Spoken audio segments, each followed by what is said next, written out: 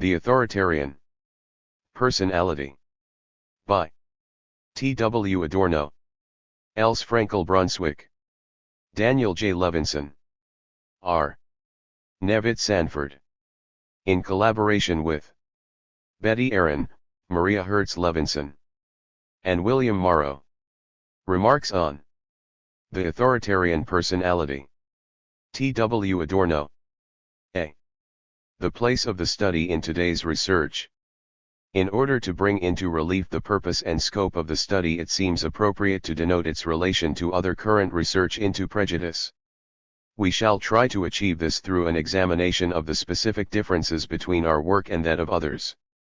To be sure, these differences are partly due to extraneous and more or less accidental circumstances, such as the setup out of which the study grew, the composition of the senior staff who was particularly interested in the socio-psychological aspects of the project, and others. However, these circumstances were not naively taken for granted. Though we had to content ourselves with the resources available, we nevertheless tried to formulate our tasks in a way which permitted the best possible use of the material, i.e., treatment of problems we deemed crucial while little attention was focused on them in the literature known to us. This intention led not only to planning in the sense of a division of labor, but also to a critical evaluation of other approaches.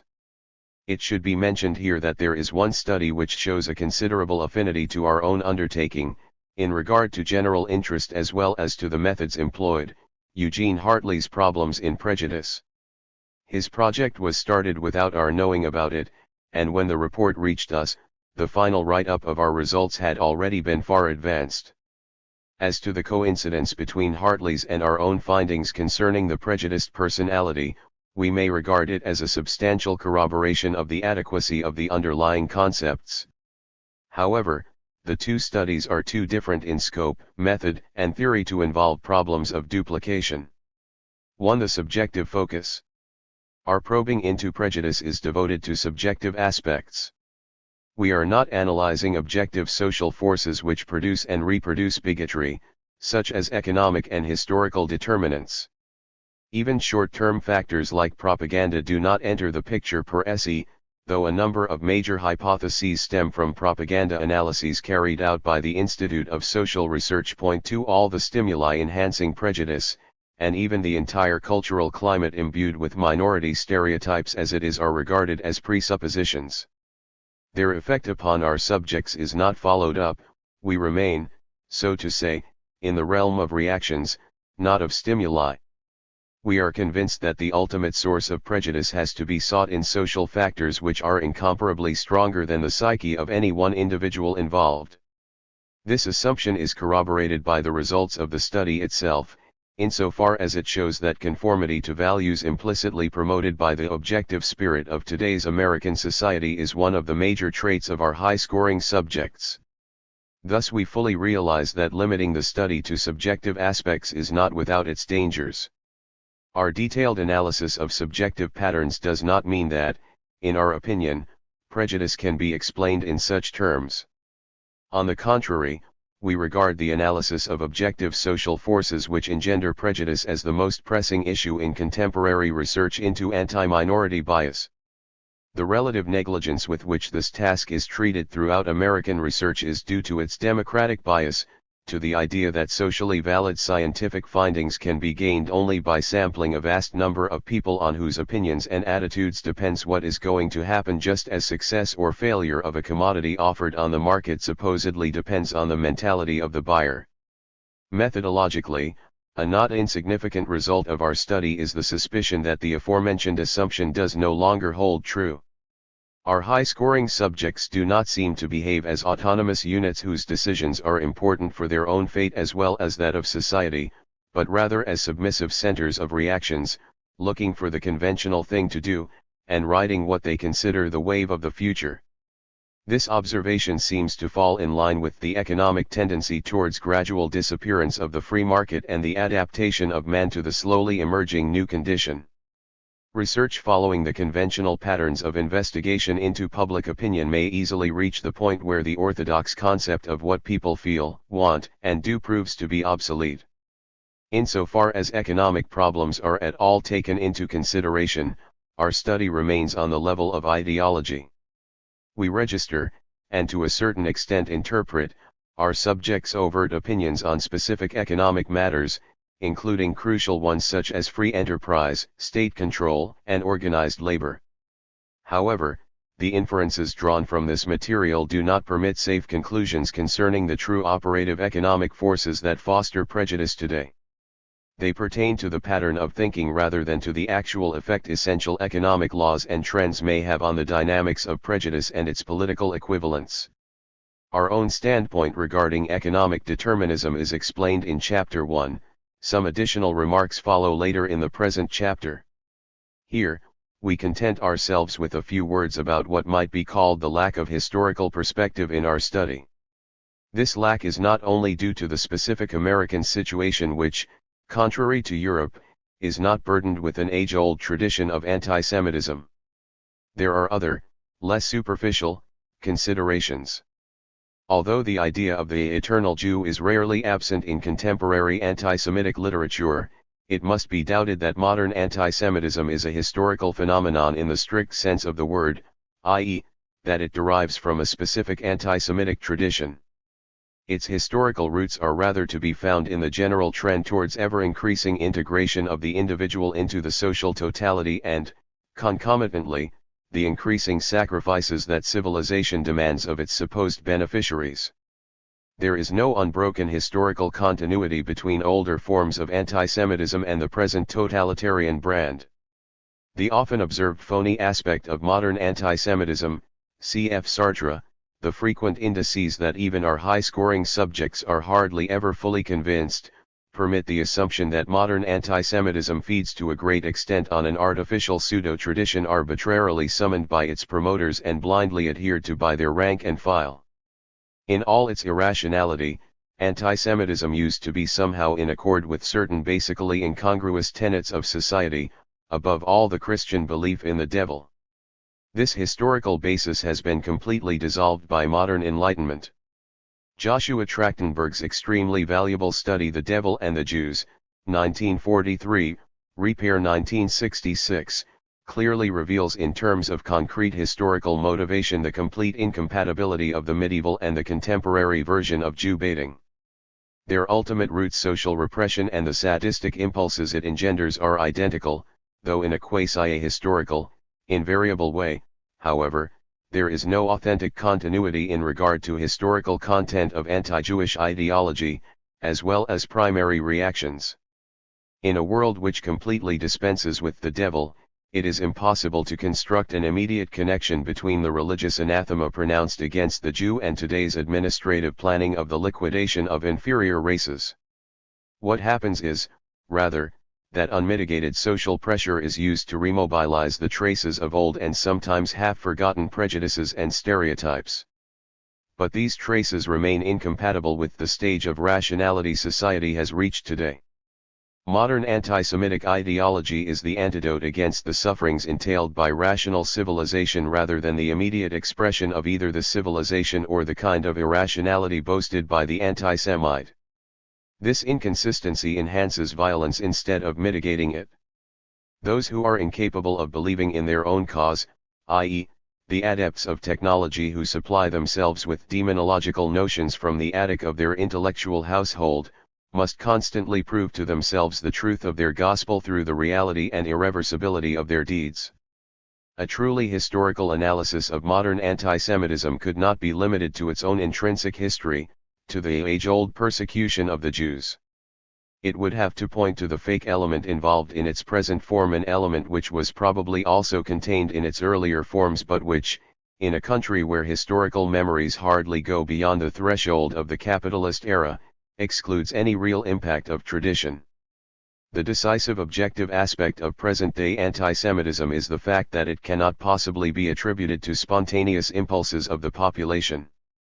It is a carefully pondered, rationalistically concocted doctrine, promoted from above, that utilizes powerful socio-psychological dispositions in the masses. The difference between modern anti-Semitism and anonymous historical trends is just this rationalism in the irrational.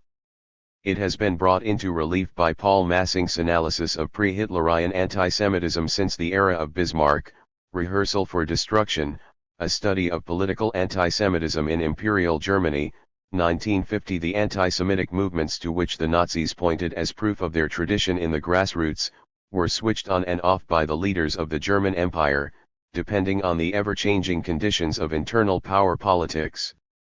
The history of antisemitism is not its own history, but the political and social history of the world in which it fulfills a pernicious function. 2. No survey of prejudice. The study is not a survey of anti-Semitic or otherwise prejudiced attitudes. Nevertheless, certain generalizations regarding such attitudes may be drawn from its results. On the whole, the aim of our work may be summarized as follows. We tried to analyze the type of person in many respects characteristic of our time whose general psychological disposition makes him a potential follower of totalitarian movements and bigoted ideologies. On the other hand, we were interested in the type of person that could be expected to militantly oppose such movements. The focal point of our research is the differentiation between highs and lows. The actual presence or absence of prejudice was a matter of secondary importance for us, though high and low mentality was originally defined in these terms. The general conception of this relationship may be epitomized by the contention that practically all prejudiced persons are high, while there are numerous highs who, for one reason or another, are not overtly prejudiced, or at least not anti-Semitic, but who would probably be susceptible to fascist propaganda should a totalitarian movement gain momentum. As far as the timeliness of highs and lows is concerned, our finding that the highs conform more thoroughly to the prevailing cultural climate, and are at least superficially better adjusted than the lows, seems to indicate that, measured by standards of the status quo, they are also more characteristic of the present historical situation. These brief considerations already show that the results of our study are in marked contrast to polls on antisemitism such as the one conducted by Fortune magazine, or those of the Gallup Institute. Here again, involuntary limitations coincide with our conscious intentions. In this connection, the impossibility to study a well-balanced, truly representative sample, an impossibility which is partly due to the complexity of our basic research instrument, should be mentioned. Nevertheless, even the peculiar composition of the sample has to be attributed to the guiding interest that made us look for key groups rather than the average, since the latter will hardly be decisive as to whether or not fascism is to rule the country. Furthermore, our intentions could obviously not be served by poll methods. Susceptibility, i.e., potential attitudes, cannot be approached as though they were clear-cut, drastic issues. If a person is asked whether he is going to vote for Roosevelt or Dewey, his answer can be considered within a certain margin indicative of what he will actually do. However, if we ask the same person whether he is an anti-Semite, we can hardly count on the reliability of his answer. There may be controversies about the meaning of the term antisemitism, or, official American ideology may prevent him from expressing prejudice, if asked forthright, even though he may feel very strongly about it. Moreover, this prejudice may be preconscious or even unconscious. Of course, all these qualifications are equally if not even more valid in regard to susceptibility. It goes without saying that questions such as, would you eventually join a fascist movement if you were certain that it had powerful backing and strong popular support, cannot be expected to yield reliable information. All aspects of anti-minority prejudice are so affect-laden, so deeply involved with irrational urges and mechanisms, that a rational approach must necessarily remain superficial and fallacious. The problem of the high personality would not be solved if the investigation stayed on the opinional level, no matter how much more tangible and measurable such results would seem to be. The large amount of opinional material gathered in our study was never considered self-sufficient but was always evaluated in the framework of our general approach. The dynamic questions frequently resulted from the opinional information. What we may have lost in terms of certainty in regard to problems such as how many % of the American middle classes are anti-Semitic, was gained by answers to the question of what type, or types of people, quantitatively relevant, may be regarded with safe generalization as prospective fascist followers. We did not aim at surface classification but rather at the more limited, though more meaningful, generalizations concerning the essential traits of the fascist character. In this connection it should be mentioned that, particularly in the areas of political and economic ideology, the distinction between highs and lows had to be partly relativized as a surface dichotomy. It had to give way to the construction of an overall pattern of the characteristic American mentality of today, which through the general American cultural climate is imbued with high elements that do not fall within the limits of highness and lowness as defined in our study. This particular insight should, so we believe, be given most serious attention by the agencies who make it their task to defend American democracy. 3. Relation to psychoanalysis. The fundamental problem of whether and to what extent prejudice can be approached with psychological methods in general, and depth psychology in particular, will be discussed more systematically later. However, mention should be made here of the relation of our research to other psychoanalytic investigations in this field, Fenichel, Simmel, and many others, that have exercised considerable influence on our method. Our whole study, though its subject matter falls into the area of social psychology, is in full harmony with psychoanalysis in its more orthodox, Freudian version. On theoretical grounds, our group opposed the attempts to sociologize psychoanalysis through the softening of basic concepts, e.g., the unconscious, infantile sexuality, the psychological dynamism of the monad, by looking for environmental influences which would have to be registered in terms of the ego rather than the unconscious. Point 3. If, as is inevitable because of the complexity of our study, environmental psychological factors play an important role, the answers gathered on the level of external influence are nowhere regarded as ultimate explanations of personality traits. They are merely stages in the search for such explanations and require more thorough psychoanalytic interpretation, wherever we seem to remain within the boundaries of more conventional social psychology. This is not due to any revisionist bias on our part but to the unavoidable methodological limitations of our study. We take psychoanalysis too seriously to play around with it in an investigation which, at its best, can devote but a few individual interviews to the cases which have been selected for more detailed scrutiny. Although the data collected in these interviews might prove to be meaningful, we could not possibly claim that we actually analyzed our subjects. In this respect, the collective study of psychoanalytic cases carried through by the research department of the American Jewish Committee will be of considerable supplementary value. Nevertheless, our guiding sociological interests, while by no means affecting our attitude in the field of psychology as such, at least prevents us from behaving naively as psychologists. Ideas such as the prejudiced personality or the fascist character are meaningful only if we can be certain that they are quantitatively relevant, and that the interconnection between certain highly specific attitudes and broad personality traits, the major theme of our research, can be observed fairly regularly.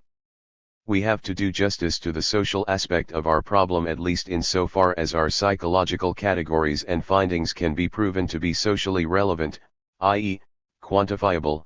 Our concept of the fascist character can become productive only if and insofar as we succeed in demonstrating that it is truly a type, that the traits, attitudes, and opinions which we regard as being linked together by deep necessity, actually obey this necessity. The only evidence is the regular association of these traits throughout our sample. Thus, in the clinical sections of the interviews, the scoring procedure is to establish statistical reliability in those areas of the investigation which come closest to the psychological center of the individual. The relation of our project to psychoanalytic procedures may be understood accordingly. Those of our guiding hypotheses which are truly psychological, i.e., those behind the F scale, the projective items of the questionnaire, and the interview schedule 4 definitely belong to psychoanalysis. However, the method to which they are subject falls in line with academic social research. Our study may, therefore, be called a first, preliminary attempt to integrate depth psychology and statistical generalization. The goal of such an integration would be twofold. On the one hand, it would free psychoanalysis from the, as we feel, unjustified onus of premature generalization, of jumping to conclusions. On the other hand, indisputable quantitative methods would be applied to problems which are neither trivialities nor something between true psychological insight and popular notions, but rather categories that are usually considered to be beyond verification in terms of productive scientific reliability. For no community or action research. In his Methodological Errors in the Study of Antisemitism 5, Shlomo Bergman said for purely logical reasons that there is no reason for assuming that a man who physically assaults Jews is more antisemitic than one who declaims against them at street corners, he is merely more violent. Similarly, the disaster which results from an anti-Jewish act in no way reflects the degree of antisemitism which inspires it. The firing of a synagogue, for instance, may be far more tragic than the circulation of a pamphlet, but this does not prove that its instigator is more antisemitic. He may equally well be inspired by mere mob hysteria or opportunist ambition. Yet in the majority of modern treatments of the subject, degrees of violence and disaster are blithely identified with degree of antisemitism. We must teach ourselves to realize that every act from which Jews suffer is not necessarily and automatically antisemitic. These critical remarks should be strongly emphasized. Not only do we have to carefully avoid a short circuit between theory and practice which could easily lead us to fight symptoms and neglect essentials, but the interconnection between anti-Semitic manifestations and the problem of discrimination as it has arisen from the powerful example of Hitler Germany, is highly dubious. There was no immediate relationship between spontaneous anti-Semitic outbreaks and the extermination policy of the Nazis. Spontaneous anti-Jewish demonstrations in the Third Reich were, without exception, manipulated, switched on and off. Districts which had a strong traditional link with anti-Semitism, as, example Oberhessen, never made any particular show under Hitler. Franconia, on the other hand, with no such tradition, became notorious because of a few exceptionally violent leaders. Gregor Strasser, the most efficient organizer of the Nazi Party, stated shortly before the seizure of power that the time of Radau-Antisemitismus, hoodlum antisemitism, was over, an utterance which gave spurious comfort to many Jews. Under totalitarian rule, antisemitism is no longer a matter of primary hostilities on the part of the people and of truly spontaneous actions. It is an administrative measure which uses existing prejudices and, to an even higher degree, psychological dispositions. Naturally, hoodlums who molest Jews on a beach are ideal stormtroop material, but the triumph of antisemitism does not depend on them. The problem of alienation, as stressed in our discussion of the political and economic interview material, and also envisaged in Nathan Glazer's article on the alienation of modern man 6, affects the very structure of anti-Semitic attitudes. What matters today is not so much that people might hate the Jews sufficiently to start a pogrom, but that they might endorse a movement which includes anti-Semitism in its platform. It is much more important to ascertain the type of people who might be willing to join movements or back governments that plan to exterminate the Jews, than to probe for the specific causes of anti-Semitic troubles in any given area. The real issue is totalitarian anti-Semitism and not more or less incidental outbreaks. The latter may be symptomatic of trends, and it is certainly good and useful to study them and to try to remedy their alleged causes. However, it would be quite illusory to assume that such undertakings, be they theoretical or practical, could really yield insight into the nature and scope of the threat, or that cures, even successful ones, could seriously affect the anti-Semitic potential. We may go so far as to say that totalitarian anti-Semitism is, so to say, alienated from the prejudice of its own adherents. Actually, prejudice enters the picture only as an appendage to something incomparably more comprehensive. Without disparaging the community studies now favored on account of their concreteness and the quick return they might bring, we believe to be justified in giving our own study a completely different emphasis, that of cultural anthropology. We hypothesize that contemporary antisemitism can be fought adequately either politically or with long-range educational measures, but not with short-term, on-the-spot notions and the by now mythological institution of intercultural relations. Viewed pragmatically, our findings have to be evaluated mainly in terms of a long-range educational program which seeks to affect the broad and basic anthropological conditions that favor the rise of fascism in this country. This emphasis may look academic and defeatist to those who expect everything from manifestations of goodwill. It is our opinion, however, that the objective situation necessitates a somewhat reserved attitude vis-a-vis such manifestations.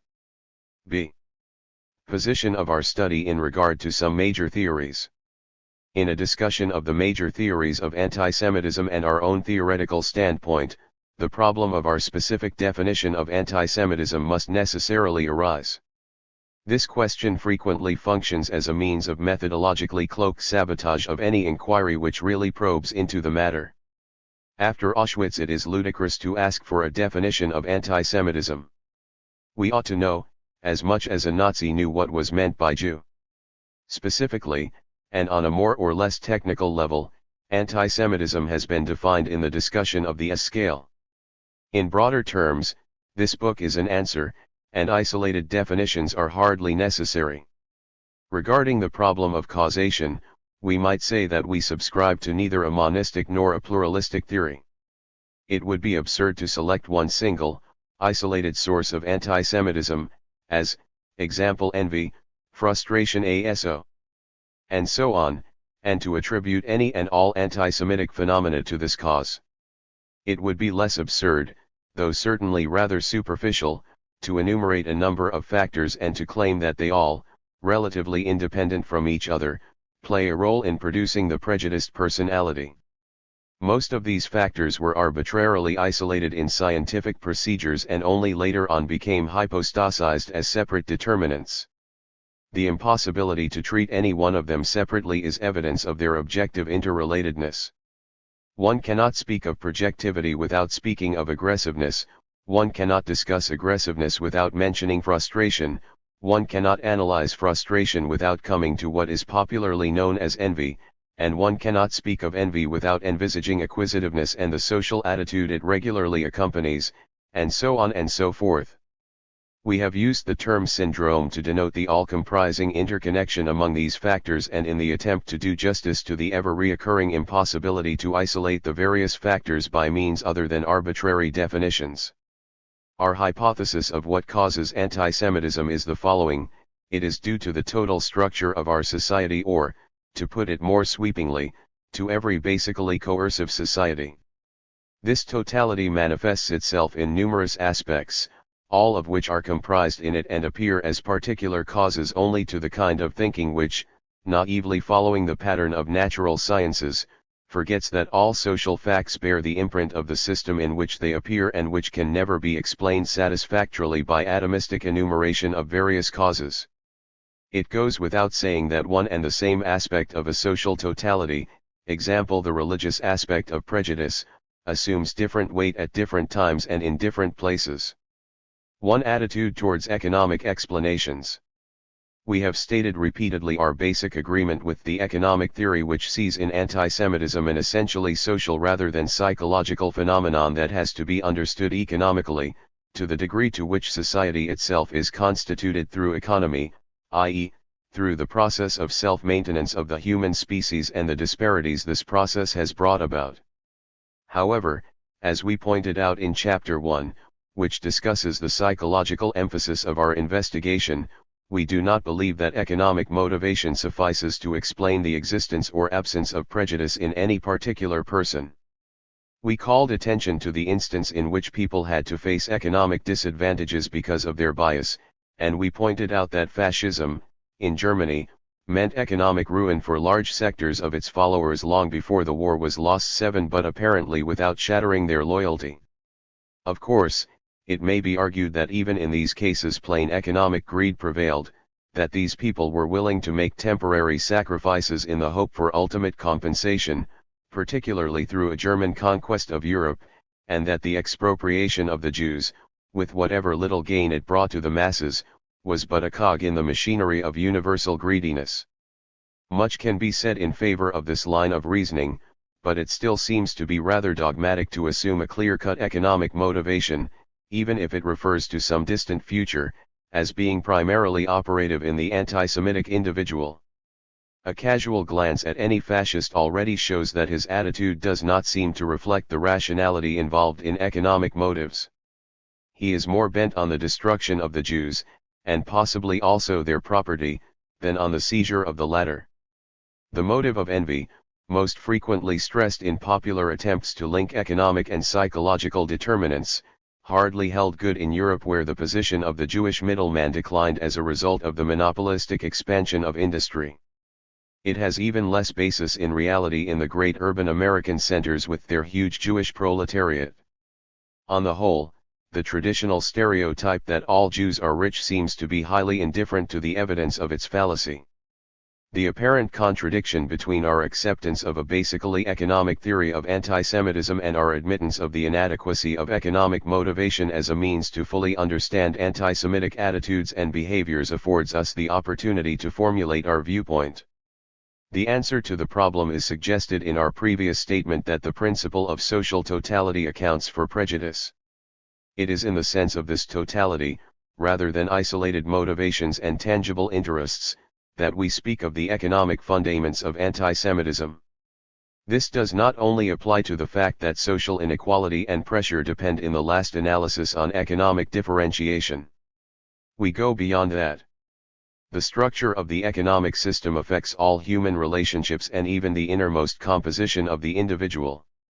Thus, the all-pervading trait of social alienation largely reflects the nature of a commodity economy in which man appears as producer and consumer of goods, and not as the subject of his society. We need hardly stress the effect of economic phenomena such as competitiveness or the particular brand of collectivization concomitant with today's heavy concentration of capital, on human actions and, as it were, the total being of humans as such. As a matter of fact, the impact of the economic structure as a whole may even blind the individual to his own economic motive as well as to the insight into actions contrary to his economic interest. Individual psychology is largely an agency through which economic laws become operative in attitudes and behaviors without the individuals being aware of it. Thus, in the competitive society of 19th-century liberalism, the functioning of the market system was mediated through subjective urges and wants which knew nothing of the fact that their fulfillment largely depended on the functioning of the whole and only to a very small degree on individual initiative per se. Indeed, if each individual had been fully aware of his being but a cog in the total machinery, and of his inability to actually determine his fate, the system would hardly have worked at all. Blindness to objective laws, and, ultimately, repression of insights that disavow the harmony between society and individual, are themselves the outcome of the economic system. People are inevitably as irrational as the world in which they live.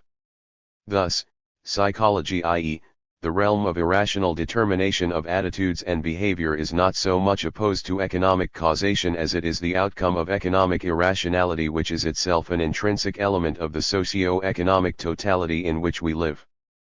People are not always guided by their clear-cut economic interests, and it would be foolishly rationalistic to look for such a motivation. But even when acting against those interests, people reflect tendencies brought about by the economic process as a whole. The construction of this relationship is not merely speculative. We do not postulate a pre-established harmony between the total economic process and individual psychology. We hypothesize, however, that the apparent break between the two spheres, as expressed by economically irrational behaviors, is in turn due to economic conditions which deny fulfillment to innumerable individuals, and permit the integration of the individual only insofar as he reacts passively, as it were, and renounces together with his subjective autonomy his looking strictly after himself. To return to the envy theory, envy is certainly an aspect of prejudice, but people are not anti-Semitic because they are envious of the Jews. They are envious as such because of constant social pressure and the blatant contradiction between today's economic potentialities and their own deeply unsatisfactory existence. Eventually, their envy is directed against the Jews, or any other suitable minority group, following the line of least resistance. This, at least, seems to us to be implied in our findings regarding the functional character of prejudice. The more our society tends to become integral, i.e., A thoroughly organized totality, the more increases the pressure it exercises upon the comparatively impotent individual. And it is exactly this process which enhances psychological defense mechanisms which are bound up with prejudice. It may be quite possible that even the most horrifying manifestation of discrimination, the Nazi policy of genocide, is deeply connected with the economic fact that today's form of economic organization proves incapable of reproducing the population living under such conditions.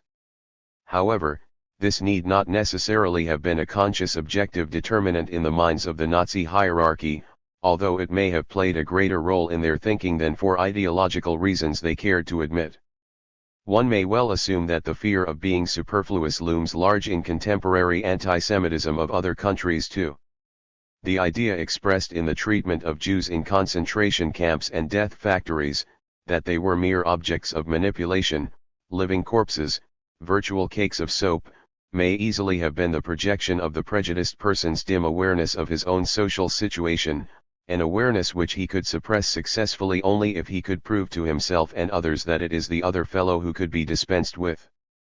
All this is, of course, purely theoretical and cannot actually be proven through our work. It rather denotes a trend of ideas which led us to psychological investigations without giving up the economic theory of prejudice. To find out how objective economic laws operate, not so much through the individual's economic motivations than through his unconscious makeup, would require extensive and carefully planned specific research. We venture to suggest, however, that the solution to the problem would provide us with the true scientific explanation of the nature of contemporary prejudice. Our study has at least provided considerable raw material and a number of hypotheses for such an undertaking. In this connection, we may mention the concept of group solidarity or, as a high-scoring man called it, loyalty, which plays an extremely important role in the overall personality pattern of prejudiced people. We have a fair knowledge of the psychological etiology of group loyalty, its dependence on the authoritarian solution of the Oedipus complex, and also know enough about the economic function of this kind of loyalty. By subordinating the individual's own overt economic interests to those of the group with which he identifies himself, loyalty favors class interests which are much more decisive for the working of objective economic laws than are the particular interests of the individual. At the same time, this identification helps to rationalize individual frustrations inasmuch as it envisages the advantage of the group of which the individual considers himself a member. It is the realm of ideology in which unconscious psychological processes seem to transform objective and therefore opaque, unconscious economic laws into individual patterns of behavior. 2. Attitude towards the sociological approach. In this connection, the term sociological denotes theories which try to explain the phenomenon of prejudice by means of general categories which refer to humans as social beings and derive laws from more or less formal structures of their living together. Here go example explanations which terminate in the distinction between in and out group, social stability and mobility, closed and open forms of social organization, ASO, and so on. Such explanations seem to come quite close to our own approach. They do justice to the essentially social, supra-individualistic nature of prejudice. They consider the concept of social totality rather than atomistic economic causes. They seem to provide links between objective, societal, and subjective aspects of prejudice. It is just this surface resemblance which makes it necessary for us to explain the difference between our specific attitude and the sociological approach. We do not deny that the concepts emphasized by the sociological approach play an important role in prejudice. There is ample evidence that the in-group out-group distinction is heavily libidinized by anti-Semites, that the actually or professedly conservative exponents of anti-Semitism resent Jewish mobility, often associated with their urbanization, as a threat to what they regard as a stable, tradition-bound order, that certain social groups such as exclusive clubs are almost invariably imbued with race hatred. However, we do not believe that these formal social concepts, which are largely abstractions from the content of social and psychological dynamics, are causes of prejudice. Such an assumption frequently leads to a neutralization of scientific issues permitting phenomena which are intrinsically related to concrete property and power relationships, to appear as being due to the existence of organized society as such. In spite of the emphasis on social factors, current sociological explanations thus assume an air of naturalness which makes prejudice seem harmless, a necessary evil of organized society and perennial. This implication is furthered by the fact that society as we know it has actually been associated with discriminatory traits, so that the latter may easily be interpreted as invariants of social organization rather than the consequence of exploitation and repression. It is as if the sociological approach would hypostatize the congealed effect of material social forces and make them, in turn, responsible for tendencies of which they themselves are mere results. This leads to a superficial common-sense attitude that can neither realize the seriousness of the threat which, in the end, is itself antisocial, nor conceive the idea of a social change through which this threat may disappear. No matter how sensible the sociological explanations may appear, one aspect reveals their inadequacy: the alleged self-evidence of their major categories. Historical experience has conditioned thinking to such an extent that a thesis such as the in-group is hostile to the out-group, or expressed psychologically the stranger is always hated, seems obvious and self-explanatory. Quite apart from the fact that the problem of whether there must be in and out groups in organized society is being dodged by the self-sufficient observation that wherever this division occurred there also was discrimination, the supposed naturalness of hostility is dubious. A naive person, not trained by the sociological apparatus, may well ask, why is the stranger hated? As an answer he will either get a blank or the repetition that this is so, that it is natural, or explanations which, as soon as they do not take the phenomenon for granted, lose the air of self-evidence and are, therefore, not popular at all. The naivete of such questioning should not be discouraged. Even on a surface level the hatred of the stranger is not unambiguous. Literature is full of accounts of the erotic spell cast by strange women, by the Mädchen aus der Fremde. The uncommon novel is often painted as incomparably more attractive than the routine of the world to which one is used. Of the in-group in numerous primitive societies the stranger is by no means regarded with plain hostility but with awe and positive affection. There is reason to believe that this pertains not only to individuals but also to larger groups such as the Germans and the Jews. The sociological approach would necessarily have to account for the here involved ambiguity. At the very moment it would embark on such an explanation, the self-evidence of hostility would disappear. If the statement that the stranger is the enemy would be supplemented by the explanation, because he is uncanny, the problem would merely be shifted but not solved. One would have to ask, what is uncanny, and which mechanisms are behind the experience of the uncanny? Freud offered the answer that the uncanny is not what we experience as strange in an absolute sense, but rather what is only too familiar to us, what we had to repress in ourselves, and to what we, therefore, object if we find it in others. One may well assume that even on a socio-economic level equally dialectical patterns may underlie in-group-out-group relations. Thus, it has been suggested that the typical in-group objection, that the Jews are non-productive, is ultimately due to the inarticulate consciousness of the in-group that it is itself unproductive, that it appropriates the labor of others. 8 As soon as analysis is forced into the direction of such considerations, the conceptual framework of the sociological approach falls to pieces. It has to give way to entirely different concepts. The construct of in-group and out-group may in the end prove to be but a diluted and formalized expression of class relationships. Of course, the integrative aspect of the sociological approach gets lost in this process of reasoning, and the problems are, so to speak, returned to the traditional disciplines of economics and psychology. At first glance this seems to contradict our own basic assumption that prejudice is determined by the total socio-economic system. However, our assumption does not imply that this totality is consistent in itself. On the contrary, its intrinsically antagonistic character is the very reason for irrational outlets, discrimination. The essence of this totality is to maintain itself through the self-interest of those it comprises, but to simultaneously hamper and endanger the self-interest constantly and incessantly. It may be called a self-contradictory totality, it certainly does not include harmony between the whole and the particular.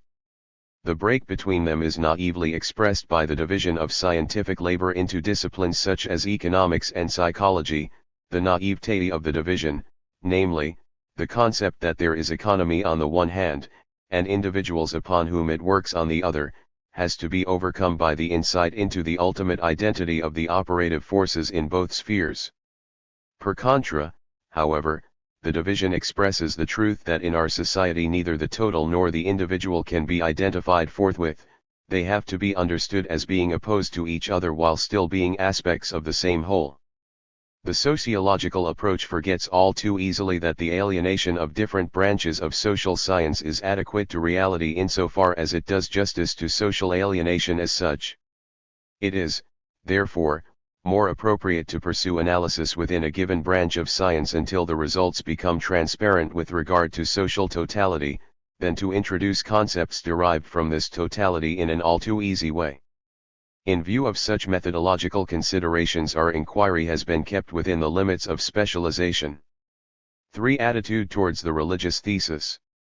The religious explanation of antisemitism affords an opportunity to clarify our approach in regard to other, particularistic, explanations, no matter how much truth the latter may contain. In its older form, the religious thesis derives antisemitism from the opposition of Christianity to Judaism, and especially from the traditional idea of Jewish responsibility for the crucifixion of Christ. Pragmatically, this assumption leads to extreme emphasis on Sunday school antisemitism and the expectation that reform of religious instruction, which is no doubt highly desirable, can achieve decisive improvement. The indisputable fact of religious indifference, corroborated also by our study, forbids any such straightforward religious explanation, even though it may seem adequate in certain backward agrarian countries with fanatically religious populations. Nevertheless, the tenacity of a number of motives of religious antisemitism, which so to say survived religion itself, makes it impossible to altogether discount the religious aspect of persecution.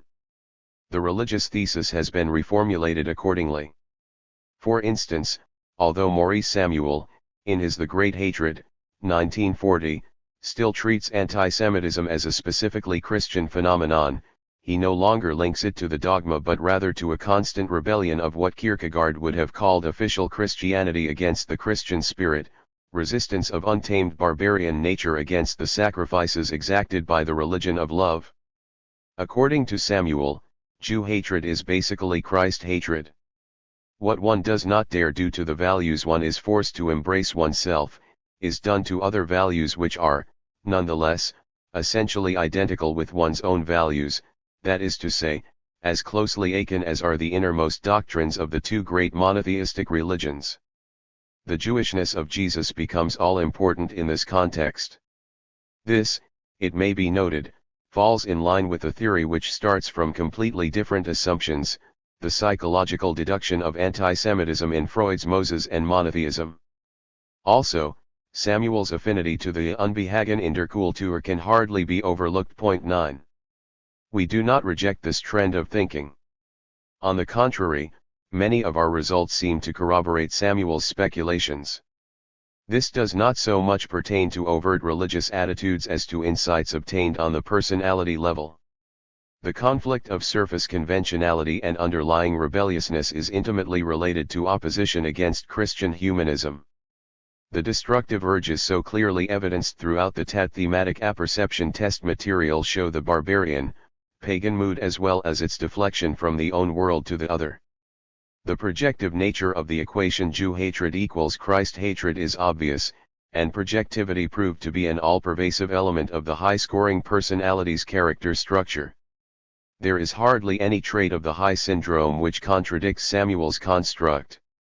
What should be emphasized, however, is the fact that these traits manifest themselves on a much broader plane than suggested by the religious thesis.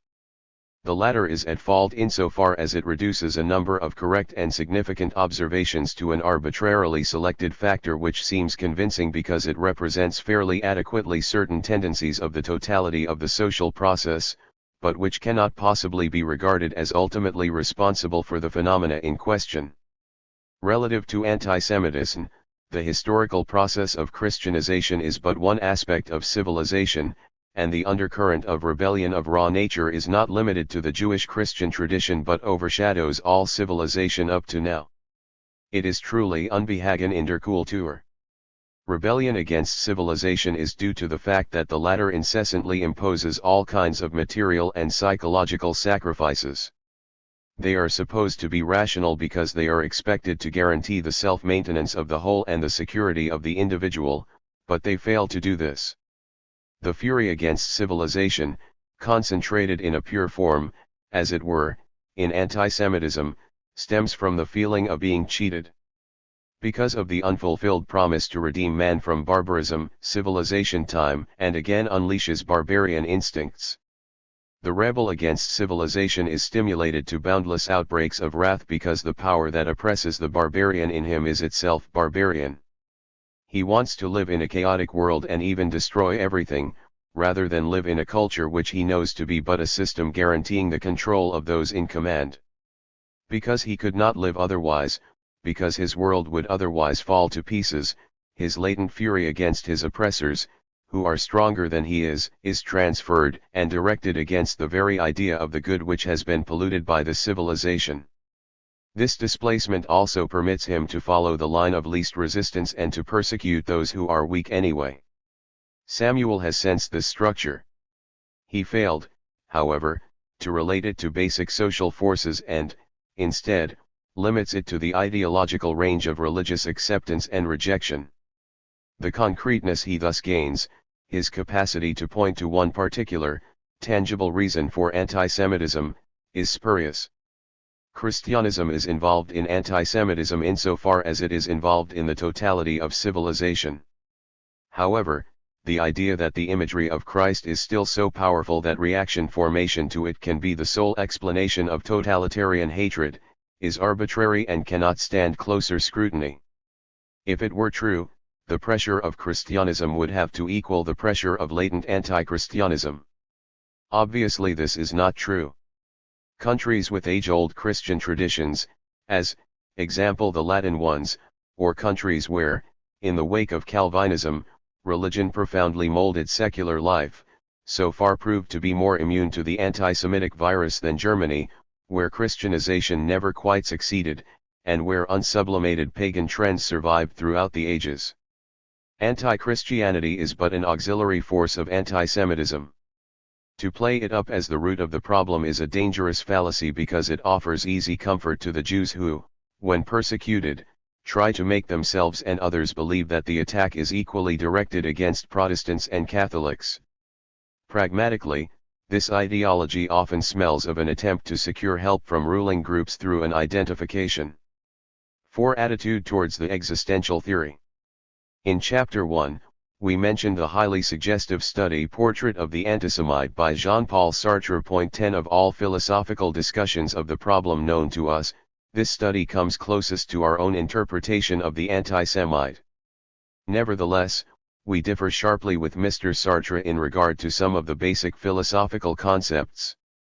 The amazing thing is that Sartre's statements, which became known to us only after we had already started to formulate our final results, coincide with our own interpretation down to exceedingly concrete details, the kind of details which, as a rule, can be expected only from empirical investigations. Though his terminology is completely different from our own, the nucleus of insight is almost the same. We content ourselves with a few examples. Sartre's insistence that the emotional involvement of the anti-Semite is not provoked by experience is the equivalent to our thesis that the high-scoring person is incapable of making any real experience and that anti-Semitism no less than other elements of pseudo-conservative ideology serves as a substitute for such experiences. Sartre, too, realizes that the anti-Semites never quite believe it, that they waver between delusion and whatever experience they may still be able to make. Do not think that anti-Semites are completely unaware of the absurdity of these answers, the usual stereotypes of the Jews as cheats and troubleshooters. What we call anti-introspectiveness is formulated by Sartre as follows: he, the anti-Semite, has chosen to be all outside, never to examine his conscience, never to be anything but the very fear he strikes in others. Sadomasochistic conformism and hatred against the intellectual and anything that is different. He considers himself an average man, modestly average, and in the last analysis a mediocre person. Seeking subterfuge in sham collectivity, one cannot be anti-Semitic alone. This sentence "I hate the Jews" is a sentence which is said in chorus. By saying it one connects oneself with a tradition and a community. Our overall construct of the fascist character, we begin to understand that anti-Semitism is not simply an opinion about the Jews and that it involves the entire personality of the anti-Semite. Another statement made by Sartre pertains to a concept that has crept up in the Institute of Social Research's analysis of the fascist agitator. The agitator conceives of the Jew as doing evil for evil's sake, i.e., quite irrationally, a metaphysical principle which forces him to do evil under all circumstances, though in doing so he destroys himself. This principle, as we might expect, is magical. The aforementioned tendency of the anti-Semite to turn against the ideal and to attack the victim instead of the oppressor, concomitant with spiteful adherence to the existent, is also identified by Sartre. The anti-Semite is afraid of discovering that the world is badly made. Underneath the high's positive outlook looms its opposite, his emphasis is on destruction. Sartre's own capacity for experience and the tradition of French psychology, as defined by the great novelists from Stendhal and Flaubert to Proust, the latter gave some extraordinary analyses of anti-Semitic twists.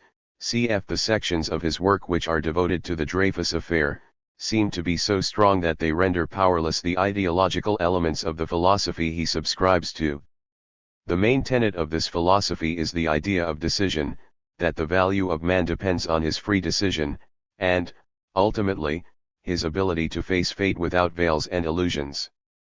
It induces Sartre to interpret anti-Semitism merely in terms of individuality, although he knows, of course, that anti-Semitism is concomitant with specific social and political attitudes. No external factor can induce anti-Semitism in the anti-Semite.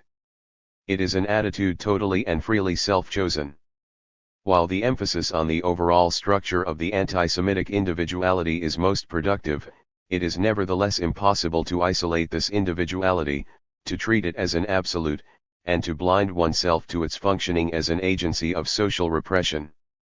However, closer scrutiny of Sartre's apparently individualistic concept of the anti-Semite shows that even the Kierkegaardian assertion of the self-chosen attitude of the anti-Semite contains an element of truth. Our own thesis of the secondary nature of the anti-Semite's negative transference, of the functional character of anti-Semitism, points in the very same direction. Time and again, the observation has been made that individual anti-Semitism is switched on and off, just as the spontaneous actions against the Jews were produced and called off in the Third Reich. The insight into this aspect of anti-Semitism should somehow modify Sartre's assumption that anti-Semitism is a passion and at the same time a concept of the world.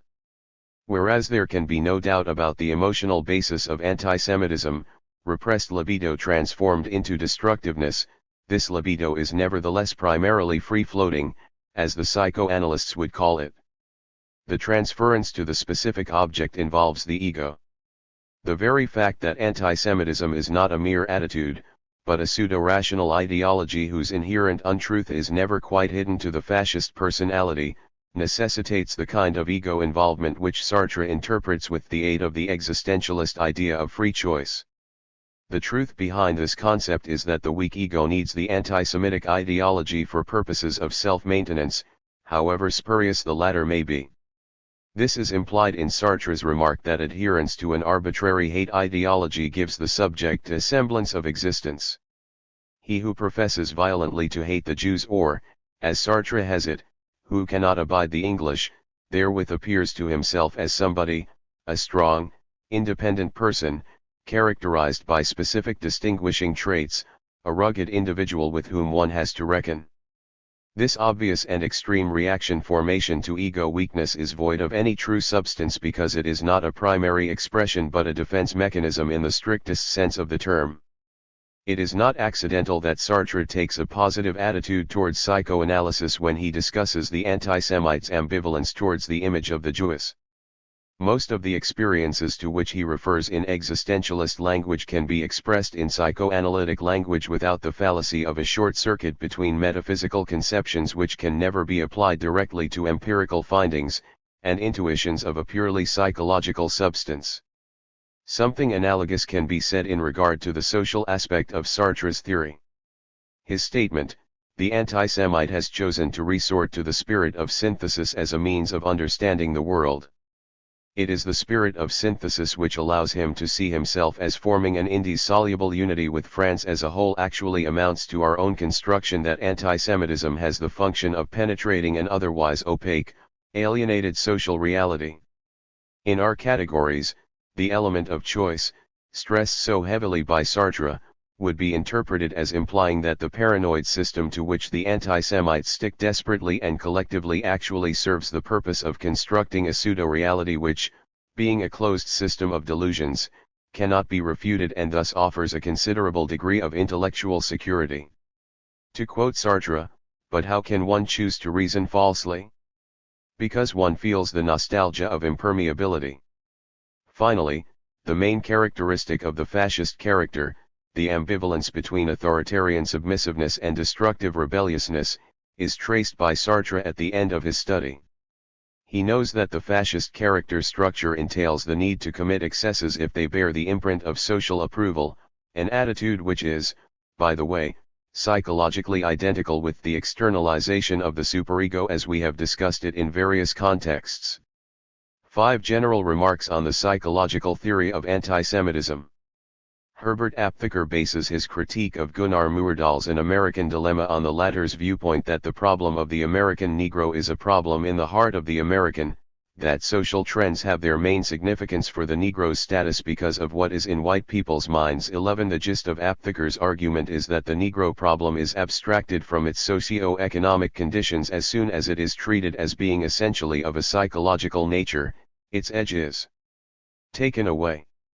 Aptheker accumulates sufficient evidence for his contention, both in regard to certain aspects of Myrdal's work and, particularly, in regard to its effect upon public opinion as if the problem of anti-Negro discrimination could be solved through a change of mind on the part of the people and without presupposing essential changes in social conditions. Our own approach is predominantly psychological insofar as it goes beyond the ideological level and is concerned with motivating forces. Yet, we do not contend that anti-Semitism is primarily a matter of the Gentile frame of mind. To clarify this apparent inconsistency as well as our position in regard to the psychological theory of anti-Semitism, the following may be said. We distinguish between anti-Semitism as an objective social phenomenon, and the anti-Semite as a peculiar type of individuality similar to Sartre's exposé which, for good reasons, is called Portrait of the Antisemite rather than Psychology of Antisemitism. This kind of personality is accessible to psychological analysis. Not the least among the reasons which decided us to focus our investigation on susceptibility, rather than overt adherence to the anti-Semitic credo, is the hope that we may thus arrive at a clear picture of the personality type and the subjective preconditions for the fascist joiner, although the decision, whether such a person will actually join a movement, cannot be made solely on psychological grounds but involves objective factors that make themselves felt to the individual through the changing political and economic situations he has to face. It would be quite impossible to reduce the objective phenomenon of present-day anti-Semitism, with its age-old background and all its social and economic implications, to the mentality of those who, to speak with Sartre, have to make their decision in regard to this issue. Today, each and every man is faced with a tremendous bulk of objectively existing prejudices, discriminations and articulate anti-Semitic attitudes. The accumulated power of this objective complex is so great and apparently so far beyond individual powers of resistance that one might indeed ask, why are people not anti-Semitic, instead of asking why certain kinds of people are anti-Semitic. Thus, it would be naive to base a prognosis of anti-Semitism, this truly social disease, on the diagnosis of the individual patients. Even their personal attitude, not to mention the prospect of fascism itself, inasmuch as it may involve this attitude only to a minor extent, can be explained through their specific mentality. This fact makes it appropriate to approach the problem through a socio-psychological inquiry such as ours. It measures and qualitatively determines potential reactions which can be expected to occur should the situation change because of severe economic disorders or the growing social respectability of anti-Semitism.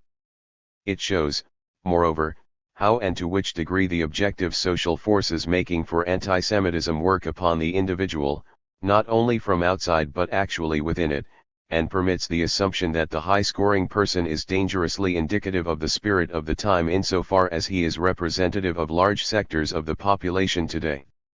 This insight is of great importance.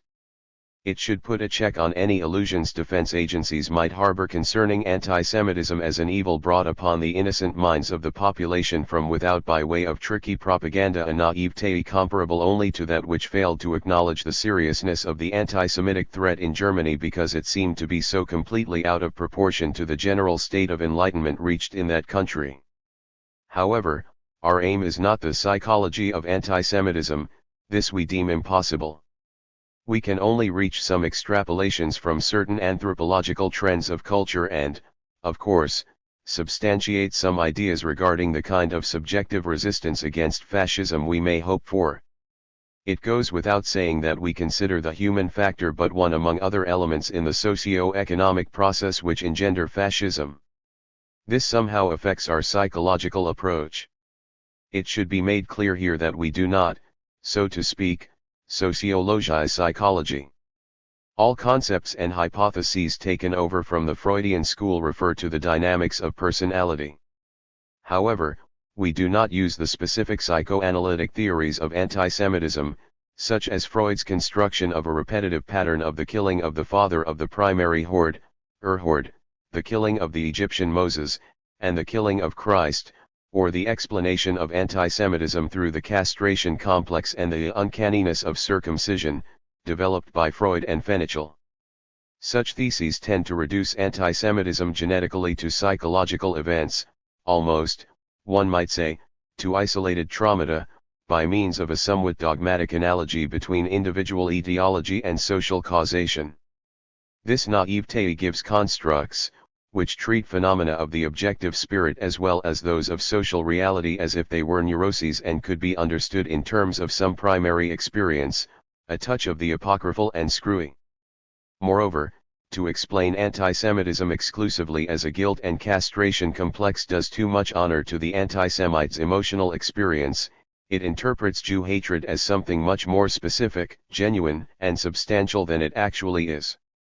The anti-Semitic personality shows certain neurotic or, to quote Ernst Simmel, psychotic traits, but these traits cannot possibly be understood as derivatives of original experience with the Jews.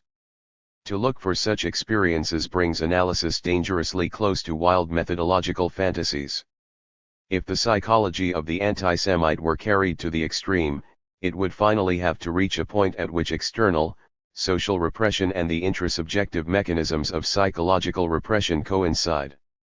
This analysis would no doubt involve castration, fear and guilt feelings based on the imaginary murder of the father, and it is equally true that those complexes feed on historical and mythological memories. It is, nevertheless, irresponsible to treat highly dubious historical events, such as the death of Moses, who was probably a collective condensation rather than an individual, as literal empirical reality from which social attitudes and psychological complexes can be derived. We are indebted to the Freud who developed the theory of the unconscious and of repression, of the ID, the ego, and the superego, not Freud the anthropologist. Whereas this qualification of the psychoanalytic approach is concerned with archaic origins, another refers to its last phase, one might almost say, the end of anti-Semitic psychology. The high-scoring personality's inability to make experiences, his acceptance, both rigid and exchangeable, of given ideological patterns, the weakness of his own self-integrative power, all this has been brought out in our study. The linking of traits, which may be called failure of individuation, may well provide the ultimate definition of the high syndrome. This indicates a historical tendency which affects not so much individual psychology than the locus of psychology as such. It is the decay of individuality brought about by the decline of free competition and market economy. If the individual, in the sense of an equilibrium between ego, superego, and ID, can no longer be regarded as the characteristic form of today's human beings, psychology may begin to become obsolescent inasmuch as individual actions can no longer be explained adequately in terms of the individual's own psychological household. It is not accidental that Freud's theory was conceived during the second part of the 19th century, when individuality as a social category was on its height. It is also not accidental that the classical transference neuroses, on which Freud developed his theory, seem to die away and are gradually replaced by narcissistic conflicts, the treatment of which has inspired the revisionist schools. If the individual can no longer maintain himself by emphasizing his independence and strength, if he can succeed only by giving himself up to collective powers, the classical psychoanalytic interplay of the ego, the superego, and the ID is seriously affected, and the old definition of the reality principle through the crystallization of a strong ego does no longer hold true. Although we cannot go into these changes and the way they may affect the conceptual framework of psychoanalysis, we may at least venture the hypothesis that the psychology of the contemporary anti-Semite in a way presupposes the end of psychology itself. For this reason it cannot be adequately described psychologically. What we are facing here is not the old Jew hatred as a distinct emotional power. It is the readiness of certain types of man to mechanically accept given ideological patterns, tickets, which also contain anti-Semitic slogans but which are no longer inspired by anti-Semitic reactions per SE12. This readiness is the subjective counterpart to the objective transformation of anti-Semitism into a purely administrative device. One may say that our time of totalitarian anti-Semitism and genocide does no longer know spontaneous anti-Semitism, and it is possible that the very absence of an authentic and specific emotional basis makes it so merciless. Cf. the era of the Counter-Reformation in which religious persecution and witch hunting was especially cruel because the religious teachings in whose name persecution took place had no longer any substance. It may be a function of our study to point out the limitations of psychological determinants in modern man and their replacement by omnipotent social adjustment which, psychologically viewed, is retrogressive and at the same time comes close to the behaviorist's concept of man as a bundle of conditioned reflexes. The high syndrome has to be viewed in the light of this total retrogression. To achieve social adjustment, the high-scoring person renounces the very idea of his own individuality, a tendency that comes close to Sartre's assertion that the anti-Semite is afraid of himself, of his conscience, his freedom, of his instincts, of his responsibilities, of solitude, of change, of society and the world, of everything except the Jews. The last statement expresses the ultimate unreality of Jew hatred as such. This unreality provides us with the hope that anti-Semitism itself may disappear with the disappearance of the psychology of the anti-Semite. Today, men tend to become transformed into social agencies and to lose the qualities of independence and resistance which used to define the old concept of the individual. The traditional dichotomy between objective social forces and individuals, which we maintain methodologically, thus loses some of its substance. The more people become socialized, i.e., molded through total adaptation to the social structure, the more findings pertinent to the essence of society as such can be gathered from the study of the society's members. Pre-established harmony between an integral society and those it comprises lessens the importance of a distinction between the analysis of objective economic reasons, stimuli, and subjective reactions. While causal priority still pertains to objective structural elements, this priority does no longer force the social scientist to take his departure from the objective sphere of production. If our society is really on its way to become one and a whole, leaving less and less loopholes for the individual and tolerating less and less non-social, individual realms of existence, it does not make so much difference whether a beginning is made with the analysis of economic forces or with man. Always lead to the same center since social dynamics pertain to institutions no less than to persons, the latter are actually the product of these dynamics. This is the hypothesis behind our assertion that the mechanisms to which individuals are incessantly subject from without are to be found in the depth of these same individuals. In view of the very nature of the fascist threat, much can be said in favor of the subjective approach. Modern society is a mass society. This does not merely refer to the tremendous quantitative increase of the world population during the industrial era. There are also qualitative connotations. The whole pattern of present-day culture is molded in such a way that it takes care of the masses by integrating them into standardized forms of life which are built after the model of industrial mass production, and by actually or vicariously satisfying their wants and needs. Today's huge increase of social control over the masses equals the pressure potentially exercised by the masses over the social structure. Populations are treated en masse because they are no longer masses in the old sense of the term. They are manipulated as objects of all kinds of social organizations, including their own, because their being mere objects has become problematic since they reached through technical civilization a stage of enlightenment which would enable them to become true subjects if the control mechanism would be superseded at any point. Even repression in its most ruthless form had to reckon with the oppressed masses. As Otto Kirchheimer pointed out, Nazi economies and politics did not simply represent the interests of the ruling group, they maintained traits of compromise. 13 The masses are incessantly molded from above, they must be molded, if they are to be kept at bay. The overwhelming machinery of propaganda and cultural industry evidences the necessity of this apparatus for the perpetuation of a setup the potentialities of which have outgrown the status quo. Since this potential is also the potential of effective resistance against the fascist trend, it is imperative to study the mentality of those who are at the receiver's end of today's social dynamics. We must study them not only because they reflect these dynamics, but above all because they are the latter's intrinsic antithesis. Forward to Studies in Prejudice. At this moment in world history, antisemitism is not manifesting itself with the full and violent destructiveness of which we know it to be capable. Even a social disease has its periods of quiescence during which the social scientists, like the biologist or the physician, can study it in the search for more effective ways to prevent or reduce the virulence of the next outbreak. Today the world scarcely remembers the mechanized persecution and extermination of millions of human beings only a short span of years away in what was once regarded as the citadel of Western civilization. Yet the conscience of many men was aroused. How could it be, they asked each other, that in a culture of law, order, and reason, there should have survived the irrational remnants of ancient racial and religious hatreds? How could they explain the willingness of great masses of people to tolerate the mass extermination of their fellow citizens? What tissues in the life of our modern society remain cancerous, and despite our assumed enlightenment show the incongruous atavism of ancient peoples?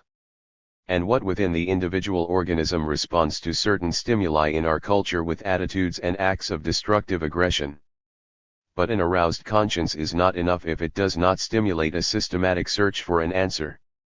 Mankind has paid too dearly for its naive faith in the automatic effect of the mere passage of time. Incantations have really never dispelled storms, disaster, pestilence, disease or other evils, nor does he who torments another cease his torture out of sheer boredom with his victim. Prejudice is one of the problems of our times for which everyone has a theory but no one an answer. Every man, in a sense, believes that he is his own social scientist, for social science is the stuff of everyday living. The progress of science can perhaps be charted by the advances that scientists have made over common sense notions of phenomena. In an effort to advance beyond mere common sense approaches to problems of intergroup conflict, the American Jewish Committee in May, 1944, invited a group of American scholars of various backgrounds and disciplines to a two-day conference on religious and racial prejudice. At this meeting, a research program was outlined which would enlist scientific method in the cause of seeking solutions to this crucial problem. Two levels of research were recommended. One was more limited in scope and geared to the recurring problems faced by educational agencies, example the study of public reaction to selected current events, and the evaluation of various techniques and methods such as those involved in mass media of communication as they impinge upon intergroup relationships. The other level suggested was one of basic research, basic in that it should result eventually in additions to organized knowledge in this field. The first level frequently consists of a large number of small studies, limited in scope and focused sharply on a given issue. In practice, we have found that the goodness of our smaller studies was proportional to our ingenuity in so devising them that they, too, could contribute basically to knowledge. The chief difference between the two levels of research, sometimes loosely called short-range and long-range research, seems largely to be due to the immediacy of implementation of findings as program-related or unrelated, rather than to differences in methodology, skills, and techniques. On both levels, it is necessary to pursue an interdisciplinary approach to research problems. To further research on both levels, the American Jewish Committee established a Department of Scientific Research, headed in turn by each of us. The department saw its responsibility not only in itself initiating fundamental studies in the phenomenon of prejudice, but also in helping to stimulate new studies. The present series of volumes represents the first fruits of this effort. In a sense, the initial 5 volumes constitute one unit, an integrated whole, each part of which illuminates one or another facet of the phenomenon we call prejudice. 3 of the books deal with those elements in the personality of modern man that predispose him to reactions of hostility to racial and religious groups. They attempt answers to the question, what is there in the psychology of the individual that renders him prejudiced or unprejudiced, that makes him more or less likely to respond favorably to the agitation of a Goebbels or a Gerald K. Smith. The volume on the authoritarian personality by Adorno, Frankel, Brunswick, Levinson, and Sanford, based upon a combination of research techniques, suggests one answer. It demonstrates that there is a close correlation between a number of deep-rooted personality traits and overt prejudice. The study has also succeeded in producing an instrument for measuring these traits among various strata of the population. Within a more limited range of inquiry, the same question was asked with respect to 2 specific groups. The study on dynamics of prejudice by Bettelheim and Janowitz considers the connection between personality traits and prejudice among war veterans. Here the investigators were able to examine the impact of the war experience, with its complex anxieties and tensions, as an added factor of major significance affecting tens of millions of people. Antisemitism and Emotional Disorder by Ackerman and Jahoda is based upon case histories of a number of individuals, from different walks of life, who have received intensive psychotherapy. The special significance of this study lies precisely in the analytical source of the material, in the availability of a body of evidence dealing with phenomena beneath the realm of the conscious and the rational, and illuminating the correlation established in more general terms in the basic investigation of the authoritarian personality. The other important factor in prejudice is of course the social situation itself, i.e., the external stimuli to which the predispositions within the individual have reacted and continue to react. Nazi Germany is the vivid example of the effect of the social situation, and it is to the understanding of the roots of Nazi antisemitism and thence to the present task of democratic reorientation in Germany that rehearsal for destruction by massing is directed. In Prophets of Deceit by Lowenthal and Guterman, the role of the agitator is studied. The agitator's technique of persuasion, the mechanism of mediation that translates inchoate feeling into specific belief and action, make up the theme of that volume. As mediator between the world and the individual psyche, the agitator molds already existing prejudices and tendencies into overt doctrines and ultimately into overt action. It may strike the reader that we have placed undue stress upon the personal and the psychological rather than upon the social aspect of prejudice. This is not due to a personal preference for psychological analysis nor to a failure to see that the cause of irrational hostility is in the last instance to be found in social frustration and injustice. Our aim is not merely to describe prejudice but to explain it in order to help in its eradication. That is the challenge we would meet. Eradication means re-education, scientifically planned on the basis of understanding scientifically arrived at. An education in a strict sense is by its nature personal and psychological.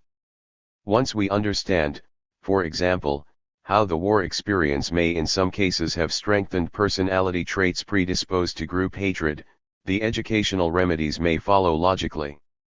Similarly, to expose the psychological tricks in the arsenal of the agitator may help to immunize his prospective victims against them. Since the completion of these studies, the Department of Scientific Research of the American Jewish Committee has moved ahead into areas of research in which the unit of study is the group, the institution, the community rather than the individual. Fortified by a better knowledge of individual dynamics, we are now concerned with achieving a better understanding of group dynamics. For we recognize that the individual in vacuo is but an artifact, even in the present series of studies. Although essentially psychological in nature, it has been necessary to explain individual behavior in terms of social antecedents and concomitants. The second stage of our research is thus focused upon problems of group pressures and the sociological determinants of roles in given social situations. We seek answers to such questions as, why does an individual behave in a tolerant manner in one situation and in a bigoted manner in another situation? To what extent may certain forms of intergroup conflict, which appear on the surface to be based upon ethnic difference, be based upon other factors, using ethnic difference as content? The authors of the volumes and the many colleagues upon whose experience and assistance they have been able to draw have widely differing professional interests. This is immediately reflected in the various techniques they have used, even in the way they write. Some of the books are more technical, others more readable. We have not sought uniformity. A search for the truth conducted in accordance with the best techniques of the contemporary social sciences was our sole aim. Yet through all this diversity of method and technique a significant measure of agreement has been achieved. The problem requires a much more extensive and much more sustained effort than any single institution, or any small group such as ours, could hope to put forth. It was our hope that whatever projects we could undertake would not only be contributions in themselves, but would also serve to stimulate active interest in continued study by other scholars. With deep satisfaction we have watched the steady increase in scientific publications in this field in the past few years. We believe that any study that bears upon this central theme, if carried out in a truly scientific spirit, cannot help but bring us closer to the theoretical, and ultimately to the practical, solution of the problem of reducing intergroup prejudice and hatred. This foreword to studies in prejudice would not be complete without a tribute to the vision and leadership of Dr. John Slauson, Executive Vice President of the American Jewish Committee, who was responsible for calling the Conference of Scholars and for establishing the Department of Scientific Research. Both editors owe Dr. Slauson a debt of gratitude for the inspiration, guidance, and stimulation which he gave them. Max Horkheimer. Samuel H. Flo-Ehrman. Preface. This is a book about social discrimination. But its purpose is not simply to add a few more empirical findings to an already extensive body of information. The central theme of the work is a relatively new concept, the rise of an anthropological species we call the authoritarian type of man. In contrast to the bigot of the older style, he seems to combine the ideas and skills which are typical of a highly industrialized society with irrational or anti-rational beliefs. He is at the same time enlightened and superstitious, proud to be an individualist and in constant fear of not being like all the others, jealous of his independence and inclined to submit blindly to power and authority. The character structure which comprises these conflicting trends has already attracted the attention of modern philosophers and political thinkers. This book approaches the problem with the means of socio-psychological research. The implications and values of the study are practical as well as theoretical. The authors do not believe that there is a shortcut to education which will eliminate the long and often circuitous road of painstaking research and theoretical analysis. Nor do they think that such a problem as the position of minorities in modern society, and more specifically the problem of religious and racial hatreds, can be tackled successfully either by the propaganda of tolerance or by apologetic refutation of errors and lies. On the other hand, theoretical activity and practical application are not separated by an unbridgeable gulf. Quite the contrary, the authors are imbued with the conviction that the sincere and systematic scientific elucidation of a phenomenon of such great historical meaning can contribute directly to an amelioration of the cultural atmosphere in which hatred breeds.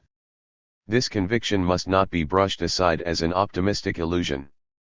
In the history of civilization there have been not a few instances when mass delusions were healed not by focused propaganda but, in the final analysis, because scholars, with their unobtrusive yet insistent work habits, studied what lay at the root of the delusion. Their intellectual contribution, operating within the framework of the development of society as a whole, was decisively effective. I should like to cite two examples.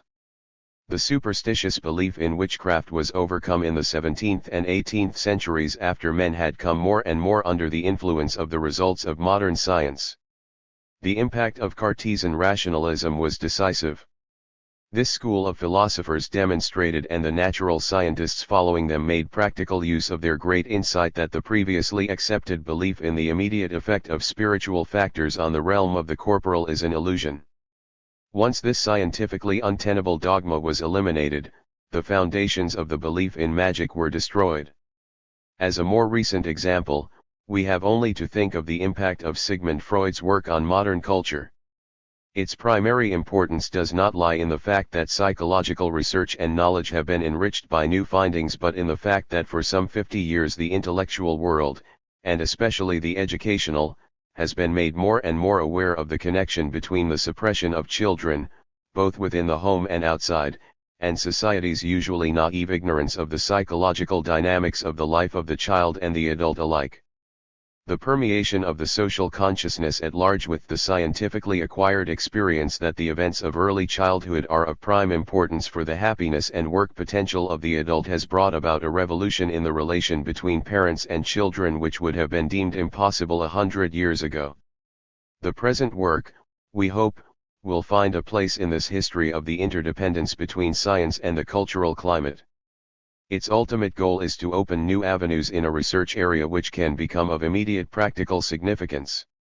It seeks to develop and promote an understanding of social psychological factors which have made it possible for the authoritarian type of man to threaten to replace the individualistic and democratic type prevalent in the past century and a half of our civilization, and of the factors by which this threat may be contained. Progressive analysis of this new anthropological type and of its growth conditions, with an ever-increasing scientific differentiation, will enhance the chances of a genuinely educational counterattack. Confidence in the possibility of a more systematic study of the mechanisms of discrimination and especially of a characterological discrimination type is not based on the historical experience of the last 15 years alone, but also on developments within the social sciences themselves during recent decades. Considerable and successful efforts have been made in this country as well as in Europe to raise the various disciplines dealing with man as a social phenomenon to the organizational level of cooperation that has been a tradition in the natural sciences. What I am thinking of are not merely mechanical arrangements for bringing together work done in various fields of study, as in symposia or textbooks, but the mobilization of different methods and skills, developed in distinct fields of theory and empirical investigation, for one common research program. Such cross-fertilization of different branches of the social sciences and psychology is exactly what has taken place in the present volume. Experts in the fields of social theory and depth psychology, content analysis, clinical psychology, political sociology, and projective testing pooled their experiences and findings. Having worked together in the closest cooperation, they now present as the result of their joint efforts the elements of a theory of the authoritarian type of man in modern society. They are not unmindful that they were not the first to have studied this phenomenon. They gratefully acknowledge their debt to the remarkable psychological profiles of the prejudiced individual projected by Sigmund Freud, Maurice Samuel, Otto Fenichel, and others. Such brilliant insights were in a sense the indispensable prerequisites for the methodological integration and research organization which the present study has attempted, and we think achieved to a certain degree, on a scale previously unapproached. Institutionally, this book represents a joint undertaking of the Berkeley Public Opinion Study and the Institute of Social Research. Both organizations had already made their mark in efforts to integrate various sciences and different research methods. The Berkeley Public Opinion Study had devoted itself to the examination of prejudice in terms of social psychology and had hit upon the close correlation between overt prejudice and certain personality traits of a destructive nihilistic nature, suggested by an irrationally pessimistic ideology of the intolerant. The Institute of Social Research was dedicated to the principle of theoretical and methodological integration from its earliest days at the University of Frankfurt, and published several studies growing out of this basic approach. In one volume, On Authority and the Family, the concept of the authoritarian personality was put forward as a link between psychological dispositions and political leanings. Pursuing this line of thought further, the Institute formulated and published in 1939 a comprehensive research project on anti-Semitism.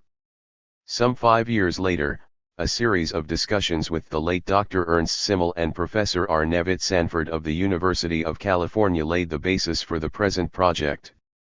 As finally organized, the research staff was headed by 4 senior members: Dr. R. N. Sanford of the Berkeley Public Opinion Study and Dr. T. W. Adorno of the Institute of Social Research, who were the directors, and Dr. Els Frankel Brunswick and Dr. Daniel Levinson. Their collaboration was so close, perhaps I should say democratic, and the work so evenly divided among them that it became clear at an early stage that they ought to share equally in the responsibility and the credit for the present publication. The main concepts of the study were evolved by the team as a whole. This is true above all of the idea of the indirect measurement of anti-democratic trends, the F-scale. Some division of labor could not be avoided, however, and it proved advisable to have the various chapters signed by individual staff members. The actual writing process necessarily involves a more intimate occupation with the materials under consideration and thus a measure of more specific responsibility. Nevertheless, the fact remains that each of the 4 senior members contributed to every chapter and hence that the work as a whole is thoroughly collective. It may be of interest to note the primary assignments of each of the senior staff members during the actual research process. Dr. Sanford conceived the way the various techniques should be combined and planned the research procedures. Much of his time was devoted to detailed case studies, with special reference to the dynamic etiology of the prejudiced personality. Dr. Adorno introduced sociological dimensions related to personality factors and characterological concepts concomitant with authoritarianism. He also analyzed the ideological sections of the interviews by means of categories of social theory. Dr. Brunswick formulated some of the first personality variables of the research. On the basis of her earlier work, she carried through the systematic, dynamically oriented categorization and quantification of the interview material. Dr. Levinson had primary responsibility for the AS, E, and PEC scales, for the analysis of ideology in psychological terms, for the projective question analysis, and for the statistical design and procedure. 3 monographic chapters, 1 an overall presentation of the methodology and results of one of the main techniques, the thematic apperception test, and 2 dealing with critical groups were written by Betty Aaron, Maria Levinson, and William Morrow. All 3 were permanently on the staff of the study and completely familiar with its progress. The project could not have been realized without the generous and intelligent support of the American Jewish Committee. In 1944 the committee, feeling the need for a sound research basis for the financial and organizational support it planned to give to cooperative studies, of a type which this book exemplifies, decided to create a Department of Scientific Research. From the first the department was conceived as a scientific center to stimulate and coordinate the work of leading scientists in the sociology and psychology of prejudice and, at the same time, as a laboratory for evaluating action programs. Though the members of the department's research staff are constantly under pressure to solve problems set up for them by the day-to-day work of an extensive organization fighting for democratic rights on several broad fronts, they have never shirked the responsibility of furthering basic research programs. This volume symbolizes that link between democratic education and fundamental research. Max Horkheimer, Director, Institute of Social Research. Acknowledgements. The authors wish to express their indebtedness to the American Jewish Committee for the grants which sustained their research during a period of 2½ years. They owe a special debt of gratitude to Dr. Max Horkheimer, Director of the Department of Scientific Research of the American Jewish Committee at the time the present study was undertaken. Dr. Horkheimer played the crucial role in the initiation of the study, and he remained closely identified with it until the end. He contributed ideas, guidance, encouragement, and untiring activity in support of our aims.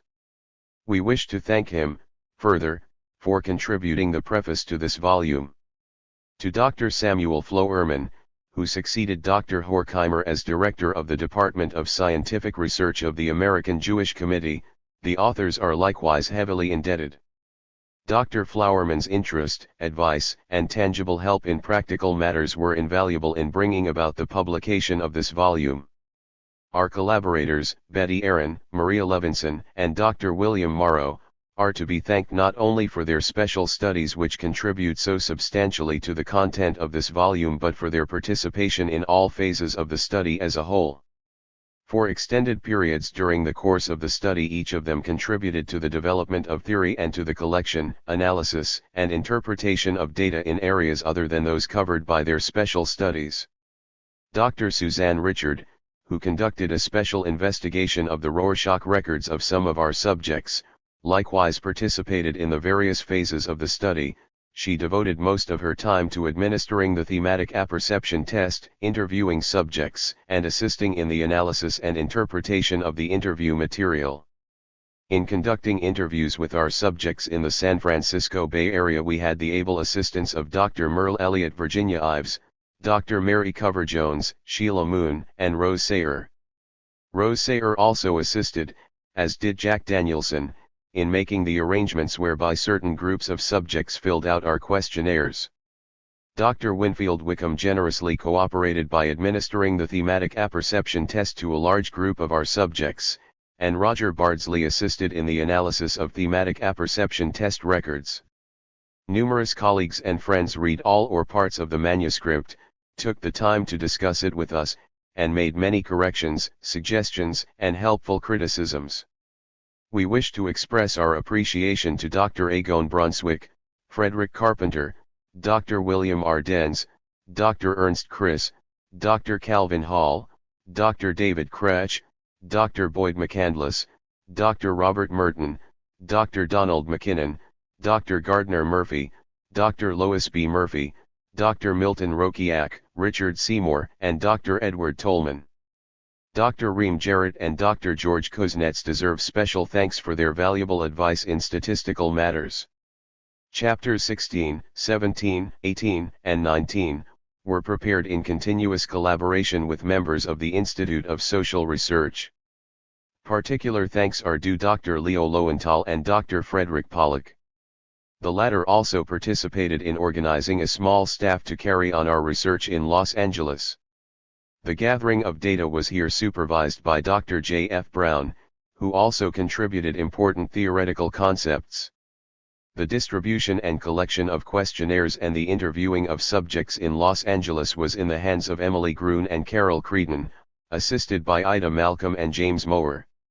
Grace Berg and Margaret Weil served ably as secretaries, and Margot von Mendelssohn, permanent secretary of the Institute of Social Research, devoted a large part of her time to this project.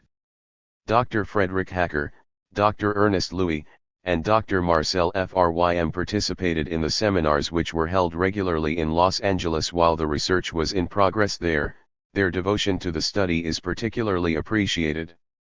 The mountainous task of scoring, tabulating, and performing innumerable statistical operations upon the material gathered by means of some 2,000 questionnaires was performed with patience and care by Ellen Ullery and Ann Batchelder Morrow.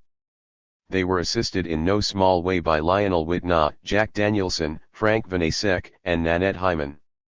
Elian Ullery and Ann Batchelder Morrow also deserve much credit for their scoring of the material elicited by the projective questions described in Chapter 15. Dr. Alfred Glixman is to be thanked for performing a special correlational analysis of our attitude scales work which is described in Chapters 4 and 7. At different periods during the course of the study, Marjorie Castagneto, Ann Vollmer, and Zelma Seidner had charge of the secretarial work in Berkeley. Each in turn, with complete loyalty and superior competence, assumed the enormous burden of typing records and manuscripts and, in addition, took responsibility for the innumerable small but crucially important tasks incident to keeping in motion a research involving numerous workers and subjects.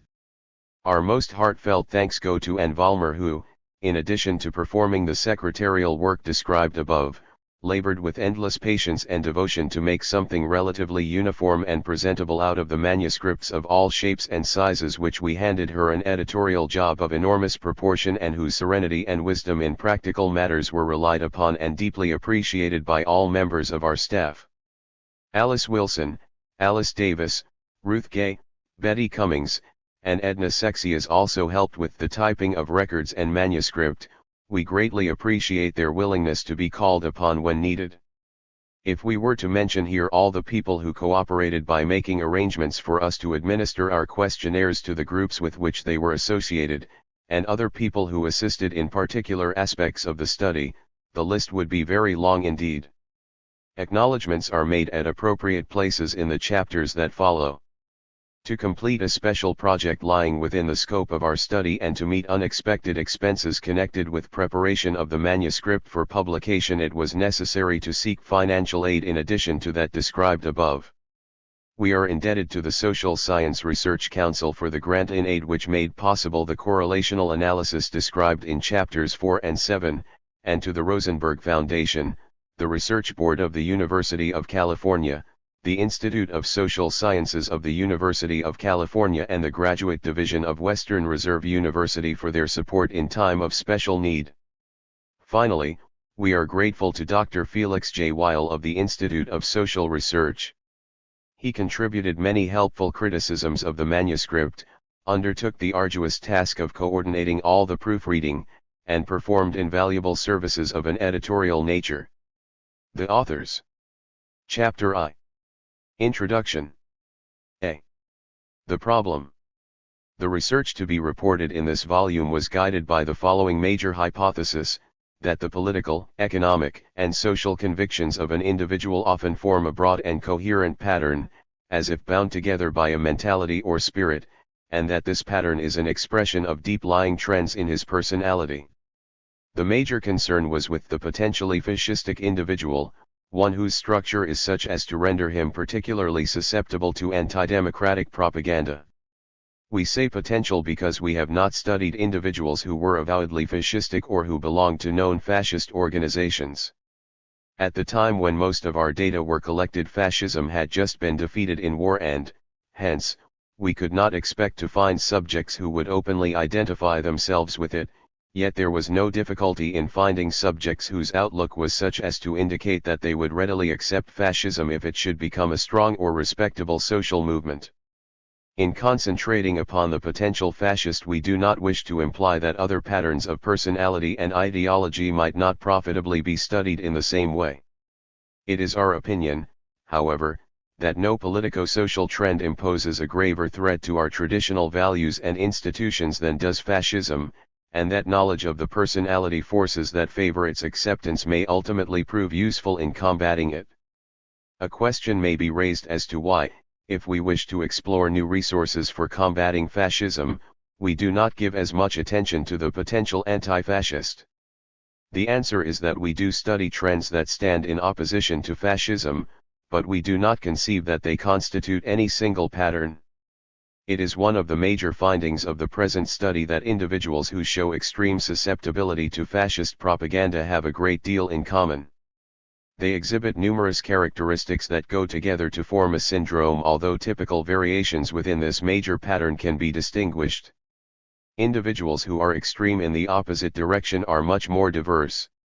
The task of diagnosing potential fascism and studying its determinants required techniques especially designed for these purposes. It could not be asked of them that they serve as well for various other patterns. Nevertheless, it was possible to distinguish several types of personality structure that seemed particularly resistant to anti-democratic ideas, and these are given due attention in later chapters. If a potentially fascistic individual exists, what, precisely, is he like? What goes to make up anti-democratic thought? What are the organizing forces within the person? If such a person exists, how commonly does he exist in our society? And if such a person exists, What have been the determinants and what the course of his development? These are questions upon which the present research was designed to throw some light. Though the notion that the potentially anti-democratic individual is a totality may be accepted as a plausible hypothesis, some analysis is called for at the start. In most approaches to the problem of political types, two essential conceptions may be distinguished: the conception of ideology and the conception of underlying needs in the person. Though the two may be thought of as forming an organized whole within the individual, they may nonetheless be studied separately. The same ideological trends may in different individuals have different sources, and the same personal needs may express themselves in different ideological trends. The term ideology is used in this book, in the way that is common in current literature, to stand for an organization of opinions, attitudes, and values, a way of thinking about man and society. We may speak of an individual's total ideology or of his ideology with respect to different areas of social life, politics, economics, religion, minority groups, and so forth. Ideologies have an existence independent of any single individual, and those which exist at a particular time are results both of historical processes and of contemporary social events. These ideologies have for different individuals, different degrees of appeal, a matter that depends upon the individual's needs and the degree to which these needs are being satisfied or frustrated. There are, to be sure, individuals who take unto themselves ideas from more than one existing ideological system and weave them into patterns that are more or less uniquely their own. It can be assumed, however, that when the opinions, attitudes, and values of numerous individuals are examined, common patterns will be discovered. These patterns may not in all cases correspond to the familiar, current ideologies, but they will fulfill the definition of ideology given above and in each case be found to have a function within the overall adjustment of the individual. The present inquiry into the nature of the potentially fascistic individual began with anti-Semitism in the focus of attention. The authors, in common with most social scientists, hold the view that anti-Semitism is based more largely upon factors in the subject and in his total situation than upon actual characteristics of Jews, and that one place to look for determinants of anti-Semitic opinions and attitudes is within the persons who express them. Since this emphasis on personality required a focusing of attention on psychology rather than on sociology or history, though in the last analysis the three can be separated only artificially, there could be no attempt to account for the existence of anti-Semitic ideas in our society. The question was, rather, why is it that certain individuals accept these ideas while others do not? And since from the start the research was guided by the hypotheses stated above, it was supposed, 1. That anti-Semitism probably is not a specific or isolated phenomenon but a part of a broader ideological framework, and, 2. That an individual's susceptibility to this ideology depends primarily upon his psychological needs. The insights and hypotheses concerning the anti-democratic individual, which are present in our general cultural climate, must be supported by a great deal of painstaking observation, and in many instances by quantification, before they can be regarded as conclusive. How can one say with assurance that the numerous opinions, attitudes, and values expressed by an individual actually constitute a consistent pattern or organized totality? The most intensive investigation of that individual would seem to be necessary. How can one say that opinions, attitudes, and values found in groups of people go together to form patterns, some of which are more common than others? There is no adequate way to proceed other than by actually measuring, in populations, a wide variety of thought contents and determining by means of standard statistical methods which ones go together. To many social psychologists the scientific study of ideology, as it has been defined, seems a hopeless task. To measure with suitable accuracy a single, specific, isolated attitude is a long and arduous proceeding for both subject and experimenter. It is frequently argued that unless the attitude is specific and isolated, it cannot properly be measured at all. How then can we hope to survey within a reasonable period of time the numerous attitudes and ideas that go to make up an ideology? Obviously, some kind of selection is necessary. The investigator must limit himself to what is most significant, and judgments of significance can only be made on the basis of theory. The theories that have guided the present research will be presented in suitable contexts later. Though theoretical considerations had a role at every stage of the work, a beginning had to be made with the objective study of the most observable and relatively specific opinions, attitudes, and values. Opinions, attitudes, and values, as we conceive of them, are expressed more or less openly in words. Psychologically they are on the surface. It must be recognized, however, that when it comes to such effect-laden questions as those concerning minority groups and current political issues, the degree of openness with which a person speaks will depend upon the situation in which he finds himself. There may be a discrepancy between what he says on a particular occasion and what he really thinks. Let us say that what he really thinks he can express in confidential discussion with his intimates. This much, which is still relatively superficial psychologically, may still be observed directly by the psychologist if he uses appropriate techniques, and this we have attempted to do. It is to be recognized, however, that the individual may have secret thoughts which he will under no circumstances reveal to anyone else if he can help it. He may have thoughts which he cannot admit to himself, and he may have thoughts which he does not express because they are so vague and ill-formed that he cannot put them into words. To gain access to these deeper trends is particularly important, for precisely here may lie the individual's potential for democratic or anti-democratic thought and action in crucial situations.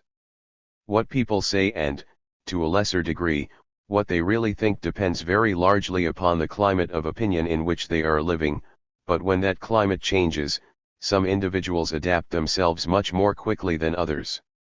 If there should be a marked increase in anti-democratic propaganda, we should expect some people to accept and repeat it at once, others when it seemed that everybody believed it, and still others not at all. In other words, individuals differ in their susceptibility to anti-democratic propaganda, in their readiness to exhibit anti-democratic tendencies. It seems necessary to study ideology at this readiness level in order to gauge the potential for fascism in this country. Observers have noted that the amount of outspoken anti-Semitism in pre-Hitler Germany was less than that in this country at the present time. One might hope that the potentiality is less in this country, but this can be known only through intensive investigation, through the detailed survey of what is on the surface and the thorough probing of what lies beneath it. A question may be raised as to what is the degree of relationship between ideology and action. If an individual is making anti-democratic propaganda or engaging in overt attacks upon minority group members, it is usually assumed that his opinions, attitudes, and values are congruent with his action, but comfort is sometimes found in the thought that though another individual expresses anti-democratic ideas verbally, he does not, and perhaps will not, put them into overt action. Here, once again, there is a question of potentialities. Overt action, like open verbal expression, depends very largely upon the situation of the moment, something that is best described in socio-economic and political terms, but individuals differ very widely with respect to their readiness to be provoked into action. The study of this potential is a part of the study of the individual's overall ideology, to know what kinds and what intensities of belief, attitude, and value are likely to lead to action, and to know what forces within the individual serve as inhibitions upon action are matters of the greatest practical importance. There seems little reason to doubt that ideology in readiness, ideological receptivity, and ideology in words and in action are essentially the same stuff. The description of an individual's total ideology must portray not only the organization on each level but organization among levels. What the individual consistently says in public, what he says when he feels safe from criticism, what he thinks but will not say at all, what he thinks but will not admit to himself, what he is disposed to think or to do when various kinds of appeal are made to him, all these phenomena may be conceived of as constituting a single structure. The structure may not be integrated, it may contain contradictions as well as consistencies, but it is organized in the sense that the constituent parts are related in psychologically meaningful ways. In order to understand such a structure, a theory of the total personality is necessary. According to the theory that has guided the present research, Personality is a more or less enduring organization of forces within the individual. These persisting forces of personality help to determine response in various situations, and it is thus largely to them that consistency of behavior, whether verbal or physical, is attributable. But behavior, however consistent, is not the same thing as personality. Personality lies behind behavior and within the individual. The forces of personality are not responses but readinesses for response. Whether or not a readiness will issue in overt expression depends not only upon the situation of the moment but upon what other readinesses stand in opposition to it. Personality forces which are inhibited are on a deeper level than those which immediately and consistently express themselves in overt behavior. What are the forces of personality and what are the processes by which they are organized?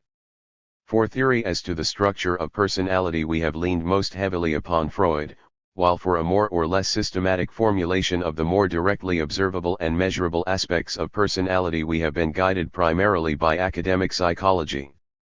The forces of personality are primarily needs, drives, wishes, emotional impulses, which vary from one individual to another in their quality, their intensity, their mode of gratification, and the objects of their attachment, and which interact with other needs in harmonious or conflicting patterns.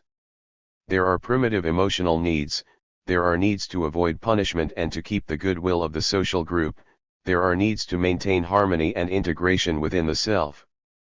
Since it will be granted that opinions, attitudes, and values depend upon human needs, and since personality is essentially an organization of needs, then personality may be regarded as a determinant of ideological preferences.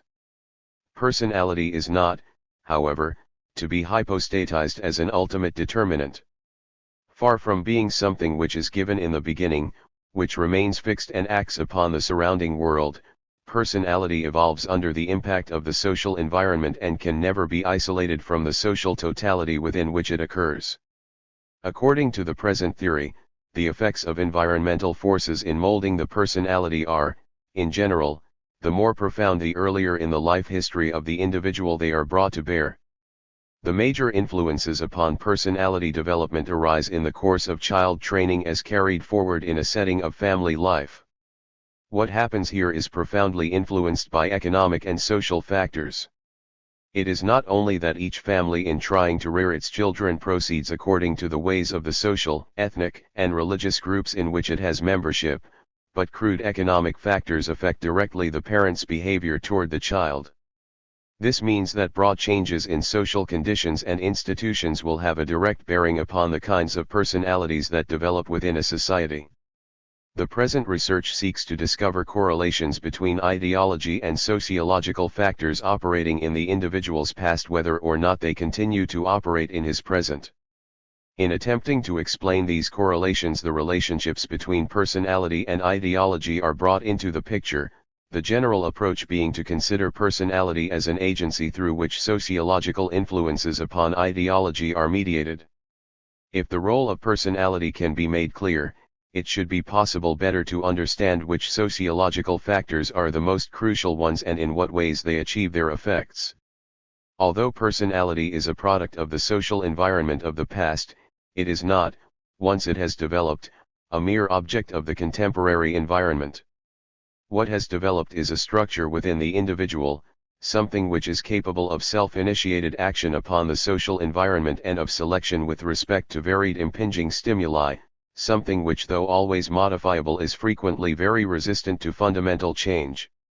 This conception is necessary to explain consistency of behavior in widely varying situations, to explain the persistence of ideological trends in the face of contradicting facts and radically altered social conditions, to explain why people in the same sociological situation have different or even conflicting views on social issues, and why it is that people whose behavior has been changed through psychological manipulation lapse into their old ways as soon as the agencies of manipulation are removed. The conception of personality structure is the best safeguard against the inclination to attribute persistent trends in the individual to something innate or basic or racial within him. The Nazi allegation that natural, biological traits decide the total being of a person would not have been such a successful political device had it not been possible to point to numerous instances of relative fixity in human behavior and to challenge those who thought to explain them on any basis other than a biological one. Without the conception of personality structure, writers whose approach rests upon the assumption of infinite human flexibility and responsiveness to the social situation of the moment have not helped matters by referring persistent trends which they could not approve to confusion or psychosis or evil under one name or another. There is, of course, some basis for describing as pathological patterns of behavior which do not conform with the most common, and seemingly most lawful, responses to momentary stimuli. But this is to use the term pathological in the very narrow sense of deviation from the average found in a particular context and, what is worse, to suggest that everything in the personality structure is to be put under this heading. Actually, personality embraces variables which exist widely in the population and have lawful relations one to another. Personality patterns that have been dismissed as pathological because they were not in keeping with the most common manifest trends or the most dominant ideals within a society, have on closer investigation turned out to be but exaggerations of what was almost universal below the surface in that society. What is pathological today may with changing social conditions become the dominant trend of tomorrow. It seems clear then that an adequate approach to the problems before us must take into account both fixity and flexibility. It must regard the two not as mutually exclusive categories but as the extremes of a single continuum along which human characteristics may be placed, and it must provide a basis for understanding the conditions which favor the one extreme or the other. Personality is a concept to account for relative permanence. But it may be emphasized again that personality is mainly a potential. It is a readiness for behavior rather than behavior itself. Although it consists in dispositions to behave in certain ways, the behavior that actually occurs will always depend upon the objective situation. Where the concern is with anti-democratic trends, a delineation of the conditions for individual expression requires an understanding of the total organization of society. It has been stated that the personality structure may be such as to render the individual susceptible to anti-democratic propaganda. It may now be asked what are the conditions under which such propaganda would increase in pitch and volume and come to dominate in press and radio to the exclusion of contrary ideological stimuli, so that what is now potential would become actively manifest. The answer must be sought not in any single personality nor in personality factors found in the mass of people, but in processes at work in society itself. It seems well understood today that whether or not anti-democratic propaganda is to become a dominant force in this country depends primarily upon the situation of the most powerful economic interests, upon whether they, by conscious design or not, make use of this device for maintaining their dominant status. This is a matter about which the great majority of people would have little to say. The present research, limited as it is to the hitherto largely neglected psychological aspects of fascism, does not concern itself with the production of propaganda. It focuses attention, rather, upon the consumer, the individual for whom the propaganda is designed. In so doing it attempts to take into account not only the psychological structure of the individual but the total objective situation in which he lives. It makes the assumption that people in general tend to accept political and social programs which they believe will serve their economic interests. What these interests are depends in each case upon the individual's position in society as defined in economic and sociological terms. An important part of the present research, therefore, was the attempt to discover what patterns of socio-economic factors are associated with receptivity, and with resistance, to anti-democratic propaganda. At the same time, however, it was considered that economic motives in the individual may not have the dominant and crucial role that is often ascribed to them. If economic self-interest were the only determinant of opinion, we should expect people of the same socio-economic status to have very similar opinions, and we should expect opinion to vary in a meaningful way from one socio-economic grouping to another. Research has not given very sound support for these expectations. There is only the most general similarity of opinion among people of the same socio-economic status, and the exceptions are glaring, while variations from one socio-economic group to another are rarely simple or clear-cut. To explain why it is that people of the same socio-economic status so frequently have different ideologies, while people of a different status often have very similar ideologies, we must take account of other than purely economic needs. More than this, it is becoming increasingly plain that people very frequently do not behave in such a way as to further their material interests, even when it is clear to them what these interests are. The resistance of white-collar workers to organization is not due to a belief that the union will not help them economically. The tendency of the small businessman to side with big business in most economic and political matters cannot be due entirely to a belief that this is the way to guarantee his economic independence. In instances such as these, the individual seems not only not to consider his material interests, but even to go against them. It is as if he were thinking in terms of a larger group identification, as if his point of view were determined more by his need to support this group and to suppress opposite ones than by rational consideration of his own interests. Indeed, it is with a sense of relief today that one is assured that a group conflict is merely a clash of economic interests, that each side is merely out to do the other and not a struggle in which deep-lying emotional drives have been let loose. When it comes to the ways in which people appraise the social world, irrational trends stand out glaringly. One may conceive of a professional man who opposes the immigration of Jewish refugees on the ground that this will increase the competition with which he has to deal and so decrease his income. However undemocratic this may be, it is at least rational in a limited sense. But for this man to go on, as do most people who oppose Jews on occupational grounds, and accept a wide variety of opinions, many of which are contradictory, about Jews in general, and to attribute various ills of the world to them, is plainly illogical. And it is just as illogical to praise all Jews in accordance with a good stereotype of them. Hostility against groups that is based upon real frustration, brought about by members of that group, undoubtedly exists, but such frustrating experiences can hardly account for the fact that prejudice is apt to be generalized. Evidence from the present study confirms what has often been indicated, that a man who is hostile toward one minority group is very likely to be hostile against a wide variety of others. There is no conceivable rational basis for such generalization, and, what is more striking, prejudice against, or totally uncritical acceptance of, a particular group often exists in the absence of any experience with members of that group. The objective situation of the individual seems an unlikely source of such irrationality.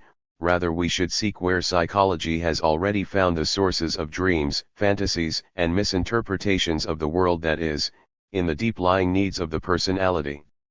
Another aspect of the individual's situation which we should expect to affect his ideological receptivity is his membership in social groups, occupational, fraternal, religious, and the like. For historical and sociological reasons, such groups favor and promulgate, whether officially or unofficially, different patterns of ideas. There is reason to believe that individuals, out of their needs to conform and to belong and to believe, and through such devices as imitation and conditioning, often take over more or less ready-made the opinions, attitudes, and values that are characteristic of the groups in which they have membership. To the extent that the ideas which prevail in such a group are implicitly or explicitly anti-democratic, the individual group member might be expected to be receptive to propaganda having the same general direction. Accordingly, the present research investigates a variety of group memberships with a view to what general trends of thought and how much variability might be found in each. It is recognized, however, that a correlation between group membership and ideology may be due to different kinds of determination in different individuals. In some cases it might be that the individual merely repeats opinions which are taken for granted in his social milieu and which he has no reason to question. In other cases it might be that the individual has chosen to join a particular group because it stood for ideals with which he was already in sympathy.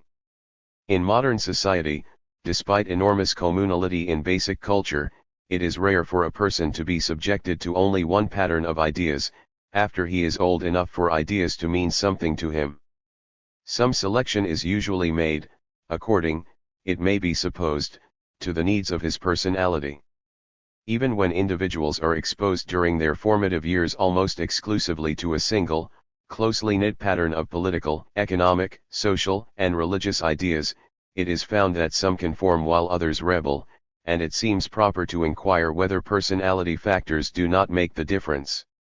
The soundest approach, it would seem, is to consider that in the determination of ideology, as in the determination of any behavior, there is a situational factor and a personality factor, and that a careful weighing of the role of each will yield the most accurate prediction.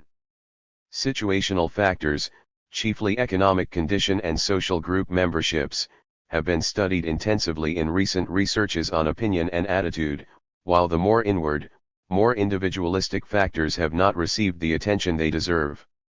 Beyond this, there is still another reason why the present study places particular emphasis upon the personality. Fascism, in order to be successful as a political movement, must have a mass basis. It must secure not only the frightened submission but the active cooperation of the great majority of the people. Since by its very nature it favors the few at the expense of the many, it cannot possibly demonstrate that it will so improve the situation of most people that their real interests will be served. It must therefore make its major appeal, not to rational self-interest, but to emotional needs, often to the most primitive and irrational wishes and fears. If it be argued that fascist propaganda fools people into believing that their lot will be improved, then the question arises, why are they so easily fooled?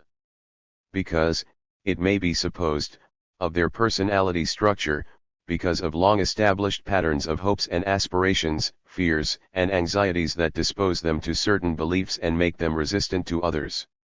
The task of fascist propaganda, in other words, is rendered easier to the degree that anti-democratic potentials already exist in the great mass of people.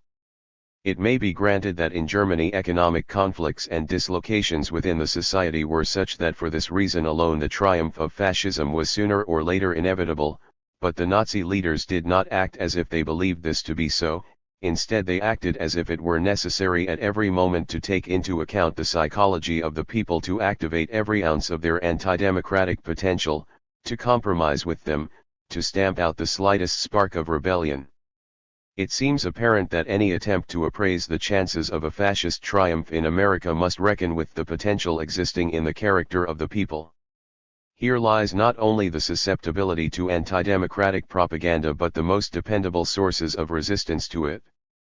The present writers believe that it is up to the people to decide whether or not this country goes fascist.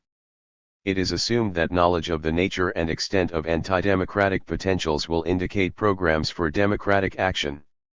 These programs should not be limited to devices for manipulating people in such a way that they will behave more democratically, but they should be devoted to increasing the kind of self-awareness and self-determination that makes any kind of manipulation impossible.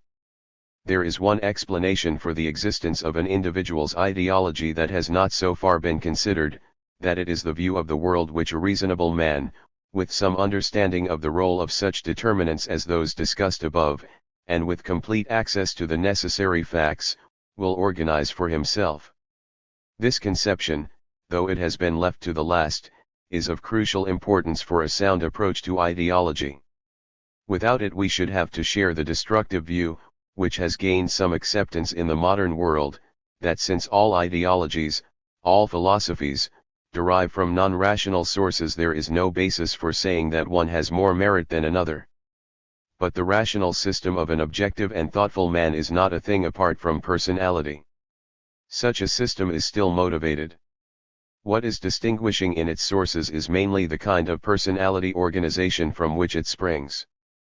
It might be said that a mature personality, if we may for the moment use this term without defining it, will come closer to achieving a rational system of thought than will an immature one, but a personality is no less dynamic and no less organized for being mature, and the task of describing the structure of this personality is not different in kind from the task of describing any other personality.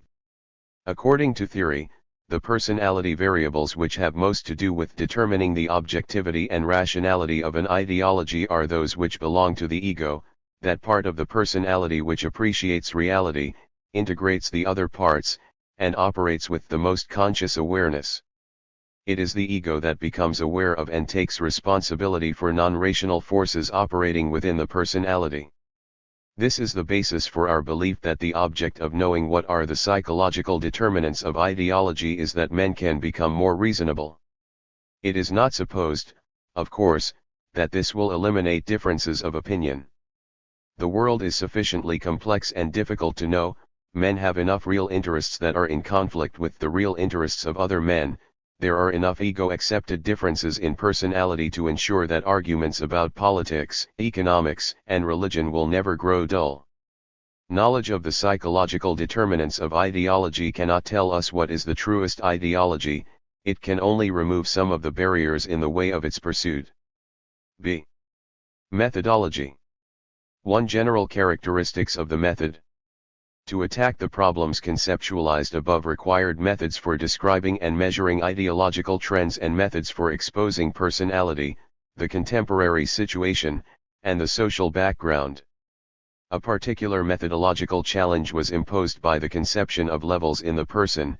This made it necessary to devise techniques for surveying opinions, attitudes, and values that were on the surface, for revealing ideological trends that were more or less inhibited and reached the surface only in indirect manifestations, and for bringing to light personality forces that lay in the subject's unconscious. And since the major concern was with patterns of dynamically related factors, something that requires study of the total individual, it seemed that the proper approach was through intensive clinical studies. The significance and practical importance of such studies could not be gauged, however, until there was knowledge of how far it was possible to generalize from them. Thus it was necessary to perform group studies as well as individual studies, and to find ways and means for integrating the two. Individuals were studied by means of interviews and special clinical techniques for revealing underlying wishes, fears, and defenses. Groups were studied by means of questionnaires. It was not expected that the clinical studies would be as complete or profound as some which have already been performed, primarily by psychoanalysts, nor that the questionnaires would be more accurate than any now employed by social psychologists. It was hoped, however, indeed it was necessary to our purpose, that the clinical material could be conceptualized in such a way as to permit its being quantified and carried over into group studies, and that the questionnaires could be brought to bear upon areas of response ordinarily left to clinical study. The attempt was made, in other words, to bring methods of traditional social psychology into the service of theories and concepts from the newer dynamic theory of personality, and in so doing to make depth psychological phenomena more amenable to mass statistical treatment, and to make quantitative surveys of attitudes and opinions more meaningful psychologically. In the attempt to integrate clinical and group studies, the two were carried on in close conjunction. When the individual was in the focus of attention, the aim was to describe in detail his pattern of opinions, attitudes, and values, and to understand the dynamic factors underlying it, and on this basis to design significant questions for use with groups of subjects.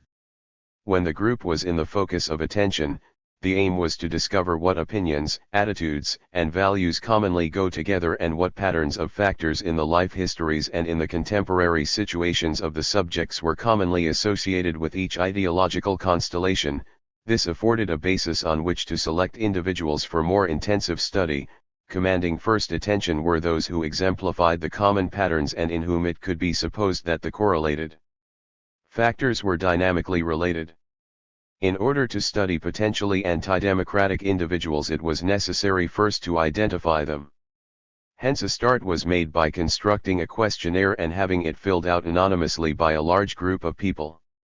This questionnaire contained, in addition to numerous questions of fact about the subject's past and present life, a variety of anti-democratic statements with which the subjects were invited to agree or disagree. A number of individuals who showed the greatest amount of agreement with these statements, and, by way of contrast, some who showed the most disagreement or, in some instances, were most neutral, were then studied by means of interviews and other clinical techniques. On the basis of these individual studies, the questionnaire was revised, and the whole procedure repeated. The interview was used in part as a check upon the validity of the questionnaire, that is to say, It provided a basis for judging whether people who obtained the highest anti-democratic scores on the questionnaire were usually those who, in a confidential relationship with another person, expressed anti-democratic sentiments with the most intensity. What was more important, however, the clinical studies gave access to the deeper personality factors behind anti-democratic ideology and suggested the means for their investigation on a mass scale. With increasing knowledge of the underlying trends of which prejudice was an expression, there was increasing familiarity with various other signs or manifestations by which these trends could be recognized. The task then was to translate these manifestations into questionnaire items for use in the next group study. Progress lay in finding more and more reliable indications of the central personality forces and in showing with increasing clarity the relations of these forces to anti-democratic ideological expression. 2. The techniques. The questionnaires and clinical techniques employed in the study may be described briefly as follows. A. The questionnaire method. The questionnaires were always presented in mimeographed form and filled out anonymously by subjects in groups. Each questionnaire included 1. Factual questions, 2. Opinion attitude scales, and 3. Projective, open-answer, questions. 1. The factual questions had to do mainly with past and present group memberships, church preference and attendance, political party, vocation, income, and so on. It was assumed that the answers could be taken at their face value. In selecting the questions, we were guided at the start by hypotheses concerning the sociological correlates of ideology. As the study progressed, we depended more and more upon experience with interviewees. 2. Opinion attitude scales were used from the start in order to obtain quantitative estimates of certain surface ideological trends: anti-Semitism, ethnocentrism, politico-economic conservatism. Later, a scale was developed for the measurement of anti-democratic tendencies in the personality itself. Each scale was a collection of statements, with each of which the subject was asked to express the degree of his agreement or disagreement. Each statement concerned some relatively specific opinion, attitude, or value, and the basis for grouping them within a particular scale was the conception that taken together they expressed a single general trend. The general trends to which the scales pertained were conceived very broadly, as complex systems of thought about wide areas of social living. To define these trends empirically, it was necessary to obtain responses to many specific issues enough to cover the area mapped out conceptually and to show that each of them bore some relation to the whole. This approach stands in contrast to the public opinion poll, whereas the poll is interested primarily in the distribution of opinion with respect to a particular issue. The present interest was to inquire, concerning a particular opinion, with what other opinions and attitudes it was related. The plan was to determine the existence of broad ideological trends, to develop instruments for their measurement, and then to inquire about their distribution within larger populations. The approach to an ideological area was to appraise its grosser features first and its finer or more specific features later. The aim was to gain a view of the overall picture into which smaller features might later be fitted, rather than to obtain highly precise measures of small details in the hope that these might eventually add up to something significant. Although this emphasis upon breadth and inclusiveness prevented the attainment of the highest degree of precision in measurement, it was nevertheless possible to develop each scale to a point where it met the currently accepted statistical standards. Since each scale had to cover a broad area, without growing so long as to try the patience of the subjects, it was necessary to achieve a high degree of efficiency. The task was to formulate items which would cover as much as possible of the many-sided phenomenon in question. Since each of the trends to be measured was conceived as having numerous components or aspects, there could be no duplication of items. Instead, it was required that each item express a different feature and, where possible, several features of the total system. The degree to which items within a scale will hang together statistically, and thus give evidence that a single, unified trait is being measured, depends primarily upon the surface similarity of the items, the degree to which they all say the same thing. The present items, obviously, could not be expected to cohere in this fashion, all that could be required statistically of them was that they correlate to a reasonable degree with the total scale. Conceivably, a single component of one of the present systems could be regarded as itself a relatively general trend, the precise measurement of which would require the use of numerous more specific items. As indicated above, however, such concern with highly specific, statistically pure factors was put aside, in favor of an attempt to gain a dependable estimate of an overall system, one which could then be related to other overall systems in an approach to the totality of major trends within the individual.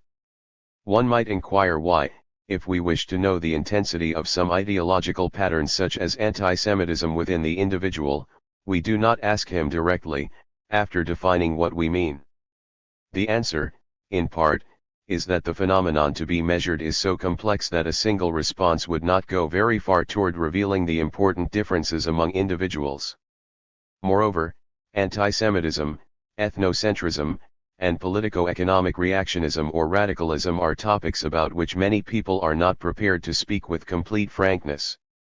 Thus, even at this surface ideological level it was necessary to employ a certain amount of indirectness. Subjects were never told what was the particular concern of the questionnaire, but only that they were taking part in a survey of opinions about various issues of the day. To support this view of the proceedings, items belonging to a particular scale were interspersed with items from other scales in the questionnaire.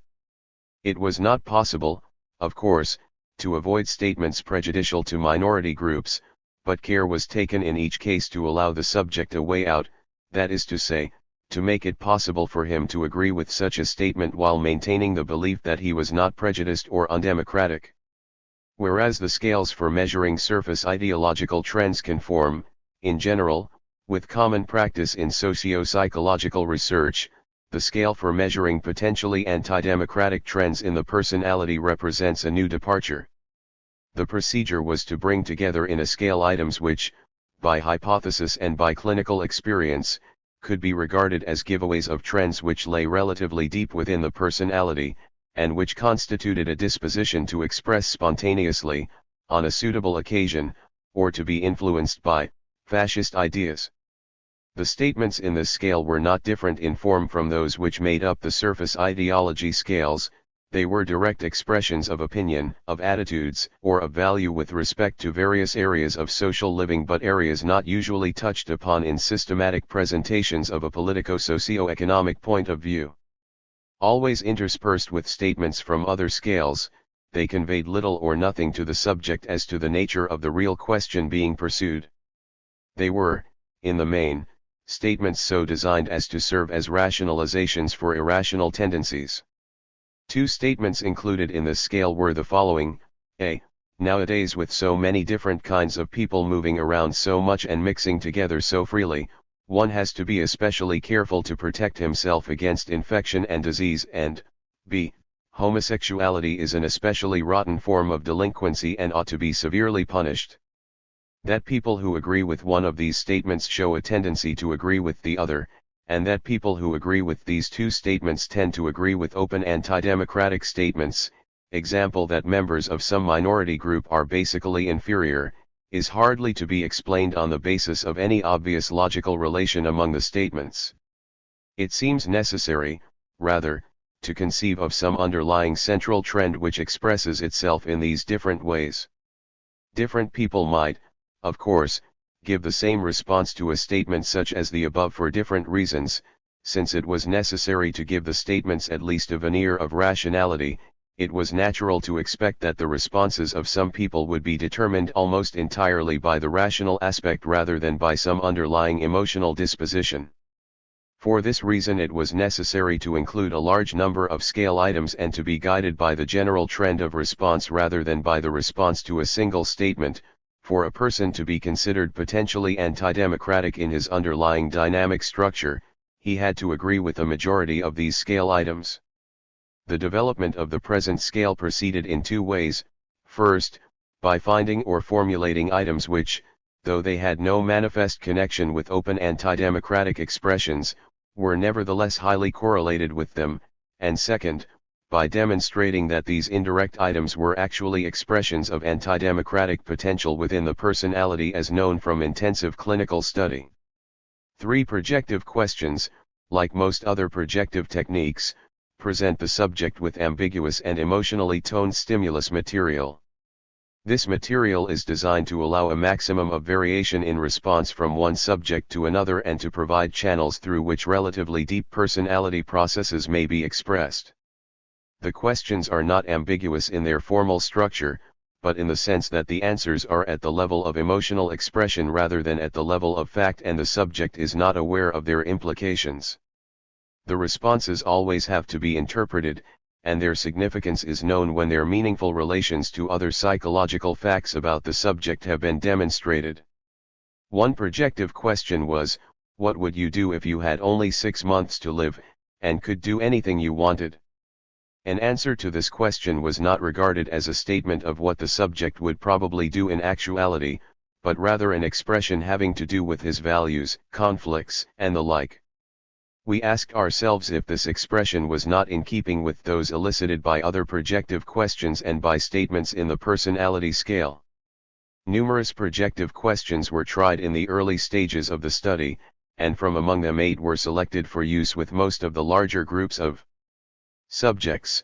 They were the questions which taken together gave the broadest view of the subject's personality trends and correlated most highly with surface ideological patterns. B. Clinical techniques. 1. The interview was divided roughly into an ideological section and a clinical genetic section.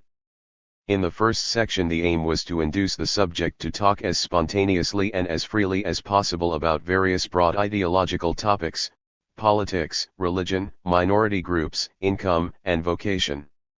Whereas in the questionnaire the subject was limited to the topics there presented and could express himself only by means of the rating scheme offered, here it was important to know what topics he would bring up of his own accord and with what intensity of feeling he would spontaneously express himself. As indicated above, this material afforded a means for ensuring that the questionnaire, in its revised forms, more or less faithfully represented what people were saying, the topics that were on their minds and the forms of expression that came spontaneously to them, and provided a valid index of antidemocratic trends. The interview covered, of course, a much wider variety of topics, and permitted the expression of more elaborated and differentiated opinions, attitudes, and values, than did the questionnaire. Whereas the attempt was made to distill from the interview material what seemed to be of the most general significance and to arrange it for inclusion in the questionnaire, there was material left over to be exploited by means of individual case studies, qualitative analyses, and crudely quantitative studies of the interview material by itself. The clinical genetic section of the interview sought to obtain, first, more factual material about the subject's contemporary situation and about his past than could be got from the questionnaire; second, the freest possible expressions of personal feelings, of beliefs, wishes, and fears concerning himself and his situation and concerning such topics as parents, siblings, friends, and sexual relationships; and third, the subject's conceptions of his childhood environment and of his childhood self. The interview was conducted in such a way that the material gained from it would permit inferences about the deeper layers of the subject's personality. The technique of the interview will be described in detail later. Suffice it to say here that it followed the general pattern of a psychiatric interview that is inspired by a dynamic theory of personality. The interviewer was aided by a comprehensive interview schedule which underwent several revisions during the course of the study, as experience taught what were the most significant underlying questions and what were the most efficient means for evoking material bearing upon them. The interview material was used for estimation of certain common variables lying within the theoretical framework of the study but not accessible to the other techniques. Interview material also provided the main basis for individual case studies, bearing upon the interrelationships among all the significant factors operating within the antidemocratic individual. 2. The thematic apperception test is a well-known projective technique in which the subject is presented with a series of dramatic pictures and asked to tell a story about each of them. The material he produces can, when interpreted, reveal a great deal about his underlying wishes, conflicts, and mechanisms of defense. The technique was modified slightly to suit the present purposes. The material was analyzed quantitatively in terms of psychological variables which are found widely in the population and which were readily brought into relation with other variables of the study. As a part of the case study of an individual, an analysis in terms of more unique personality variables was made, the material here being considered in close conjunction with findings from the interview. Though designed to approach different aspects of the person, the several techniques actually were closely related conceptually one to another. All of them permitted quantification and interpretation in terms of variables which fall within a unified theoretical system. Sometimes two techniques yielded measures of the same variables, and sometimes different techniques were focused upon different variables. In the former case, the one technique gave some indication of the validity of the other. In the latter case, the adequacy of a technique could be gauged by its ability to produce measures that were meaningfully related to all the others. Whereas a certain amount of repetition was necessary to ensure validation, the main aim was to fill out a broad framework and achieve a maximum of scope. The theoretical approach required in each case either that a new technique be designed from the ground up or that an existing one be modified to suit the particular purpose. At the start, there was a theoretical conception of what was to be measured and certain sources to be described later which could be drawn upon in devising the original questionnaire form and the preliminary interview schedule. Each technique then evolved as the study progressed. Since each was designed specifically for this study, they could be changed at will as understanding increased, and since an important purpose of the study was the development and testing of effective instruments for diagnosing potential fascism, there was no compulsion to repeat without modification a procedure just in order to accumulate comparable data. So closely interrelated were the techniques that what was learned from any one of them could be applied to the improvement of any other. Just as the clinical techniques provided a basis for enriching the several parts of the questionnaire, so did the accumulating quantitative results indicate what ought to be concentrated upon in the interview, and just as the analysis of scale data suggested the existence of underlying variables which might be approached by means of projective techniques, so did the responses on projective techniques suggest items for inclusion in the scales. The evolution of techniques was expressed both in expansion and in contraction. Expansion was exemplified in the attempt to bring more and more aspects of anti-democratic ideology into the developing picture and in the attempt to explore enough aspects of the potentially anti-democratic personality so that there was some grasp of the totality. Contraction took place continuously in the quantitative procedures as increasing theoretical clarity permitted a boiling down so that the same crucial relationships could be demonstrated with briefer techniques. See procedures in the collection of data. 1. The group studied. A. The beginning with college students.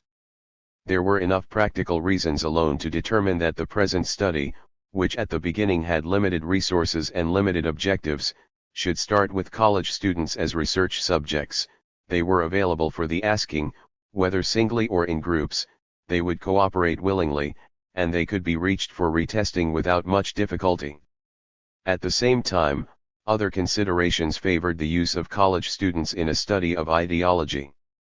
In the first place, the intellectual and educational level is high enough so that there needed to be relatively little restriction with respect to the number and nature of issues that might be raised, a very important matter in a study that emphasized breadth and inclusiveness. One could be fairly certain that college students had opinions about most of the various topics to be considered. In the second place, there could be relative certainty that all the subjects understood the terms of the questions in the same way and that the same responses had uniform significance. In the third place, however large a population one might be able to sample, he would probably find that most of his generalizations had in any case to be limited to various relatively homogeneous subclassifications of the total group studied. College students form one group that is relatively quite homogeneous with respect to factors that might be expected to influence ideology. And they represent an important sector of the population, both through their family connections and through their prospective leadership in the community. It is obvious, however, that a study which used only college students as subjects would be seriously limited in its general significance. Of what larger population could a group of students at a state university be regarded as an adequate sample? Would findings on this sample hold for all the students at this university? For college students generally? For young people of the middle class? It depends upon what kind of generalization is to be made. Generalizations about the distribution of particular opinions or about the average amount of agreement with this or that statement, the kind of information sought in poll studies, could hardly go beyond the students at the university where the survey was made. Results from an Eastern university or from a privately endowed institution might be quite different.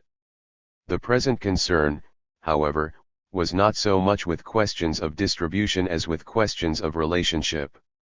For example, there was less interest in what percent of the general population would agree that labor unions have grown too powerful and that there are too many Jews in government agencies than in whether or not there was a general relationship between these two opinions. For the study of how opinions, attitudes, and values are organized within the individual, college students had a great deal to offer, particularly in the early stages of the work where the emphasis was upon improving techniques and obtaining first approximations of general relationships. This work could proceed without hindrance so long as the factors to be studied were present, and varied sufficiently widely from one individual to another. In this regard, the limitations of the college sample were that the relatively high intellectual and educational level decreased the number of extremely prejudiced individuals, and that some of the factors which were presumed to influence prejudice were rarely or never present. These considerations made it necessary to study various other groups of subjects. As it turned out, the strength of the various ideological trends was found to vary widely from one group to another, while the relationships found in the college group were very similar to those found elsewhere. b. The general non-college population from which our subjects were drawn. When it became possible through increased resources to expand the scope of the study, there began an attempt to obtain as subjects a wide variety of adult Americans. The aim was to examine people who possessed in different degrees as many as possible of the sociological variables presumed to be relevant to the study: political, religious, occupational, income, and social group memberships. A list of all the groups, college and non-college, from whom questionnaires were collected is given in Table 1I. In most cases each group taking the questionnaire was treated separately for statistical purposes, example San Quentin prison inmates, psychiatric clinic men. However, some groups were too small for this purpose and were therefore combined with other sociologically similar groups. When such combinations occurred, the composition of the overall group is indicated in the table. B4 included the scale for measuring potentially anti-democratic trends in the personality and half of the scale for measuring politico-economic conservatism. The group within which a subject was functioning at the time he filled out the questionnaire was, of course, not necessarily the most important or representative of the various groups to which he belonged. The questionnaire itself was relied upon to give information about the group memberships deemed most relevant to the study, and subjects could be categorized on this basis regardless of the group through which the questionnaires were collected. The emphasis throughout was upon obtaining different kinds of subjects, enough to ensure wide variability of opinion and attitude and adequate coverage of the factors supposed to influence ideology. The subjects are in no sense a random sample of the non-college population nor, since there was no attempt to make a sociological analysis of the community in which they lived, can they be regarded as a representative sample. The progress of the study was not in the direction of broadening the basis for generalization about larger populations, but rather toward the more intensive investigation of key groups, that is, groups having the characteristics that were most crucial to the problem at hand. Some groups were chosen because their sociological status was such that they could be expected to play a vital role in a struggle centering around social discrimination, example veterans, service clubs, women's clubs. Other groups were chosen for intensive study because they presented extreme manifestations of the personality variables deemed most crucial for the potentially anti-democratic individual, example prison inmates, psychiatric patients. Save for a few key groups, the subjects were drawn almost exclusively from the middle socio-economic class. It was discovered fairly early in the study that the investigation of lower classes would require different instruments and different procedures from those developed through the use of college students and, hence, this was a task that had best be postponed. Groups in which there was a preponderance of minority group members were avoided, and when minority group members happened to belong to an organization which cooperated in the study, their questionnaires were excluded from the calculations. It was not that the ideological trends in minority groups were considered unimportant, it was rather that their investigation involved special problems which lay outside the scope of the present study. The great majority of the subjects of the study lived within the San Francisco Bay Area. Concerning this community, it may be said that the population increased rapidly during the decade preceding the outbreak of World War II, so that a large proportion were newcomers from all parts of the nation. During the war, when the area took on the aspect of a boom town, the influx was greatly intensified and, hence, it is probable that a large number of the present subjects were people who had recently come from other states. 2 large groups were obtained in the Los Angeles area, several smaller groups in Oregon, and 1 group in Washington, D.C. Unless a person had at least a grammar school education, it was very difficult, if not impossible, for him to fill out the questionnaire properly to understand the issues set forth in the scales and the instructions for marking the forms. The average educational level of the subjects in the study is about the 12th grade, there being roughly as many college graduates as there were subjects who had not completed high school. It is important to note that the present samples are heavily weighted with younger people, the bulk of them falling between the ages of 20 and 35. It will be apparent that the subjects of the study taken all together would provide a rather inadequate basis for generalizing about the total population of this country. The findings of the study may be expected to hold fairly well for non-Jewish, white, native-born, middle-class Americans. Where the same relationships appeared repeatedly as different groups, e.g., college students, women's clubs, prison inmates came under scrutiny, generalizations may be made with the most certainty. When sections of the population not sampled in the present study are made the subjects of research, it is to be expected that most of the relationships reported in the following chapters will still hold and that additional ones will be found. 2. The distribution and collection of questionnaires. In approaching a group from whom questionnaires were to be collected, the first step was to secure the cooperation of the group leadership. This was never difficult when the leader was liberal in his outlook, example the instructor of a class in public speaking, the psychologist at a maritime school, a minister in the inner councils of a men's service club. The purposes and procedures of the study were explained to him fully, and he then presented the project of filling out the questionnaires to his group. When the group leadership was conservative, the procedure was more difficult. If it were made known that the study had something to do with social discrimination, it was not unusual for great interest in this important problem to be expressed at first and then for one delay to follow another until hope of obtaining responses from the group in question had to be abandoned. Among people of this type there appeared to be a conviction that it was best to let sleeping dogs lie, that the best approach to the race problem was not to stir up anything. A more successful approach to conservative leaders was to present the whole project as a survey of general public opinion, like a Gallup poll, being carried forward by a group of scientists at the university, and to count upon the variety and relative mildness of the scale items to prevent undue alarm. In collecting questionnaires from classes of students, whether in regular sessions of the university, in summer school, or in university extension, it was usual for the instructor of the class to handle the whole proceeding himself. In other instances it was usually necessary to combine the administration of the questionnaire with a talk to the group by a member of the study staff.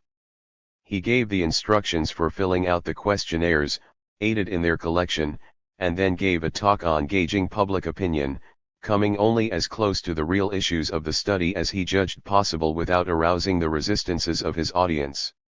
Whether the group was judged to be liberal or not, the questionnaire was always presented to it as a public opinion inventory, not as a study of prejudice. The instructions given to the groups follow.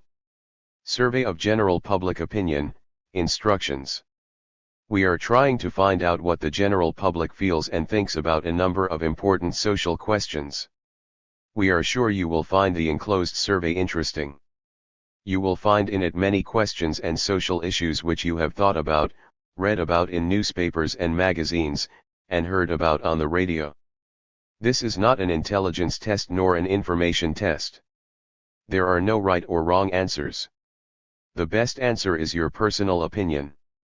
You can be sure that, whatever your opinion may be on a certain issue, there will be many people who agree, many who disagree. And this is what we want to find out: how is public opinion really divided on each of these socially important topics? It must be emphasized that the sponsors of this survey do not necessarily agree or disagree with the statements in it. We have tried to cover a great many points of view. We agree with some of the statements, and disagree with others.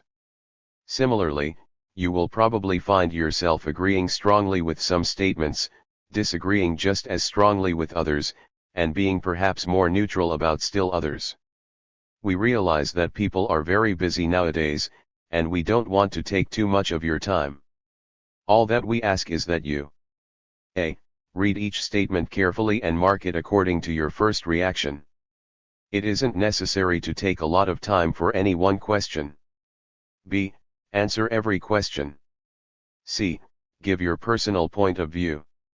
Don't talk the questions over with anyone until you have finished. d. Be as sincere, accurate, and complete as possible in the limited time and space. This survey works just like a Gallup poll or an election. As in any other secret ballot, the voters who fill it out do not have to give their names. The cooperation of the groups, once they were presented with the questionnaire, was excellent, at least 90% of those present usually handing in completed questionnaires. Some members of each group were, of course, absent on the day the questionnaire was administered, but since there was never any advance notice about this part of the program, there is no reason to believe that the responses of these absentees would have been generally different from those of the rest of the group. Subjects who were present but failed to hand in completed questionnaires fall almost entirely into two classes: those who made no attempt to cooperate and those who handed in incomplete questionnaires. It is to be suspected that the former were more anti-democratic than the average of their group, while the slowness or carelessness of the latter is probably of no significance for ideology. There was one attempt to collect questionnaires by mail. Over 200 questionnaires with complete instructions were mailed to teachers and nurses, together with a letter soliciting their cooperation and covering letters from their superintendents. The return was a disappointing 20%, and the sample was strongly biased in the direction of low scores on the scales for measuring anti-democratic trends. 3. The selection of subjects for intensive clinical study. With a few exceptions, the subjects from a given group who were interviewed and given the thematic apperception test were chosen from among the 25% obtaining the highest and the 25% obtaining the lowest scores, high and low quartiles, on the ethnocentrism scale. This scale, it seemed, would give the best initial measure of anti-democratic tendencies. If the group from which subjects were to be selected was one which held regular meetings, as was usually the case, the procedure was to collect the questionnaires at one meeting, to obtain the scale scores and decide upon suitable interviewees, and then to solicit further cooperation at the next meeting. In the few cases where the use of a second meeting was impossible, the request for interviewees was made at the time of administering the questionnaire, those willing to be interviewed being asked to indicate how they might be reached. In order to disguise the basis of selection and the purpose of the clinical study, the groups were told that the attempt was being made to carry on a more detailed discussion of opinions and ideas with a few of their number, about 10%, and that people representing the various kinds and degrees of response found in the group were being asked to come for interviews. Anonymity was to be ensured for the interviews as well as for the group survey, if the subjects so desired. In order to arrange this, subjects desired for individual study were referred to by the birth date which they had entered on their questionnaires.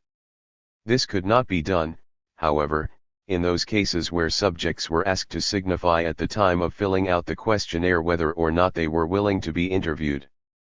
This may have been one reason why the response in these instances was poor. but there were other reasons why subjects of these groups were difficult to interview, and it is to be noted that the great majority of those secured under the birth date arrangement showed no concern about anonymity once their appointments had been made. Subjects were paid $3 for the 2 to 3 hours they spent in the clinical sessions. In offering this inducement at the time of the request for interviewees, it was pointed out that this was the only way to ensure that the staff of the study would not be conscience-stricken for taking so much valuable time. The arrangement did indeed have this effect, but what was more important, it was a considerable aid to securing suitable subjects. Most of those who scored low on the ethnocentrism scale would have cooperated anyway, being somewhat attracted to psychology and willing to give their time in a good cause, but many of the high scorers made it plain that the money was the determining consideration. In selecting subjects for clinical study, the aim was to examine a variety of high and low scorers. Considerable variety was assured by the device of taking a few from most of the different groups studied. Within a given group it was possible to achieve further variety with respect to group memberships and scores on the other scales. There was no attempt, however, to arrange that the percentage of the interviewed subjects having each of various group memberships was the same as that which held for the group from which they were drawn. The question of how well the high and low scorers who were interviewed represent all those who scored high or low on the ethnocentrism scale is taken up in Chapter 9.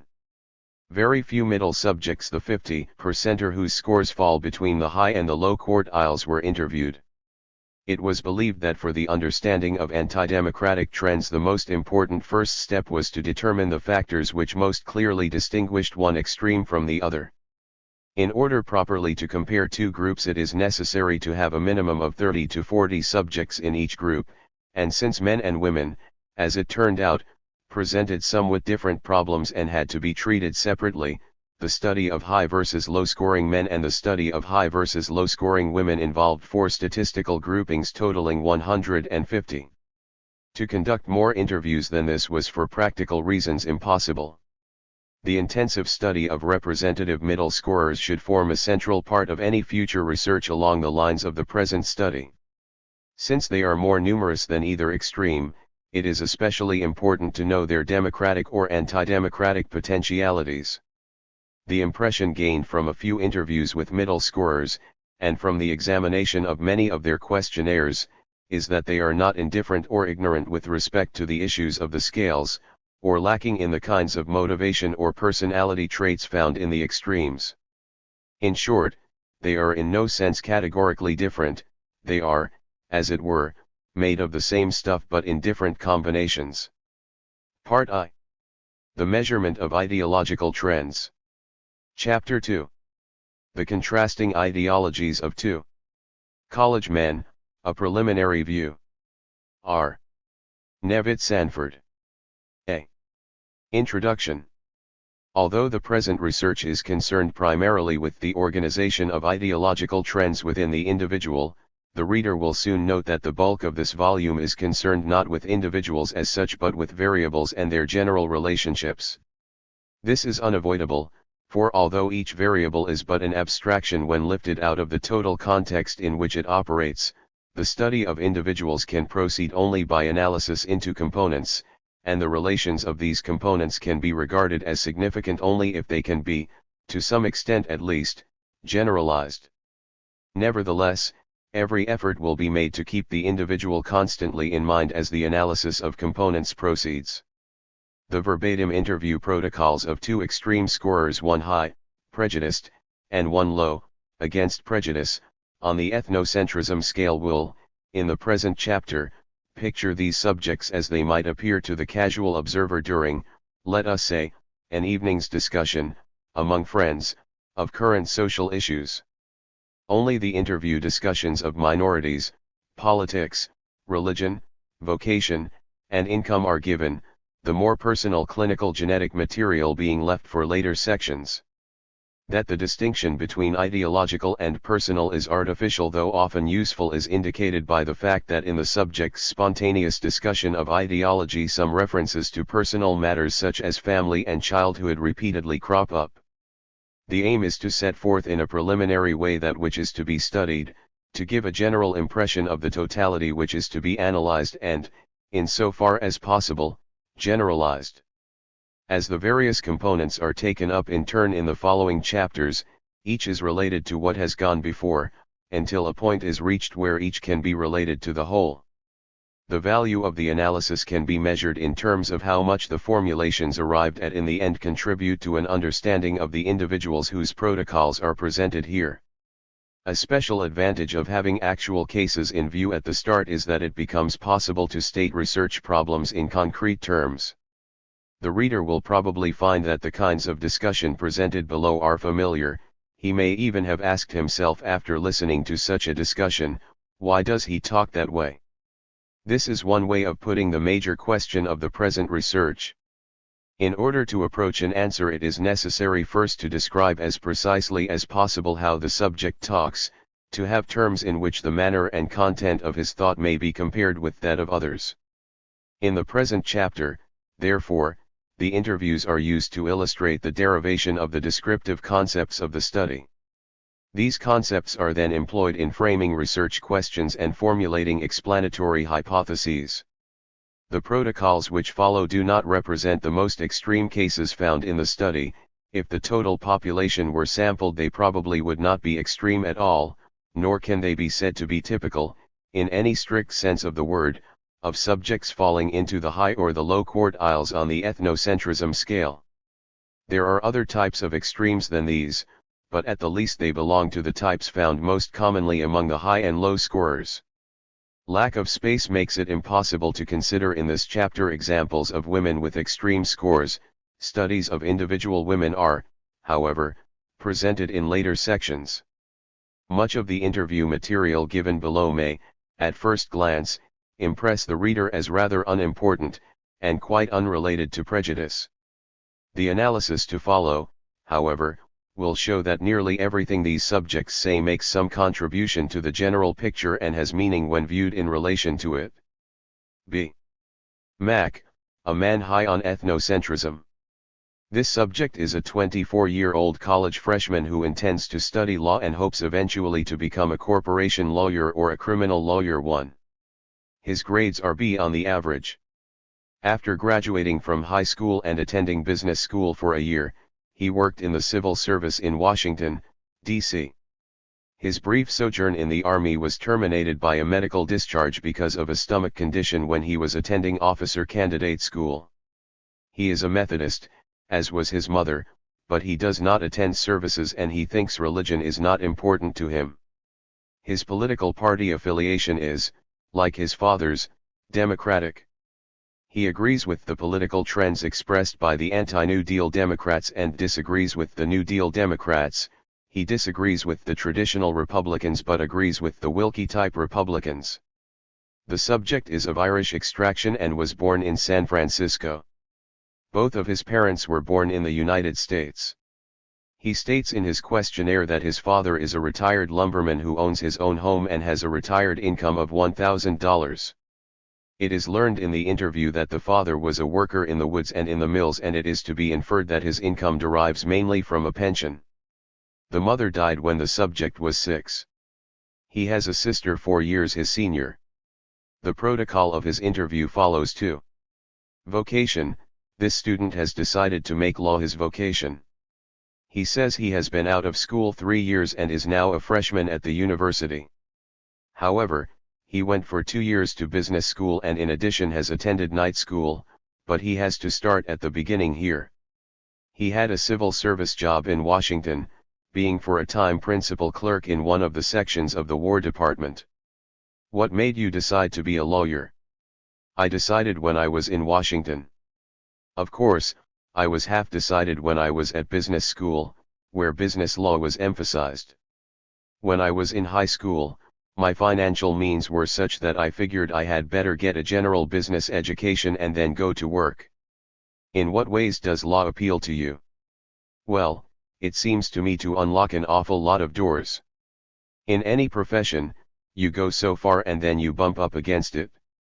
It is the fundamental basis of our government. It is really the foundation of our enterprise. Sometime I have hopes of making it available to people without funds, so that they can have equal sittings in the court. I want to go in for a general practice at the start and then maybe corporate law and then maybe criminal law. Law will be more important in the future than ever before. There is a trend toward more stringent laws, more regimentation. This will be true whether the form of government alters or not. Economists have determined that for the good of everybody there has to be central control. What does your father think of the law? My father is quite interested in it. Of course, he wanted business for me. He has business ability, but he is a very retiring fellow. He wouldn't meet people. He owns some lumber land, but mostly he preferred working for other people. He is very unassuming, he worked in the woods and in the mills. His $1,000 income now is from investments, stocks, and bonds. He hasn't worked for 30 years. At the time he worked, the wage was around $75 a month. He had stomach trouble. Yes, he owns his own home in a little town. We have our own cistern and an electric pump that I helped install. He built the old house himself and he has all the modern conveniences. He can get by all right on $1,000 a year. Income, you want to earn $5,000 per year. Well, $5,000 sounds like a lot of money right now. It depends on where you live and how. In ordinary circumstances you could live comfortably on it. The opportunities for a lawyer in a small town are limited, but I do like the small town. Especially those that are adjacent to the mountains. I enjoy hunting, fishing, and camping. But I like the conveniences of the city. In the city you have finer houses and the theaters. I haven't found any place I like better than California, and I have traveled quite a lot. I'm going to travel to Alaska. My father's brother died there in the Yukon. There are great possibilities there in the future. If a person studies it carefully and locates properly, he goes up with the town. I worked with some men lumbering last summer who worked on the Alaska Highway. They found it pretty tough going. But these difficulties can be overcome if big capitalists get interested. There is a huge pool of oil up there, you know, and that ought to be developed. Politics, I voted for Dewey. In previous times I would have voted for FDR, but I worked there in Washington and saw things I would put a stop to. There is a concentration of power in the bureaus. People who work there have different attitudes. In the civil service you are paid according to how many people are under you, so they want people to come in.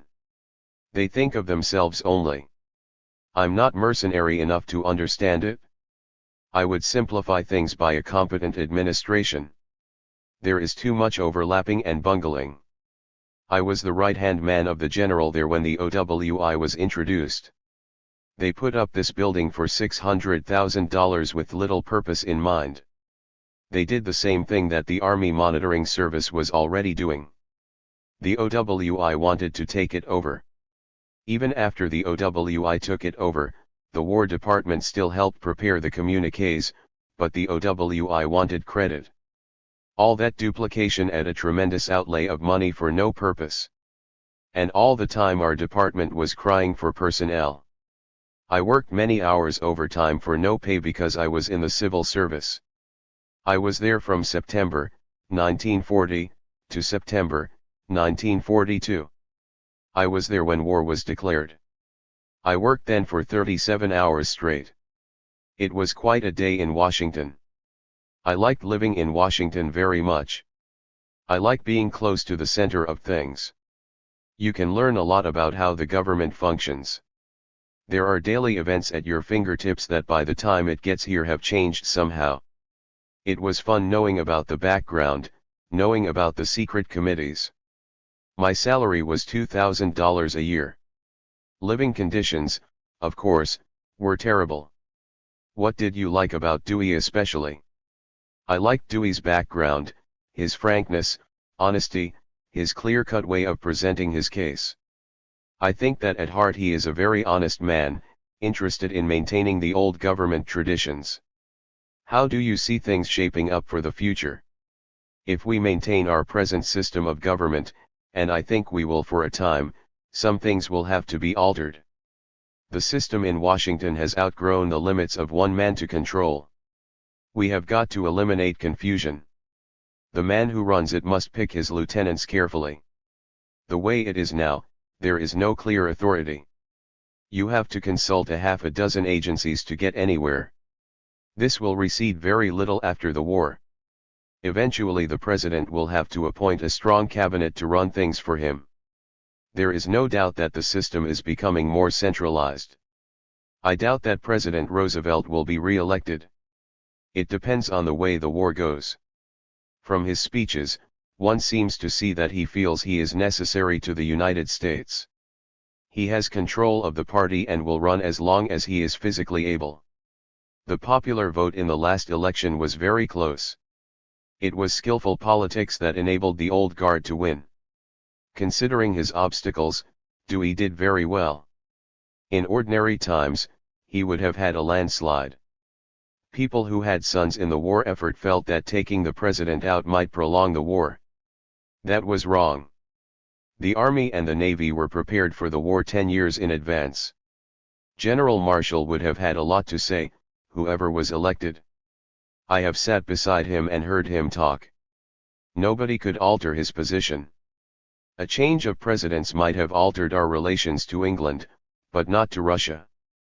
Recently there has been a lot of opposition to Churchill. He has been okay in war, but how he will be in peace is a question. There is, of course, close feeling between Roosevelt and Churchill. But Roosevelt would come out second best in a contest with Winnie. Of course, a lot of Roosevelt's ideas came from Hoover. Would there be a difference in our relations with Russia? No, there would be no difference in our relations with Russia. I think Joe Stalin would play pretty fair with us. And Dewey is honest to the death. He has a good background, though not of the wealthy class, and he would think of the average people. His honesty and straightforwardness appeal to me greatly. But a man has to use some underhandedness to get across the highest ideals. Religion, on my father's side, my folks were Catholic. My father and his brothers and sisters were Catholic. Father was never deeply religious, but he was a good man. He drank but little, and he never smoked. He was very honest and strict in his dealings. He followed the church rules without going to church. It stems back to his not wanting to meet people. He was very retiring, and I can't understand it. The other members of his family were not that way. His sisters are very average. My mother was a Methodist and quite strict up until her death. I was sick much of the time. She brought us up very strictly under this guidance. Her aunt took us in hand when mother died and saw that we attended Sunday school with her children. That was up until I was 12 or 13.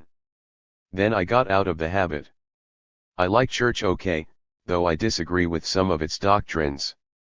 I like the music and singing in church. I was so busy since high school that I stopped going. I have gone in for social things in spite of a great dread of them. But I looked at my father and saw that I had to do differently. Yes, the teachings of Sunday school did mean something. But the arbitrary beliefs were too much. I grew up quickly. My father has allowed me to do as I pleased, although he forced some decisions upon me. About smoking, he said I must do it in front of him, if I must. He also provided wines and liquors in the ice chest. I soon tired of smoking and never took much to drinking. I have a stubborn nature, and if he had tried to stop me, I probably would have taken it up. Under what conditions might you turn to religion? Yes, under some conditions I might. I have had a lot of sickness, stomach trouble ever since I was 12. I was in the hospital once for 3 months. During those periods, I like to turn to the Bible. I like the history and sayings of Christ, principally. I like to consider them and analyze them and figure out how they affect me. I'm not so interested in the apostles' sayings that's not first-hand, so I don't accept it entirely. I have to be assured of it factually. I have always tried to live according to his 10 commandments. I like to receive just treatment and to give it to others. What about your conception of God? Well, I have none especially. The closest conception I got was when I was in the service, that is, God as strictly man, greater than any on this earth, one that would treat us as a father would his son. I don't think God is terrible in his justice. If one lives justly, his laxness will be overlooked. The thing is to make things happier and juster on the earth. Minorities, my mother comes from an Irish-English-German background. I think of myself as Irish perhaps because my father is definitely so, and proud of it. He likes the thought of St. Patrick's Day. I have a quick temper like the Irish. If there is a lot of Irish in people, they are very enjoyable. They are easy spenders, even though they never have much.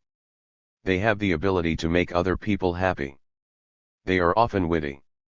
I wish I were more like that. But there is too much of the lackadaisical and laziness in some classes of Irish. Which groups would you contrast with the Irish? The Irish are most different from the Germans or Dutch or maybe the Scandinavians, perhaps Polish or White Russians, where you find a more stolid person in thought and action. The types that I have encountered have a solid build and are not very excitable. Question about Irish assimilating. I like to think of an Irish strain, it is enjoyable. Yet in some people the Irish seems to predominate. It depends on the individual. I don't have any desire to be Irish, but I like people who are. I never met an Irishman I didn't like. My brother-in-law is very definitely Irish. What about groups of people you dislike? Principally those I don't understand very well. Austrians, the Japanese I never cared for, Filipinos I don't know, I'd just as soon leave them as have them. Up home there were Austrians and Poles, though one find the Polish people interesting. I have a little dislike for Jewish people. I don't think they are as courteous or as interested in humanity as they ought to be. And I resent that, though I have had few dealings with them. They accent the clannish and the material. It may be my imagination, but it seems to me you can see their eyes light up when you hand them a coin. I avoid the Jewish clothiers because they have second-rate stuff. I have to be careful about how I dress. I mean, I buy things so seldom I have to be careful I get good things. Can you tell that a person is a Jew? Sometimes, usually only after I get their ideas. Like one of the girls in public speaking. She had all the characteristics, but she left a favorable impression on me, even though her ideas I disagree with. You mean there are certain ideas which characterize the Jews?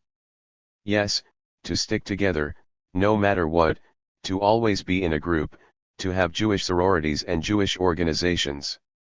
If a Jew fails in his business, he's helped to get started again.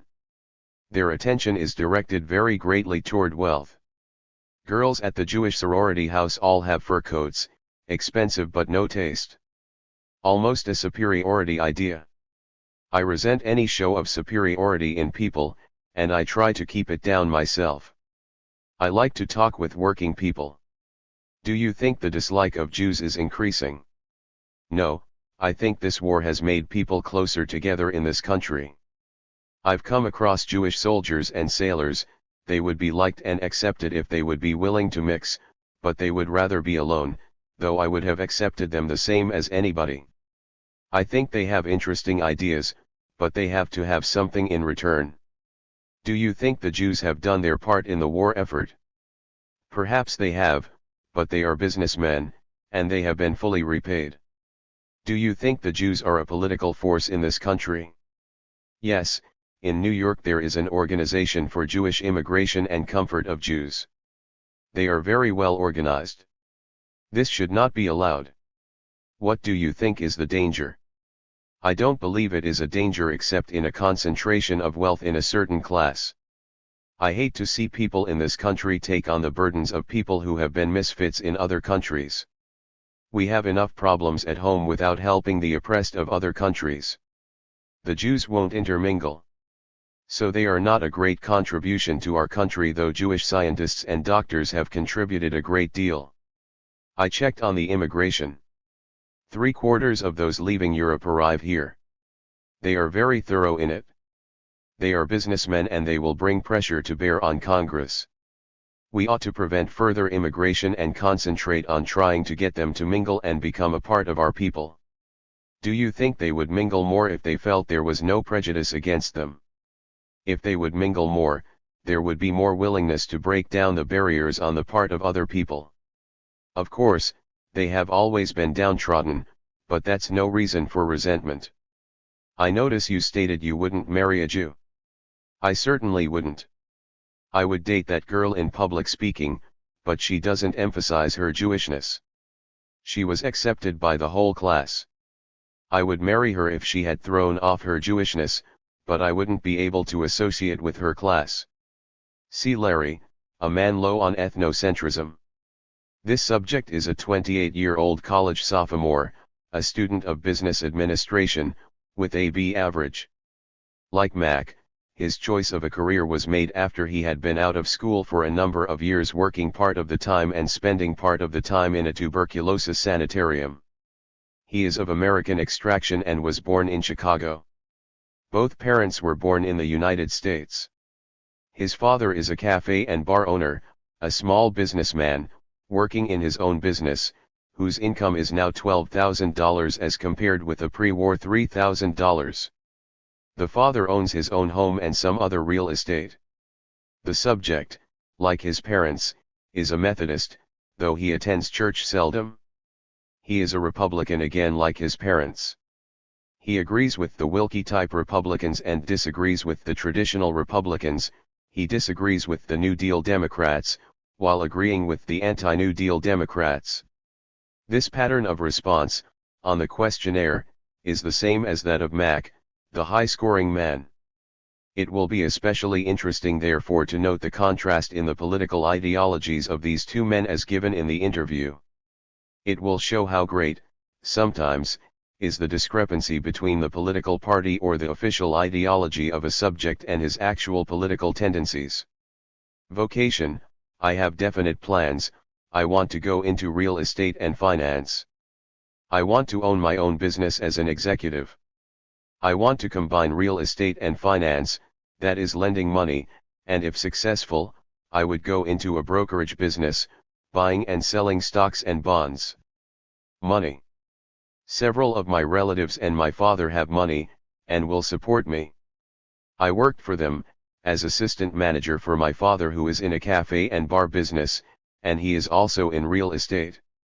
Then I worked for CPA accounting firms, for several, and I have taken courses where I could pick things up, in accounting and business. I had 1 year of junior college, but I didn't take my work seriously.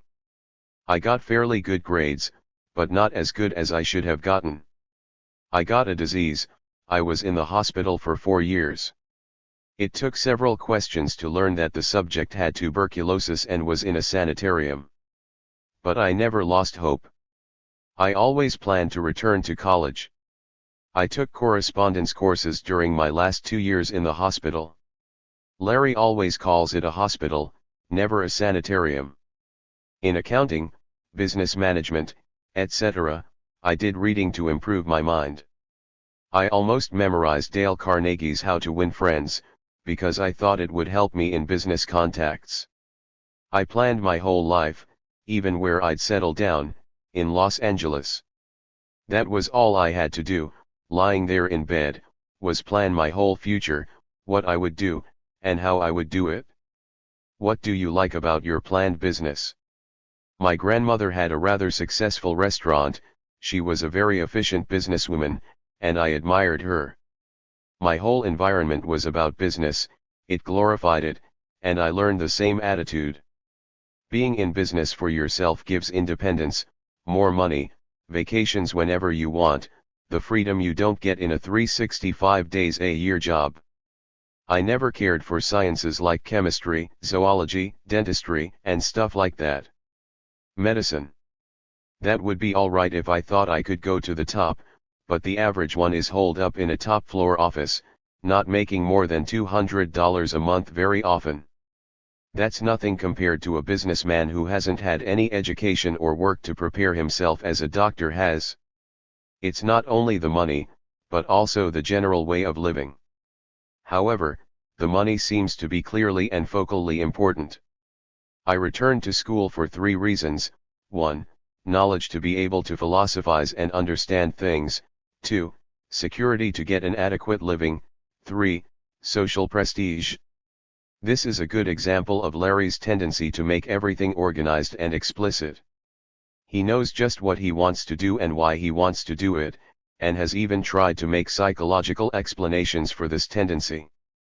He enumerated 1, 2, 3 on his fingertips. Income: I'd like to earn at least $25,000 a year and have a personal capital of $100,000, that is to say, my own money apart from the business, so I could travel, do whatever I want, whatever I see other people do, go to Europe, attend the Kentucky Derby, or whatever. I would travel first class, go by air, see South America, go nearly any place. I've traveled only a little so far. Or, go to a convention in the East if I want to. Not a millionaire, just enough to do these things with full security for the future. How optimistic or pessimistic are you? I'm very optimistic. I don't know exactly how much, but I'll be at least fairly successful, probably, as I said before. I've already had a little success. Last year in Chicago I had an opportunity to go into business with some men in the cabaret and bowling alley business, along that line. But they didn't offer enough money, and I didn't like the bowling business anyway. Besides, I wanted to come back to school, lay a basis for my final plans, and having my own business. What if you fail? I wouldn't commit suicide or get terribly depressed. That sickness, he never calls it by name, taught me to philosophize, to take things as they come with a smile, to start again fresh after every difficulty. What about your family? During the Depression my father had a good job, as always, not wealthy, but better than average, about $3,000 a year, I guess, but we had a large family, 6 children, I'm in the middle.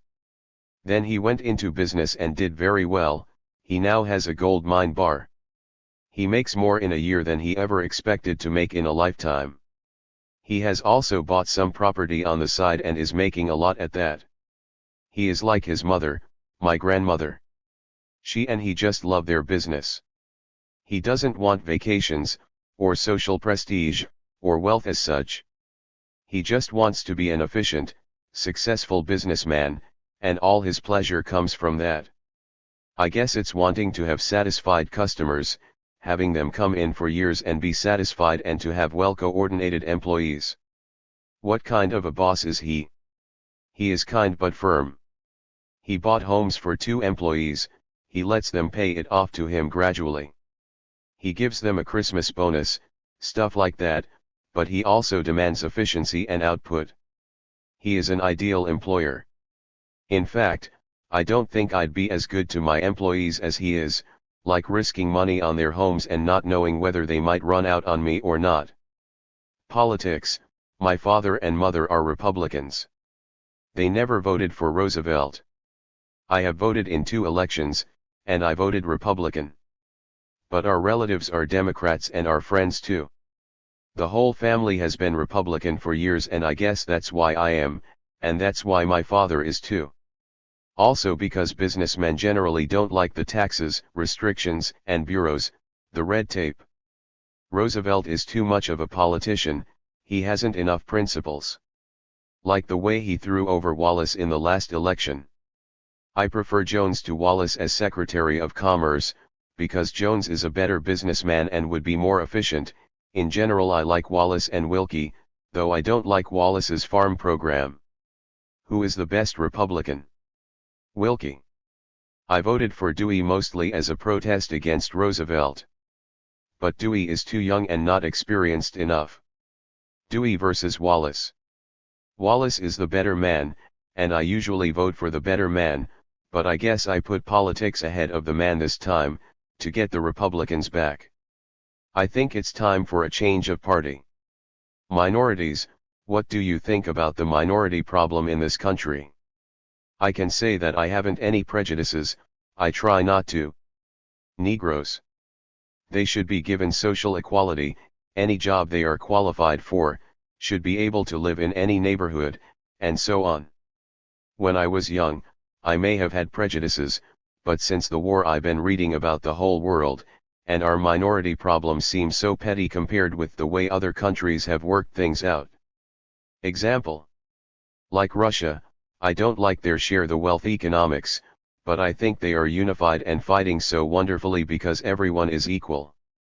He then gives a discourse on France, England, the Dutch, etc., and shows good knowledge of imperialism, exploitation of colonies, and so on, in the minorities aspect. He is less clear about the economics. I believe in life, liberty, and the pursuit of happiness for all. We aren't unified and we don't know what we're fighting for, and the discrimination is at the root of it.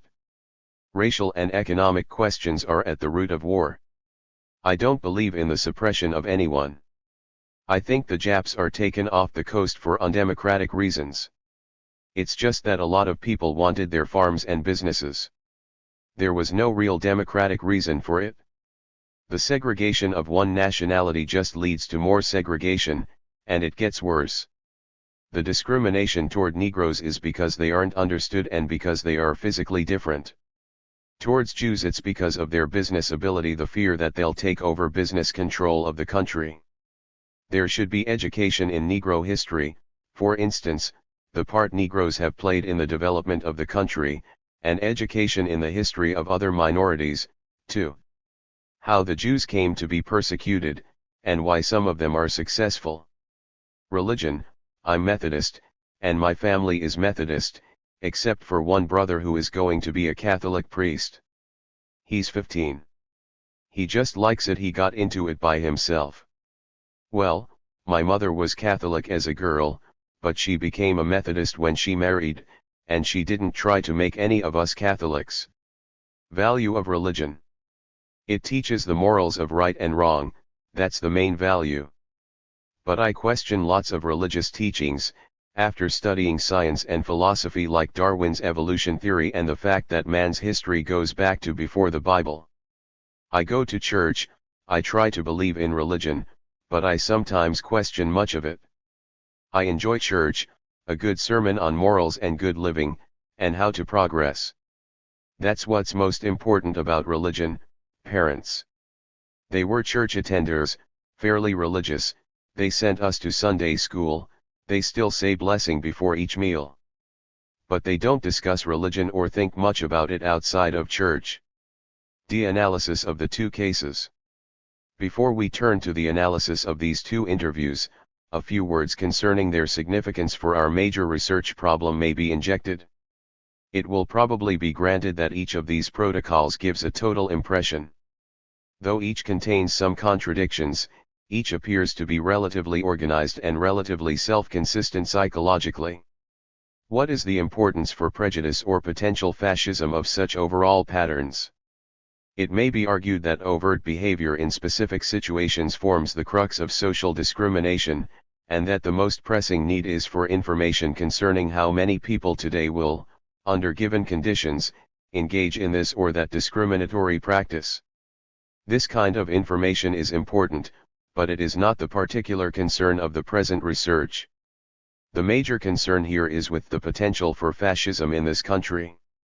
Since we do not have fascism, and since overt anti-democratic actions are officially frowned upon, surveys of what people actually do at the present time are likely to underestimate the danger. The question asked here is, what is the degree of readiness to behave anti-democratically should social conditions change in such a way as to remove or reduce the restraint upon this kind of behavior? This readiness, according to the present theory, is integral with the total mental organization here being considered. Though each ideological pattern may be regarded as a whole, it is a complex whole, one that embraces numerous features with respect to which individuals may differ significantly. It is not enough to say that the one man is prejudiced and the other unprejudiced, and on this basis to make value judgments and to plan for action. What are the distinguishing features? How is their presence within the individual to be accounted for? What is their role within his overall adjustment? How do they interact with other features to form an organized totality? In order to arrive at answers to these questions, the first task, it appears, is one of description. It is necessary to inquire, first, what are the trends or themes which run through an individual's discussion of each ideological area and through his discussion of ideology in general, and, second, in what respect are these contents, variables, similar to and how do they differ from those found in another subject. The following examination of the interview protocols just presented is designed to illustrate the kinds of descriptive concepts used in the present study, and to show the manner of their derivation. The analysis was guided by a theoretical approach, and it is to be recognized that another approach might draw attention to other aspects of the cases. There seems little reason to doubt, however, that the features here distinguished are among the most important ones. As the descriptive concepts are brought forward, it will be possible to raise concrete questions for research. These questions concern, a. the determinants of consistent trends within the individual and of differences from one individual to another, and, b. the generality in larger populations of the variables and the explanatory relationships formulated on the basis of a few case studies. The order of topics in the interview protocols was determined by considerations of interviewing technique. One should start with what the subject finds it easiest to talk about and leave the more effect-laden questions, such as those concerning minorities, until the end.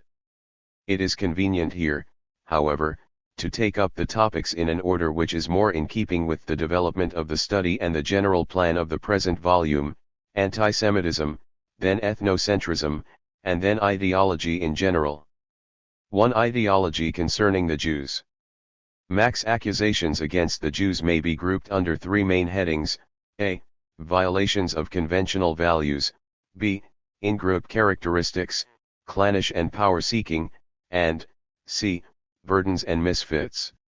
The Jews are said to violate conventional values in that they are not courteous or interested in humanity but, instead, are materialistic and money-minded. As businessmen they have second-class stuff and are given to cheating. In social contacts the accent is on what is expensive but lacking in taste. The Jews as a whole are conceived of as constituting a closely knit group, the members of which are blindly loyal and stick together for mutual comfort and help. They have their own organizations because they are unwilling to mix with Gentiles. By sticking together they accumulate wealth and power which will be used to benefit no one but themselves. But if there is Jewish power there is also Jewish weakness, for among them are burdens and misfits, and as a group, they have always been downtrodden. Why this should be true, in view of their capacity to stick together and accumulate wealth, remains unexplained by the subject. He seems to feel that it is their own fault, for they should not resent what has befallen them. Weak Jews are left in a particularly hopeless position.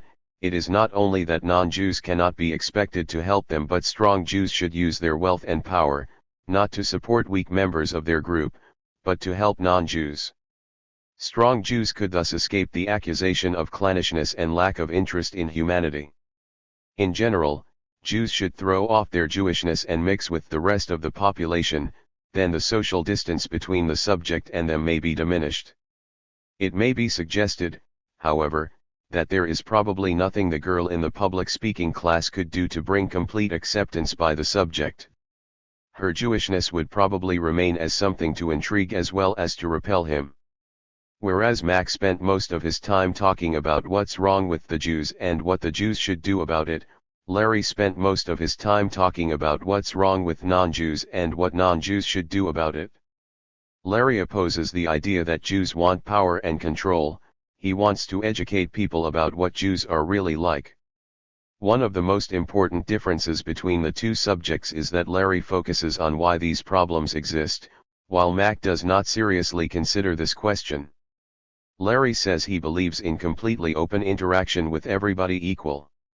Discrimination is at the root of war. It is a threat for all groups and a problem they must all attack.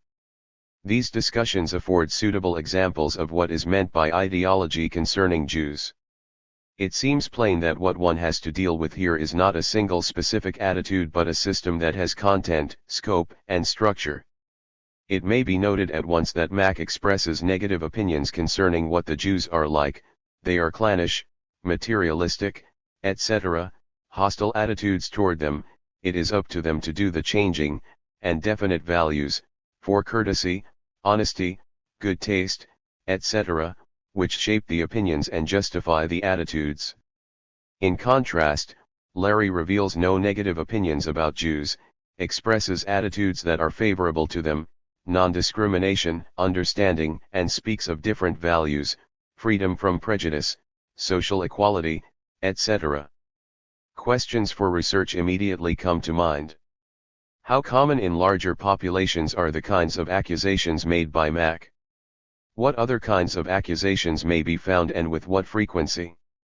What, within our society, are the most characteristic features of imagery concerning Jews? How general is the readiness to accept negative opinions, that is to say, to what extent would an individual who, like Mack, expresses spontaneously a set of negative opinions, agree with others that were proposed to him?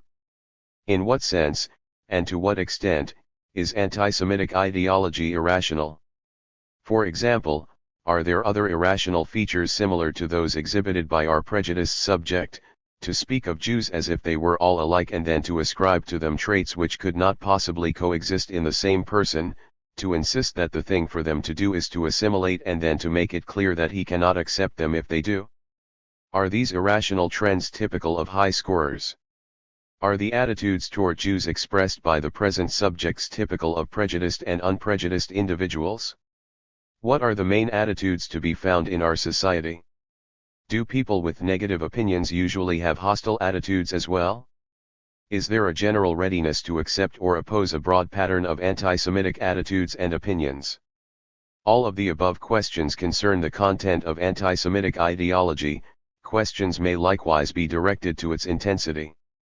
If there is in each individual a general readiness to accept or oppose anti-Semitic opinions and attitudes, is it not possible roughly to rank individuals on a dimension ranging from extreme to mild anti-Semitism, to a middle point representing indifference, ignorance, or mixed feelings, to mild and then to extreme anti-Semitism?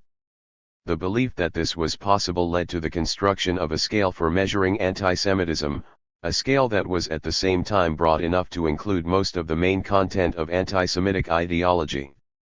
And the success of this scale made it possible to investigate quantitative relations of anti-Semitism and numerous other variables, including factors conceived to have a determining role. Various explanations for such talk against the Jews as that found in Mack's interview have been suggested, that this is largely a true appraisal of the Jews, that he has had specific unpleasant experiences from which he has overgeneralized, that he is merely repeating what is common talk among his associates, particularly those who have prestige for him, that he feels more or less frustrated in his economic, social, and professional aspirations and takes it out on the Jews, that he seeks to rationalize his own failures and weaknesses by placing responsibility on a suitable outgroup, and so on. While giving due attention to these hypotheses, the procedure in the present study was to postpone questions of determination and, instead of asking why he talks this way about Jews, to discover first how he talks about other people. The aim was to understand as fully as possible the nature of the readiness in the subject before inquiring into its sources. If the features found in his discussion of anti-Semitism are not found in his discussion of other groups, then his anti-Semitism has to be explained in and of itself. If, on the other hand, trends found in his thinking about Jews are found also in his thinking about other groups, then it is these trends which have to be accounted for, and any theory which explained only the anti-Semitism would be inadequate. 2. General ethnocentrism. It was noted in Mack's discussion of Jews that he tends to think in in-group-out-group terms. He seems to think of the Jews as constituting a relatively homogeneous group that is categorically different from the group to which he feels that he belongs. A logical next step was to explore further his conception of his own group, and to inquire into his opinions and attitudes concerning various other groups. In the interview with this man, the general topic of imagery and attitudes concerning minority groups was introduced by inviting him to discuss his own in-group belongingness. Most striking in this discussion is the stereotyped way in which he speaks of the Irish and of the groups with which they are contrasted. Each ethnic group is regarded as a homogeneous entity, and little mention is made of exceptions. There is no attempt to explain how the groups came to be as they are, beyond the assumption of different blood strains. What a person is like depends on how much Irish or other strain he has in him. The Irish have certain approved traits: quick temper, easy spending, ability to make people laugh and be happy, and certain traits which he regards as faults: lackadaisicalness and laziness.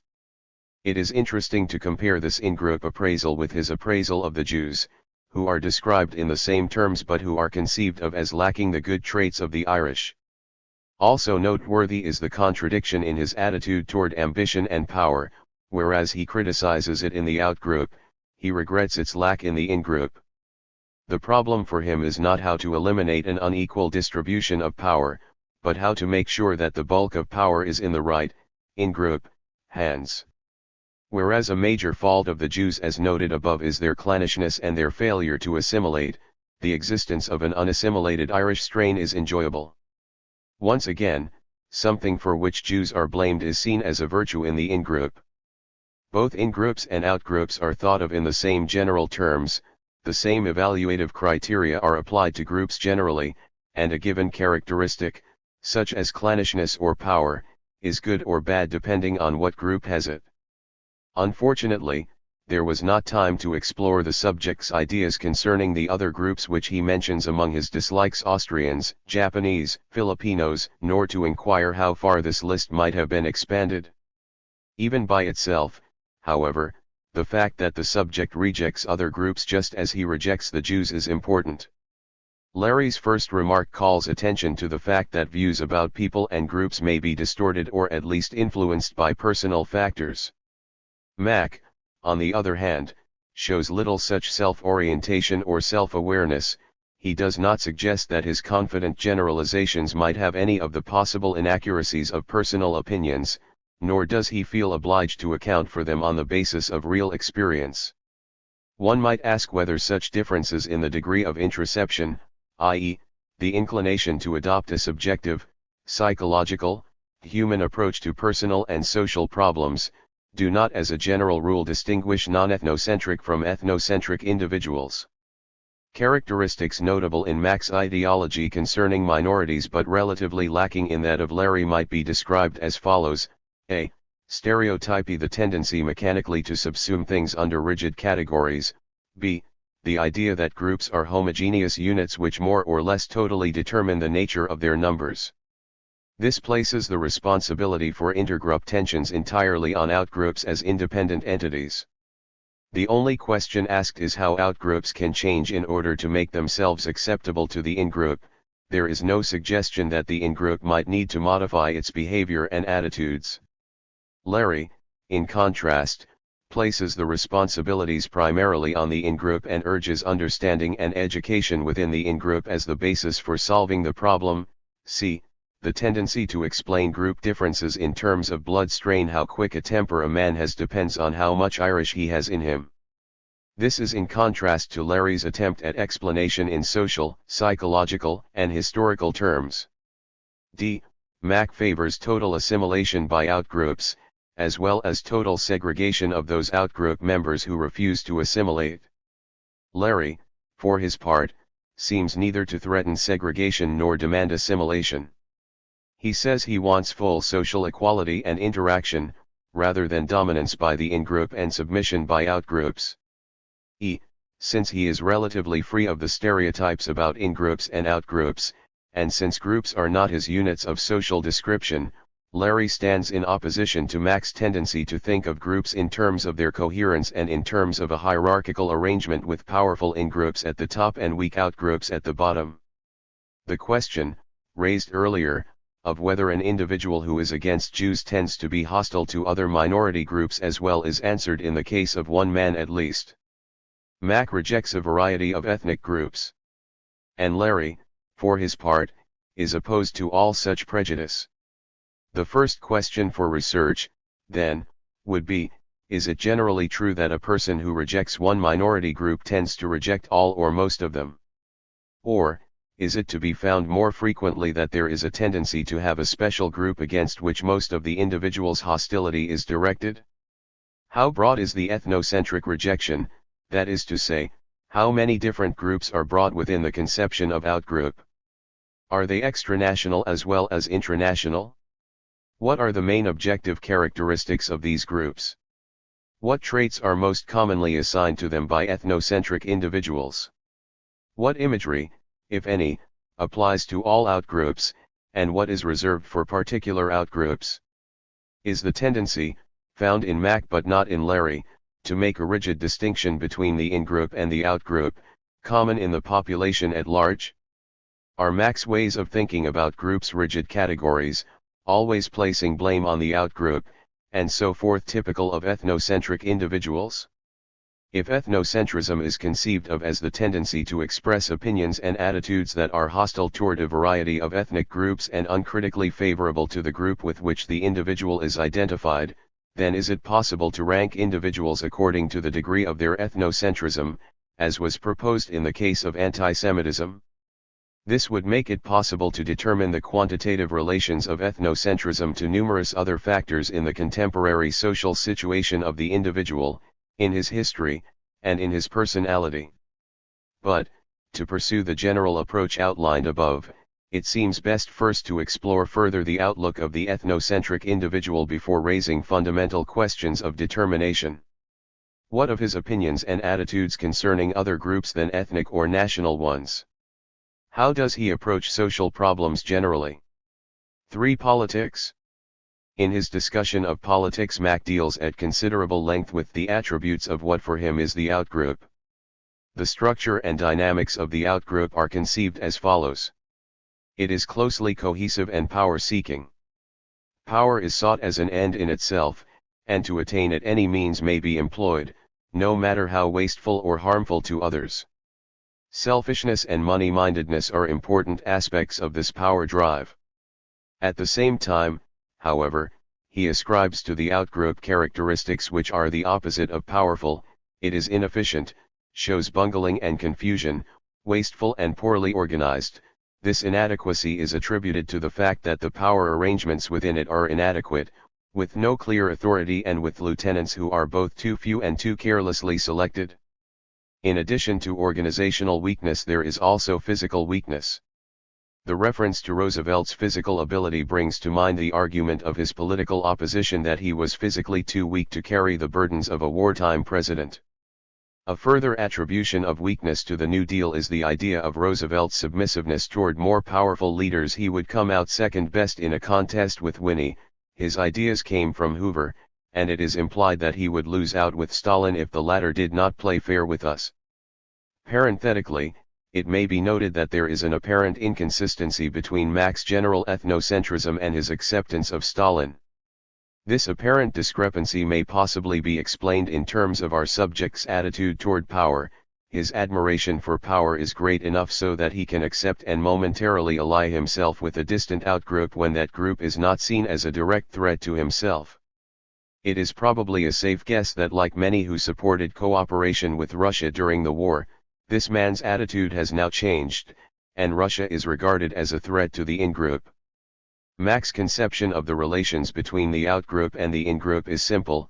The outgroup, with its selfish, materialistic, power-seeking drives, on the one hand, and its inefficiency and weakness on the other, is out to control and exploit the in-group, to take power from it, to take over its functions, to grab all the credit, to seduce people into its fold by skillful manipulation, in short, to weaken the in-group and run everything itself, for its own narrow, selfish ends. When he comes to the political in-group, Mack speaks only of admired characteristics, and the only political agencies discussed are the man, Dewey, and the army. The in-group characteristics fall in exactly the same dimensions as do those ascribed to the out-group, sometimes being identical and sometimes the exact opposite. Whether there is identity or reversal seems to follow a simple rule: those out-group characteristics which have an aspect of power are kept intact in the in-group, only now they are regarded as good, whereas for each out-group characteristic signifying weakness or immorality there is an in-group characteristic signifying the opposite. To consider the reversals first, the inefficiency of the New Deal is in direct contrast to Dewey's clear-cut, straightforward approach. Roosevelt's skillful politics is the opposite of Dewey's frankness and honesty to the death. Roosevelt's submission to stronger leaders is in contrast to Dewey's determined overcoming of obstacles and to General Marshall's indomitable firmness.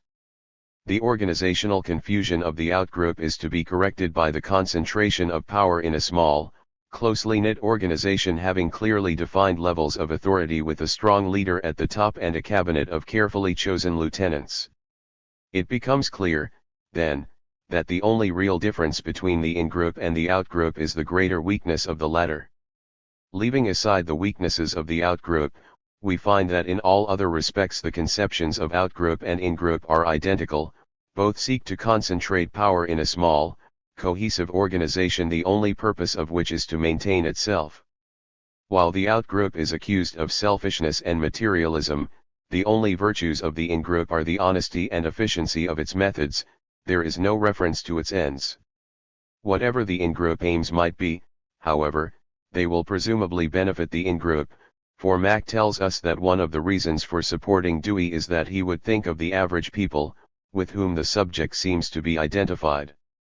We know from Mack's discussion of ethnic groups that average is not an all-inclusive conception, but rather an in-group from which he excludes a large proportion of the population. We see also that wealthy people are excluded from his concept of average.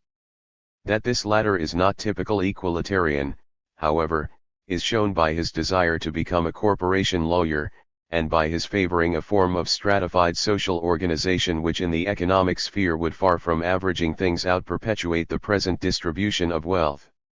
This would seem to place the subject on the conservative side. Certainly, he quotes with approval many of the slogans of contemporary American conservatism, and he tells us that Dewey is to be supported because he is interested in maintaining the old government traditions. Yet there is reason to believe that his conservatism is not of the traditional kind. The type of centralized control which he favors is certainly out of keeping with traditional conservative principles of free competition and restriction of government's functions. Indeed, there is a suggestion that his apparent conservatism is in reality a kind of anti-conservatism. We may note his remark, "If we maintain our present system of government, and I think we will for a time, some things will have to be altered." Why should he suggest that our system of government might not be maintained, and why does he think that at best it will be maintained only for a time?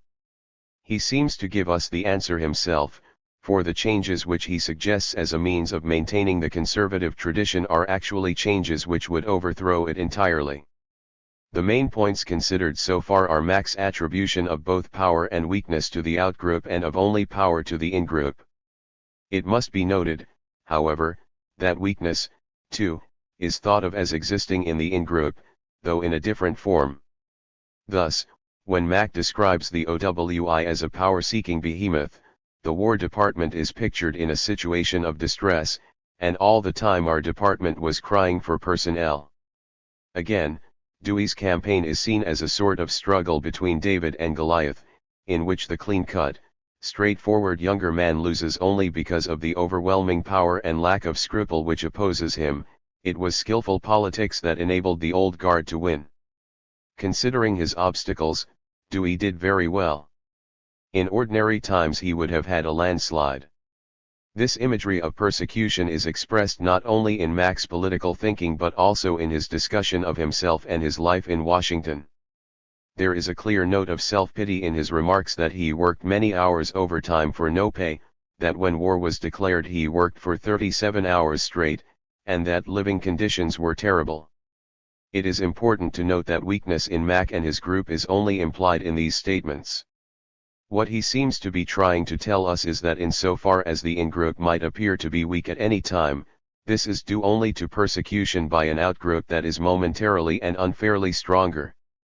It is important to note further that his feelings of being persecuted do not lead to sympathy for other persecuted people nor to any inclination to eliminate persecution generally, but only to the thought that justice would consist in his group becoming the powerful one.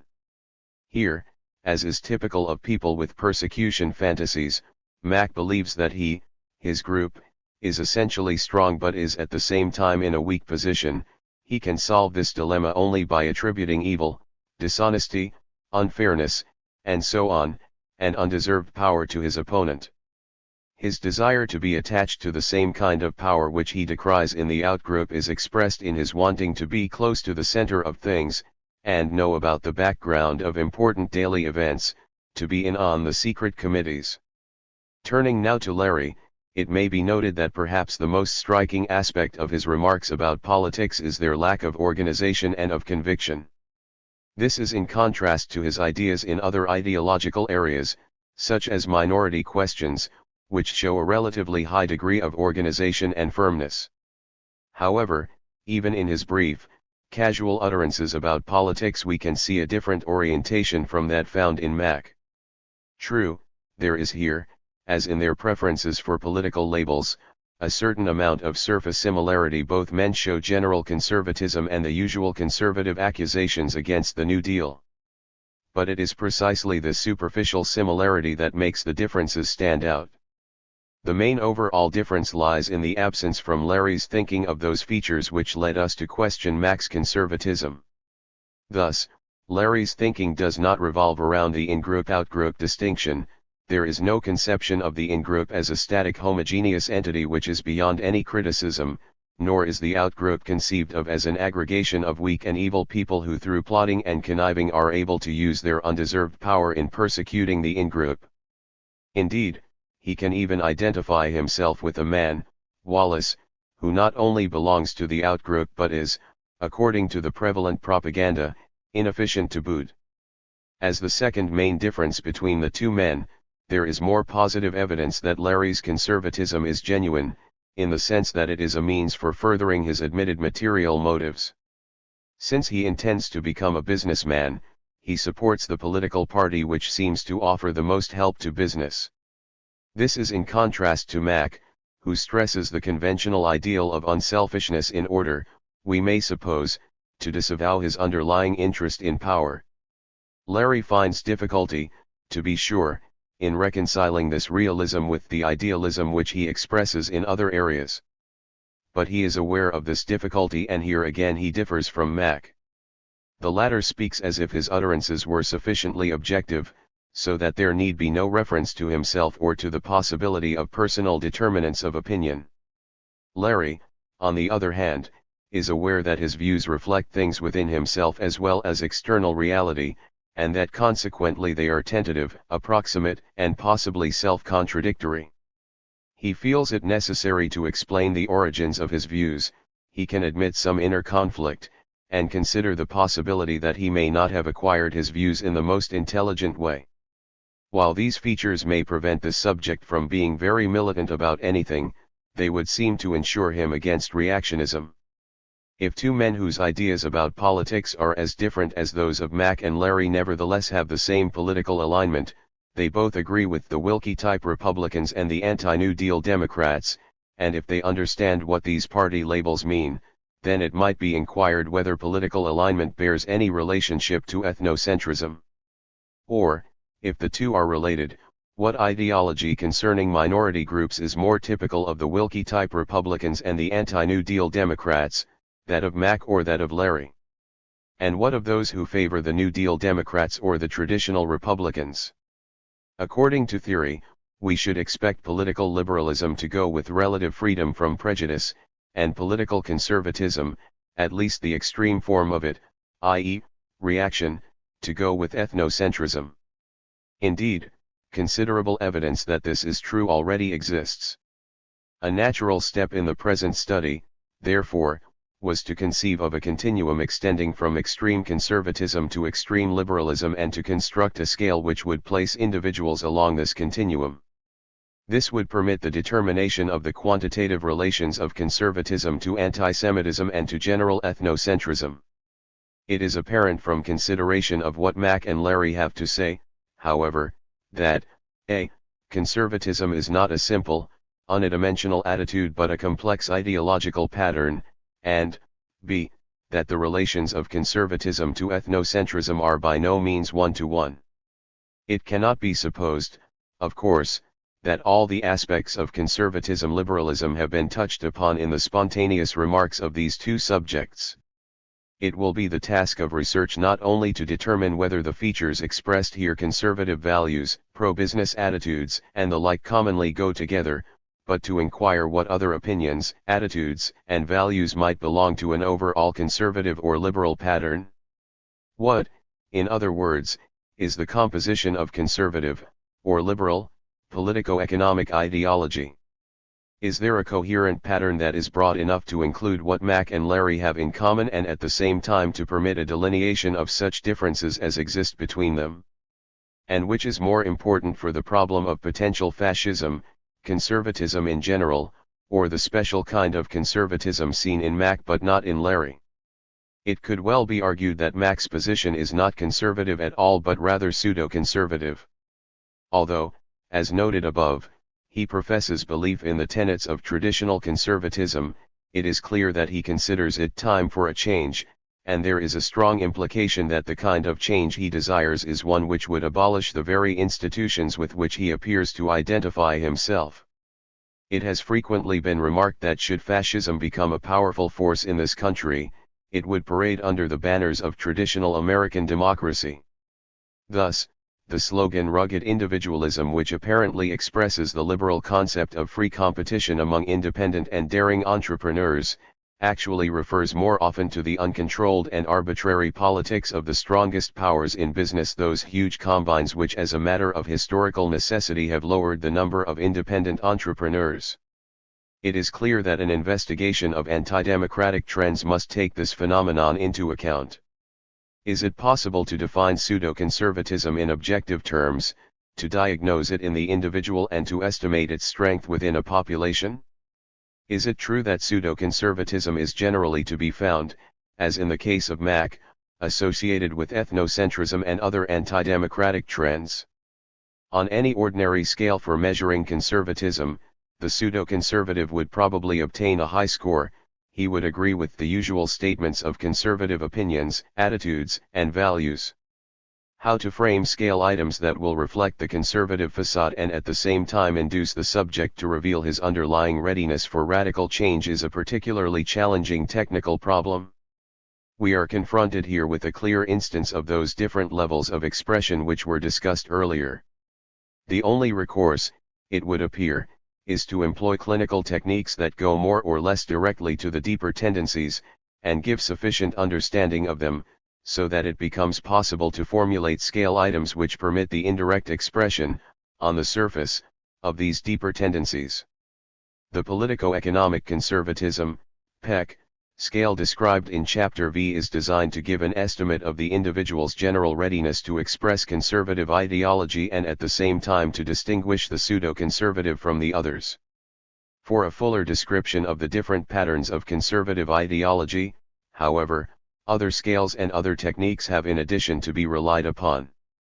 With this approach it becomes possible to investigate the relations of pseudo-conservatism to genuine conservatism if, indeed, the distinction can be maintained. The question may be raised as to whether there is any deeply ingrained conservatism, within the individual, that does not derive its energy in large part from the personal need to curb one's own rebellious tendencies. In any case, it is clear that Mack's political ideology is different from Larry's. The differences stand out with particular clarity when Mack's discussion of politics is considered in relation to what he has to say about Jews and other ethnic groups. Just as his anti-Semitism could not be understood or evaluated until his ideas about other groups had been examined, so did his politics come into focus when seen against the background of his ethnocentrism. It seems particularly significant that he talks about the New Deal, the civil service, and the OWI in the same way that he talks about Jews. This seems strongly to suggest that we are faced here not with a particular set of political convictions and a particular set of opinions about a specific ethnic group but with a way of thinking about groups and group relations generally. Is the manner of this thinking in rigid categories of unalterable blacks and whites usually to be found in people who are prejudiced against minority groups? Is there any group, save those with which the subject is identified, that is safe from the kind of total rejection and potential hostility that is found here? Is there a general relationship between the manner of thinking and the content of thinking about groups and group relations? In Mac, the stereotype thinking is accompanied by imagery of power versus weakness, moral purity versus moral lowness, and hierarchical organization. Are these trends commonly associated in the general population? If so, is the relationship a dynamic one, and what might be its nature? It would appear that the more a person's thinking is dominated by such general tendencies as those found in Mac, the less will his attitude toward a particular group depend upon any objective characteristics of that group, or upon any real experience in which members of that group were involved. It is this observation that draws attention to the importance of personality as a determinant of ideology. And if personality has this crucial role in the broad areas of attitude and opinion that have been considered, might we not expect it to influence a subject's thinking in all areas that are important to him? It would be impossible to know what Mac thinks about everything, but we may examine his ideas about religion, income, and vocation and see if something approaching a total view emerges. For religion. The interviewer, in questioning Mac about religion, took into consideration the following statement which he had made on his questionnaire. In response to the question, "How important, in your opinion, are religion and the church?" Mac wrote, "Especially important for people who need sustenance or who are highly erratic. I have had to rely too much on my own ability for the necessities of life to devote a great deal of time to the spiritual." Larry, for his part, wrote, "Very important as the center of moral teachings." The question may be raised at once whether rejection of religion is usually associated with an anti-democratic outlook, as is the case with Mac, while acceptance of religion, as in Larry, usually goes with relative freedom from prejudice. There would appear to be some reason to expect that the general trend would be the other way around, that freedom from religious dogmas would go with political liberalism and hence with freedom from prejudice, while acceptance of religion would go with conservatism and authoritarianism and, hence, probably with ethnocentrism. In all likelihood the problem is not so simple. It may be that the mere acceptance or rejection of religion is not so important as how the individual accepts or rejects it, that is to say, the pattern of his ideas about religion. This is a matter upon which the interviews ought to throw some light. It may be noted in the interviews of Mac and Larry that both men were subjected to a rather usual type of conventional pressure, that in both cases the application of this pressure was mainly a maternal function, and that in the background of both cases there is a mixture of Methodist and Catholic influences. Mac makes more of a distinction between father and mother roles than does Larry, and it seems important to Mac that his father was good without going to church. In the mind of the latter subject, church and mother seem to be rather closely identified and to stand for that which weak or dependent people turn to when they need sustenance. But it may be asked whether, in turning away from the church, Mac has not had to substitute something else in its stead, and that is authority, as represented first by the Father and later by a God who is strictly a man. It can be supposed that the kind of religious feeling which this great man arouses in the subject is like that he experienced when he sat next to General Marshall and heard him talk. Similar deference toward sufficiently high authority can be noted in Mac's respect for the sayings of Christ, which are contrasted with the not first-hand words of the apostles. But Mac's respect for authority comes into conflict with his explicit value of independence. How to reconcile the two is the problem with which his religious ideology is mainly concerned. Apparently he can get some feeling of independence by asserting that he is stubborn and hard-headed, and by rejecting people who need sustenance. And if the authority is sufficiently powerful, it becomes possible to submit without losing altogether the sense of independence. If dependence and passivity are to be accepted, it must be in circumstances that are beyond his control, example when he is sick. It is strongly suggested that as much as Mac would like to be independent he would also like to be dependent. He does admit to liking the music and singing in church, he seems to make a point of telling us how much sickness he has had, and when he emphasizes that he has had to rely upon himself since an early age, we may detect not only a note of pride but a note of self-pity. An underlying need for dependence, passivity, sympathy, comfort, in conflict with the desire to maintain masculine pride and self-respect, could give rise to an exaggerated value for independence, and it could at the same time receive a measure of gratification, in a somewhat disguised form, through submission to a powerful authority.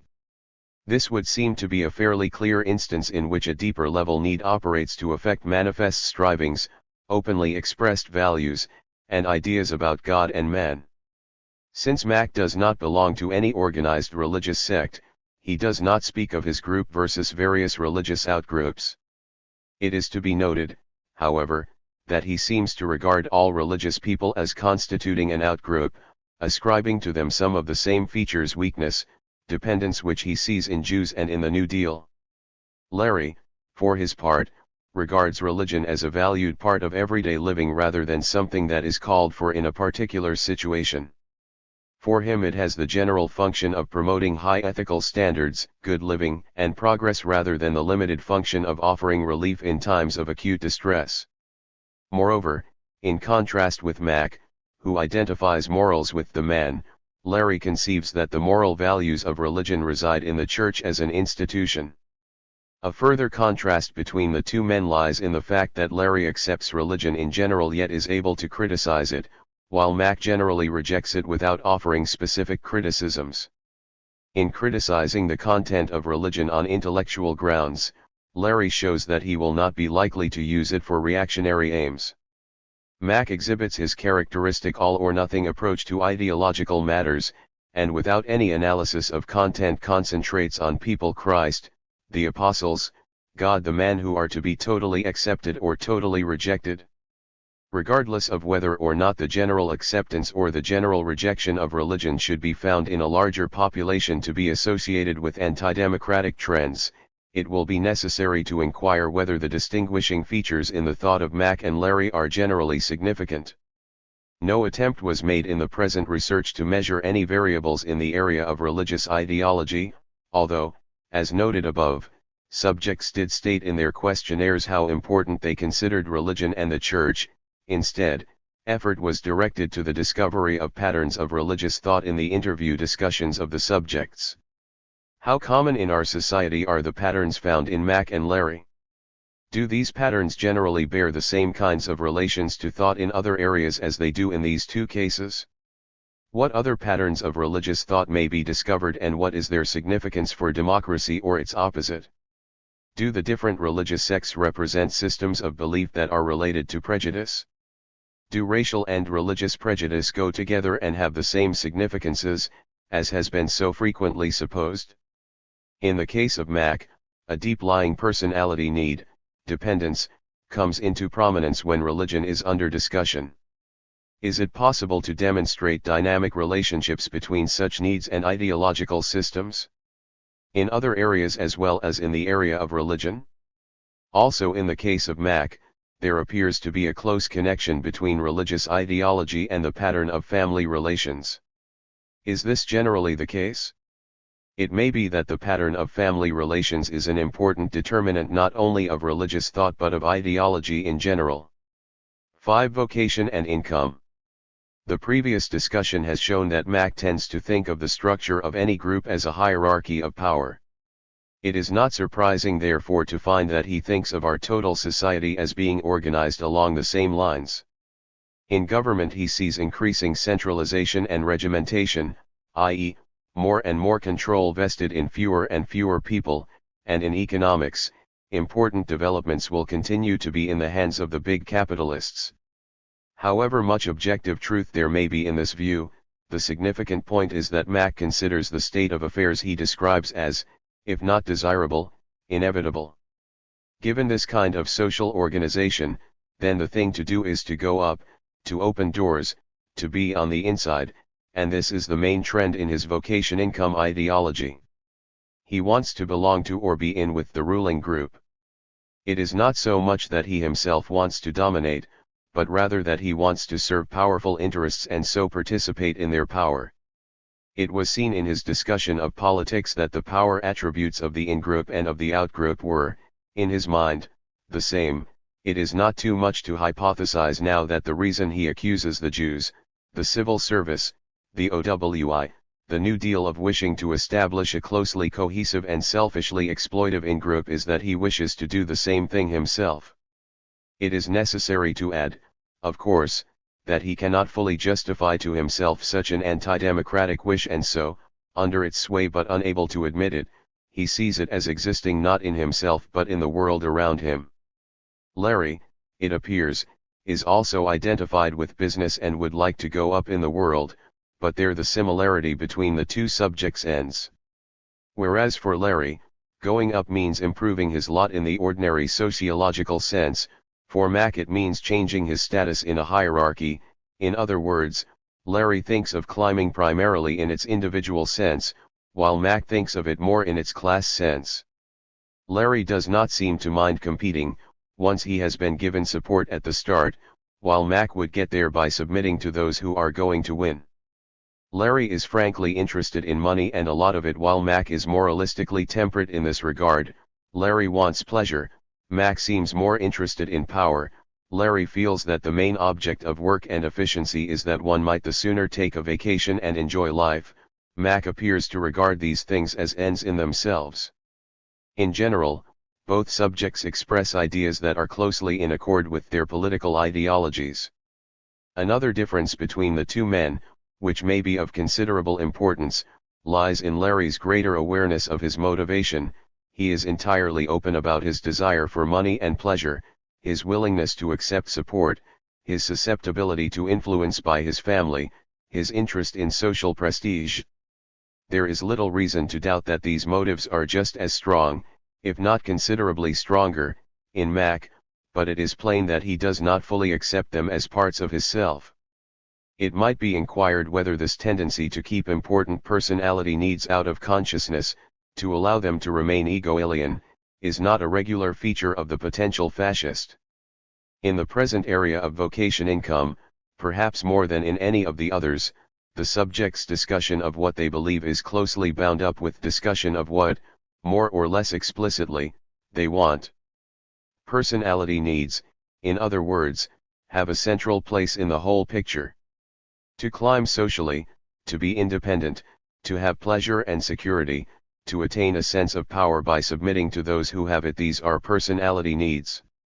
The moralistic depreciation of money, the over-solicitous but unrealistic attitude toward poor people, these may be regarded as defense mechanisms, devices whereby needs which conflict with the stronger need to maintain self-respect are held in check.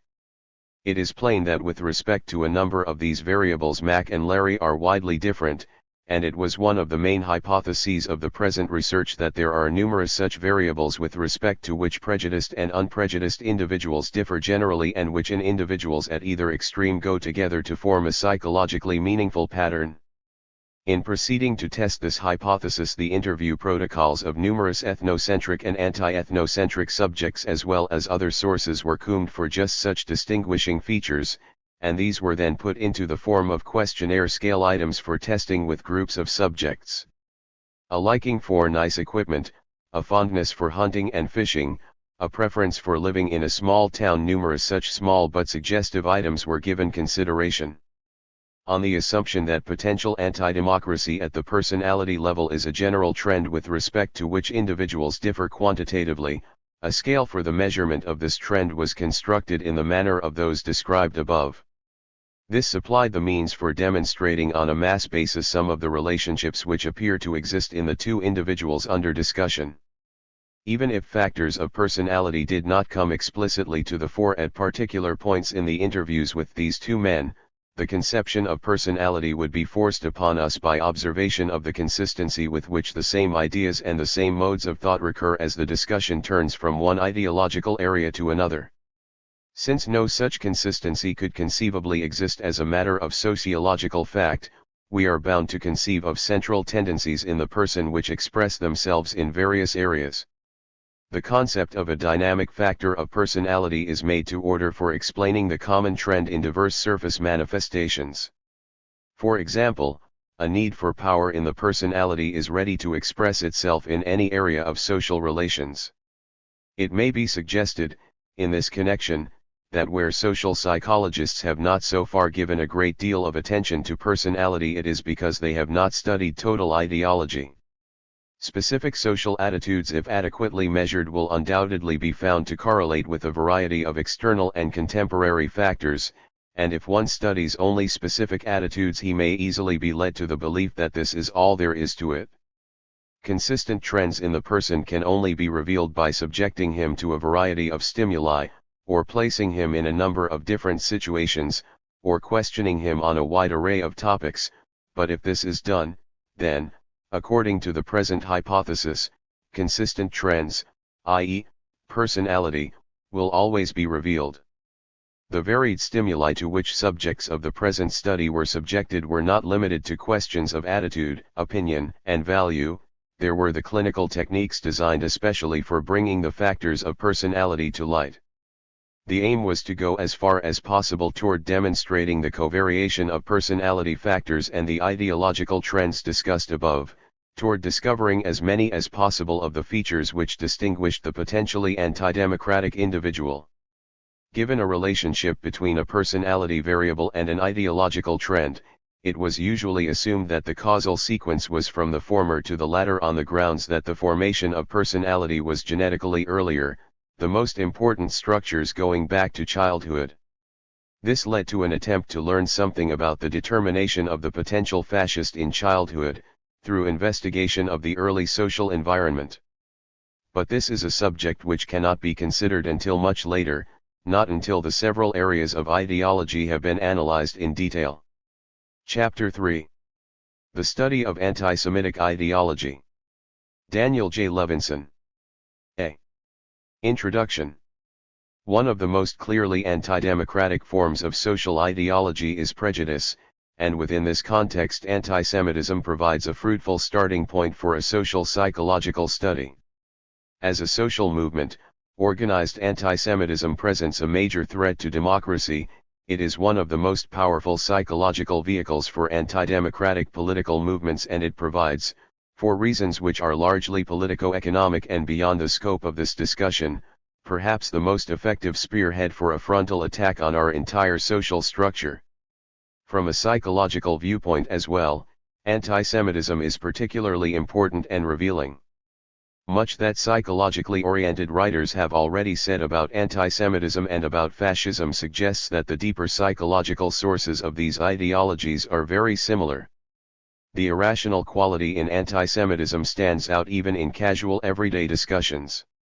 The fact that people make general statements about the Jew, when the Jews are actually so heterogeneous, belong to every socio-economic class and represent every degree of assimilation, is vivid evidence of this irrationality. This striking contrast between the Jews' actual complexity and their supposed homogeneity has suggested the hypothesis that what people say against Jews depends more upon their own psychology than upon the actual characteristics of Jews.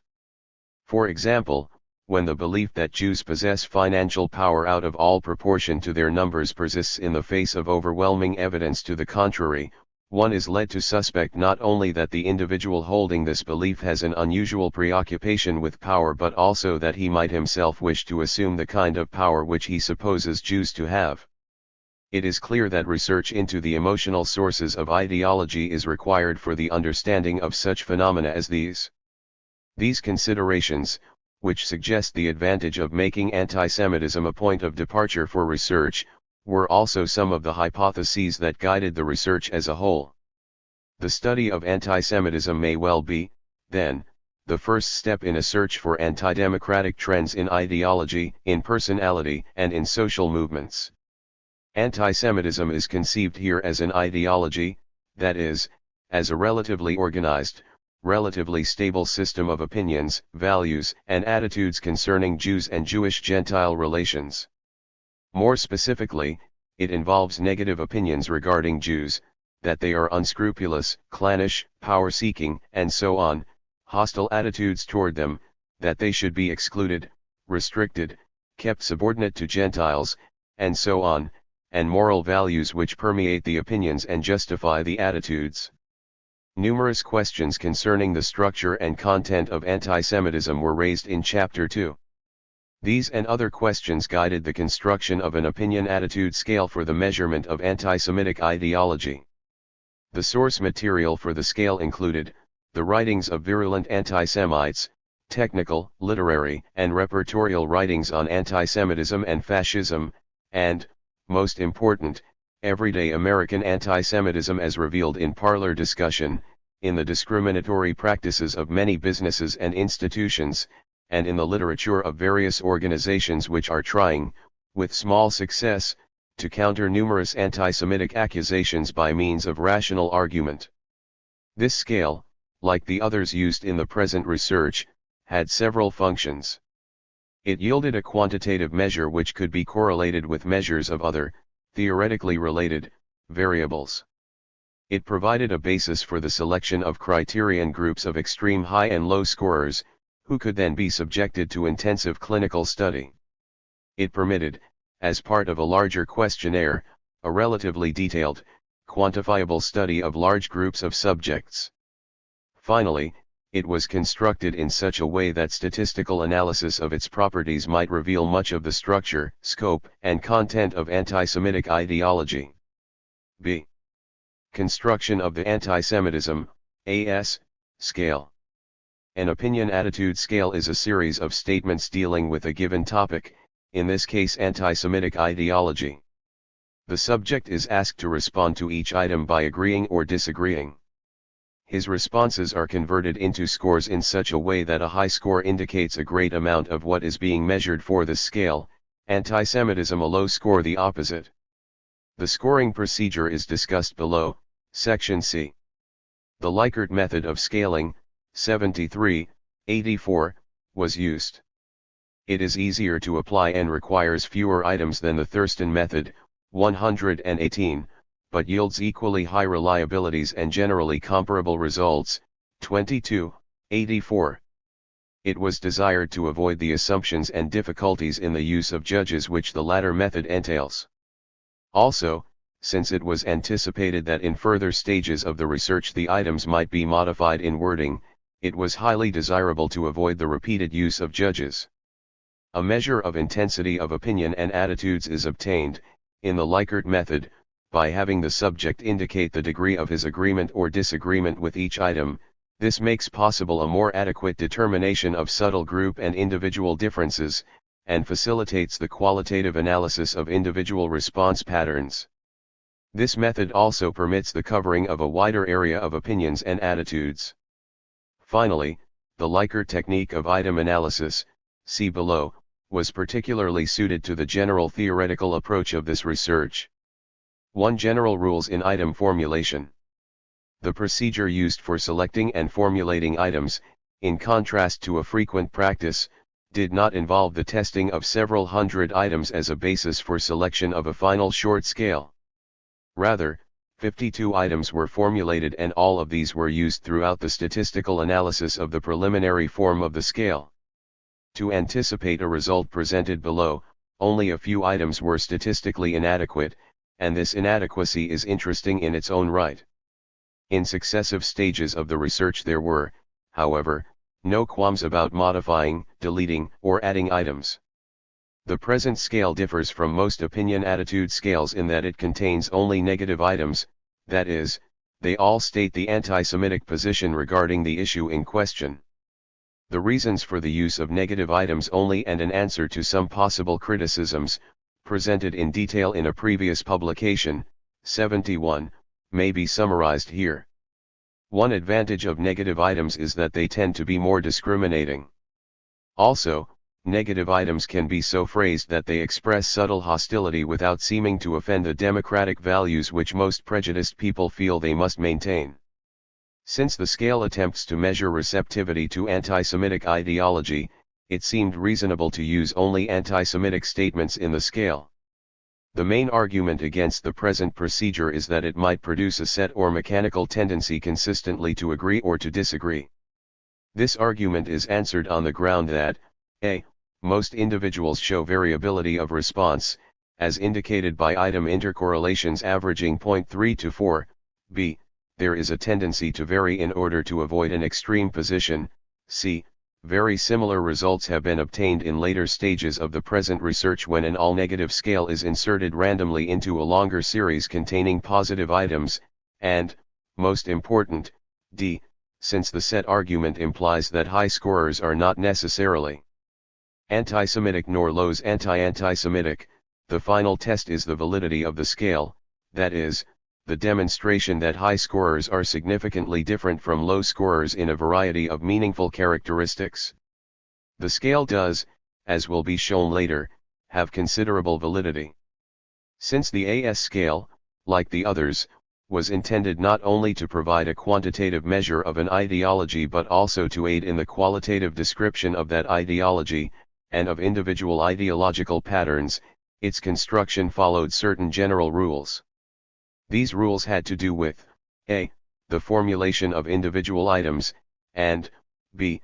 the division of the total scale into subscales. Since the scale should not, for practical reasons, include more than about 50 items, preferably fewer in later forms, each item should be maximally rich in ideas and there should be a minimum of duplication in wording or essential content of items. While the items are therefore often more complex than those of many other scales, this is not considered a fault. At the same time, they should be clear and unambiguous in meaning, so that agreement is ordinarily an expression of antisemitism, disagreement an expression of its opposite. It is important to avoid double-barreled items, that is, items with two parts such that a subject might agree with one part and disagree with the other, and thus not know how to respond. Extreme prejudice of a violent and openly anti-democratic sort does not seem to be widespread in this country, especially in the middle class. 1 Since the present scale is intended to measure everyday, garden variety antisemitism, the items were formulated in such a way as to reflect the prevalent forms in which antisemitism now appears. Most prejudice as one finds it in business, housing, and general social interaction is pseudo-democratic rather than openly anti-democratic. This distinction plays an important role in the analysis of anti-Semitic ideology which guided the construction of the scale and the formulation of items. An idea may be considered openly anti-democratic when it refers to active hatred, or to violence which has the direct aim of wiping out a minority group or of putting it in a permanently subordinate position. A pseudo-democratic idea, on the other hand, is one in which hostility toward a group is somewhat tempered and disguised by means of a compromise with democratic ideals. Pseudo-democratic statements about Jews are often introduced by qualifying phrases which deny hostility or which attempt to demonstrate the democratic attitude of the speaker. Example: it's not that I'm prejudiced, but Jews have their rights, but. This pseudo-democratic facade is probably relatively untouched by most of the current literature attacking prejudice as race hatred, un-American, un-Christian intolerance, and the like. There is no hatred in the surface content of these attitudes, and they have been squared with certain democratic values in such a way that the individual holding them apparently feels little if any sense of anti-democracy. And, of course, merely to label this way of thinking as un-American will not change it. First, because labeling is not enough, and second, because such thinking falls within one of the mainstreams of American social history and can be found to some extent in most sections of American life. It is necessary, rather, to understand its external sources in American culture and tradition as well as the inner sources which make certain individuals particularly receptive to these cultural pressures. It is probably an error to regard the pseudo-democratic compromise as a mere surface disguise used deliberately and skillfully by prejudiced people to camouflage their actual, conscious anti-democracy. The person whose approach to social problems is pseudo-democratic is actually different now from one whose approach is now openly anti-democratic. For various reasons, perhaps because he has internalized democratic values, perhaps out of conformity to present social standards, the pseudo-democrat does not now accept ideas of overt violence and active suppression. The concern with democratic values, and the resistance to anti-democratic ones, must be considered as psychologically and socially important facts in any attempt to understand prejudice, American variety. Undoubtedly very many people who are now pseudo-democratic are potentially anti-democratic, that is, are capable in a social crisis of supporting or committing acts of violence against minority groups. Nevertheless, it is important to understand the attempted compromise with democratic values, because it may reveal a democratic potential which might, if supported and strengthened, ultimately gain the upper hand, because it colors the whole fabric of pseudo-democratic social thinking, and, since this compromise reflects the prevalent forms of overt discrimination in this country, quotas, segregation, exclusion, denial of opportunities to understand the former may help to combat the latter. If patterns of ideology are conceived as falling on a dimension ranging from democratic to anti-democratic, then the pseudo-democratic ones probably stand somewhere between the center and the anti-democratic extreme. This is, of course, not a simple dimension. There are diverse approaches falling into each of these broad categories, and the dimension is not a simple quantitative one like length or weight. A change of certain trends in an individual may produce a qualitative reorganization and ideological change from one extreme of this dimension to the other. The task is to understand the total individual and, especially in the case of the pseudo-democrat, to gauge the psychological potential for both democracy and open anti-democracy. Most of the items of the AS scale have been formulated as pseudo-democratically as possible. This consideration was, in fact, one of the main reasons for the use of negative items only. The following rules have been followed in general: each item should be made appealing and easy to fall for by avoiding or soft-pedaling or morally justifying ideas of violence and obvious anti-democracy. Much use is made of qualifying phrases such as "one trouble with Jewish."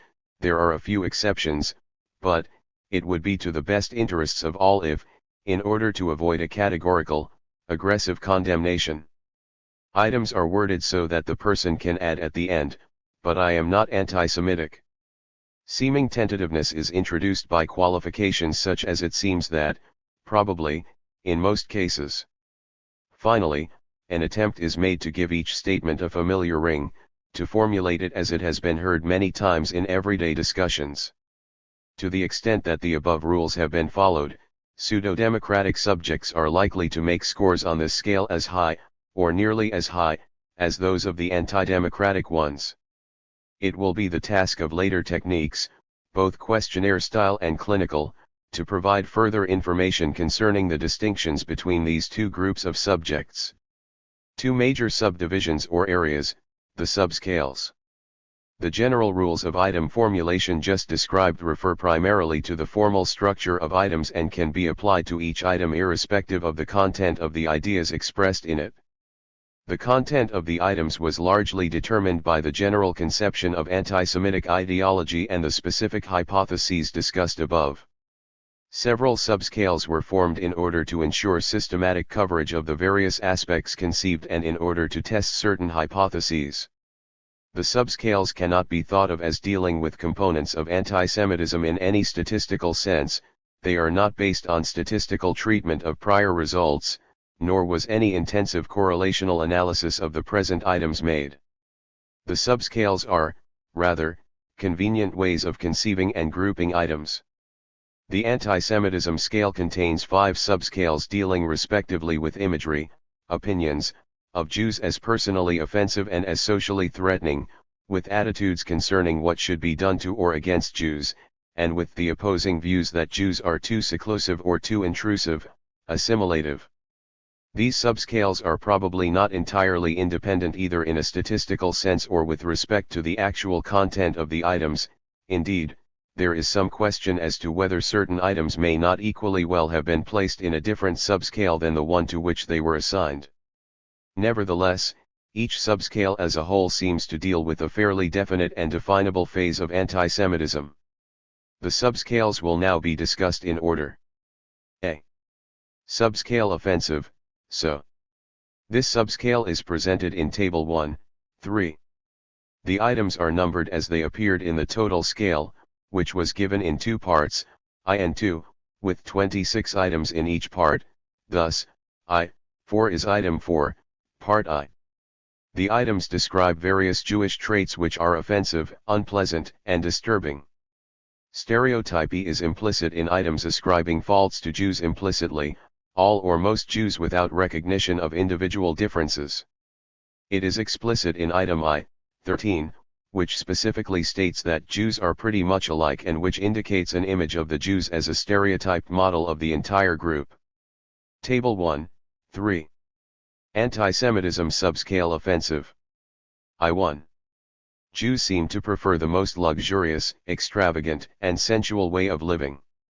I4. A major fault of the Jews is their conceit, overbearing pride, and their idea that they are a chosen race. I7. No matter how Americanized a Jew may seem to be, there is always something basically Jewish underneath, a loyalty to Jewry and a manner that is never totally changed. I10. Districts containing many Jews always seem to be smelly, dirty, shabby, and unattractive. I13. There are a few exceptions, but in general Jews are pretty much alike. I16. The Jews should not pry so much into Christian activities and organizations nor seek so much recognition and prestige from Christians. 2-1. The Jews should make sincere efforts to rid themselves of their conspicuous and irritating faults if they really want to stop being persecuted. 2-4. There is something different and strange about Jews, one never knows what they are thinking or planning, nor what makes them tick. 2-7. The trouble with letting Jews into a nice neighborhood is that they gradually give it a typical Jewish atmosphere. 2-10. I can hardly imagine myself marrying a Jew. 2-13. One general fault of Jews is their over-aggressiveness, a strong tendency always to display their Jewish looks, manners, and breeding. 2-16. Jews should be more concerned with their personal appearance, and not be so dirty and smelly and unkempt. Apart from the enormous complexity of the Jew so described, there is something fantastic in the idea that a group so small numerically can be so powerful and so basic a social threat. This imagery in extreme cases seems to be an ideological expression of underlying paranoid trends. In Mein Kampf, for example, the Jews are regarded not only as base and inferior but also as having germicidal potency and devilish cunning. However, most American anti-Semites are undoubtedly not psychotic or paranoid in the usual psychiatric sense. The personality trends related to this kind of imagery in Americans will be dealt with in later chapters. Table 2, 3. Anti-Semitism subscale threatening. I2. The Jews must be considered a bad influence on Christian culture and civilization. I5. One trouble with Jewish businessmen is that they stick together and connive, so that a Gentile doesn't have a fair chance in competition. I8. Jewish power and control in money matters is far out of proportion to the number of Jews in the total population. I11. There are too many Jews in the various federal agencies and bureaus in Washington, and they have too much control over our national policies. I14. Jews tend to lower the general standard of living by their willingness to do the most menial work and to live under standards that are far below average. 2-2. War shows up the fact that the Jews are not patriotic or willing to make sacrifices for their country. 2-5. Jews may have moral standards that they apply in their dealings with each other, but with Christians they are unscrupulous, ruthless, and undependable. 2-8. The Jew's first loyalty is to Jewry rather than to his country. 2-11. Jews seem to have an aversion to plain hard work, they tend to be a parasitic element in society by finding easy, non-productive jobs. 2-14. There seems to be some revolutionary streak in the Jewish makeup as shown by the fact that there are so many Jewish communists and agitators. See Subscale Attitudes, Essay. All the attitudes contained in this subscale, see Table 3, 3, are regarded as negative or hostile to the Jews as a group, and this hypothesis is generally borne out by the statistical results. These attitudes were intended to represent varying degrees of discrimination ranging from simple avoidance to suppression and attack, with intermediate actions of exclusion, quotas, partial exclusion, and segregation. In order to cover many forms of discrimination, a list of the major social areas in which it occurs was used in the formulation of items.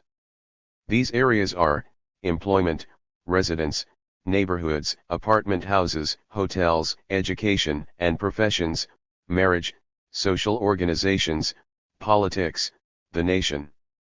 Item 2, 21 is a good example of pseudo-democracy.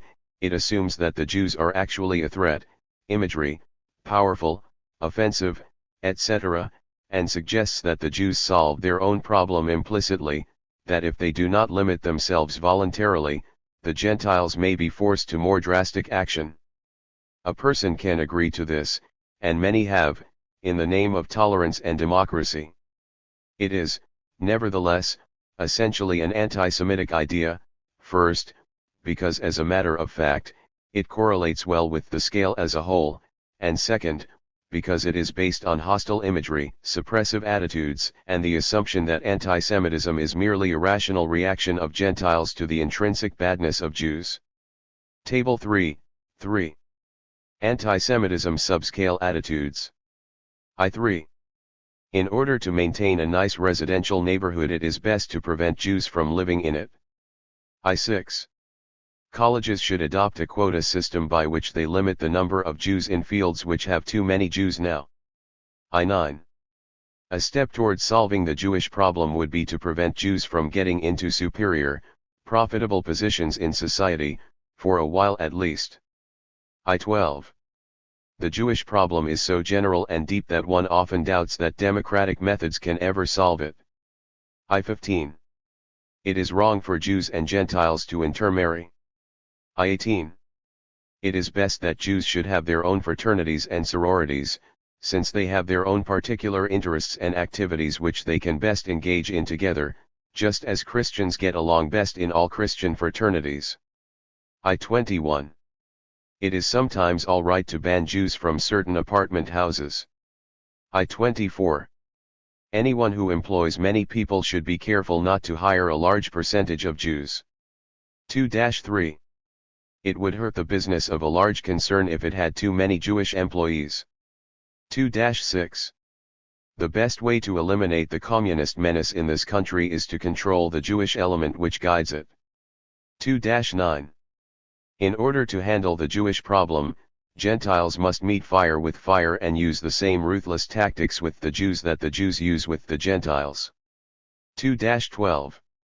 It is not wise for a Christian to be seen too much with Jews, as he might be taken for a Jew, or be looked down upon by his Christian friends. 2-15. One of the first steps to be taken in cleaning up the movies and generally improving the situation in Hollywood is to put an end to Jewish domination there. 2-18. Most hotels should deny admittance to Jews, as a general rule. 2-21. Jewish leaders should encourage Jews to be more inconspicuous, to keep out of professions and activities already overcrowded with Jews, and to keep out of the public notice. 2-24. It would be to the best interests of all if the Jews would form their own nation and keep more to themselves. D&E. Subscale seclusive, SS, and intrusive, SI. It is often stated that the cause of anti-Semitism lies in the fact that Jews are different, and it has often been suggested that assimilation is the only solution to the Jewish problem. Indeed, many Jews have taken the same point of view, attempting in every way possible to take over the prevalent culture of their local American community, and becoming anxious over all signs of foreign Jewishness in their family and friends. This is not the place to discuss the problem of the adjustment of Jews and other minorities to American culture. The question raised here concerns instead the psychology of anti-Semites. Is Jewish assimilation what they really want? If Jews behaved in a thoroughly conforming manner, would this satisfy the anti-Semites? One indication that these questions will receive negative answers lies in the fact that highly assimilated Jews usually meet the same sort of discrimination that others do. Another sign in the same direction is the stereotype so common in anti-Semitism. To the extent that a person is reacting to his self-created label or image of the Jew rather than to the particular Jewish individual with whom he is dealing, it matters but little what the Jew in question is like. The sign "No Jews Wanted" is entirely insensitive to the virtues or faults of the specific individual applying for a job. B. Intrusive. I11. There are too many Jews in the various federal agencies and bureaus in Washington, and they have too much control over our national policies. I16. The Jews should not pry so much into Christian activities and organizations nor seek so much recognition and prestige from Christians. I-19. One thing that has hindered the Jews in establishing their own nation is the fact that they really have no culture of their own. Instead, they tend to copy the things that are important to the native citizens of whatever country they are in. I-25. Jews go too far in hiding their Jewishness, especially such extremes as changing their names, straightening noses, and imitating Christian manners and customs. 2-3. It would hurt the business of a large concern if it had too many Jewish employees. 2-7. The trouble with letting Jews into a nice neighborhood is that they gradually give it a typical Jewish atmosphere. 2-19. The true Christian can never forgive the Jews for their crucifixion of Christ. 2-25. When Jews create large funds for educational or scientific research, Rosenwald, Heller, etc., it is mainly due to a desire for fame and public notice rather than a really sincere scientific interest. In an attempt to quantify attitudes regarding assimilation, two subscales representing opposing sides on this issue were included in the AS scale, Table 4, 3. Subscale Seclusive, SS, takes the stand that Jews are too foreign and unassimilated. It accuses them of being clannish, of keeping apart, and of not being sufficiently concerned with other groups and other ways. The implication of these items is that Jews ought to assimilate more, that they could solve the problem of anti-Semitism themselves by entering more actively into American life and by conforming more closely with American conventions and standards. Two of these items were also included in other subscales, item I-5 being also in ST, and 2-13 in SO. Table 4, 3. Anti-Semitism subscale Seclusive vs. Intrusive. A. Seclusive. I-5. One trouble with Jewish businessmen is that they stick together and connive, so that a Gentile doesn't have a fair chance in competition. I-17. Much resentment against Jews stems from their tending to keep apart and to exclude Gentiles from Jewish social life. I-20. The Jews should give up their unchristian religion with all its strange customs, kosher diet, special holidays, etc., and participate actively and sincerely in the Christian religion. I-23. Jews tend to remain a foreign element in American society, to preserve their old social standards and to resist the American way of life. 2-13. One general fault of Jews is their over-aggressiveness, a strong tendency always to display their Jewish looks, manners, and breeding. 2-17. The Jewish districts in most cities are results of the clannishness and stick-togetherness of Jews. 2-20. Jewish millionaires may do a certain amount to help their own people, but little of their money goes into worthwhile American causes. 2-23.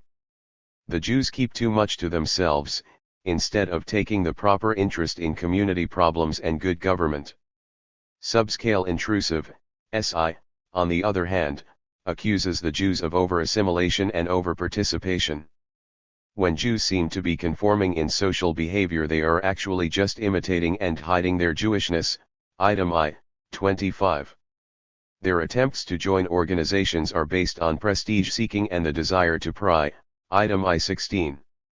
Their admission into the government or into neighborhoods only leads to attempts by them at control and domination of non-Jews. Items I-11, 2, 7. Their seeming philanthropy is based on selfish motives. Item 2, 25. And finally, they lack a culture of their own and must therefore copy or sponge on the culture of the country in which they live. Item I-19. The implication of these items, in direct contrast to those in the seclusive subscale, is that Jews ought to keep more to themselves and to develop a culture, preferably even a nation, of their own. 4 of these items were also included in other subscales, item I-11 being also in ST, I-16 and 2, 7 in S0, and 2, 3 in SA. F. Neutral items not in a subscale, Table 5, 3. 4 items in the AS scale were not included in any of the 5 subscales. This illustrates the fact that the subscales represent components of antisemitism only in a general prestatistical sense. A correlational analysis of the scale would very probably indicate components containing these four items, since they deal with significant aspects of anti-Semitic ideology and since they correlate well with the total scale. Table 5, 3. Neutral items in the antisemitism scale. 1 to 22. One big trouble with Jews is that they are never contented, but always try for the best jobs and the most money. I-26. There is little doubt that Jewish pressure is largely responsible for the US getting into the war with Germany. 2-22. There is little hope of correcting the racial defects of the Jews, since these defects are simply in their blood. 2-26. On the whole, the Jews have probably contributed less to American life than any other group. Item 2, 22 is worth noting in particular. It takes a hereditarian racist stand concerning the defects of the Jews and, like all hereditarian approaches, is pessimistic regarding improvement of group relations along democratic lines. To the person who feels that Jews have special and basic faults which cannot be changed, all talk about ending discrimination, about improving Jewish-Gentile relations, and about what Jews can do to help themselves is meaningless and irrelevant. The fact that many people who take this Jewish immutability viewpoint also tend to tell the Jews how they must change is another sign of the illogicality of antisemitism. This idea of the insolubility of the problem is also expressed in items I-7 and I-12. 3. The total antisemitism, AS, scale. The total antisemitism scale consists of 52 items and comprises all the items in the 5 subscales as well as the 4 neutral items discussed above. Both parts of the scale are present in Table 6, 3, with instructions to subjects, just as it was administered. Table 6, 3. The total antisemitism scale. Public opinion questionnaire A. This is an investigation of general public opinion concerning Jewish people. The following are statements with which some people agree and others disagree. Please mark each one in the left margin, according to the amount of your agreement or disagreement, by using the following scale. +1, slight support, agreement. 1, slight opposition, disagreement. +2, moderate support. 2, moderate opposition. +3, strong support. 3, strong opposition. _______1. Jews seem to prefer the most luxurious, extravagant, and sensual way of living. _______2. The Jews must be considered a bad influence on Christian culture and civilization. _______3. In order to maintain a nice residential neighborhood, it is best to prevent Jews from living in it. _______4. A major fault of the Jews is their conceit, overbearing pride, and their idea that they are a chosen race. _______5.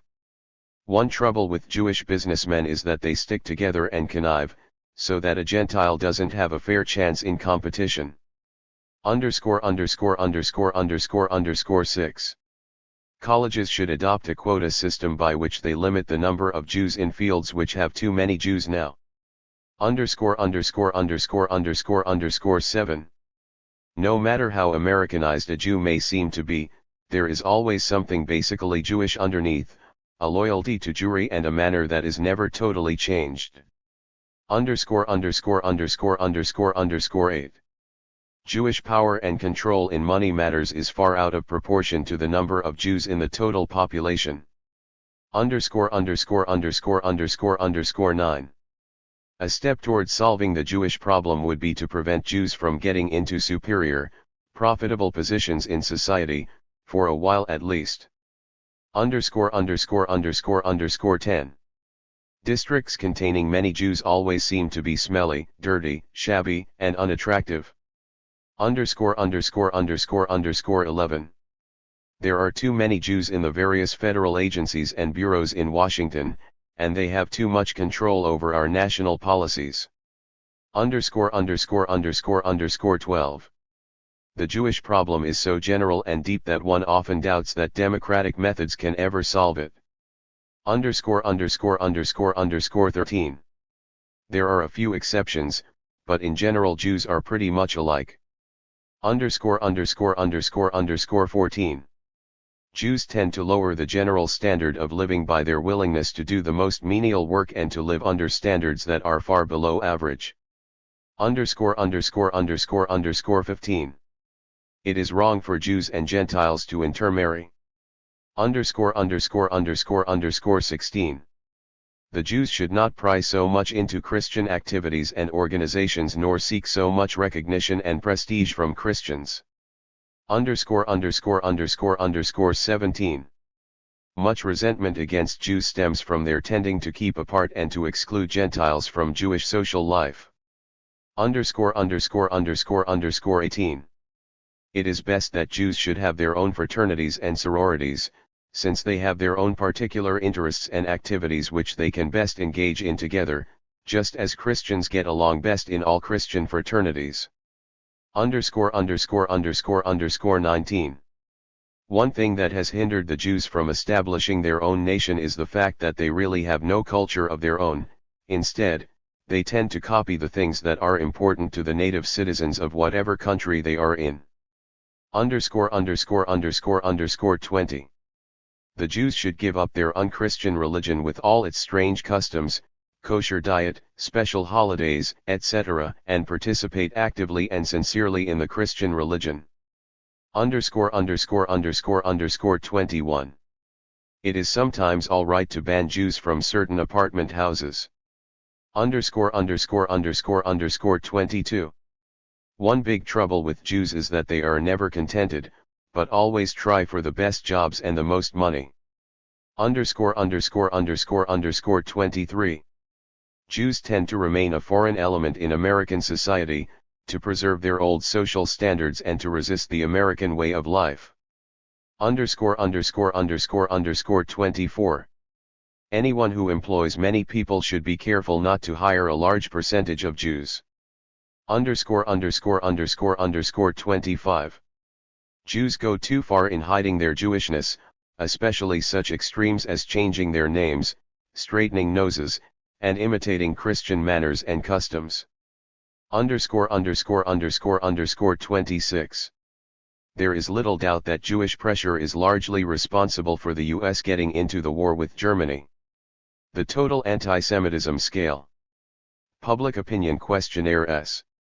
This is an investigation of general public opinion concerning Jewish people. The following are statements with which some people agree and others disagree. Please mark each one in the left margin, according to the amount of your agreement or disagreement, by using the following scale. +1, slight support, agreement. 1, slight opposition, disagreement. +2, moderate support. 2, moderate opposition. +3, strong support. 3, strong opposition. Underscore underscore underscore underscore underscore 1. The Jews should make sincere efforts to rid themselves of their conspicuous and irritating faults, if they really want to stop being persecuted. Underscore underscore underscore underscore underscore 2. War shows up the fact that the Jews are not patriotic or willing to make sacrifices for their country. Underscore underscore underscore underscore underscore 3. It would hurt the business of a large concern if it had too many Jewish employees. Underscore underscore underscore underscore underscore 4. There is something different and strange about Jews. One never knows what they are thinking or planning, nor what makes them tick. Underscore underscore underscore underscore underscore 5. Jews may have moral standards that they apply in their dealings with each other, but with Christians they are unscrupulous, ruthless, and undependable. Underscore underscore underscore underscore underscore 6. The best way to eliminate the communist menace in this country is to control the Jewish element which guides it. Underscore underscore underscore underscore underscore 7. The trouble with letting Jews into a nice neighborhood is that they gradually give it a typical Jewish atmosphere. Underscore underscore underscore underscore underscore 8. The Jew's first loyalty is to Jewry rather than to his country. Underscore underscore underscore underscore underscore 9. In order to handle the Jewish problem, Gentiles must meet fire with fire and use the same ruthless tactics with the Jews that the Jews use with the Gentiles. Underscore underscore underscore underscore 10. I can hardly imagine myself marrying a Jew. Underscore underscore underscore underscore 11. Jews seem to have an aversion to plain hard work. They tend to be a parasitic element in society by finding easy, non-productive jobs. Underscore underscore underscore underscore 12. It is not wise for a Christian to be seen too much with Jews, as he might be taken for a Jew, or be looked down upon by his Christian friends. Underscore underscore underscore underscore 13. One general fault of Jews is their over-aggressiveness, a strong tendency always to display their Jewish looks, manners, and breeding. Underscore underscore underscore underscore 14. There seems to be some revolutionary streak in the Jewish makeup as shown by the fact that there are so many Jewish communists and agitators. Underscore underscore underscore underscore 15. One of the first steps to be taken in cleaning up the movies and generally improving the situation in Hollywood is to put an end to Jewish domination there. Underscore underscore underscore underscore 16. Jews should be more concerned with their personal appearance, and not be so dirty and smelly and unkempt. Underscore underscore underscore underscore 17. The Jewish districts in most cities are results of the clannishness and stick-togetherness of Jews. Underscore underscore underscore underscore 18. Most hotels should deny admittance to Jews, as a general rule. Underscore underscore underscore underscore 19. The true Christian can never forgive the Jews for their crucifixion of Christ. Underscore underscore underscore underscore 20. Jewish millionaires may do a certain amount to help their own people, but little of their money goes into worthwhile American causes. Underscore underscore underscore underscore 21. Jewish leaders should encourage Jews to be more inconspicuous, to keep out of professions and activities already overcrowded with Jews, and to keep out of the public notice. Underscore underscore underscore underscore 22. There is little hope of correcting the racial defects of the Jews, since these defects are simply in their blood. Underscore underscore underscore underscore 23. The Jews keep too much to themselves, instead of taking the proper interest in community problems and good government. Underscore underscore underscore underscore 24. It would be to the best interests of all if the Jews would form their own nation and keep more to themselves. Underscore underscore underscore underscore 25. When Jews create large funds for educational or scientific research, Rosenwald, Heller, etc., it is mainly due to a desire for fame and public notice rather than a really sincere scientific interest. Underscore underscore underscore underscore 26. On the whole, the Jews have probably contributed less to American life than any other group. What are the characteristics of this stereotyped image? If the other items offer an adequate description, the Jew is extravagant, sensual, conceited, and over-aggressive, but he is also smelly, shabby, and unconcerned with his personal appearance. Jews are accused of being excessively Jewish, so to speak, but their attempts to assimilate into Christian activities are regarded as prying. Jewish faults are considered the main cause of anti-Semitism, item 2, 1, which would be eliminated if the Jews made sincere efforts to improve. However, there is some doubt that Jews can ever quite manage to be fully Americanized, item I, 7. Item 2, 10, I can hardly imagine myself marrying a Jew, is included here because it seems to refer more to an unpleasant image than to a clear-cut, hostile attitude.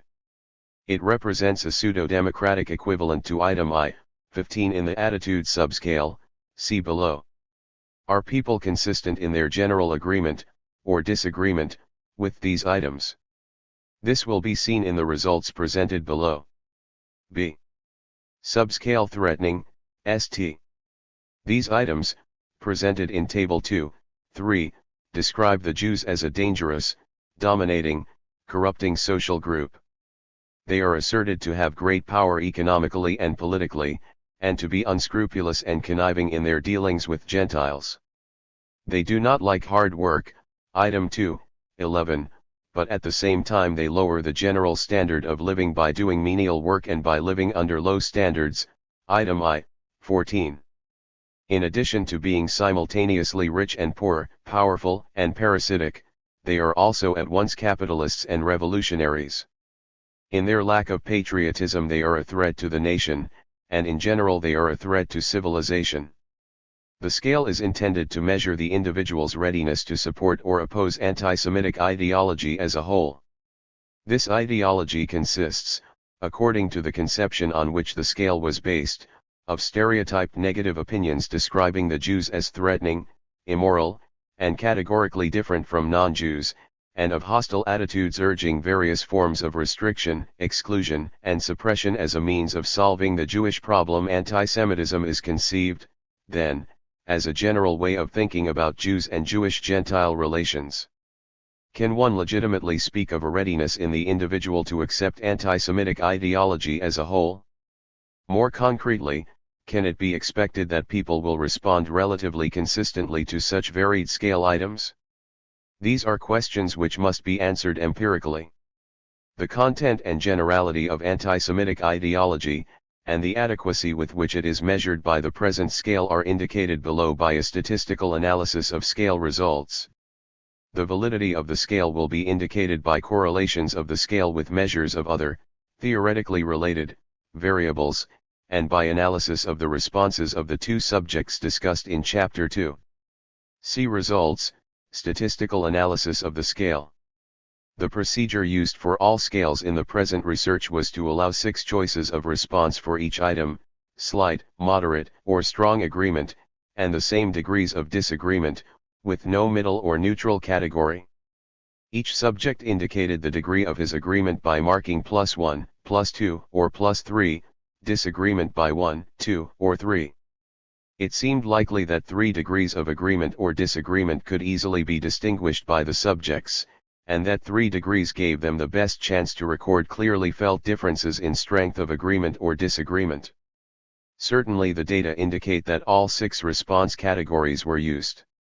The don't know category has been a source of difficulty and controversy in many fields of psychological research. 121. In techniques which permit its use, it tends to be the most frequent choice. Without it, the subject must take a stand one way or the other, although the categories of slight agreement and slight disagreement permit him to be nearly neutral. If a subject is unable to decide, he can, of course, omit the item, but there were never more than 2 to 3% omissions among subjects taking the questionnaire, and never more than 1% of the group to which it was administered failed to fill it out adequately. Furthermore, the frequency with which the moderate and strong categories were used indicates that the items were relatively unambiguous. The responses were converted into scores by a uniform scoring system. Since higher scores were intended to express increasing anti-Semitism, all responses were scored as follows. 3 equals 1 point. +1 equals 5 points. 2 equals 2 points. +2 equals 6 points. 1 equals 3 points. +3 equals 7 points. It will be noted that the scoring skips from 3 to 5 points between 1 and +1. 4 points represented the hypothetical neutral response, and was assigned when the item was omitted. It probably makes little difference statistically that this scheme was used rather than a 6-point one in which +1 would receive 4 points. This scheme was used mainly because there seemed to be a greater psychological gap between 1 and +1 responses than between any other 2 adjacent responses. It was also convenient in marking the omissions. A person's scale score is simply the sum of his scores on the single items. For the 52 items the scores can range between 52 points, 1 point on each item, indicating strong opposition to anti-Semitism, and 364 points, 7 points on each item, strong anti-Semitism. When the scale score is divided by 52 we obtain the mean score per item, thus, a total score of 78 can also be stated as a score per item of 1.5. The initial results obtained with the AS scale have been published elsewhere. 71. The present discussion will deal with the second administration of the scale. On this occasion the questionnaire administered contained, in addition to the AS scale, most of the other techniques which were used in subsequent stages of the research. The questionnaire was administered in April, 1944, to a class in introductory psychology at the University of California. It was given as a routine class activity in 2 parts, separated by an interval of 1 week. Part I, Questionnaire A, of the AS scale was given in the first session, Part 2, Questionnaire S, in the second. The class was designed for non-majors in psychology and was rather heterogeneous with respect to major subject and year in school. In view of a possible sex difference, the questionnaires of men and women were separated for statistical purposes. Due to wartime conditions, however, there were fewer than 30 men in the group, so that no statistics on men were computed.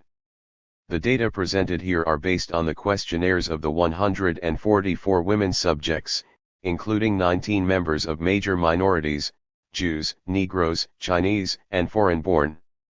In all subsequent groups the statistical analysis was limited to the questionnaires of native-born, white, non-Jewish Americans. 1. Reliability. The reliability and related statistical properties of the AS scale and its subscales are presented in Table 7, 3. The total scale reliability of 0.92 meets rigorous statistical standards, especially in view of the fact that Part 2 was administered a week after Part I. The reliability of the scale on the first group studied, as previously published, was 0.98. The 2 parts were equated in terms of the subscales, so that an equal number of items from each subscale appeared in each part. Parts I and II are also roughly equivalent in terms of mean and standard deviation. In view of the high correlation between parts I and II, as well as their equivalence and their high reliabilities, 0.94 and 0.91, it would appear that either of them alone provides as good a quantitative measure as does the total scale. These are the raw correlation coefficients. If they were corrected for attenuation to give the maximal value theoretically obtainable, with perfectly reliable instruments, they would all be well over 0.90. Intercorrelations of 0.74 to 0.85 are of considerable significance. The fact that they involve subscales dealing with so great a variety of opinions and attitudes is an important source of support for the hypothesis that antisemitism is a general frame of mind, a way of viewing Jews and Jewish-Gentile interaction. Imagery of Jews as personally offensive and as socially threatening, attitudes of restriction, exclusion, and the like, the view that Jews are too assimilative and yet too clannish, these seem to be various facets of a broad ideological pattern. An individual's stand with regard to one of these issues tends to be very similar in direction and degree to his stand with regard to the others. The correlations of 0.92 to 0.94 between each of the 3 major subscales and the total antisemitism scale are high enough so that knowing an individual's score on any one subscale permits one to predict with considerable accuracy his score on the total AS scale. In short, while almost every subject varies somewhat in his responses to the individual items, as will be shown below, almost every subject demonstrates a general degree of support or rejection of antisemitism which is relatively consistent from one type of accusation or attitude to another. This is not to say that all the ideas contained in the scale are of equal importance emotionally to each anti-Semite.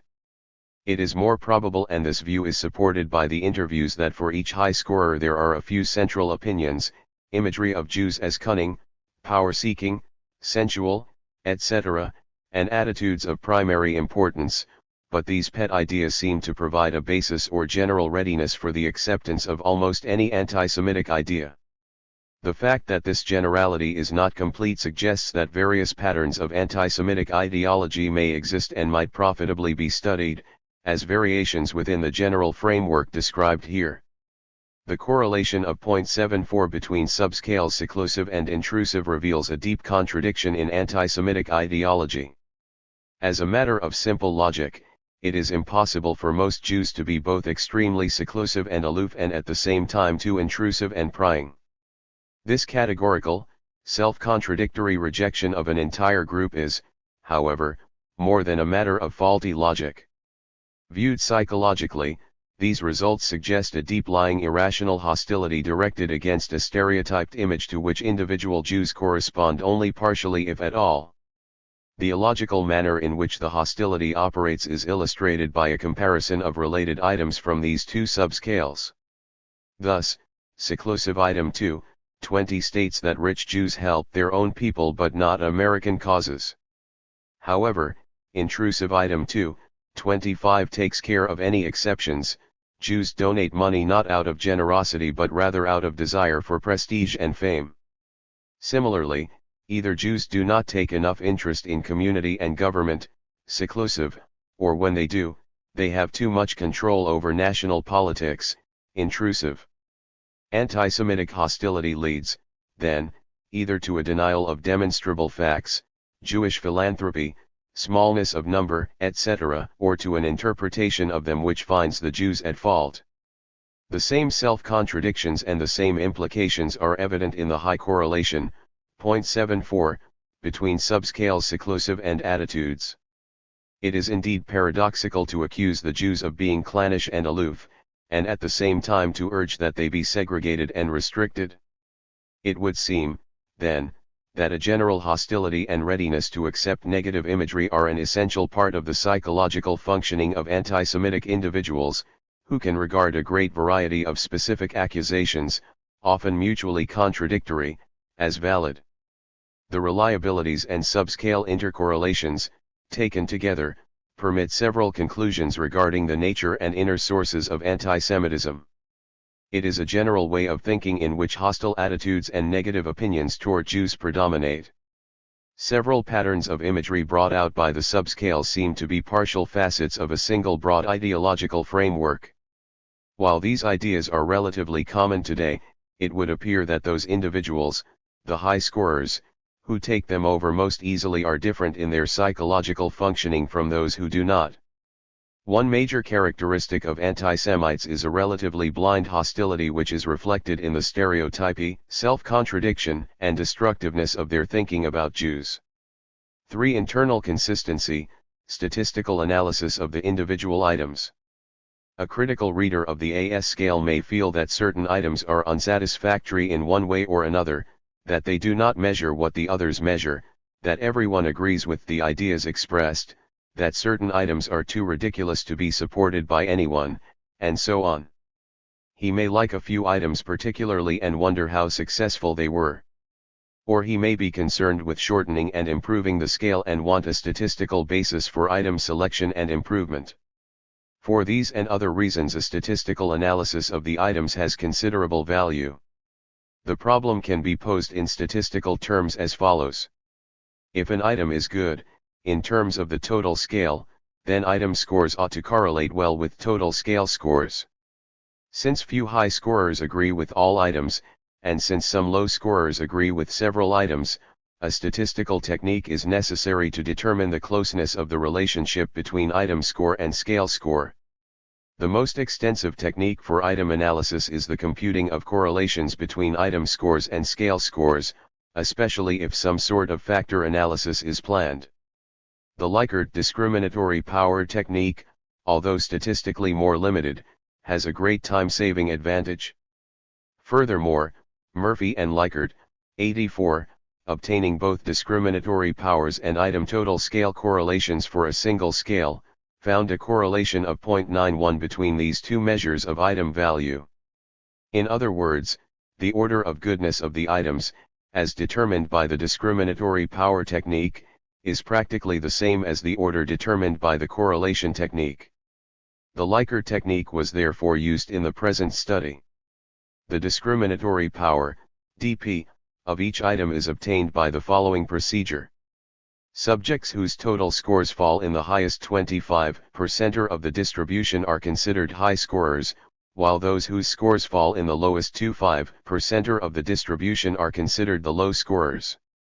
The mean of the high scorers is obtained for each item and found to vary from item to item. Similarly for the low scorers. If an item measures anti-Semitism well, then anti-Semites, high scorers, as determined by the total scale score, will make higher scores on it than will those who are opposed to anti-Semitism, low scorers.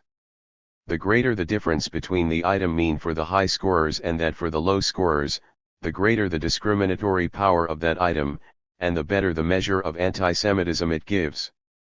A positive DP indicates that the item is anti-Semitic, in the sense that anti-Semites as determined by the total scale agree with the item to a greater degree than do unprejudiced subjects. If an item has a negative DP, it has apparently been scored in reverse, since low scorers agree with it more than high scorers do. All items in the present scale have positive DPS.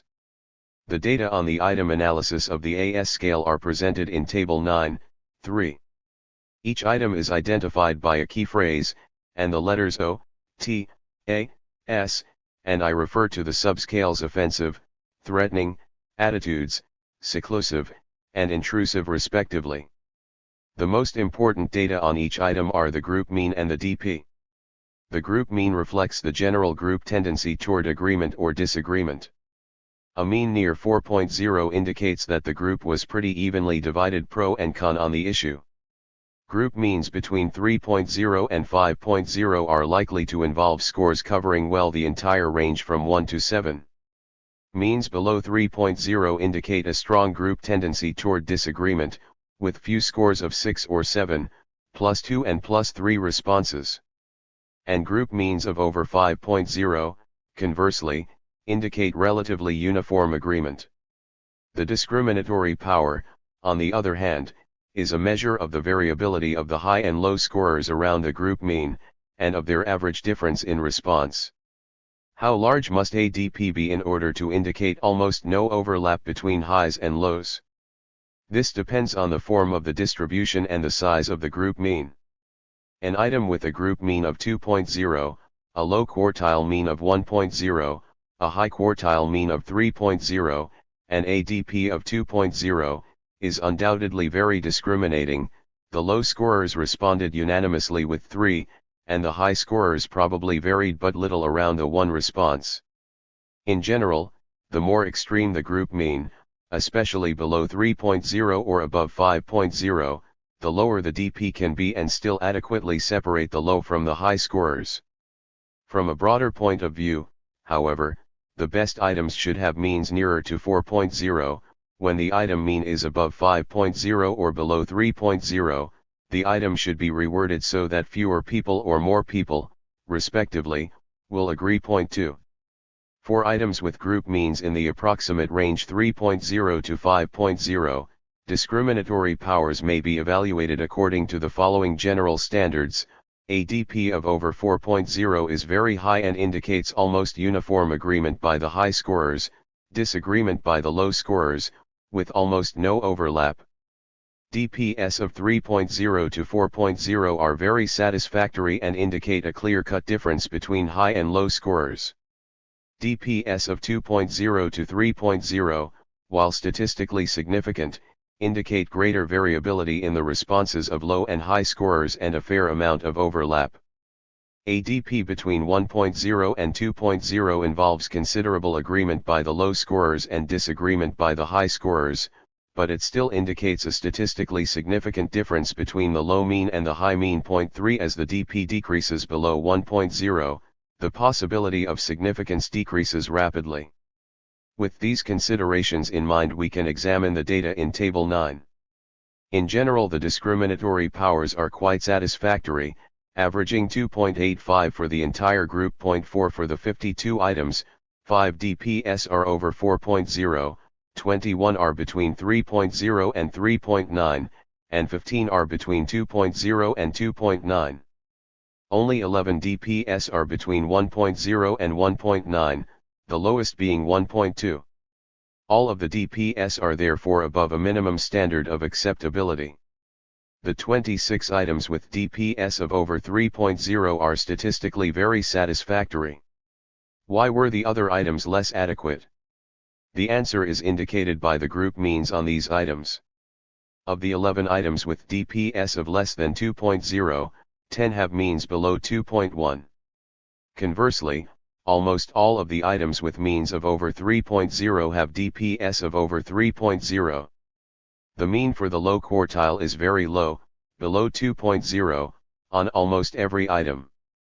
The mean of the high quartile, on the other hand, varies greatly from item to item. The items with low DPS were, in almost every case, statements with which the high quartile tended predominantly to disagree. This result seems to be due partly to a lack of pseudo-democratic coloring in these items, partly to their obvious illogicality or lack of truth, and partly to a lack of extreme anti-Semites among these subjects. Thus, the mean of the high quartile on all 52 items averages 4.3 and varies from 2.2 to 6.6. For the 10 items with the highest DPS, however, the high quartile means average well over 5.0. The dependability of the item means and DPS is indicated by a comparison of the present group with the group of college students previously tested and reported on. The latter group responded to the entire scale, and other questionnaire material, at one sitting. The reliability was 0.98 and the subscale intercorrelations were also slightly higher than in the present group. The group mean per item was 3.0 as compared with 2.7 for the present group, and the average DP was 3.4 as compared with 2.85 here. The main difference between the two groups seems to lie in the greater number of high scorers in the first group tested. The overall mean of the low quartile was almost identical for the two groups, 1.39 then, 1.42 now. But the high quartile averaged 4.80 then as compared to 4.27 now. In non-college groups a larger number of high scorers, and larger DPS, have been found, see pages 76, 140. Despite the overall scale differences between the two groups, however, the adequacy of the individual items was very similar. Thus, the rank order correlation between the DPS was 0.78, while the item means correlated 0.92. In short, the most discriminating items for one group were also the best for the other group, and similarly for the poor items. The general conclusions about item means and discriminabilities to be drawn from the present group, then, are generally true for the previous group as well. Table 9.3 reveals that the best items pertain to a variety of topics. Stereotypy in anti-Semitic imagery is shown in the tendency to overgeneralize Jewish faults, and in the fact that item I-13, Jews are all alike, is one of the most discriminating, with a DP of 3.83. The idea of Jews as a political threat, radicalism, items 2, 6, 14, was much less prevalent than the idea of Jews as an economic threat, wealth and power, items I, 5, 8, 22, 2, 5, 11, or as a moral threat, immorality, items I, 1, 2, 1, 7, 13. Accusations on religious grounds were seldom supported 5 as shown by the low group means and DPS on items I, 20 and 2, 19. A variety of discriminatory attitudes, exclusion, restriction, suppression, most items in the attitude subscale, found considerable support and were very discriminating. The importance of careful formulation of items is shown by a comparison of good with poor items. The most discriminating items are usually the most pseudo-democratic ones according to criteria discussed above, section B, 1. Consider, for example, the two items dealing with intermarriage. Item 2, 10, I can hardly imagine myself marrying a Jew, has a group mean of 4.2 and a DP of 4.3, with a high quartile mean of 6.6, almost all +2 and +3 responses. On the other hand, item I-15, it is wrong for Jews and Gentiles to intermarry, has a group mean of only 2.6, a DP of 3.0, and a high quartile mean of 4.2. The higher mean and discriminability of the former item are probably due to its greater indirectness and distance from crude anti-Semitism. By what criterion is this item anti-Semitic? The criterion is the fact that it correlates well with the total scale, that is, it differentiates very well between subjects who score high and subjects who score low on the total scale. The fact that the correlation is not perfect indicates that response to any single item is not a clear-cut sign of antisemitism nor of its opposite. The criterion must be the total scale score. Similar reasoning applies to items dealing with housing restrictions. The following items had very low group means: 1.5 to 2.5. Item 2, 18, consistent exclusion from hotels, I. 3, exclusion from neighborhoods, I. 21, occasional exclusion from apartment houses. Item 2, 7, Jews give a neighborhood a typical Jewish atmosphere, which is more indirect and pseudo-democratic, had a higher mean, 3.2, and DP 4.0. It would appear that many individuals who are not now willing actively to support anti-Semitic programs have nevertheless a negative imagery and an underlying hostility that constitute a definite potentiality for such action. Even the more open and crude items on housing had significant DPS, and the high quartile means of 4.3 and over, except on 2, 18, seem to indicate only weak resistance to these ideas. The same considerations hold for the items dealing with occupations. Items which urge explicit policies of suppression and restriction of Jews, I. 6, 9, 2, 9, 15, tend to have low means. But items which emphasize generalized Jewish faults and which introduce subtly discriminatory practices tend to have higher means. Thus, Jewish businessmen are regarded as unfair and conniving, item I. 5, and they have too much financial power, 1 to 8. While active suppression is not so desirable, low mean on I. 9, it is unwise for an employer to hire many Jews, higher mean on I. 24, 2, 3. The simplest solution, one that eliminates the need for suppression, would be for Jews to form their own nation, 2, 24. The pessimism of the high scorers regarding the solution to this problem is brought out by a number of items. On the one hand, they take the view that antisemitism has been entirely or primarily brought by the Jews on themselves and that any solution of the problem is a matter of Jewish responsibility, items 2, 1, 2, 21. Non-Jews are simply the victims of Jewish faults. If Jews would improve, become as good as other people, antisemitism would be eliminated. On the other hand, the Jews seem to be incorrigible, and any apparent change only masks the Jewishness beneath, items I. 7, 13, 2, 4, 8, 22. The contradiction is therefore complete.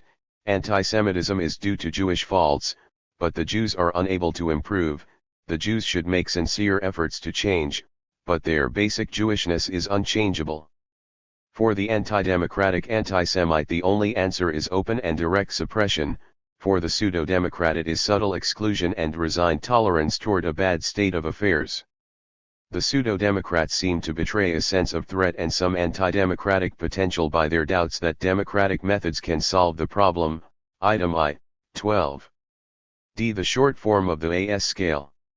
It was a regular policy of the present research to contract the proven techniques in order to introduce new ones measuring additional trends of theoretical importance. In line with this policy, and in view of the high reliability and internal consistency of the original 52-item AS scale, a short form of 10 items was used in the first revision of the questionnaire. The short form is presented in Table 10, 3. The 10 items were selected from the original 52 on the basis of both statistical and theoretical considerations. Since statistical adequacy, discriminatory power, was a necessary but not sufficient condition for inclusion, the new items were selected from the 15 or 20 which had been most discriminating on the two administrations of the long form. Among these, selection was determined by the following qualitative considerations. Each item should be as rich in meaning as possible. There should be a minimum of duplication of meaning or content among items. They should cover most of the subscales and most of the areas of accusation and discrimination. These desiderata have not been realized entirely. There were other items that seemed to merit inclusion, and for certain purposes they would probably be superior. The high internal consistency of the long form indicates that several statistically adequate short forms might be constructed.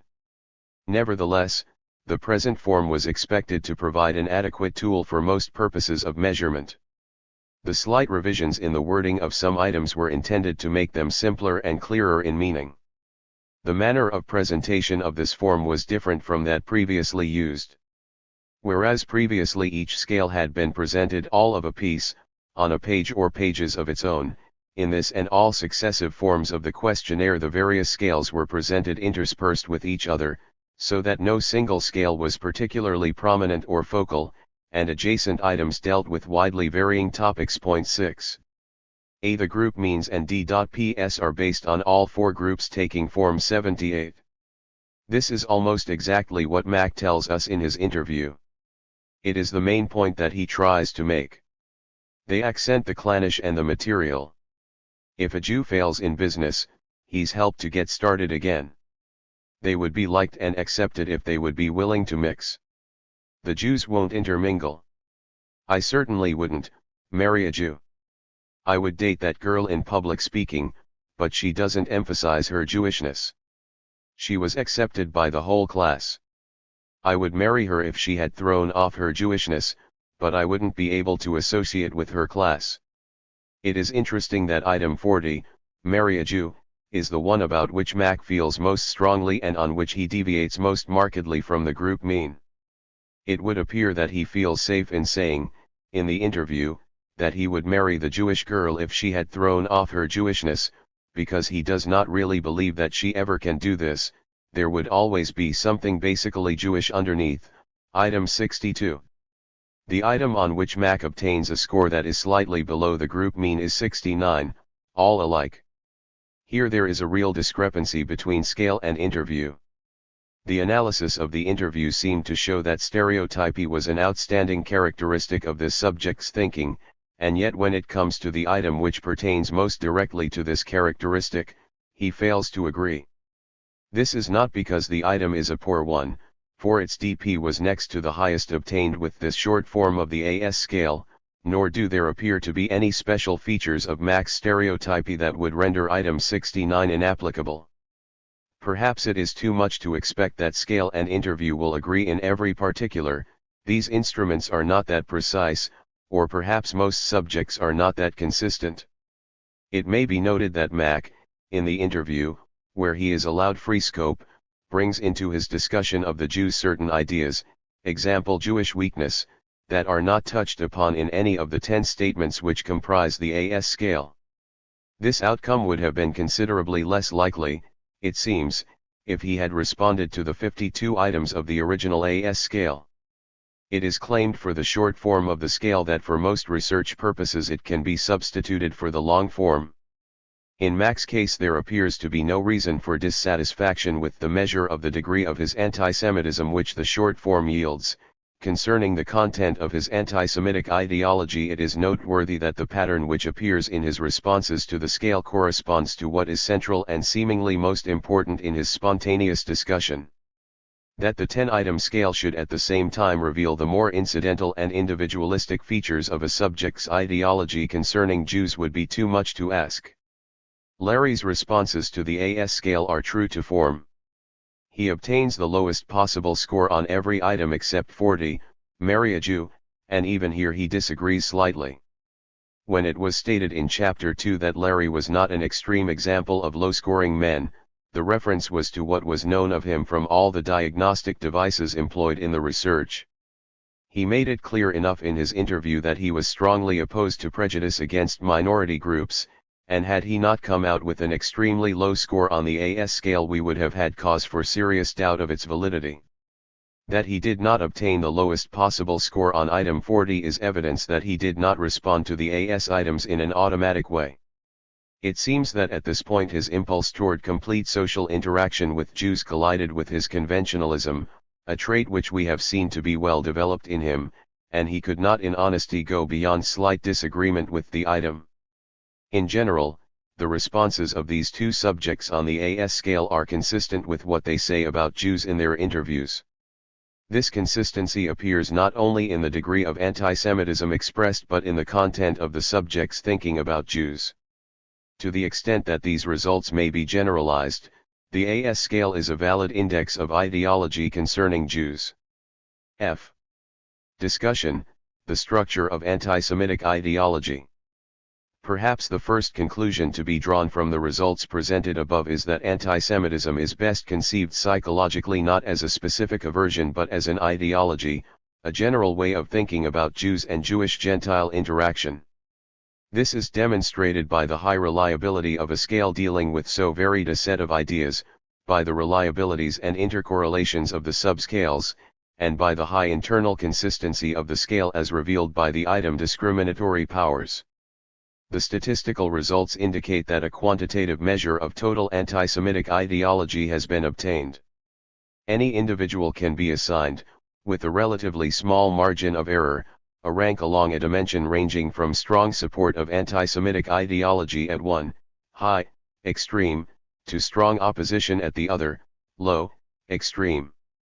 The meaning of middle scores on this dimension is ambiguous, since they may represent indifference, ignorance, or an ambivalent combination of partial support and partial rejection of anti-Semitism. It is noteworthy, however, that individuals making middle scores on one subscale tend to make middle scores on the other subscales as well. Despite item-by-item variability, individuals tend to be highly consistent in their responses to the several subscales. The fact that an individual's stand on one set of items is similar to his stand on all others does not necessarily imply that all anti-Semitic ideas are of equal psychological importance to each individual. The spontaneous discussions of anti-Semites, whether in an interview or in everyday social life, suggest that for each individual there are certain nuclear ideas, imagery of Jews as conniving, or sexual, or radical, and the like, and corresponding primary attitudes which have primary emotional significance. However, these central ideas apparently make the individual receptive to a great variety of other ideas. That is, once the central or nuclear ideas are formed, they tend to pull in numerous other opinions and attitudes and thus to form a broad ideological system. This system provides a rationale for any specific idea within it and a basis for meeting and assimilating new social conditions. This conception of anti-Semitism aids in the understanding of the present results. It also offers an explanation of why an anti-Semitic rumor that is entirely new in its specific details, for example, the wartime accusations that only Jews could get tires or draft exemptions or officer status, is easily believed by anti-Semites, because of a receptivity to negative imagery generally and by means of an ideological system within which the new idea is easily assimilated. This conception of the inclusiveness of anti-Semitic ideology stands in sharp contrast to numerous theories which conceive of anti-Semitism in terms of certain specific accusations or motives. The notion of anti-Semitism as a form of racial prejudice, for example, seems to be based on the idea that the main accusations against Jews involve their racially inherited traits. False. Another common view, that anti-Semitism is a form of religious prejudice, is based on the explicit or implicit assumption that religious differences, and thus accusations on religious grounds, are the central issues in anti-Semitism. A third specificistic view is that anti-Semitism is based primarily on distortions of facts which some individuals have mistakenly accepted as true, for example, that Jews are unusually rich, dishonest, radical, and so on.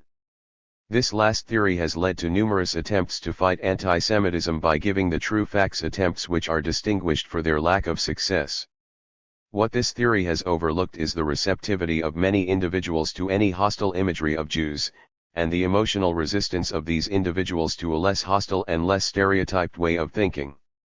Finally, anti-Semitism is sometimes explained in terms of financial motives and accusations. Many people, it is asserted, oppose the Jews on the simple grounds of economic competition and financial self-interest. This theory ignores the other accusations, of power-seeking, immorality, and the like, which are made with equal or greater emotional intensity. It also fails to explain why anti-Semites so often violate their own material self-interest in maintaining their prejudices. None of these conceptions of anti-Semitism has adequately grasped its generality, its psychological complexity, and its function in the emotional life of the individual. nor can they suggest why many individuals oppose anti-Semitism despite their having economic situations, religious backgrounds, sources of information, and so on, which are similar to those of anti-Semites. What is required, in our opinion, is a psychological approach which seeks to grasp both anti-Semitic ideology and anti-anti-Semitic ideology in their full complexity and scope, and which then attempts to discover the various sources of each viewpoint in the psychological development and social background of the individuals holding it. Point 10. Before discussing the major ideas comprising anti-Semitic ideology, a few words regarding the scale and the scale data are necessary. It is believed that most of the major facets of everyday American anti-Semitism have been represented in the scale, though no claim is made that it contains all the anti-Semitic ideas currently in vogue. The scale data provide an empirical basis for the following discussion in the sense, a. that each of the ideas to be discussed is supported by most anti-Semites, subjects who fall within the highest 25% of scorers on the scale, opposed by most anti-Semites, the differences being statistically significant, and, b. that each anti-Semite supports most of these ideas, while each low scorer opposes most of them. Thus, one can speak of a broad framework of anti-Semitic ideology which is held in its entirety by relatively few individuals but which is supported in varying degrees by many more. What, then, are the major opinions, values, and attitudes comprising anti-Semitic ideology? How are they organized or systematized, and how is this system different from other, non-anti-Semitic points of view? One striking characteristic of the imagery in anti-Semitic ideology is its stereotypy, which takes several forms. There is, first, a tendency to overgeneralize single traits, to subscribe to statements beginning Jews are, or the Jews do not. Second, there is a stereotyped negative image of the group as a whole, as if to know one is to know all, since they are all alike. Third, examination of the specific characteristics comprising the imagery reveals a basic contradiction in that no single individual or group as a whole could have all these characteristics. Another aspect of stereotypy which is implied by the scale items and brought out more directly in the interviews may be termed stereotypy of interpersonal relationships and experiences. It involves an inability to experience Jews as individuals. Rather, each Jew is seen and reacted to as a sort of sample specimen of the stereotyped, reified image of the group. This form of stereotypy is expressed very clearly in Mack's discussion of Jews, see Chapter 2, while no statistics are available. The other interviews as well as everyday conversations indicate that his approach is not uncommon. This limitation in the experience of individuals has certain implications for the theory that contact with good Jews lessens anti-Semitism. The effectiveness of social contact would seem to depend in large part on the individual's capacity for individuated experience. This capacity is certainly not hereditarily determined, but it may often be difficult to change in adults. When it is lacking, new social experiences are likely to lead, not to new learning and development, but merely to the mechanical reinforcement of established imagery. Further analysis of stereotypy and other characteristics of anti-Semitic thinking, as well as concrete examples from the interview material, are presented in Chapter 16. These considerations raise several questions which are dealt with in later sections of this research. Do anti-Semites express the same stereotypy of thought and experience in relation to other groups and issues, that is, are stereotypy and rigidity aspects of their general psychological functioning? Why is it so important for anti-Semites to reject Jews on any and all grounds? Are the contradictions and oversimplifications primarily surface signs of a deeper lying anxiety and hostility? If so, what are the personality trends involved, and how are they different from those found in non-anti-Semites? Let us consider the deeper psychological meaning of the stereotyped negative imagery of Jews. While the specific surface opinions cover a great variety of topics, there seem nevertheless to be certain unifying ideas or themes underlying the opinions and giving them coherence and structure. Perhaps most central is the idea that Jews are threatening. Certainly this idea is present, explicitly or implicitly, in almost all the scale items. It is expressed in the subscale offensive, where Jews are described as a moral threat, that is, as violators of important standards and values. These values include cleanliness, neatness, and conformity, also opposition to sensuality, extravagance, prying, social aggressiveness, exhibitionism. The imagery of Jews as value violators makes them not only offensive but also very disturbing. The anxiety becomes almost explicit in item 2, for, there is something different and strange about Jews. These values are, of course, not limited to anti-Semites. Indeed, many of them are among the currently prevailing conventional middle-class values, and most Americans are psychologically middle class. It may be that anti-Semites and non-anti-Semites differ regarding certain values such as sensuality or conformity. However, it is likely that many unprejudiced individuals have substantially the same values as the anti-Semites do. Why, then, do these values become the basis for anti-Semitic accusations in one group but not in the other? One hypothesis would be that the non-anti-Semites are more flexible in their support of these values, less disturbed by value violators, and less inclined to stereotypy and overgeneralization. Moreover, these values tend, as will be shown later, to be held very strongly by the high-scoring subjects, and they appear frequently in these individuals' thinking about themselves, other people, and social issues generally. In view of the emotional support given these values, and the intensity with which supposed value violators are rejected, it is reasonable to ask whether the surface opinions and attitudes are motivated by deeper emotional dispositions. It is possible, for example, that anti-Semites are unconsciously struggling to inhibit in themselves the same tendencies that they find so unbearable in Jews. Jews may be a convenient object on which they can project their unconscious desires and fears. It is difficult otherwise to explain why anti-Semites feel so threatened by violations of their moral values, and why they develop exaggerated, stereotyped imagery of the morally impure Jews as a threat to the morally pure Gentiles. It will be significant in this connection whether the categorical distinction between value violators, ego-alien, morally threatening groups, and value supporters, ego-syntonic, morally pure groups, appears generally in the thinking of these individuals regarding the various other ideological areas to be considered in the following chapters. To the extent that this and other themes underlie and unify the entire social thinking of anti-Semites, their specific opinions and attitudes must be regarded in part as expressions of deeper lying personality needs, anxieties, and conflicts. The idea of Jews as a social threat is expressed directly in the subscale threatening, where they are described as having harmful effects in various areas of social life.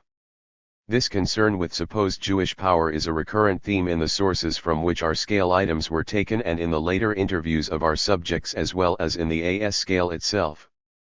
In the case of the moral values mentioned above, it is implied that non-Jews are the opposite of Jews, clean, conforming, modest, and the like. It would seem that power, however, while threatening in Jews, is justified and even valued in non-Jews. Point 11. For example, the attitudes of segregation and exclusion are based on the assumption that Gentiles should be more powerful than Jews in order to enforce these policies. Why does the concern with power recur so often and in so many forms? Why is the Jewish group, which is actually small and relatively weak, regarded as so threatening, while the really powerful and dominating groups in the status quo are supported rather than feared? Is it actually the weakness of the Jews which is most disturbing to the anti-Semite? If the concern with power and the fear of weakness in the high scorers represent deeper personality trends, these trends should be revealed by the clinical techniques and they should be expressed in the other ideological areas. The issues of Jewish group loyalty and Jewish assimilation, viewed psychologically, reveal several central themes in anti-Semitic ideology. At first glance, the criticisms of Jews and the demands on them seem both simple and reasonable. The Jews are, it is asserted, too clannish. They either keep apart in a kind of snobbish seclusion, or, if they do enter community affairs, they stick together and take advantage of other people. Therefore, the Jews must overcome their pride and clannishness, and their attempts to control other groups. When they have thoroughly assimilated, when they have lost their foreign ways and their clannish, conniving methods of gaining money and power at the expense of others, they can be liked and accepted. Until they change, they can hardly be surprised to find themselves excluded or limited in certain ways. The essential demand is that the Jews liquidate themselves, that they lose entirely their cultural identity and adhere instead to the prevailing cultural ways. Related to this narrowness is a punitive rather than an understanding approach to value violators. The Jews deserve whatever hardships they may sometimes undergo since they have brought it on themselves. In this vindictive approach there is no room for more complex explanation, no way of considering discrimination as primarily a cause rather than an effect of Jewish traits. There is an aversion to the idea that the basis for resolution of Jewish-Gentile conflict lies primarily in the total social organization and therefore in the dominant groups in the society and only secondarily in Jews themselves. But this demand for assimilation is not as simple as it seems at first glance. Jews who attempt to assimilate are apparently even more suspect than the others. Accusations of prying, power-seeking, and imitation are made, and seemingly generous acts by Jews are attributed to hidden selfish motives, subscale intrusive. There is no logical basis for urging on the one hand that Jews become like everyone else, and on the other hand, that Jews be limited and excluded in the most important areas of social life. It need not be denied by non-anti-Semites that there are extremely clannish and power-seeking individuals in the Jewish as well as in the Gentile group. But why do the high scorers not oppose all individuals who seek power for themselves or their narrow groups and who would take advantage of others? It is a remarkable fact that most individuals who see clannishness, prying, and power-seeking as Jewish traits value the same things, under other names, in Gentiles. It is accepted as human nature that each individual will stand by his group, that blood is thicker than water, and that each group is therefore unified in its material interests. As long as there is any trace of a Jewish group, therefore, it is expected that each Jew will have primary loyalty to it. While this clannishness is deplored, the anti-Semites tend to hold in contempt anyone who lacks loyalty and pride in his group, and to put great value on these traits in their own groups. The imagery described above seems to characterize the thinking of most anti-Semites. Individual differences in the pattern of attitudes, programs of action, supported depend primarily on the strength of adherence to democratic values. Openly anti-democratic individuals have a direct and clear-cut program, violent attack on the Jews leading to total liquidation or to permanent suppression and restriction.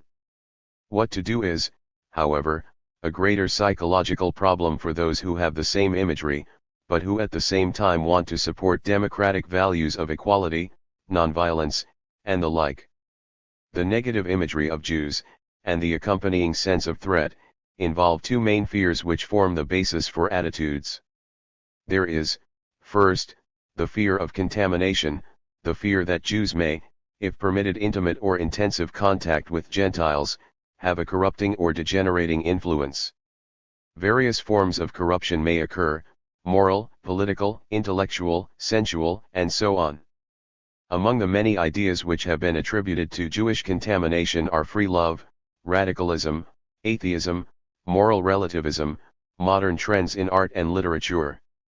Gentiles who support ideas such as these tend to be regarded as unwitting victims who have been psychologically contaminated in the same way that one may be organically infected by a disease. The notion that one Jew can infect many Gentiles is very useful in rationalizing many apparent contradictions. It permits one to attribute great influence to the Jews and thus to blame most social problems on them, despite their relatively very small number. It justifies one's hostile feelings and discriminatory actions. Furthermore, an idea or social movement can be called Jewish even when most of its supporters are Gentile, since the latter are regarded as merely dupes or victims of Jewish contamination. An individual who accepts this reasoning feels compelled, no matter how great his value for tolerance, to protect the Gentile group by restricting the activities of the Jewish group. Viewed psychologically, this way of thinking raises several questions. Why is it necessary for anti-Semites to regard Jews as the source of all these ideas, that is, Why do they regard these ideas as imposed on Gentile but originating in Jews? One hypothesis is that this represents an attempt on the part of the prejudiced individual to resolve an inner moral conflict by externalizing or projecting his own immoral tendencies. The inner conflict is replaced by a new conflict between groups, the stereotypically moral we and the stereotypically immoral they. That the inner conflict persists unconsciously in full force is shown by emphasis on external immorality and by the fear that this immorality will corrupt all who are exposed to it. The investigation of this and other hypotheses is reported in later chapters. In addition to the fear of contamination, there is the fear of being overwhelmed. This anxiety is related to the imagery of Jews as prying and power-seeking. If Jews are given the opportunity of free participation in community affairs, then, granted that they have these tendencies, they will form a small sectarian clique interested only in their own power and material interests. To gain these aims, they will shrewdly use even the most ruthless and dishonest methods. There is thus great danger that the Gentile group will be persecuted, victimized, exploited, in short, overwhelmed. It is difficult indeed, for a person with such hostile imagery and such anxiety, to have entirely democratic attitudes regarding Jewish-Gentile interaction. Most pseudo-democratic attitudes represent attempts, conscious or unconscious, at compromise between the tendency to express the underlying hostility directly, aggressive attack, and the tendency to conform to democratic values, tolerance, equality. The demand for total Jewish assimilation represents one such compromise, since total assimilation is, so to speak, a nonviolent way of liquidating the Jews. If there were no Jews, then at least one source of anxiety and one object of hostility would be removed. Unfortunately, partial assimilation, the phase in which some Jews attempt to assimilate while others do not, seems to be more disturbing to anti-Semites than none at all. As long as the anti-Semites have some sense of the presence of a Jewish group and thus an image of the Jew which can be applied stereotypically to all individual Jews, those Jews who seem to be assimilating will be suspected of evil motives. It is an oft-repeated historical paradox that those who demand total assimilation do the most to prevent it, since their hostility and discrimination tend on the one hand to increase Jewish nationalism and pride, and on the other hand to provide external barriers repelling those Jews who attempt assimilation into the dominant group.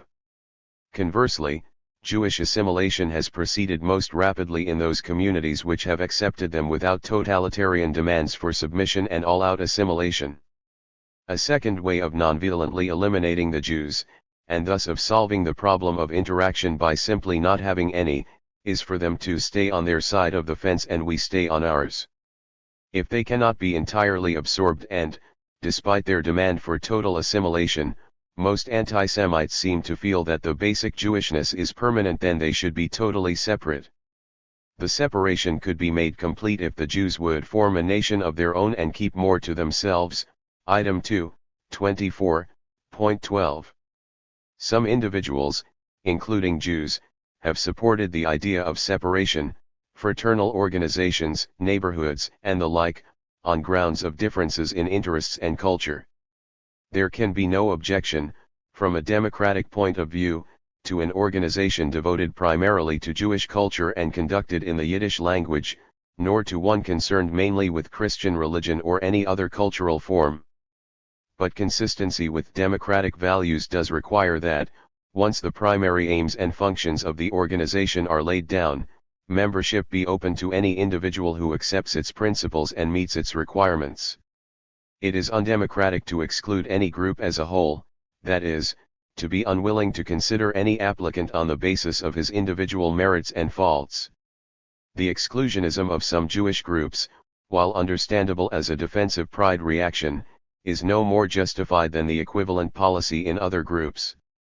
The total exclusion of one group by another, whether on ethnic, religious, social class, skin color, or other grounds, is necessarily based on stereotypy, hostility and anxiety, conscious or not.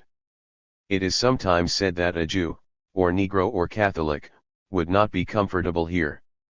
This usually means that he would be exposed to some degree of prejudice, subtle or crude, and it is the others who would be uncomfortable. Discrimination takes a variety of other forms, all designed to limit Jewish-Gentile interaction by restricting the full participation of Jews in community and national affairs. All forms of discrimination, exclusion, segregation, suppression, and so forth, against all groups have the double function of restricting intergroup contact and of maintaining the dominant social position of the group doing the discriminating. There are many economic, political, religious, and other institutional forces involved in the subordination of various American groups.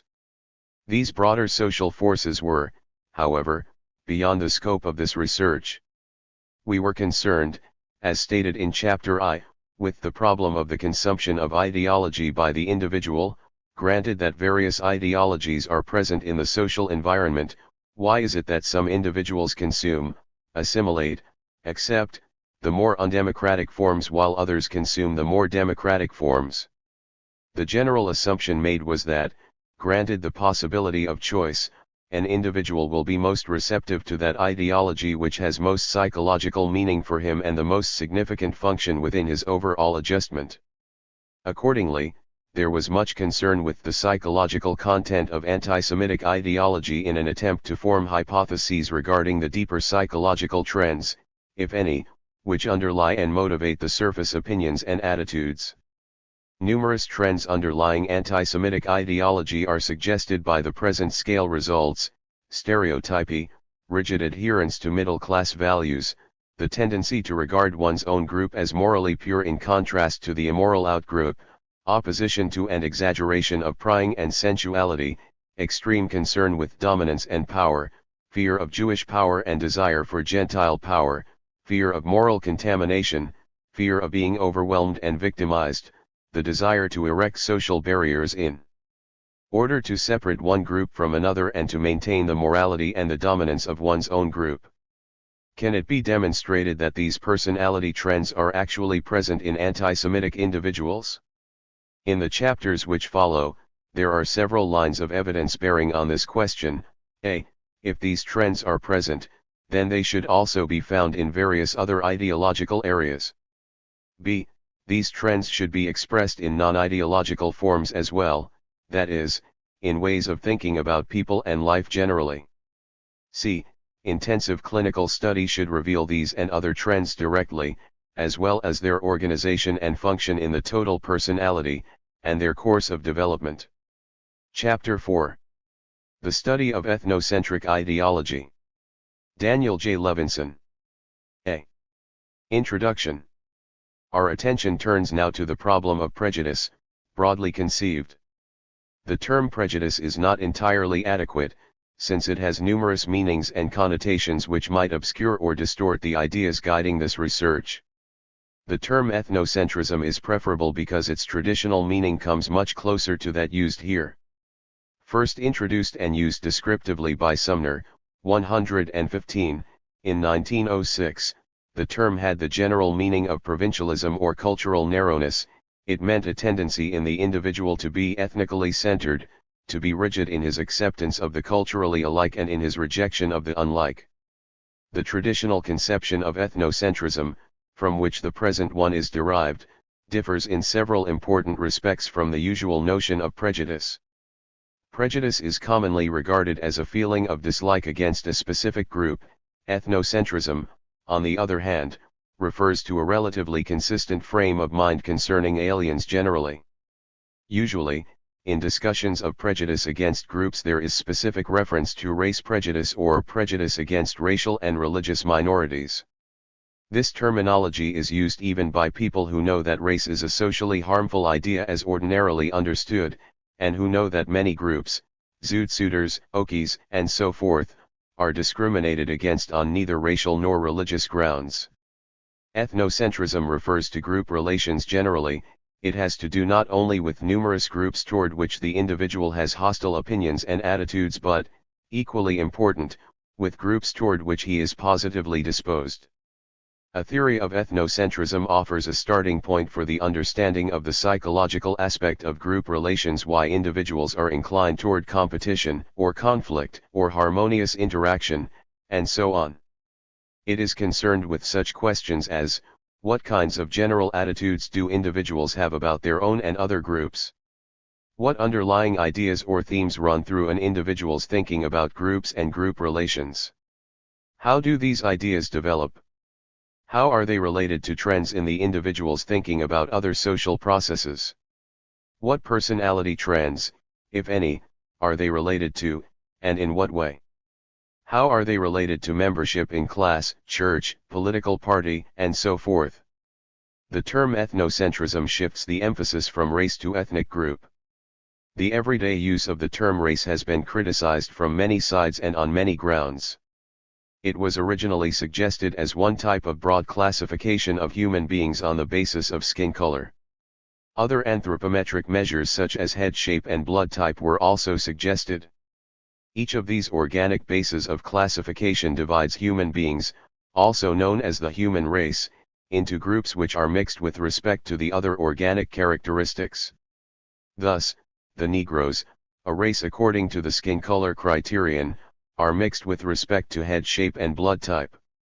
But, apart from the arbitrariness of the organic basis of classification, the greatest dangers of the race concept lie in its hereditary psychological implications and in its misapplication to cultures.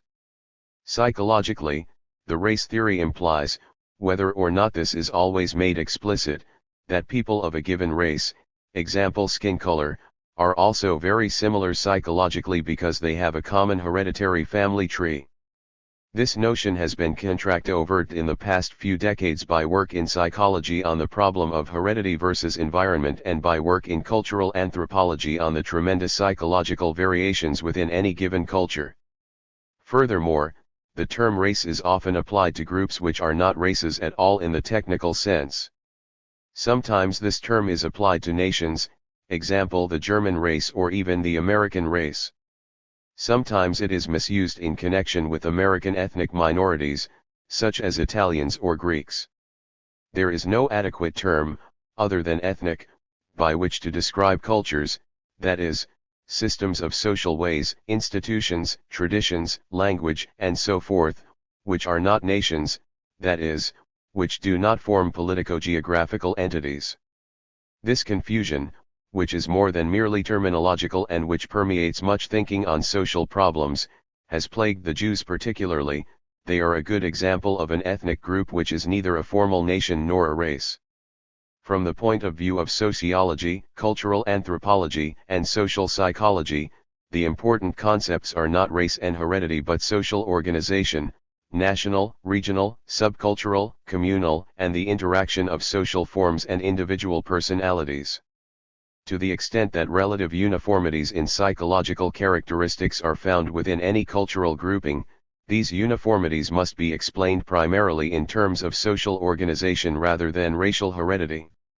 The use and development of the concept of ethnic group, as part of a broad educational program dealing with individual development and social change, can do much to clarify everyday thinking about social processes and problems. The conception of ideology presented in earlier chapters has been utilized here. Ethnocentrism is conceived as an ideological system pertaining to groups and group relations.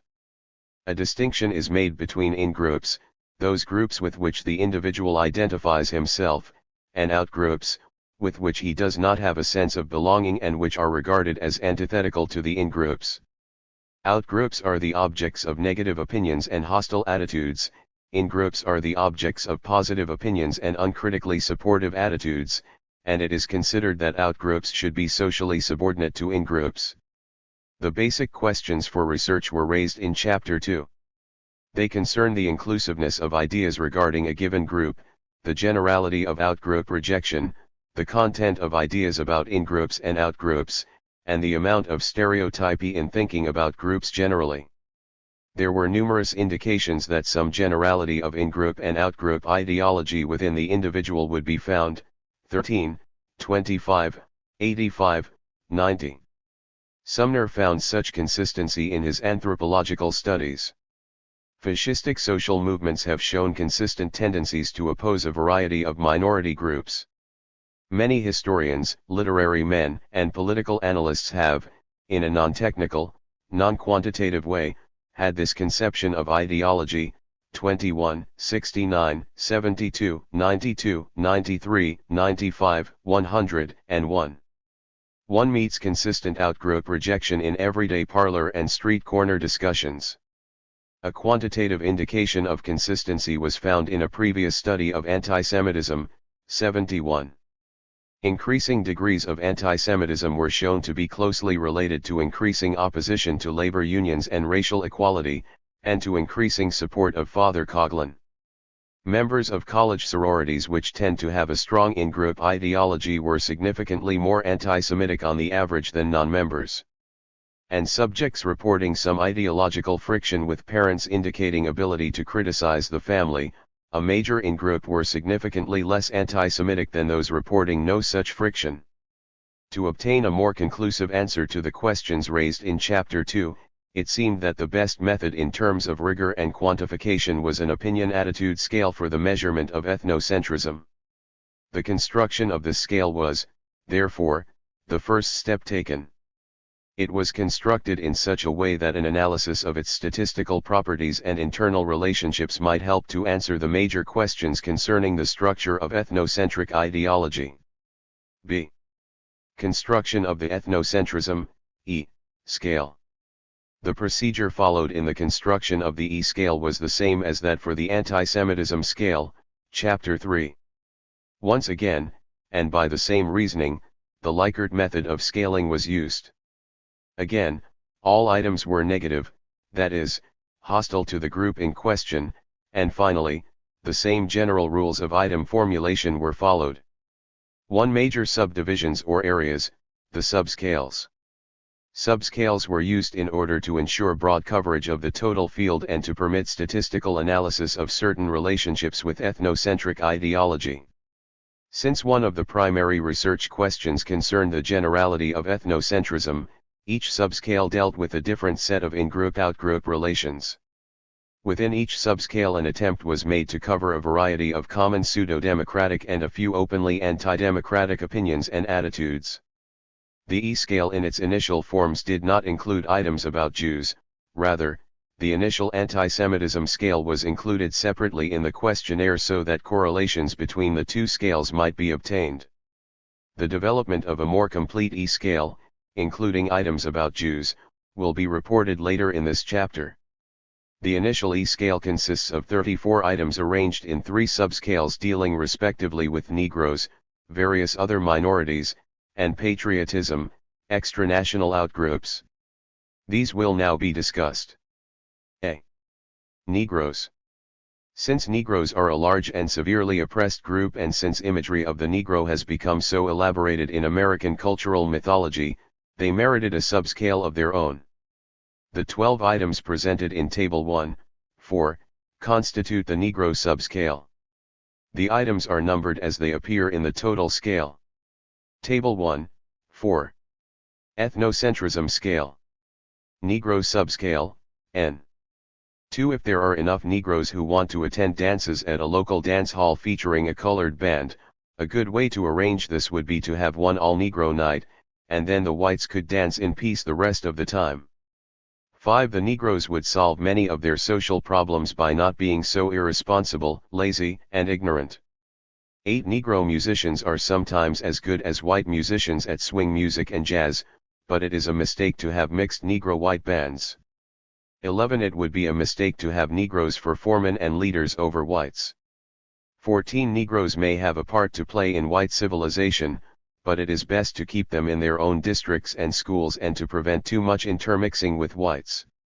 16. Manual labor and menial jobs seem to fit the Negro mentality and ability better than more skilled or responsible work. 19. In a community of 1,000 whites and 50 Negroes, a drunken Negro shoots and kills an officer who is trying to arrest him. The white population should immediately drive all the Negroes out of town.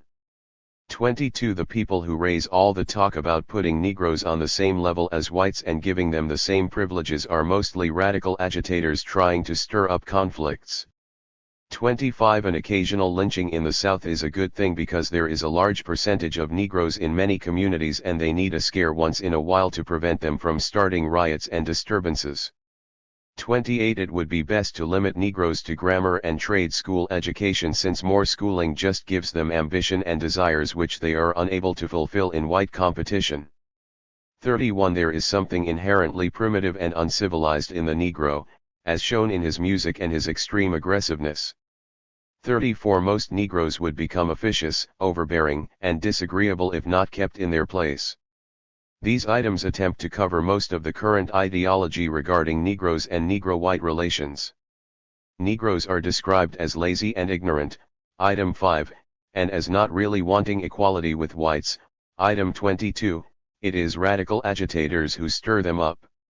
Do individuals with the opinion that Negroes are naturally lazy or unambitious also have the attitude that when Negroes do strive for higher status they should be kept in their place, item 34, and prevented from having positions of leadership, item 11.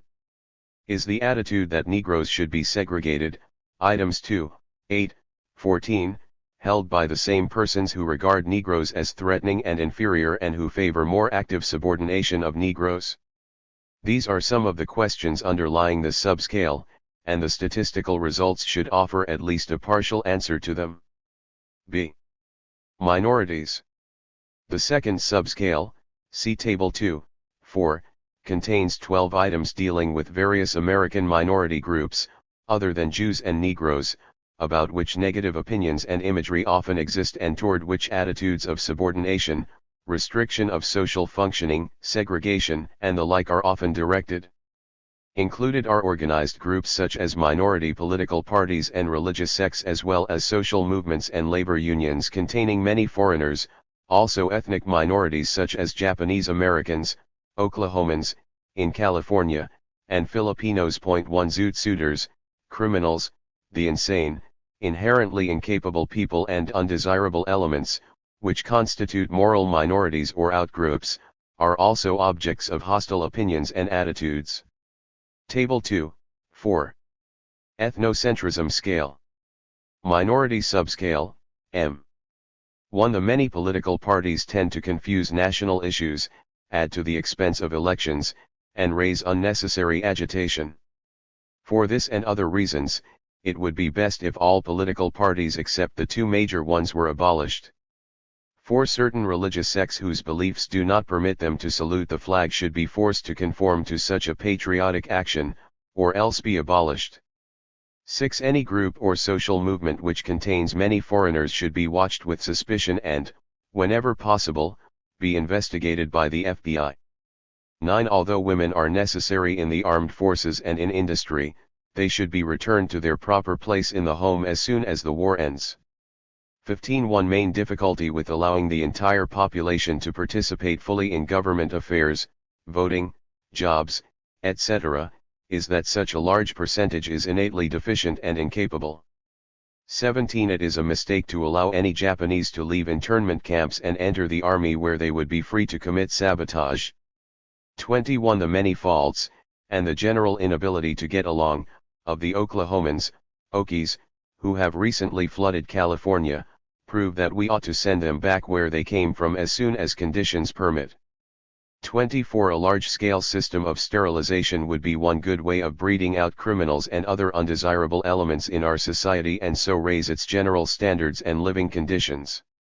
27. Filipinos are all right in their place, but they carry it too far when they dress lavishly, buy good cars, and go around with white girls.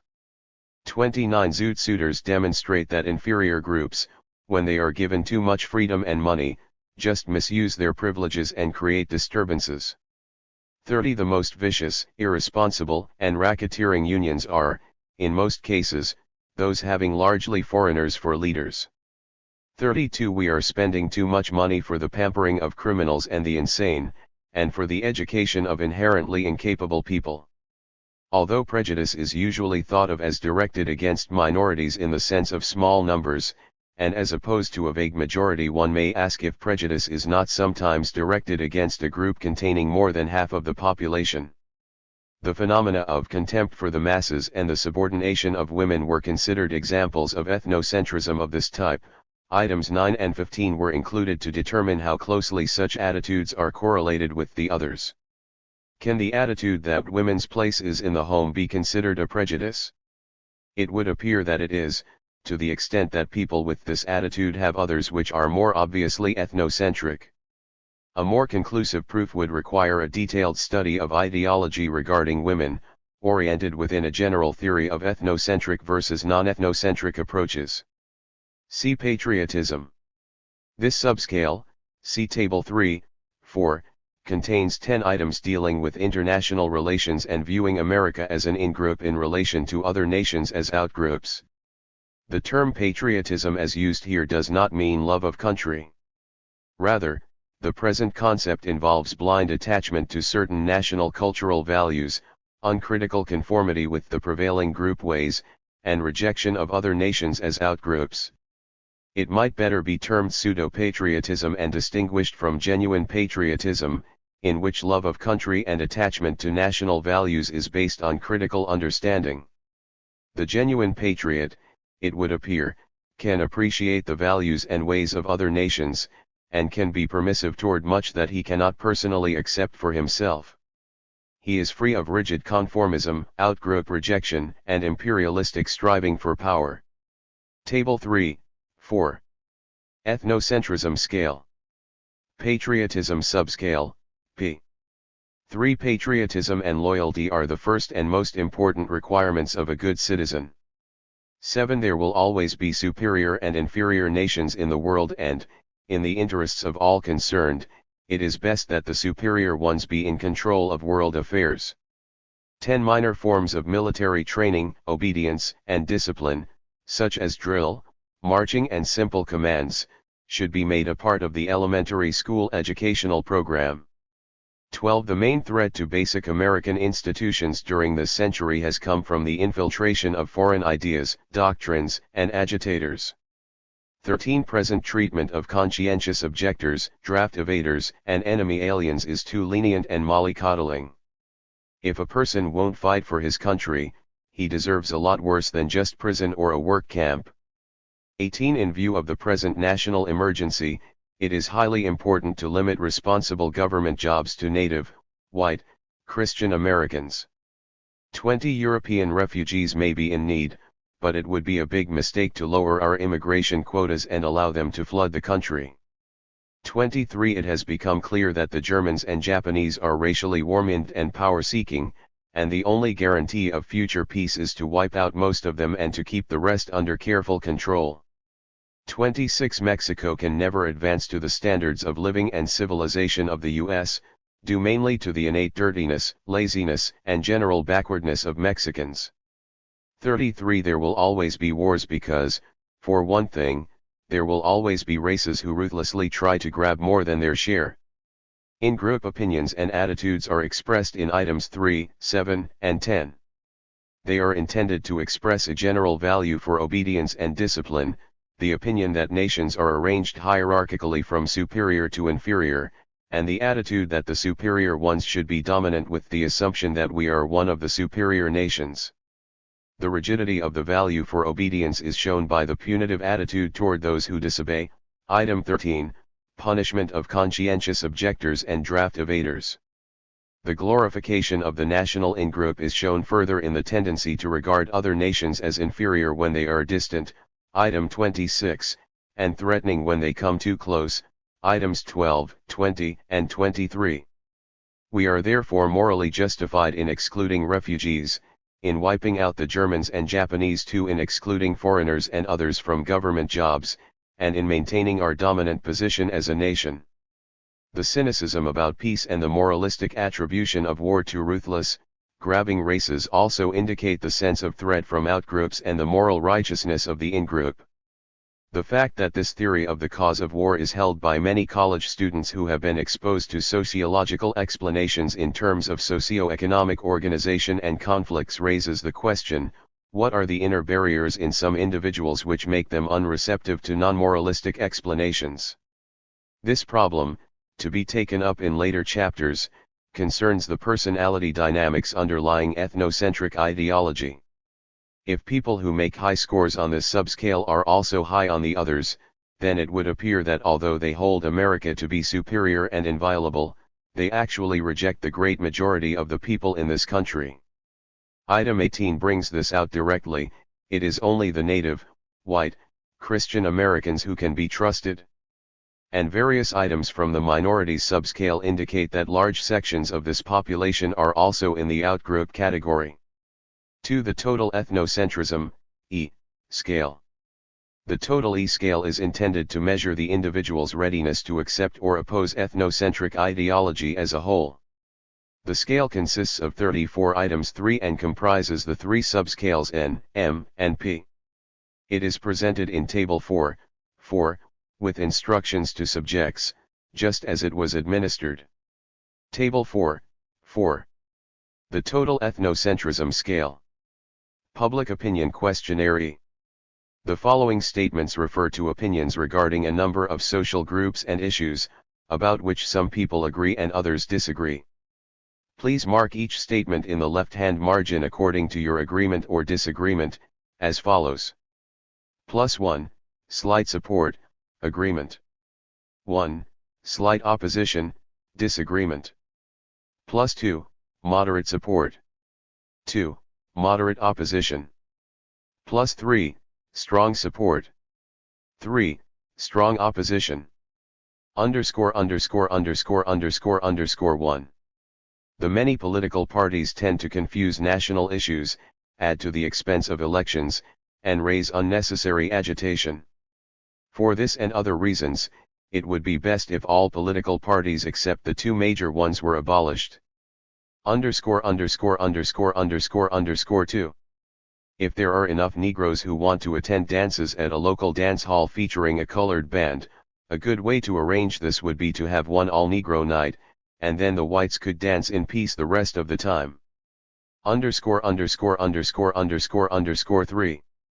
Patriotism and loyalty are the first and most important requirements of a good citizen. ________4. Certain religious sects whose beliefs do not permit them to salute the flag should be forced to conform to such a patriotic action, or else be abolished. _______5. The Negroes would solve many of their social problems by not being so irresponsible, lazy, and ignorant. _______6. Any group or social movement which contains many foreigners should be watched with suspicion and, whenever possible, be investigated by the FBI. _______7. There will always be superior and inferior nations in the world and, in the interests of all concerned, it is best that the superior ones be in control of world affairs. _______8. Negro musicians are sometimes as good as white musicians at swing music and jazz, but it is a mistake to have mixed Negro-white bands. _______9. Although women are necessary now in the armed forces and in industry, they should be returned to their proper place in the home as soon as the war ends. _______10. Minor forms of military training, obedience, and discipline, such as drill, marching and simple commands, should be made a part of the elementary school educational program. ______11. It would be a mistake to have Negroes for foremen and leaders over whites. ______12.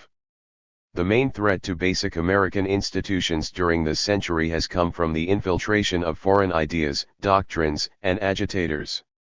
______13.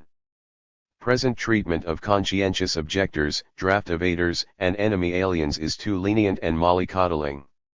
If a person won't fight for his country, he deserves a lot worse than just a prison or a work camp. ______14. Negroes may have a part to play in white civilization, but it is best to keep them in their own districts and schools and to prevent too much intermixing with whites. ______15. One main difficulty with allowing the entire population to participate fully in government affairs, voting, jobs, etc., is that such a large percentage is innately deficient and incapable. _______16. Manual labor and menial jobs seem to fit the Negro mentality and ability better than more skilled or responsible work. ______ 17. It is a mistake to allow any Japanese to leave internment camps and enter the army where they would be free to commit sabotage. ______ 18. In view of the present national emergency, it is highly important to limit responsible government jobs to native, white, Christian Americans. ______ 19. In a community of 1,000 whites and 50 Negroes, a drunken Negro shoots and kills an officer who is trying to arrest him.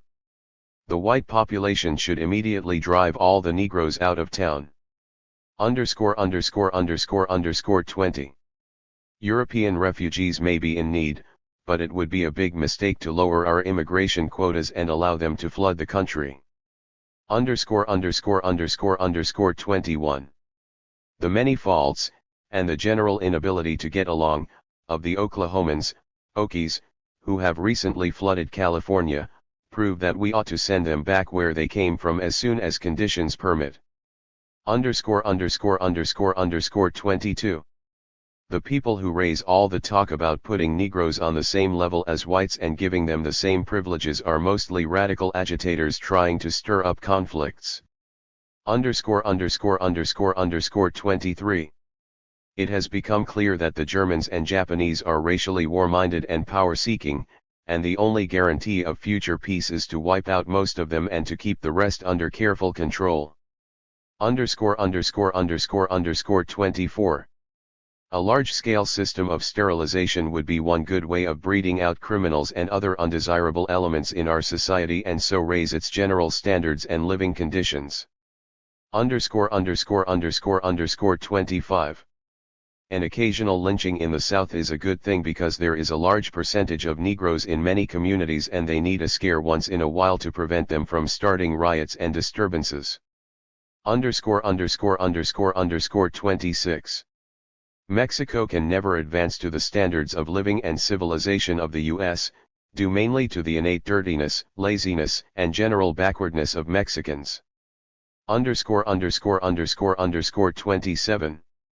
Filipinos are all right in their place, but they carry it too far when they dress lavishly, buy good cars, and go around with white girls.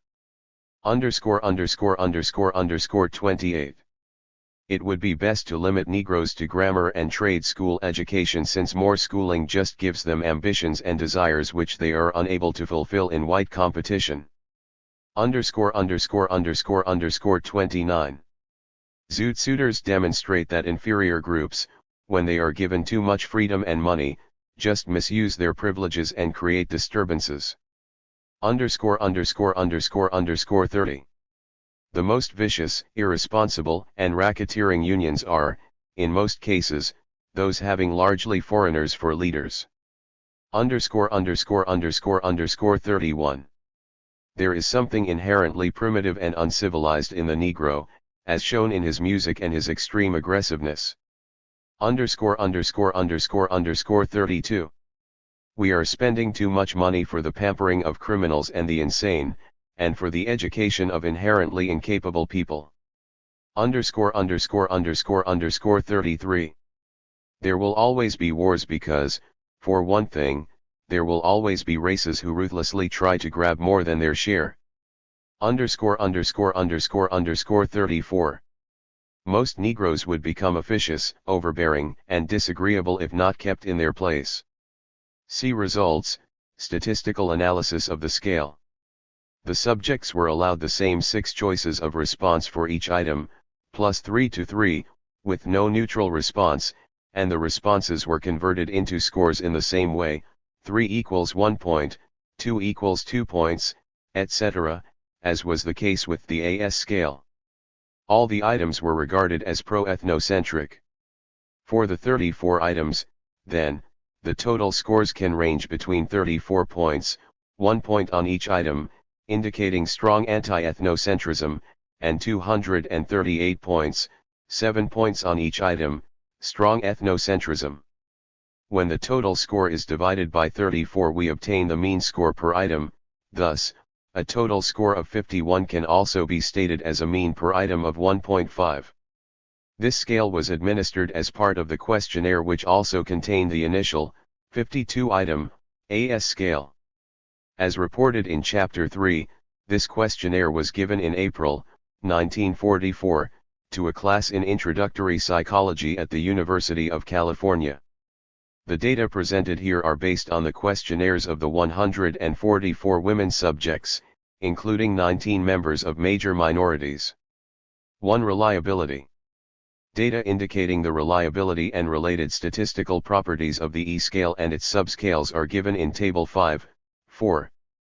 B. The means, SDS, and ranges are given in terms of mean score per item on the scale or subscale in question. If this value is multiplied by the number of items in the scale or subscale, it is converted into mean total score. The split half reliability of the total E-scale is 0.91, a value which meets accepted statistical standards. 0.4 The odd and even halves were roughly equivalent in the sense that they contained about equal numbers of items from the three subscales. The lower mean of the odd half seems due to the slight overweighting with low mean Negro items. The obtained range covered most of the possible range, with the exception of the extremely high end. The absence of very high scores, averages of over 6 points per item, is also reflected in the relatively low group mean of 3.17, as compared with the neutral point of 4.0 per item. The distribution of scores is very symmetrical. The mean divides the range in half, and the median is 3.2 but plateauic, with very little clustering of scores around the mean. The high reliabilities of the subscales are noteworthy, especially in view of the small number of items in each. In terms of reliability, equivalence of halves, and form of distribution, then, it seems safe to conclude that the E-scale and its subscales provide adequate measuring instruments. To the extent that the scale is valid, it provides a measure of ethnocentrism, in most of its generality and complexity. It may be claimed that the higher an individual's score, the greater his acceptance of ethnocentric propaganda and the greater his disposition to engage in ethnocentric accusations and programs of one form or another. 2. Intercorrelations among the subscales. The reliability data support the hypothesis that there is such a thing as general ethnocentric ideology and that people can be roughly ranked according to the strength of their acceptance or rejection of it. Support for this hypothesis is also given by the high intercorrelations among the subscales, as shown in Table 6, 4. The subscale intercorrelations, which range from 0.74 to 0.83, are of considerable significance. The fact that they involve items dealing with so great a variety of groups and ideas suggests again that ethnocentrism is a general frame of mind, that an individual's stand with regard to one group such as Negroes tends to be similar in direction and degree to his stand with regard to most issues of group relations. The intercorrelations of 0.90 to 0.92 between each subscale and the total E-scale make the same point. An individual's score on any one subscale permits one to predict very closely his score on the entire E-scale. Or, to put it in another way, while almost every subject shows some variability in his responses to the individual items, as will be shown below, almost every one demonstrates a general degree of pro- or anti-ethnocentrism which is relatively consistent from one group or type of group to another. An ethnocentric hostility toward outgroups is highly correlated with ethnocentric idealization of ingroups. 3. Internal consistency, statistical analysis of the individual items. The functions of item analysis, and the procedures involved, have been discussed in the previous chapter. The data on the item analysis of the E-scale are presented in Table 7, 4. Each item is identified by a keyword or phrase, and the letters N, M, and P refer to the subscales Negroes, minorities, and patriotism. The three least discriminating items are 19, 25, and 28, all in subscale N. They are also the only three items with group means of less than 2.0. Their low means indicate almost unanimous disagreement by all subjects. This is to be expected, since the items are particularly violent and repressive. Negroes should be driven out of town, lynched, kept ignorant and uneducated. but these data show the advantage of permitting 3 degrees of agreement and of disagreement, and they also reveal a subtle receptiveness in the high-scoring subjects to openly anti-democratic programs. Of the 36 low scorers, only one responded with 2, on item 28, all other responses on all 3 items being affirm 3, and thus a low mean of 1.00. The high quartile, on the other hand, had a mean of 1.8 on each of the 3 items, nearly half of them responded with 2 or above. One might ask if this is an indication of potential response during a period in which fascism had become a real power. Not all those who score high on E, certainly, are receptive to violent anti-democracy.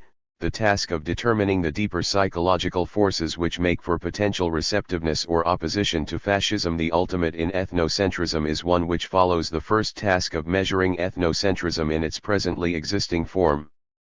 The item analysis indicates that the N, M, and P subscales contributed about equally to the total differentiation between the high and low quartiles on the total scale, the average DP being 3.0, 2.9, and 3.1 respectively. Apart from items 19, 25, and 28, discussed above, the Negro items were highly discriminating. Ethnocentrists and anti-ethnocentrists, as measured by the total scale, are clearly differentiated with respect to most of the ideas contained in the Negro items. The mean for the low quartile is invariably below 2.0, indicating that the low scorers seldom agree with these items and usually disagree strongly. The high scorers are not so outspoken in their stand, their most frequent responses are in the range of 1 to +2, but the frequency of the agreements overshadows the slight disagreements. The means are somewhat higher on the minorities subscale, but once again, despite the great variety of groups represented, the highs and lows are clearly differentiated on most items. 3 minorities items, 1, 24, 32, had group means below 3.0 and discriminatory powers between 1.1 and 1.7. These DPS indicate statistically significant trends but do not establish clear-cut differentiations. The high scorers apparently did not fall for the suggestions in these items that minority political parties be suppressed, perhaps because these parties were not described as immoral or threatening. Suppression of religious sects was accepted in item 4, that undesirables be sterilized, and that less money be spent on criminals, the insane and the inherently incapable. The idea that woman's place is in the home is apparently accepted by most women. Item 9, mean equals 4.76. While the low quartile is almost equally divided on this issue, the high scorers are definitely in favor of it. The DP of 2.1 is clearly significant.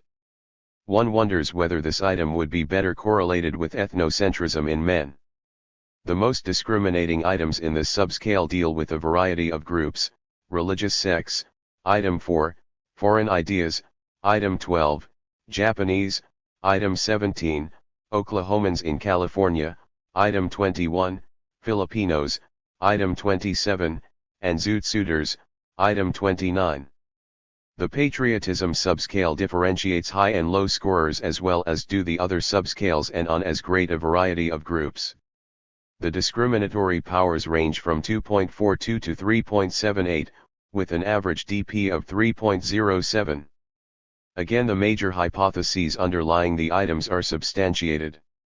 Other nations, Japanese, Mexicans, refugees, and inferior nations generally, are regarded as backward, immoral, and threatening. The superiority of the American nation justifies a policy of destruction and subordination of others. Submissiveness and obedience to the in-group are regarded as primary virtues, and a punitive attitude so characteristically taken toward extranational and intranational outgroups is taken toward conscientious objectors. It is also interesting that item 33, concerning the inevitability of war, is highly differentiating, DP equals 3.25. It is as if the in-group-out-group distinction, and the intergroup hostility underlying it, are woven into the fabric of ethnocentric thinking. Given a conflict with no conceivable possibility of resolution, there is nothing to do but make sure that the in-group is on top and prepared to maintain itself. 4. Second form of the E scale, Form 78. In line with the general policy of contracting proven techniques in order to include new ones which might broaden the framework of the research, the original 34-item E-scale was shortened to 14 items in the next version of the questionnaire, Form 78. This questionnaire, described more fully in Chapter 3, included 4 separate scales whose items, 78 in all, were interspersed randomly in a single series. The revised E-scale is presented in Table 8. 4. A new number refers to the numbering of the items in Form 78. Old number refers to numbering in the initial form discussed previously. Slight revisions will be noted in the wording of several items. The general rules guiding contraction of the longer form were the same as those described previously in connection with the AS scale. Statistical adequacy was again a necessary but not sufficient condition for retention of an item. It was deemed necessary to maintain broadness of coverage and to ensure non-duplication as well as significance of ideas. Revisions in the wording of some items were made, especially in the direction of brevity and simplification. Item 9 of the initial form, suggesting that woman's place is in the home, was entirely revised, present item 34, in an attempt to improve its discriminability. In view of changing issues, former item 17, which opposed the entrance of Japanese Americans into the Army, was changed in the new form to item 64, which opposes their return to California. There are 4 new items in the short form. Item 4 proposes legislation against discrimination. It is the first and only positive E item, that is, one in case of which agreement is given a low score. Number 25, a patriotism item, was intended to appeal both to the open isolationist and to the kind of pseudo-internationalist who, while more or less accepting the idea of a world organization, wanted nevertheless to maintain complete American sovereignty and control. Item 41, which replaces several previous items, was intended to express an uncritically idealizing relation to America as a national in-group. Finally, item 51 refers to moral outgroups.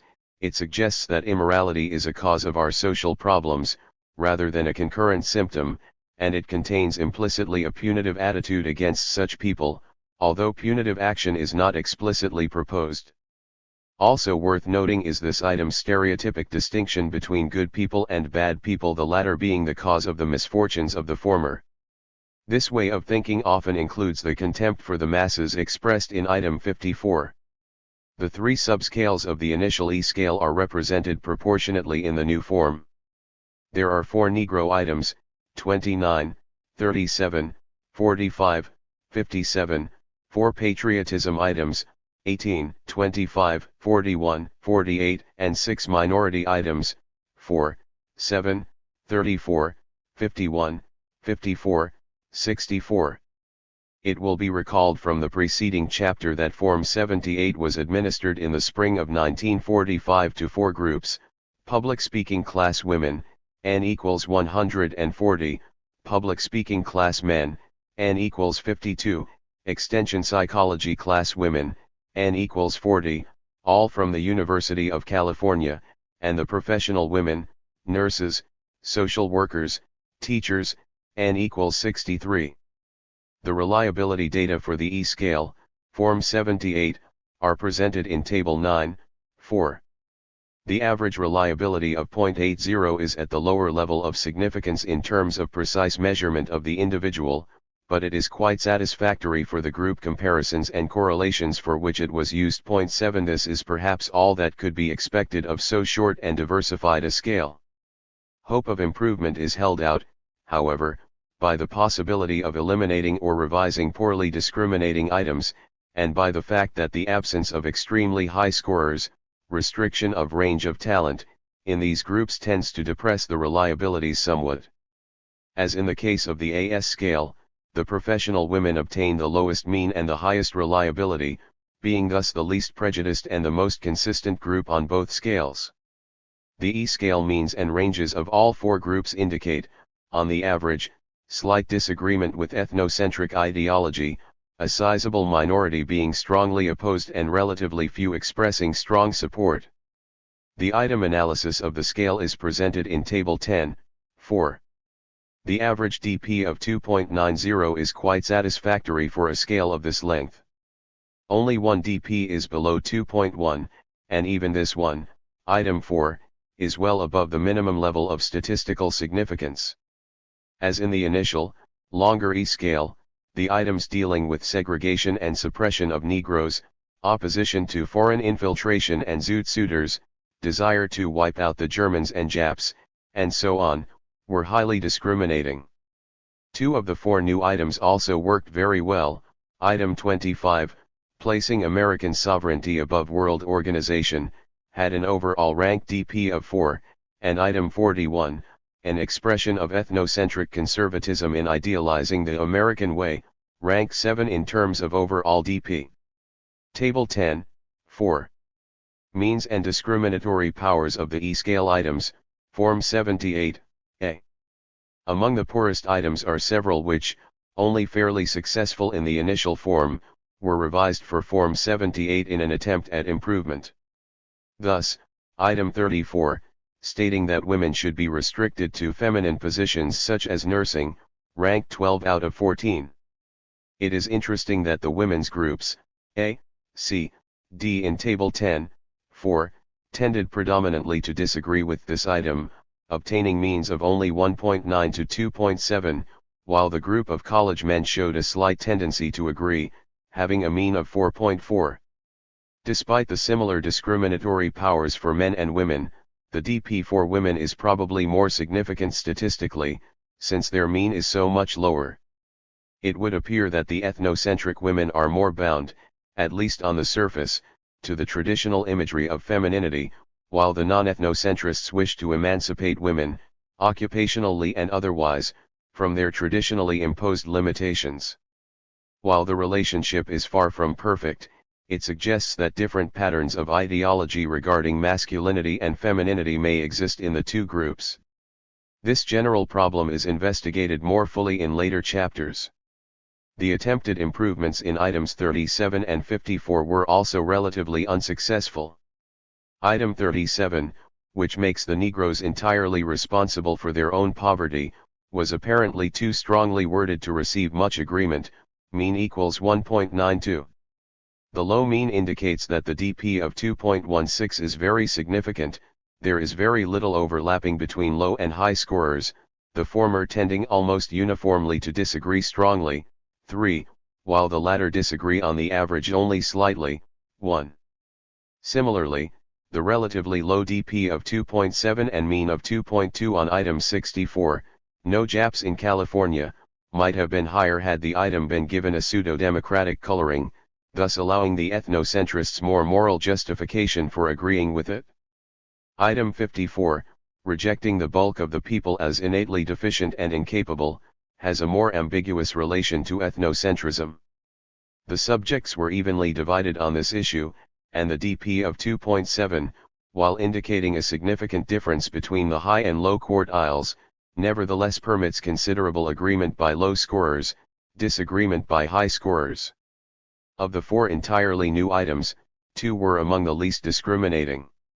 Item 51, which suggests that our social problems could be solved by eliminating bad people, rather than by changing the underlying social forces and institutions, had a dp of 2.3, rank 11, indicating a clear-cut difference between the high and the low quartiles, but numerous exceptions as well. The poorest item, with a dp of 1.5, was number 4, urging that discrimination be made illegal. The subjects were apparently evenly divided on this issue, and relatively few were willing to take an extreme stand either way.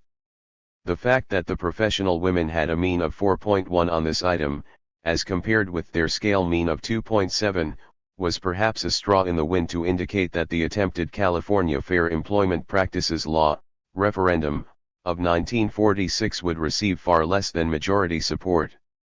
In their interview discussions, many strongly anti-ethnocentric subjects who clearly recognized the crucial role of discrimination in maintaining in-group out-group conflicts were nevertheless political pacifists in the sense of being unwilling militantly to oppose discrimination.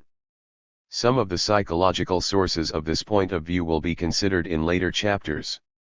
The E-scale, Form 78, while adequate for its intended uses, was revised in the light of the results just discussed.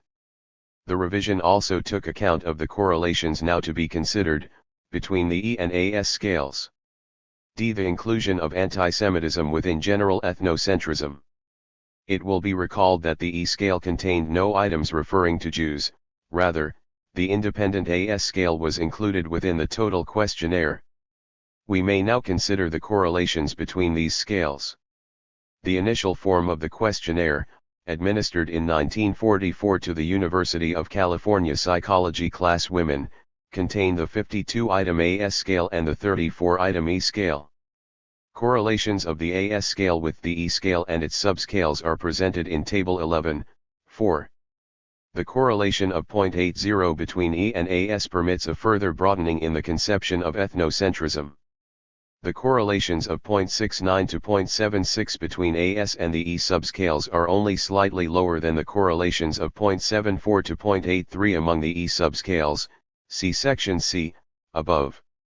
These values indicate once again the generality of the ethnocentric approach to group relations. Antisemitism is best regarded, it would seem, as one aspect of this broader frame of mind, and it is the total ethnocentric ideology, rather than prejudice against any single group, which requires explanation. The fact that AS correlates slightly less with the E subscales than the latter correlate among themselves may be due in part to the shortened range of AS scores, absence of extreme highs.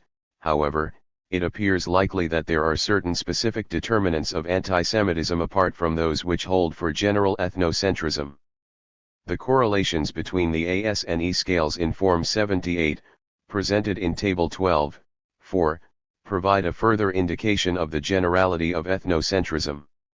The average correlation, 0.68, is lower than that of 0.80 obtained in the initial form.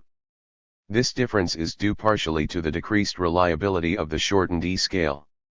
However, it suggests once again that antisemitism, while it is essentially a facet of a broader ethnocentric pattern, may nevertheless have certain independent determinants of its own. The close, though imperfect, relationship between the AS and E scales in Form 78 led, in the construction of questionnaire Form 60, to their contraction into an inclusive 12-item E scale. This scale, presented in Table 13, 4, contains 4 AS items, numbers 8, 21, 38, 47, 3 Negro items, 14, 28, 42, and 5 items dealing with other minorities and with patriotism. Once again, slight revisions in the wording have frequently been made, particularly in the direction of simplicity and brevity. Again, items were selected on the basis both of statistical adequacy and theoretical significance. 2 items, 42, 55, were included, despite their previous low means and DPS, because they seemed to express significant ideas and because the means, and thus the DPS, were expected to go up in some of the groups to be tested. Item 59, Okies, was recovered from the initial E scale. Table 13, 4. The third form of the E scale, Form 60. 3 Zoot suitors prove that when people of their type have too much money and freedom, they just take advantage and cause trouble. 8 One trouble with Jewish businessmen is that they stick together and prevent other people from having a fair chance in competition. 14 Negroes have their rights, but it is best to keep them in their own districts and schools and to prevent too much contact with whites. 21 I can hardly imagine myself marrying a Jew. 28 It would be a mistake ever to have Negroes for foremen and leaders over whites.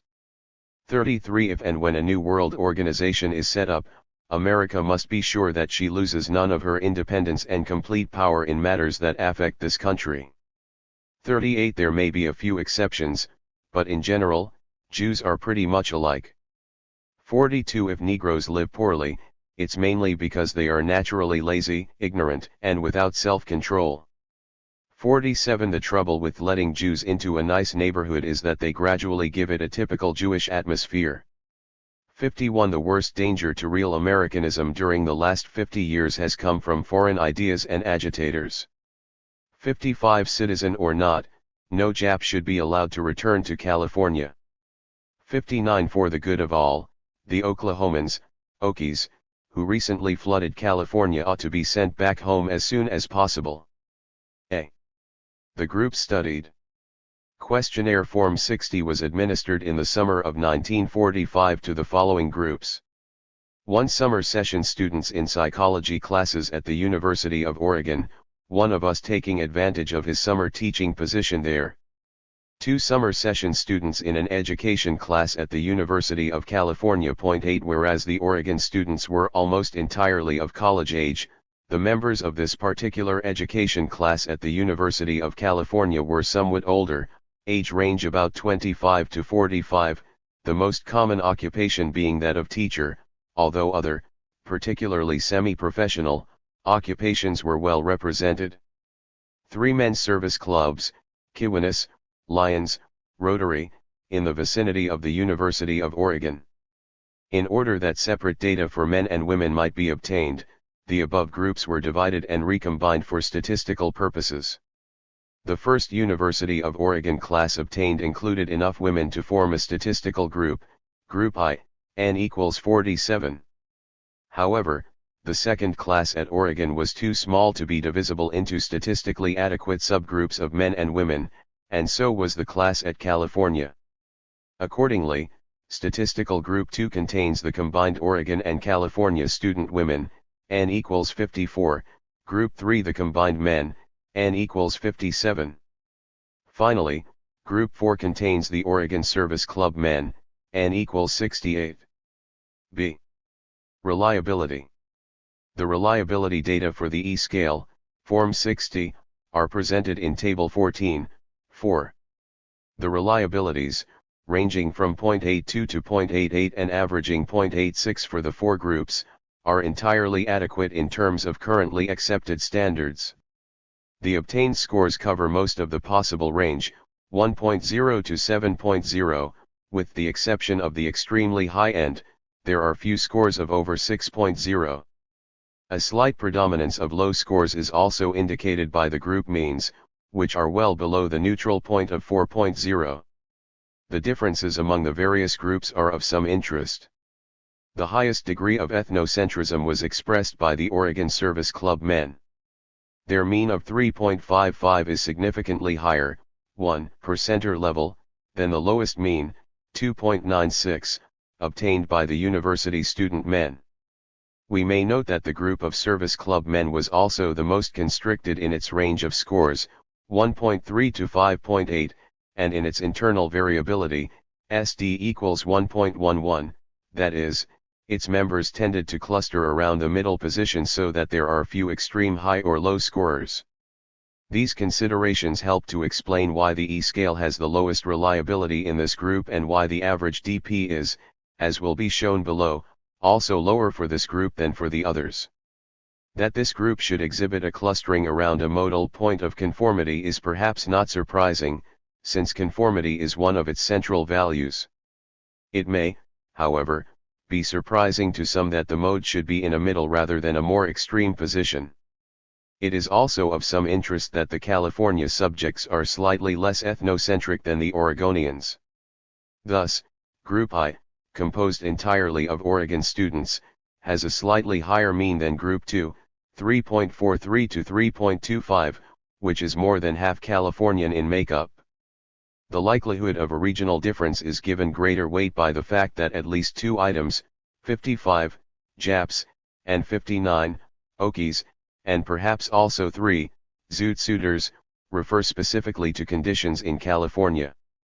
A slight, though also not statistically significant difference is found between comparable sex groups, the university student women, Group 2, having a higher mean than the university student men, Group 3, 3.25 to 2.96.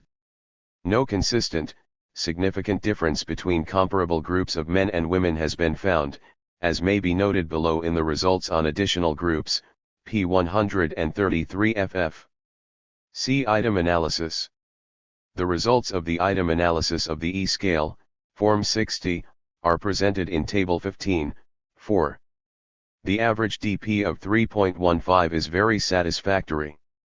The three lowest DPS, 1.8 to 2.1, were obtained by the items having the lowest means, 2.1 to 2.3. Two of these items, numbers 42 and 55, obtained similar means on previous forms of the scale. They were included here, slightly revised, with the expectation that the present groups might agree more strongly. This expectation was not borne out. In view of the relatively strong rejection of Oklahomans in California, the low mean and DP of item 59 are probably due more to faults in formulation than to the inadequacy of the idea which we intended to express.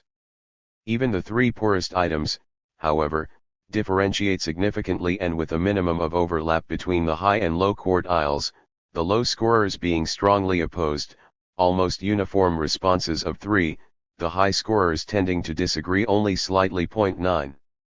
The rank order of goodness of items is, on the whole, consistent with previous results. The 5 best items, 14, 21, 28, 33, 38, include 2 referring to Negroes, 2 to Jews, and 1 to World Organization. These items rank similarly in earlier forms. Item 3, Zoot Suitors, has a rank of 9, as compared with a rank of 1 on Form 78. The drop may well be due to the fact that the Zoot Suitor issue was less focal, and therefore less likely to produce extreme agreement or disagreement, in Oregon than in California. The groups taking Form 60 agree quite well among themselves regarding the relative level of acceptability, mean, and level of discriminability, DP, of the items. While rank order correlations between the groups were not computed, it appears from inspection of Table 15, 4, that the mean or DP rank of each item is fairly stable from group to group. To the fourth form of the E-scale, Forms 45 and 40. The fourth and final form of the E-scale, see Table 16, 4, as used in Form 45, involved the deletion of 2 items, Japs and Okies, from the previous form, the other 10 items remaining intact. It was understood that this contraction of the E-scale would eliminate many of its qualitative functions and would probably lower its reliability to the minimum required by the present research purposes. Nevertheless, the intention to distribute the questionnaire to a wide variety of groups, many of whom would have very little time for filling it out, made every reduction in size seem desirable.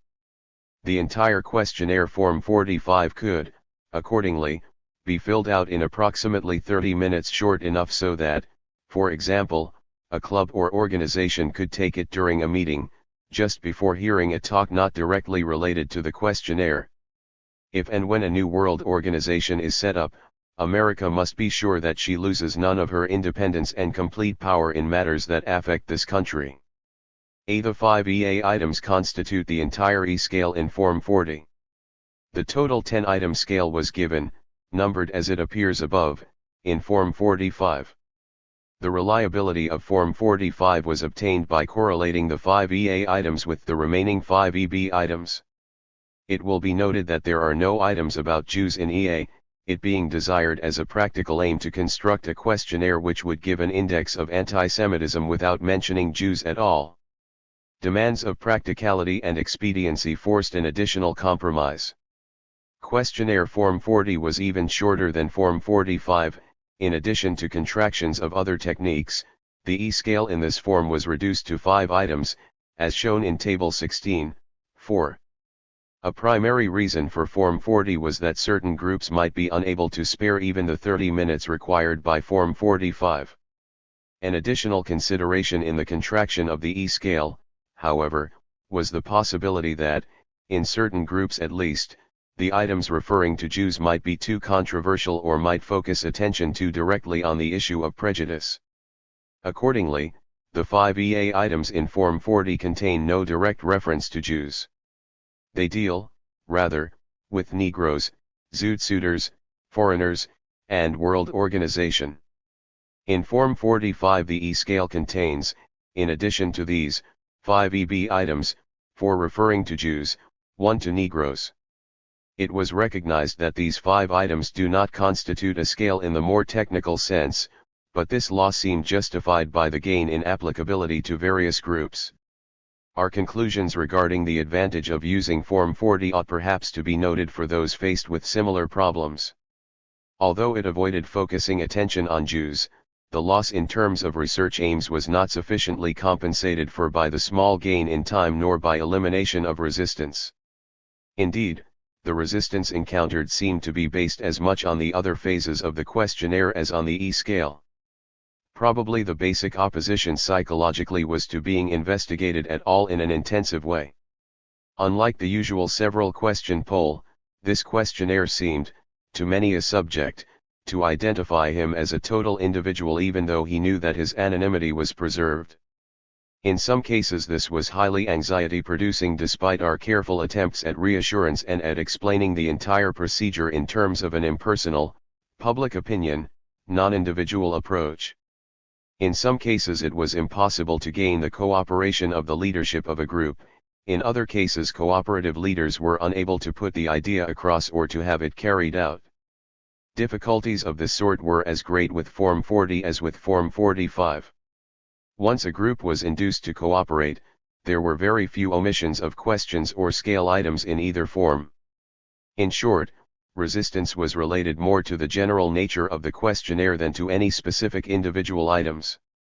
Form 45 might therefore have been used on practically all of the groups tested.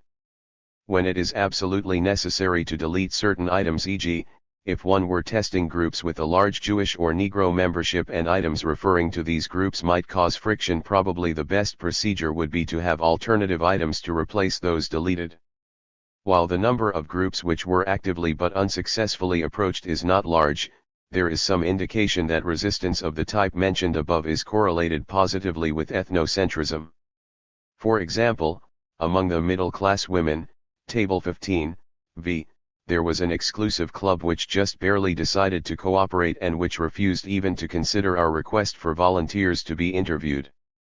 This group obtained one of the highest E-means of all groups tested. Such resistance was seldom encountered in less ethnocentric groups. This difficulty might have been expected on the basis of the ethnocentrists' tendency toward self-deception and concern with prying, which was expressed indirectly in the responses on the AS and E scales, and which is brought out more directly in the chapters that follow. Considerations of this type are of great importance in any attempt to generalize from a research sample to a broader population. Thus, because of the greater resistance of ethnocentrists to psychological investigation, it is likely that the average degree of ethnocentrism, overall mean E-score, in our total sample is somewhat lower than that which would be found in a truly random or truly representative sample. Even in the more customary public opinion polls, where population areas are often mapped out in advance, stratification or other attempt at representative sampling, an adequate sample may not be achieved because, in their door-to-door polling, interviewers cannot reach those subjects who are unreceptive to the idea of being tested. 10.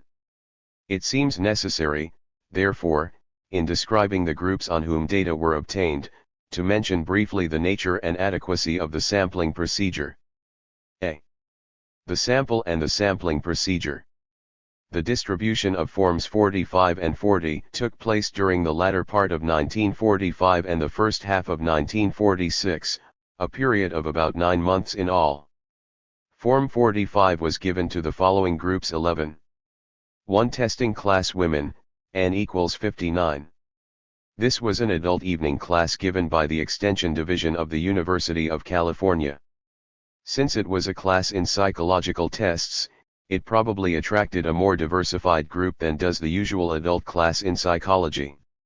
It was expected to contain not only individuals seriously interested in understanding themselves better, individuals who, as we shall see later, are not likely to be extremely ethnocentric, but also persons interested in psychology more as a means of manipulating others. The class was also varied with respect to age, range about 20 to 50, income, and previous education. Therefore, despite the desire to get away from the university groups which predominated in our previous samples, we could not resist taking the opportunity to test this marginal university group. The questionnaire was administered during a class meeting, all members being present. The men were too few to constitute a separate statistical group, and our policy of separating the sexes perhaps too strictly adhered to prevented us from combining them. 2 San Quentin State Prison, California, inmates, N equals 110. Since these men constitute a particularly important group, psychologically and sociologically, they were studied more intensively than the others. The sampling procedures and results are discussed in detail in Chapter XXI. It may suffice here to say that the sample was well randomized. 3 and 4. Psychiatric clinic patients, 71 women, 50 men. This group, like the San Quentin group, was considered to have special importance both practically and for a full theoretical understanding of our problem. As a key group, it seemed to merit thorough study and analysis. Chapter XXII. The questionnaires were administered individually, each subject filling out the questionnaire by himself, as part of the clinic routine, and there appeared to be no systematic bias operating in the selection of cases. 5 Working class men and women. A number of small groups were combined to form the working class sample on which statistics were computed. Of the 53 women in this sample, 19 were from the California Labor School, an extremely liberal school for working people which has classes in a variety of fields, from trade unionism to arts and crafts. 8 were members of the United Electrical Workers, CIO, 10 were new members of the International Longshoremen and Warehousemen's Union, ILWU, CIO, and 16 were office workers obtained through the employers. The 61 men were obtained similarly, 15 were from the California Labor School, 12 from the United Electrical Workers, 26 from the ILWU, and 8 from the United Seamen's Service. All groups were obtained in the San Francisco Bay Area. The labor school subjects constitute the total membership of various classes, the questionnaire being administered in Class Point 12. The 20 electrical workers were obtained in the Union Hall as they came in on business matters. The 36 ILWU members were given the questionnaire at the beginning of a class for new members before any indoctrination had started.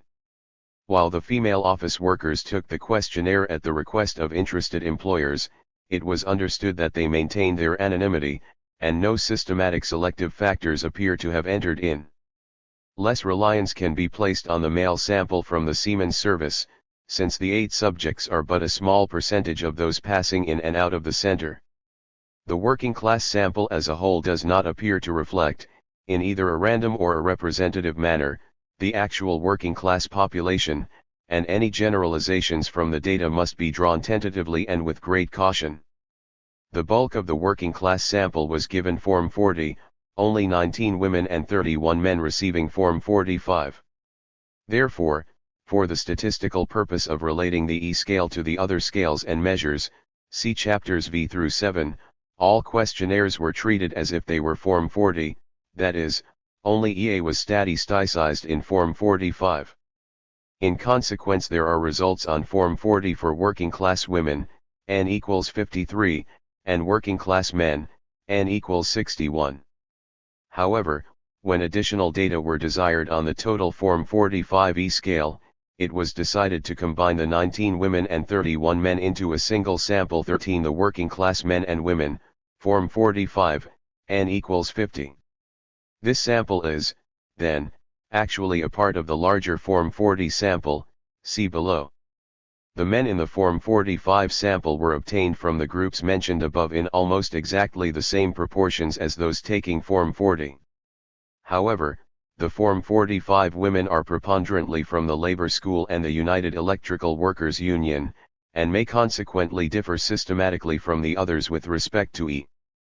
Form 40 was given to a number of groups forming the following statistical samples. 6 George Washington University women, N equals 132. This group comprises the total female membership of several day and evening classes in psychology at George Washington University, Washington, D.C.14. There were so few men that their questionnaires were not statisticized. It was included out of an interest in regional differences between California and the East, even though only limited generalizations can be drawn from so selected a sample. 7 California Service Club men, N equals 63. Two service clubs, Kiwanis and Rotary, comprise the sample. Questionnaires were filled out during a customary luncheon meeting, procedure not previously announced, just prior to the featured talk, given by a member of our staff. 8 middle-class men, N equals 69, and 9 middle-class women, N equals 154. These two samples represent the combination, for statistical purposes, of the following groups: the membership at a meeting of the Parent Teachers Association in a solid middle-class section of Berkeley, California, 46 women, 29 men. Again, the questionnaire was administered just before the featured talk on child training. The membership of a Protestant church in a small town just outside of San Francisco, 29 women, 31 men. The 15 women in a local Unitarian church group. The members of the California Labor School who appeared to be middle class in terms of occupation, lawyer, engineer, independent businessman, etc., and income, 11 women, 9 men. In case of doubt, the individual remained in the working class sample discussed above. The 17 women in one division or panel of the local League of Women Voters. Finally, the 36 members of an exclusive, upper middle class women's club.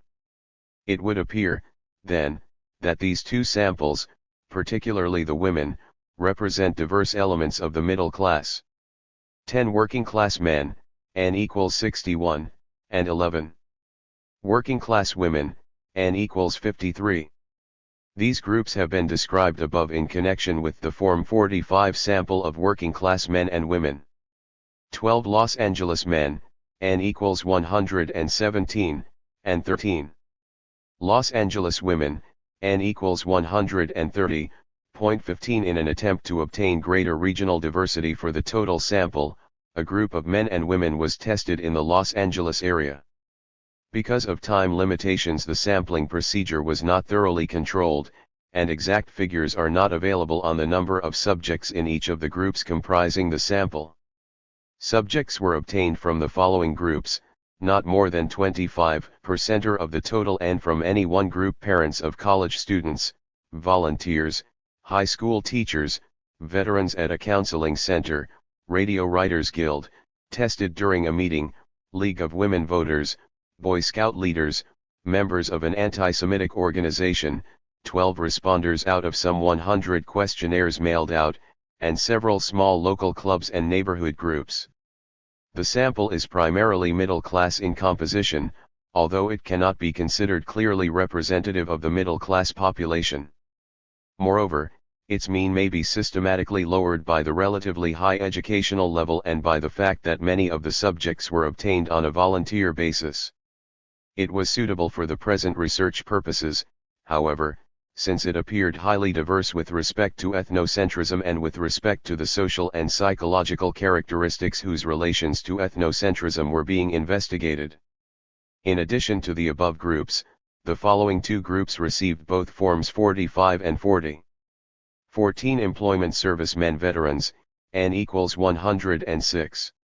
It seemed likely, early in 1946, that the questionnaire, particularly the F-scale, see Chapter 7, and the projective questions, Chapter 15, could reveal much that was of interest to the clinician and the vocational counselor.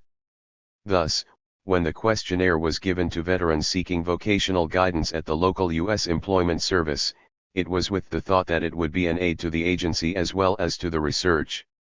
With a few exceptions, all white, Christian, male veterans coming in for counseling during a several-month period starting early in 1946 were given the questionnaire, the first 51 receiving Form 45, the next 55, Form 40. The exceptions were men who seemed not to have enough education to handle the questionnaire and men in whose case a convenient time could not be arranged. This group can thus be considered a relatively random sample of the counciles.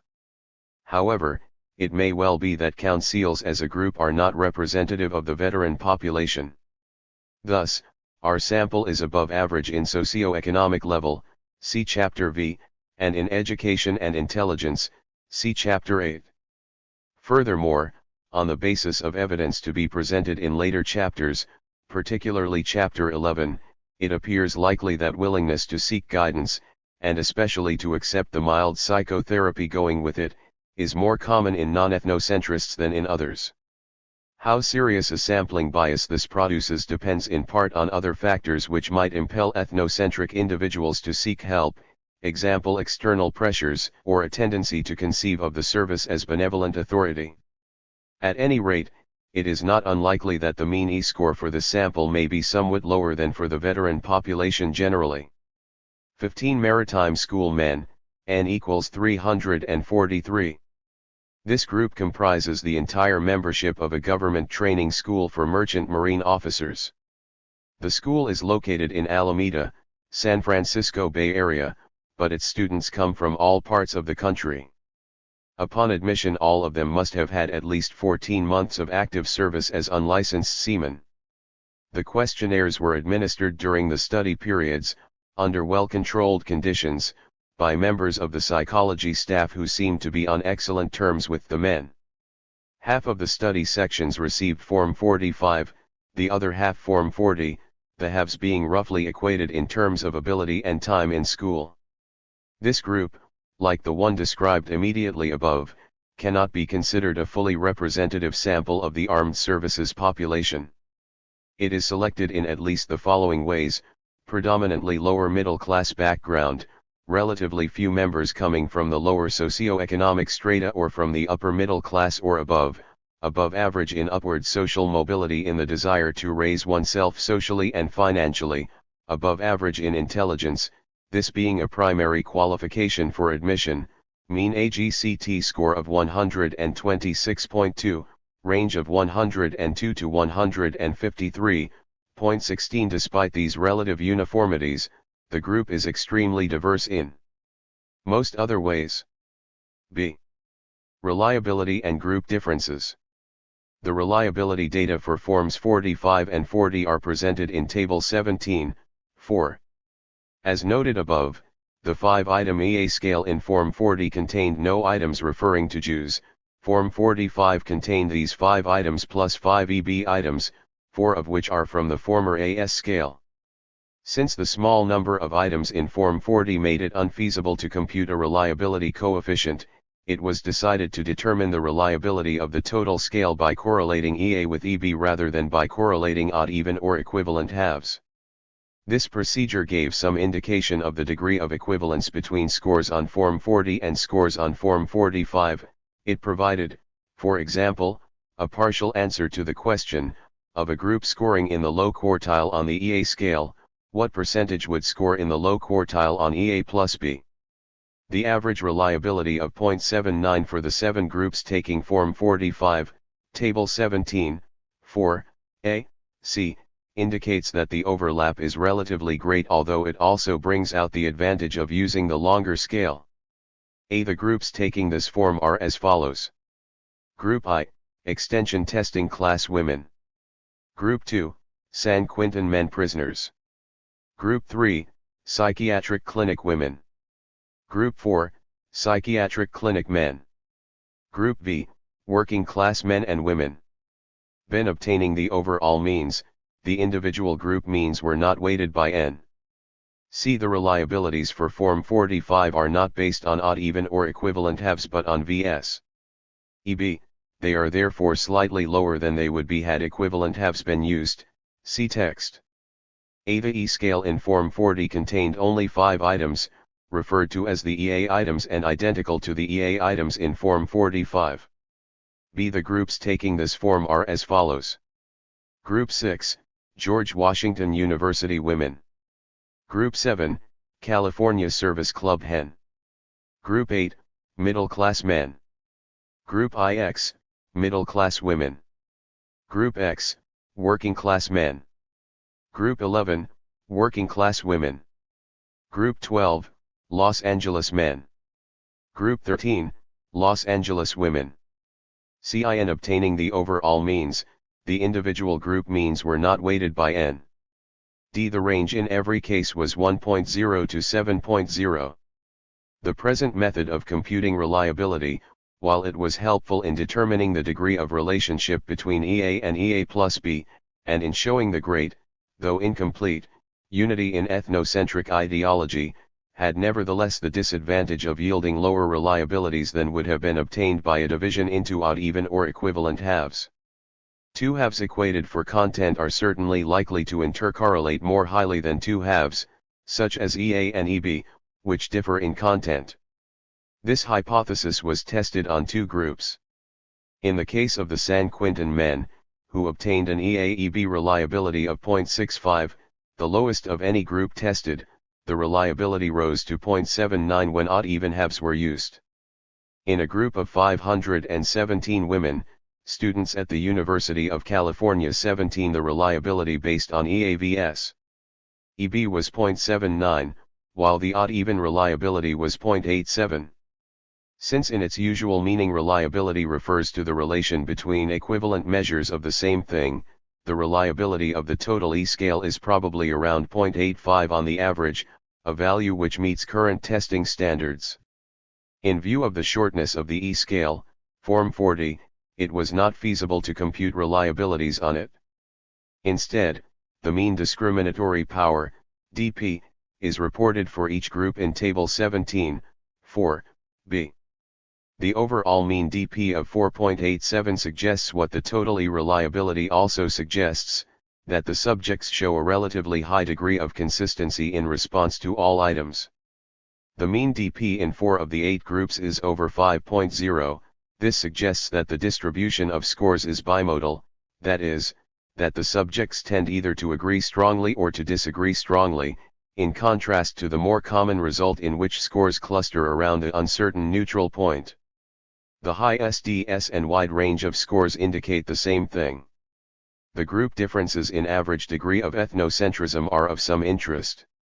Among the groups taking Form 45, the three which stand clearly at the head of the list in terms of mean E-score are the San Quintin men, 4.61, the Maritime School men, 4.34, and the Employment Service men veterans, 4.26, these means being significantly higher than the others, 3.34 to 3.67.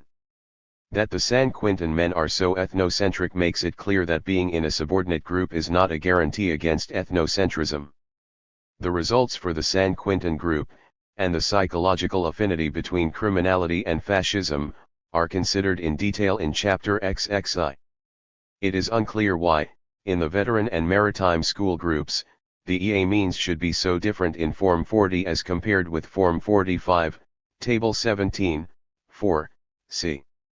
Thus, for the veterans, the EA mean drops from 4.67 to 4.21, while for the maritime school it increases from 4.82 to 5.08.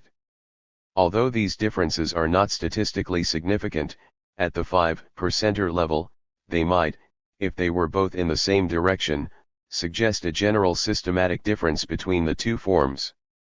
It might, he hypothesized, for example, that the presence of the anti-Semitic items in EB makes some people defensive and thus lowers the mean on the entire scale in Form 45. This hypothesis is opposed, however, by the facts that neither difference is significant, that in the maritime school the EA mean is higher in Form 40 than in Form 45, and that the EA means in the other Form 40 groups, Table 17, 4b, are of the order of magnitude as in the Form 45 groups. It would appear, in short, that the presence of the EB items in Form 45 produces no systematic increase or decrease in scores on the other items. The mean E-score of 3.7, as well as the wide range and the large SD, for the psychiatric clinic patients indicates that no simple relationship exists between psychological ill health and ethnocentrism. The degree of ethnocentrism in this group of neurotic and psychotic, primarily the former individuals, just about equals the average of all groups tested. It would appear incorrect, therefore, to assume that there is on the average more pathology, psychologically speaking, in ethnocentrists than in non-ethnocentrists, or conversely. Point 18 evidence to be presented later, however, Chapter XXII, will show that high and low scorers differ significantly with respect to type of pathology. The least ethnocentric groups taking Form 45 and 40 are the testing class women and the working class men and women. The low mean for the former group is consistent with previous results on university groups in California and Oregon.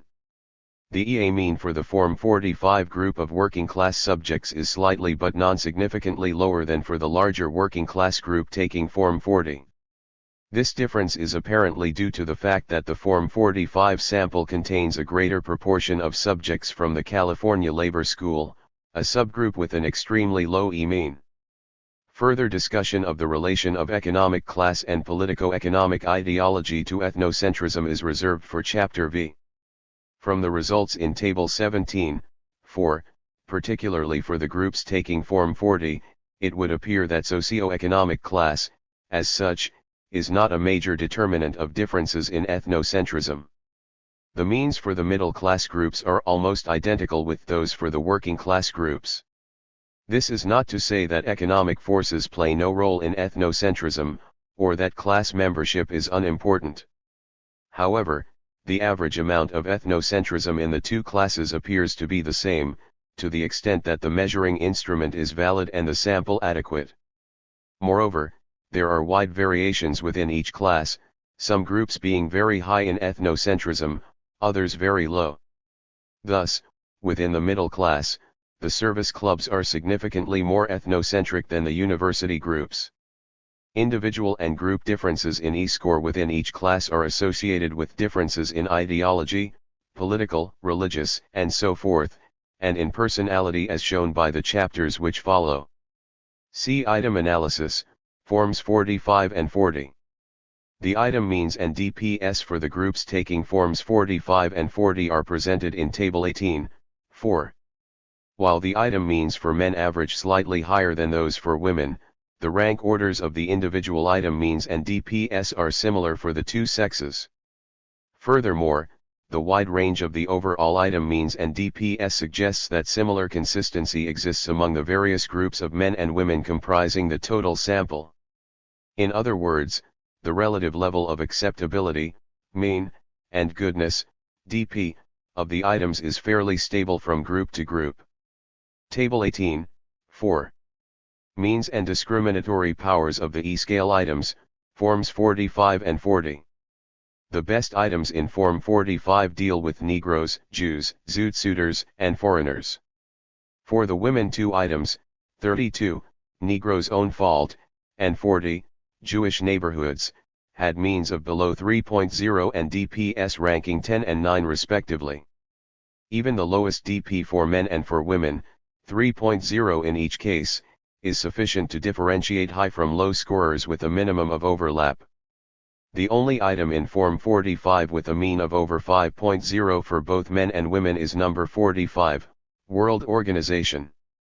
While this item discriminates very well between low and high scorers on the total scale, the low scorers are apparently less sure of themselves on the issue of national sovereignty than on the other issues.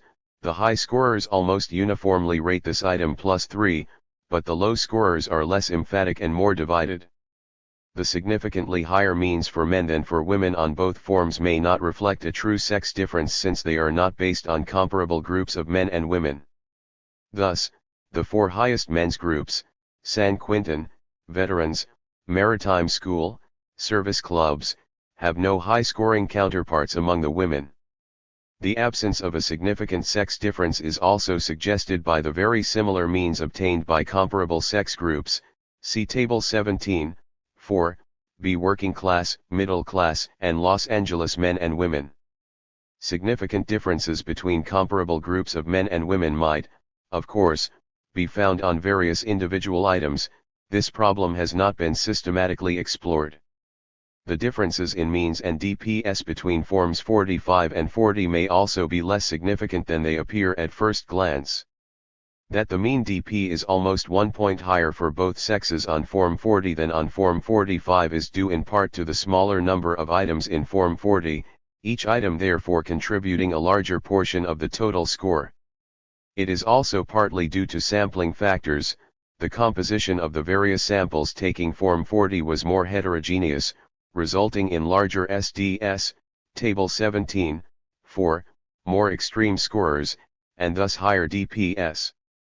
Both men and women had slightly lower EA means on Form 40 than on Form 45, 4.48 to 4.20 for men, 4.00 to 3.83 for women. For reasons discussed earlier, these differences in means may be attributed mainly to sampling differences, both systematic and random, rather than to the nature of the forms themselves. Decorrelational analysis, Form 45. It was possible, using the group of 517 University of California student women mentioned above, to make a correlational analysis of the E-scale, Form 45.19. Only the highlights of these results need be presented here. The group was near the average of the total sample with respect to mean, 3.64, SD 1.52, and reliability, 0.79 for EAV/SEB, 0.87 for odd versus even halves. For the single items the means ranged from 2.25 for item 32, Negro's own fault, to 5.00 for item 45, World Organization, while the SDS ranged from 1.77 for item 32 to 2.47 for item 28, Mariaju. The average of the inter-item correlations was 0.42. The lowest inter-item Rs, 0.25 and 0.26, were between item 15, Foreign Ideas, and items 40, Jewish Neighborhoods, and 32, Negro's Own Fault, respectively. The highest Rs, 0.61 and 0.62, were between items 24, Jewish Businessmen, and 36, Jews Alike, and between items 10, Negro Rights, and 20, Negro Foreman, respectively. The correlations between each item and the sum of the remaining items averaged 0.59, the two lowest values, 0.43 and 0.46, were for items 15 and 45, the two highest, 0.67 and 0.69, for items 10 and 36. 6 of the 10 items correlated 0.60 or higher with the sum of the remaining ones. These results, including the rank order of goodness of items and the general level of magnitude of the correlations, are consistent with the results for the other groups. While there is a tendency for items referring to a given group to cluster somewhat, the predominant trend is toward broad internal consistency. That the consistency is incomplete is shown by the fact that the correlations are far from perfect. In terms of statistical rigor, the scale shows about the same degree of unidimensionality, consistency, as the standard intelligence tests. E. Age and ethnocentrism. The total sample from which the above data were obtained was not randomly distributed with respect to age. Its members were predominantly in their 20s and 30s, a disproportionately small number being in their 40s or older. It was hypothesized that younger people tend to be less conservative and less ethnocentric than their elders, and that the mean E-scores for the present sample might consequently be lower than for the population at large. As a partial check on this hypothesis, correlations between age and E-score, Form 45, were computed for the psychiatric clinic men and women, N equals 121. This group, despite its atypicality with respect to psychological health, appeared to be the most diverse group taking Form 45, and its E-scale results, mean, reliability, internal consistency, and correlations with other scales, were fairly representative of the total sample. Approximately 80% of this group was between 18 and 40 years old, the mean, and median, being 34 years. The figures for men were very similar to those for women. The correlation between age and E-score for both men and women was 0.19. This value for men and women combined is significantly above zero at the 5%, lowest acceptable, level of confidence. It suggests that there is a slight but consistent tendency for younger adults to be less ethnocentric than those of middle or old age. That the correlation is not likely to be higher for the general population is indicated by the fact that very high E-scale means were made by such young adult groups as the employment service veterans and the maritime school men. The sampling bias in favor of younger age levels appears, then, to be of minor importance in our final results. The average degree of ethnocentrism found is slightly but significantly lower than would be found in a more representative sample. 3. A suggested final E-scale.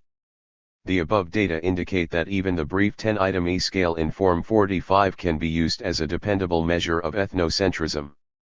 Whenever possible, however, it would appear advantageous to use a longer form which is likely to be more reliable and which can cover in a more systematic fashion various aspects of ethnocentric ideology. Table 19, 4, contains a suggested final E-scale of 20 items short enough to meet most demands of practicality, yet sufficiently long to meet theoretical and statistical requirements. These items were selected, on the basis of both statistical adequacy and theoretical significance, from previous forms of the ethnocentrism and anti-Semitism scales. The wording of several items has been shortened and simplified. Subscales have been reinstated, 6 items dealing with Jews, 6 with Negroes, and 8 with other minorities and patriotism. Table 19, 4. Ethnocentrism scale, suggested final form. A. Jews. 1. Trouble with Jewish businessmen is that they stick together and prevent other people from having a fair chance in competition. 2. I can hardly imagine myself marrying a Jew. 3. There may be a few exceptions, but in general Jews are pretty much alike. 4. The trouble with letting Jews into a nice neighborhood is that they gradually give it a typical Jewish atmosphere. 5. To end prejudice against Jews, the first step is for the Jews to try sincerely to get rid of their harmful and irritating faults. 6. There is something different and strange about Jews, it's hard to tell what they are thinking and planning, and what makes them tick. B. Negroes. 1. Negroes have their rights, but it is best to keep them in their own districts and schools and to prevent too much contact with whites. 2. It would be a mistake ever to have Negroes for foremen and leaders over whites. 3. Negro musicians may sometimes be as good as white musicians, but it is a mistake to have mixed Negro-white bands. 4. Manual labor and unskilled jobs seem to fit the Negro mentality and ability better than more skilled or responsible work. 5. The people who raise all the talk about putting Negroes on the same level as whites are mostly radical agitators trying to stir up conflicts. 6. Most Negroes would become overbearing and disagreeable if not kept in their place. See other minorities and patriotism. 1. Zoot suiters prove that when people of their type have too much money and freedom, they just take advantage and cause trouble. 2. The worst danger to real Americanism during the last 50 years has come from foreign ideas and agitators. 3. Now that a new world organization is set up, America must be sure that she loses none of her independence and complete power as a sovereign nation.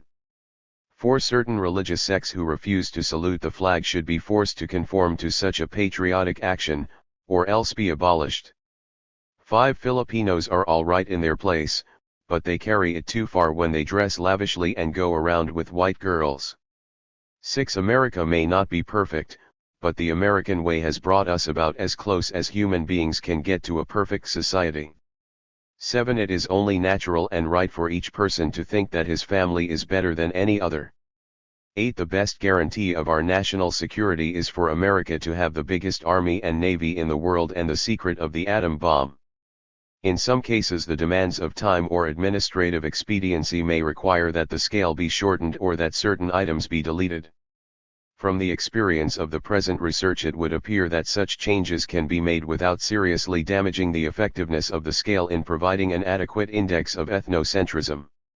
From a broader point of view, however, it is desirable to have further data on the internal structure of ethnocentric ideology, as revealed by the total scale, and on the social and psychological structures with which this ideology is associated. E. Validation by case studies, the responses of Mack and Larry on the E-scale. In order to throw some light upon the validity of the E-scale, we may compare the responses of Mack and Larry on the scale with their ideas about groups and group relations as brought out by the interview.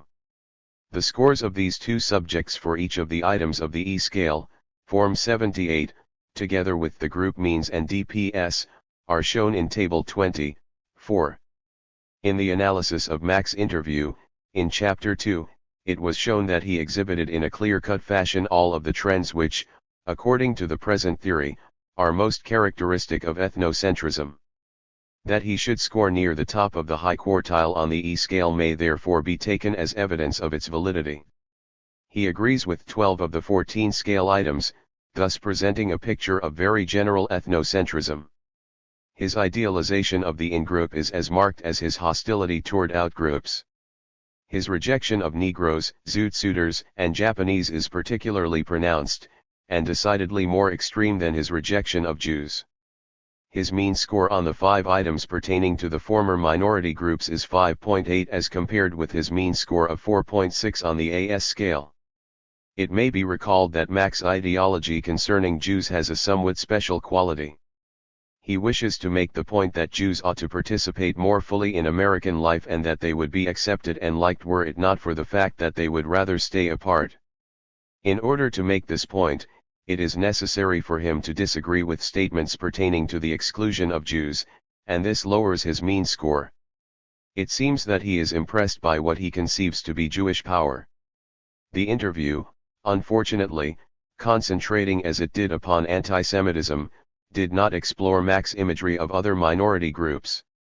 It is fairly safe to assume, however, that he considers Negroes, Zoot-Suiters, and Japanese weaker and more submerged than the Jews, and hence more suitable objects of hostility.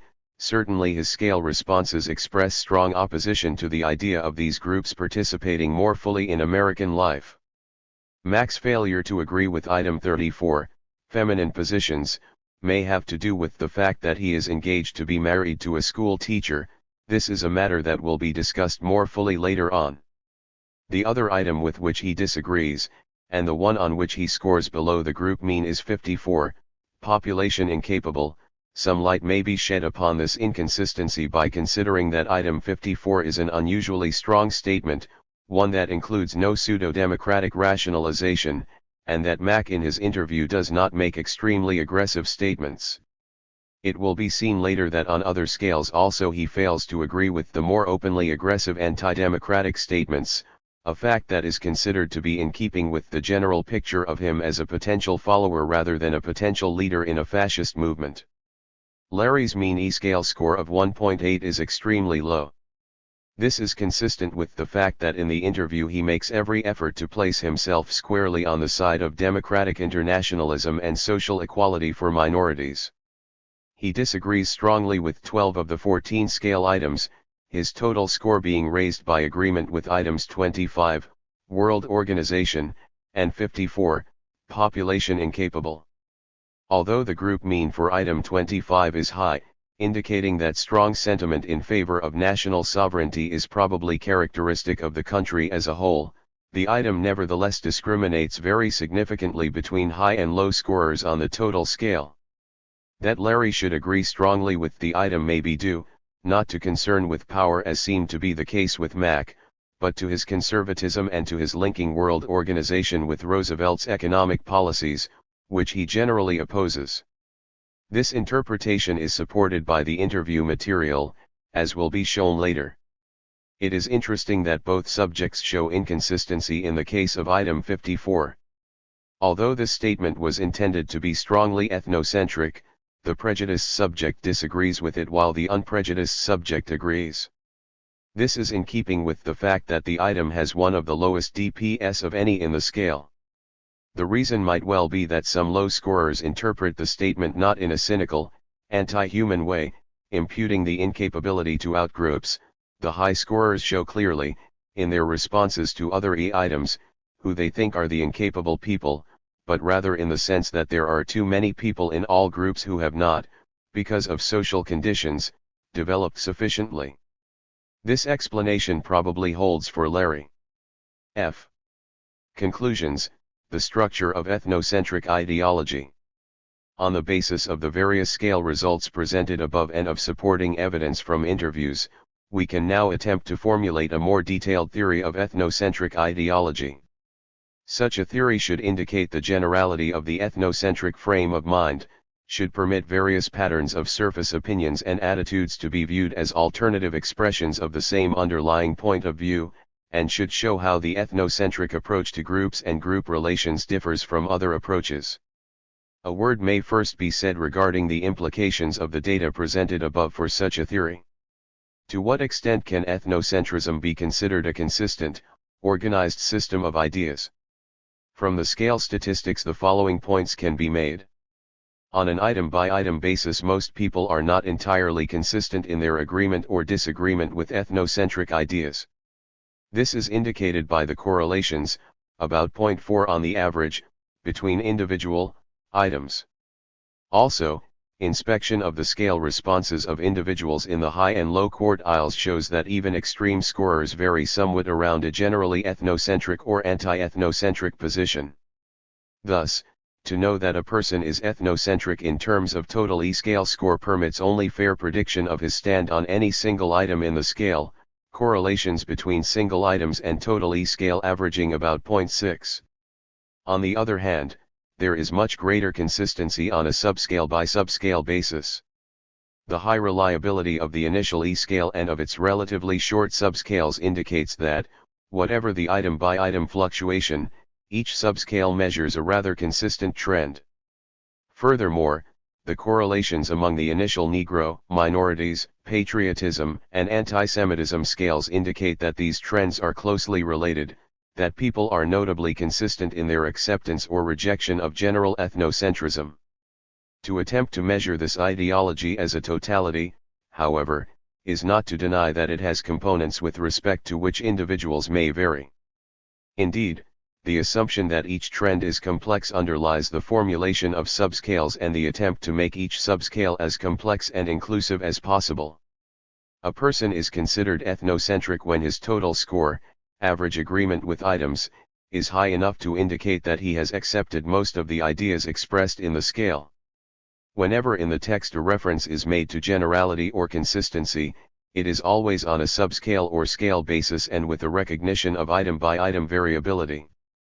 And whenever there is a reference to any specific idea in ethnocentric ideology it is understood that most, though usually not all, ethnocentrists have this idea, that is to say, each facet of ethnocentric ideology as here conceived is accepted by most high scorers, rejected by most low scorers. 20 Ethnocentric ideology is held in its entirety by only the most extreme high scorers on the E-scale. The less extreme members of the high quartile have accepted most, though not all, of the ethnocentric ideas described below. It would be erroneous, then, to regard high scorers as all alike. They have in common a general way of thinking about groups, but there are wide individual differences in the imagery and attitudes regarding various groups. Similar reasoning applies to the low scorers. 21. We may now return to a consideration of the preliminary definition of ethnocentrism as an ideology concerning in-groups and out-groups and their interaction. The term group is used in the widest sense to mean any set of people who constitute a psychological entity for any individual. If we regard the individual's conception of the social world as a sort of map containing various differentiated regions, then each region can be considered a group. This socio-psychological definition includes sociological groups such as nations, classes, ethnic groups, political parties, and so on. But it also includes numbers of people who have one or more common characteristics but who are not formal groups in the sense of showing organization and regulation of ways. Thus, it is legitimate in a socio-psychological sense to consider as groups such sets of people as criminals, intellectuals, artists, politicians, eccentrics, and so on. Psychologically, they are groups insofar as they are social categories or regions in an individual's social outlook, objects of opinions, attitudes, affect, and striving. In-group and out-group are socio-psychological rather than purely sociological concepts, since they refer to identification and, so to speak, contra-identification, rather than to formal membership in the group. A person may be identified with groups to which he does not formally belong. This is exemplified by the type of socially upward mobile person who is identified with groups of higher status and power, class, profession, political faction, than those to which he now belongs, also by the person with motivated downward mobility. 22 who identifies with lower status and power groups such as Negroes, Jews, the proletariat, the weak and suffering. An individual may, of course, be concerned with many groups which are neither in-groups nor out-groups for him. One may feel sympathetic towards Negroes or the Catholic Church without actually identifying with them. Conversely, one may be opposed to many groups in the sense of feeling a difference in interest or values, or merely of feeling that their aims and existence are irrelevant to him, but these are not outgroups if there is not the sense of contra-identification, of basic conflict, of mutual exclusiveness, of violation of primary values. A primary characteristic of ethnocentric ideology is the generality of outgroup rejection. It is as if the ethnocentric individual feels threatened by most of the groups to which he does not have a sense of belonging. If he cannot identify, he must oppose. If a group is not acceptable, it is alien. The in-group-out-group distinction thus becomes the basis for most of his social thinking, and people are categorized primarily according to the groups to which they belong. The outgroups are usually entirely subordinate, Negroes, Mexicans, or groups with relatively low status and power who are struggling to better their position in society.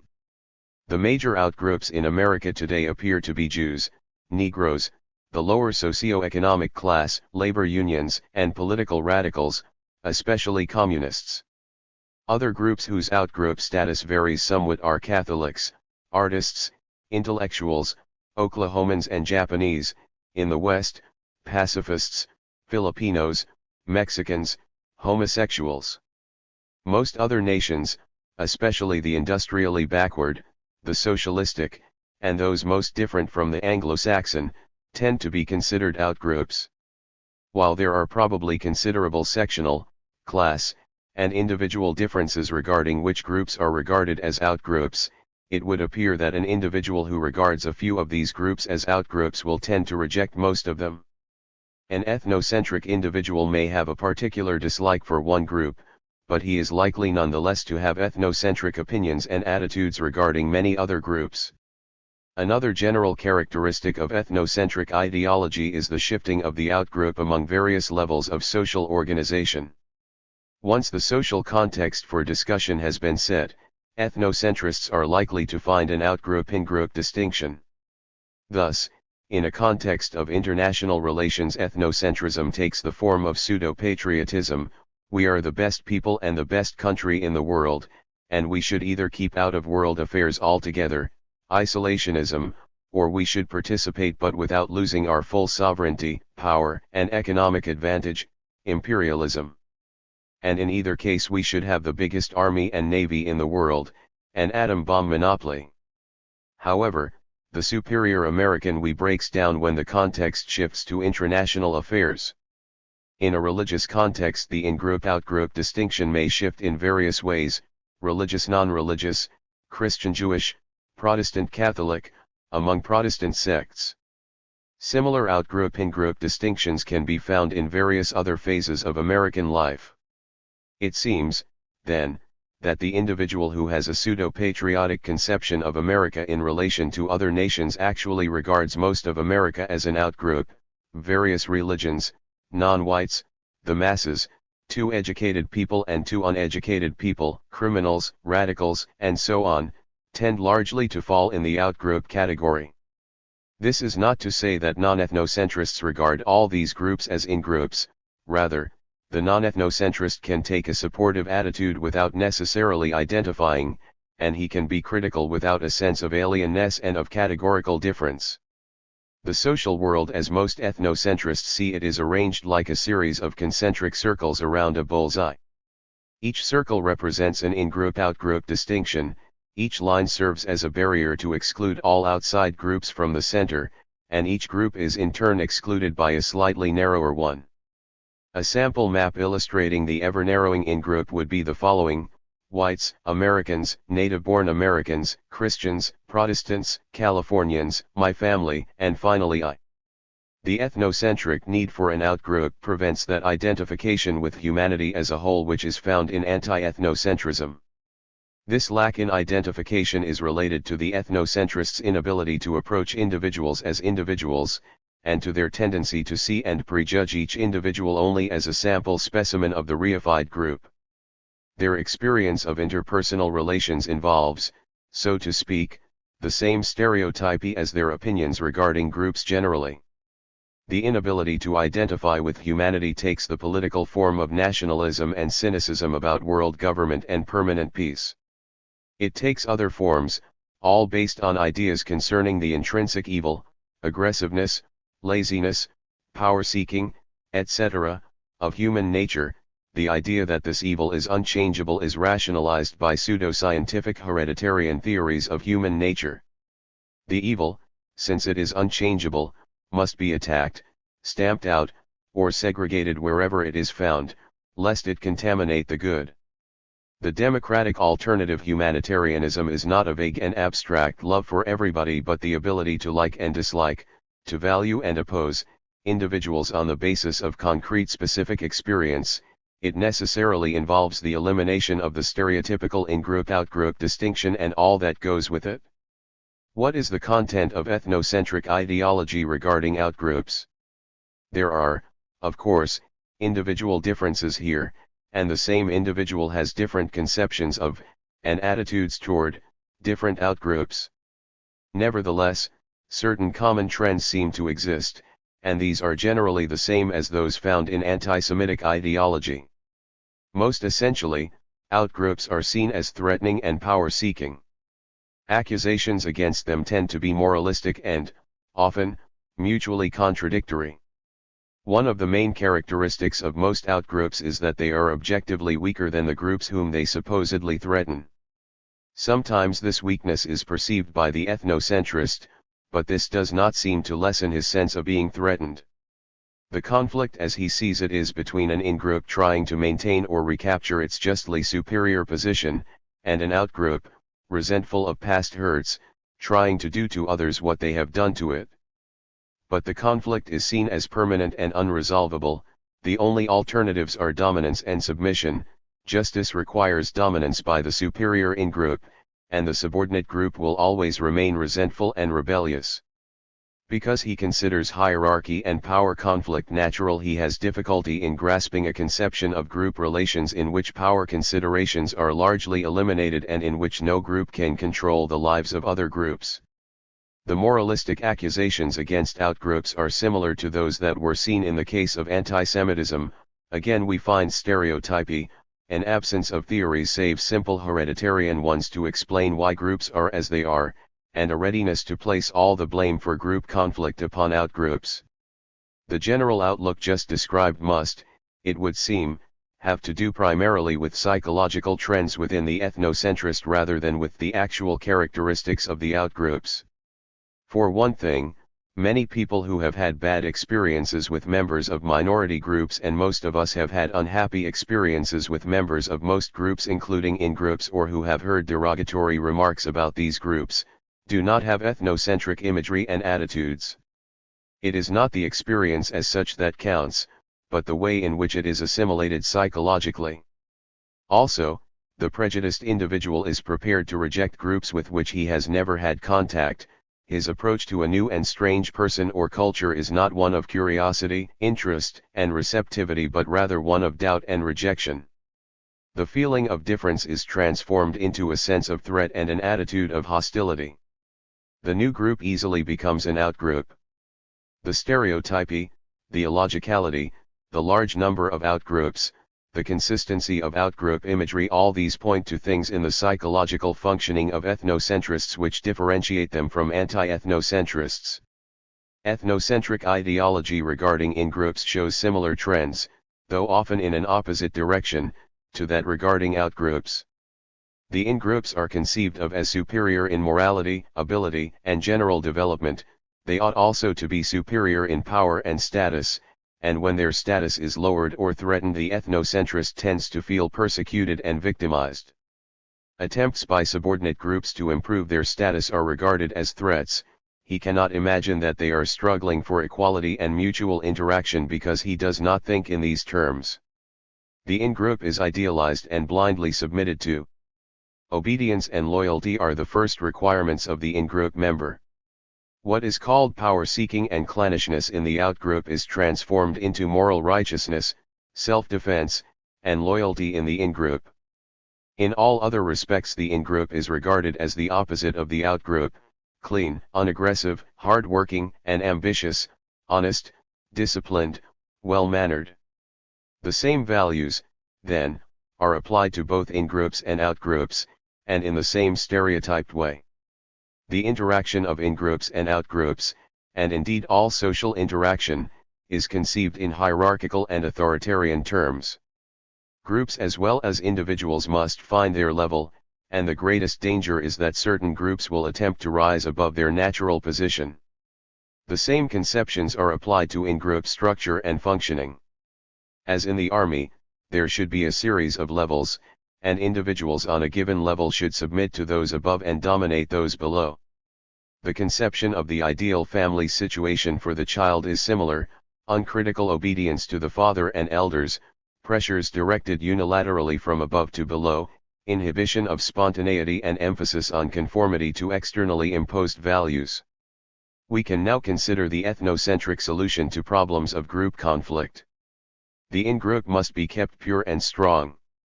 The only methods of doing this are to liquidate the out-groups altogether, to keep them entirely subordinate, or to segregate them in such a way as to minimize contact with the in-groups.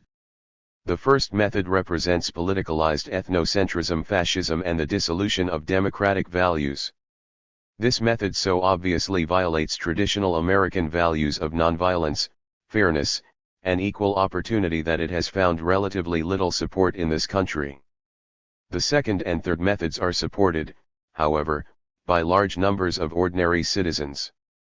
Attitudes that the main outgroups should be subordinated and segregated are characteristic of American ethnocentrism because, it would seem, they combine so well ethnocentric imagery and sense of threat on the one hand, and certain democratic values which still prevail even in ethnocentrists, on the other. The democratic values often prevent more drastic action, but they may also serve to permit discrimination and oppression behind a pseudo-democratic front. From these considerations the following general statement emerges. Ethnocentrism is based on a pervasive and rigid in-group-out-group distinction. It involves stereotyped negative imagery and hostile attitudes regarding outgroups, stereotyped positive imagery and submissive attitudes regarding in-groups, and a hierarchical, authoritarian view of group interaction in which in-groups are rightly dominant, out-groups subordinate. Chapter V.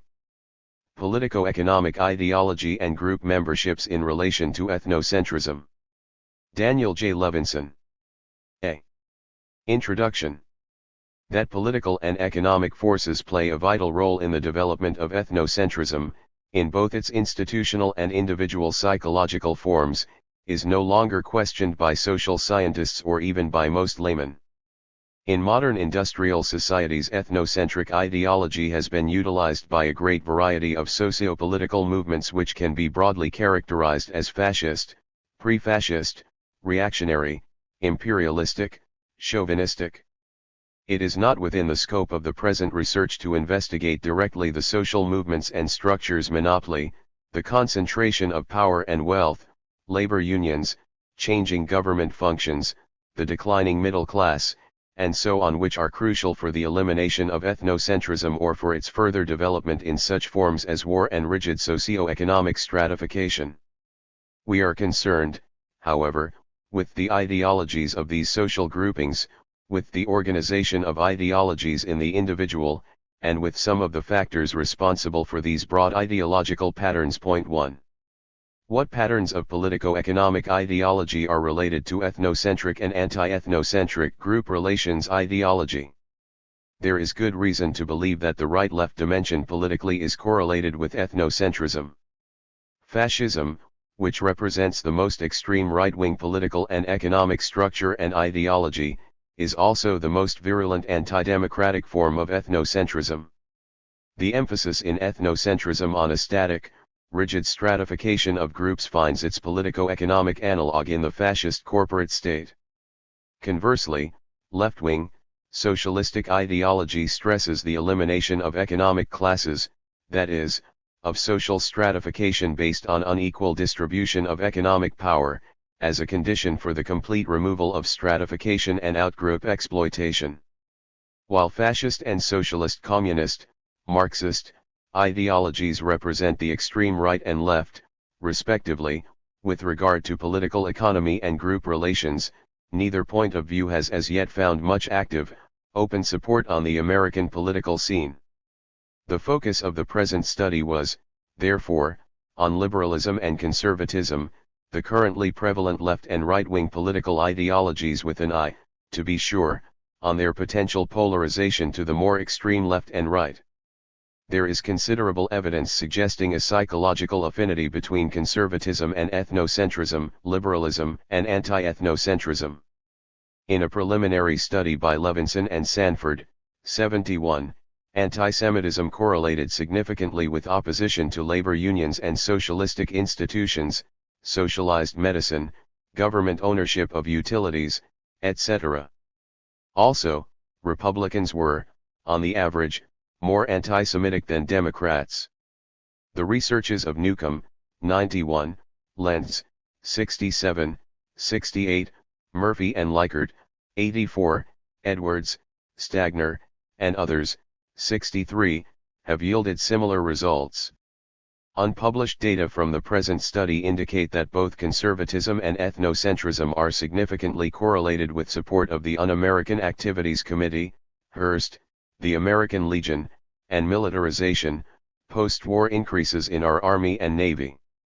The right-left dimension, reactionary fascist, conservative, liberal, socialist communist, is, of course, an extremely complex one. Crucial qualitative differences can be found not only among various degrees of leftness or rightness, but also among various ideological camps falling at approximately the same point on the right or left. Furthermore, there exists today a great deal of ideological heterodoxy, not to speak of simple confusion, so that a cutting across of formal political categories may be expected in many individuals. Despite these complicating factors, an attempt was made, by means of an opinion-attitude scale similar to those discussed previously, to measure politico-economic ideology along a liberalism-conservatism dimension.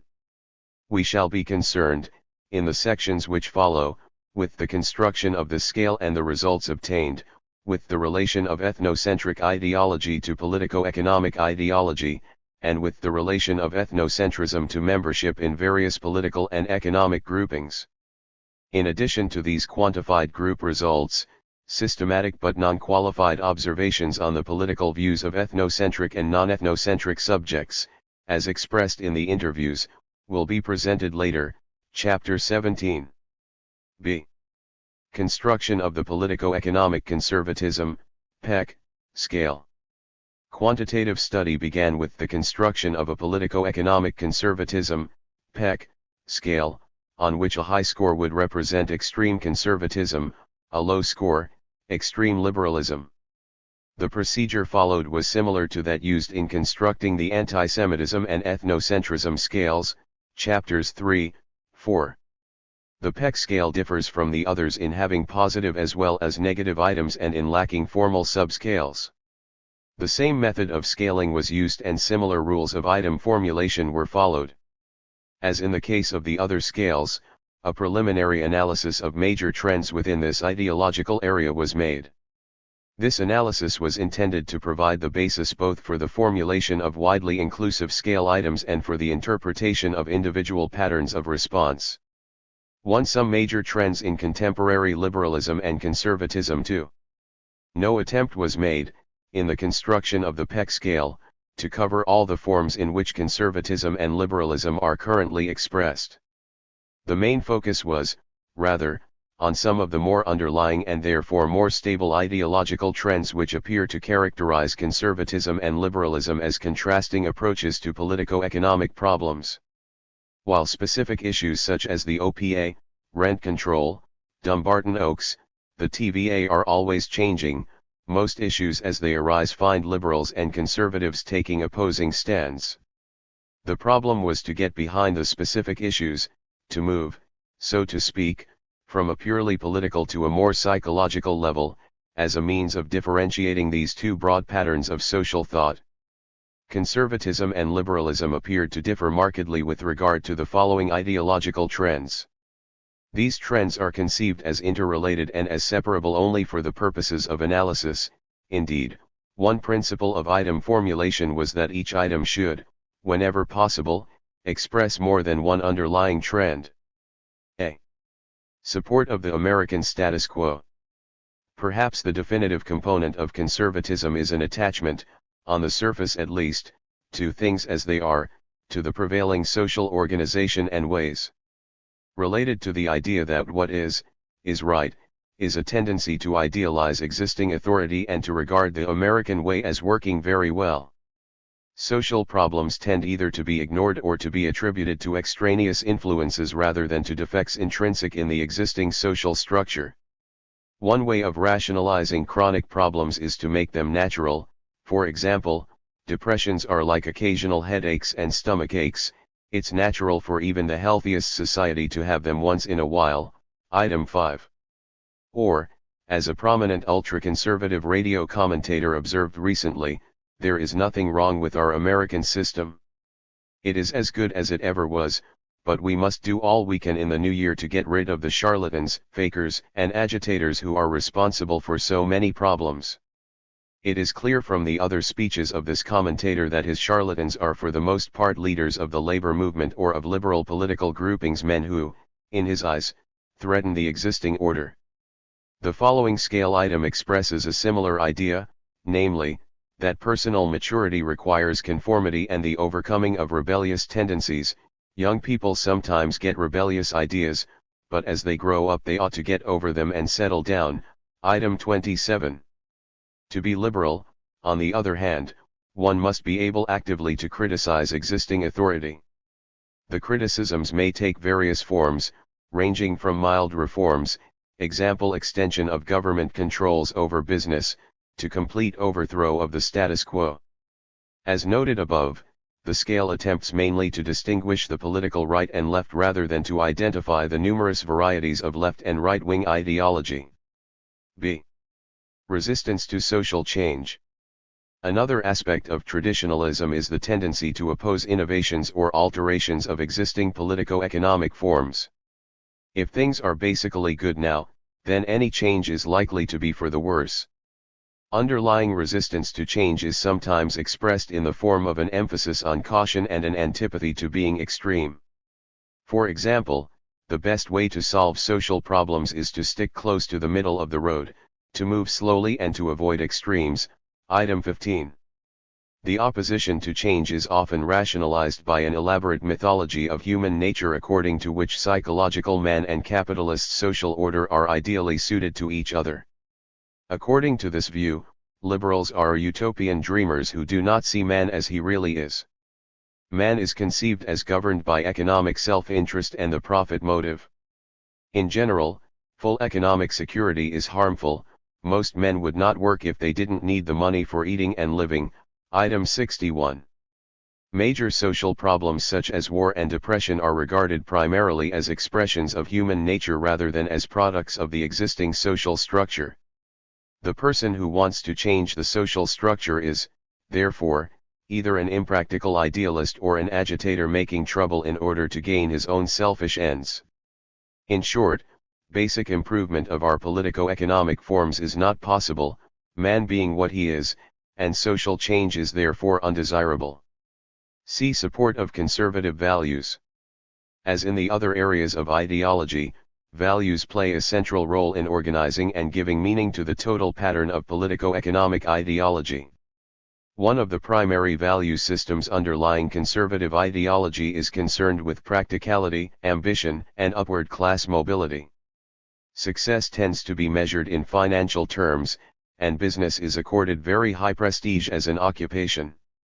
These values are reflected in the raising and indoctrination of children, who should learn early in life the value of $1. Item 1. They are also expressed in the selection of men who represent models of success.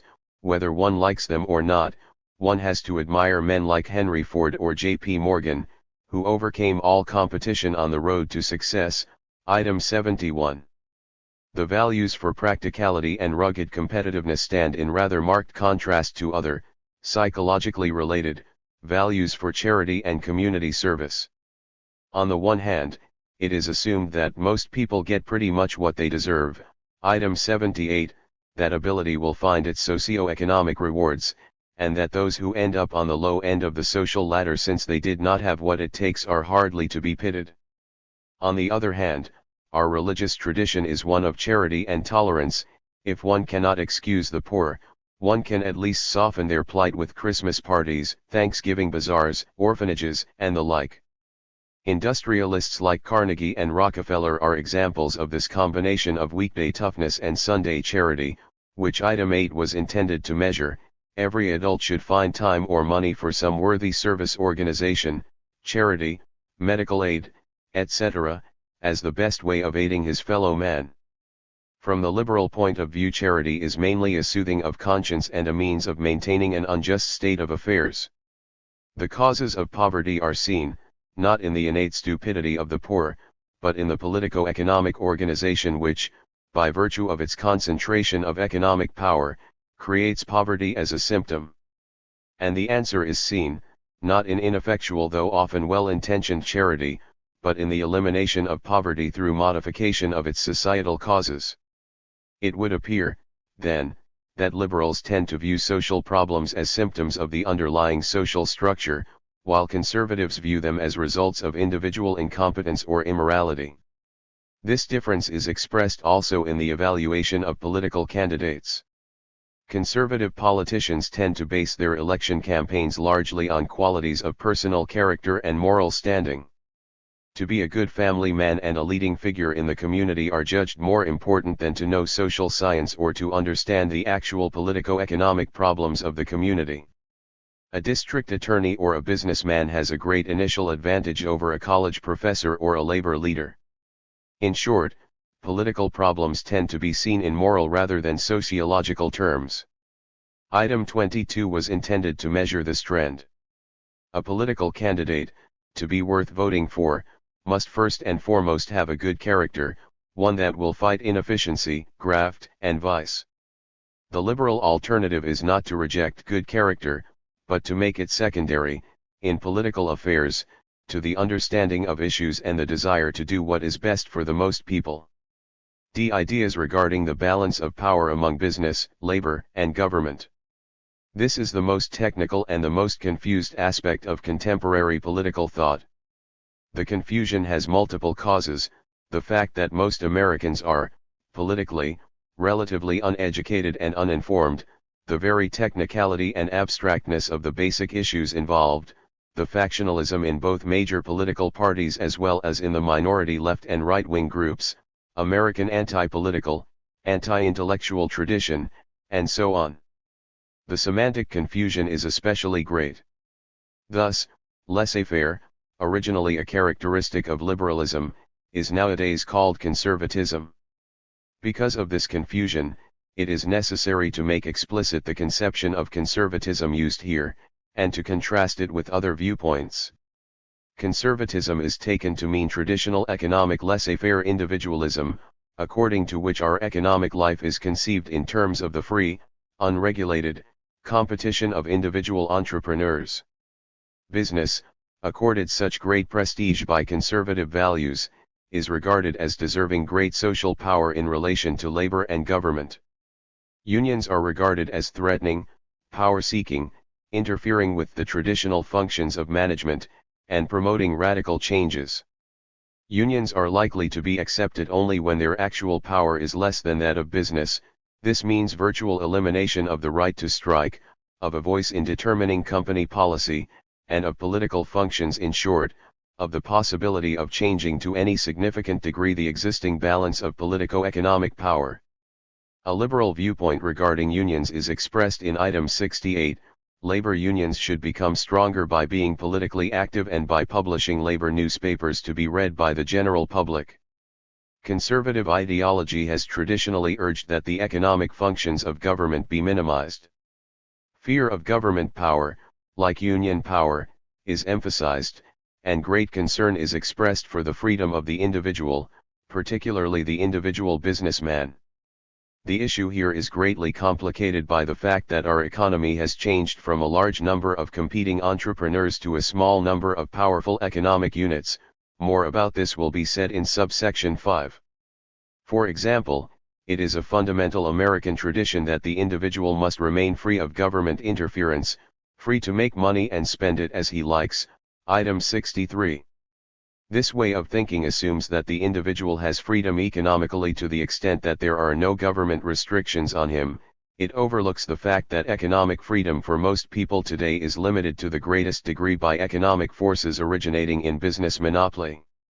The attempt to minimize government functioning extends also to the sphere of social security, socialized medicine, and various other programs designed to help the common man. There are numerous patterns of left-wing ideology regarding these issues. What characterizes the left and distinguishes it from the right is the desire for a change, slight or great, in the balance of power. Support for slight change is exemplified by New Deal liberalism, which would increase the functions of government so as to reduce the power of business, increase the power of labor, and diminish somewhat the extreme class differences that now exist. The more extreme left-wing, radical, ideologies support more basic changes in the politico-economic structure. Their thesis is that capitalism, no matter how it is modified by reforms, must necessarily produce social problems such as depression, war, and mass poverty.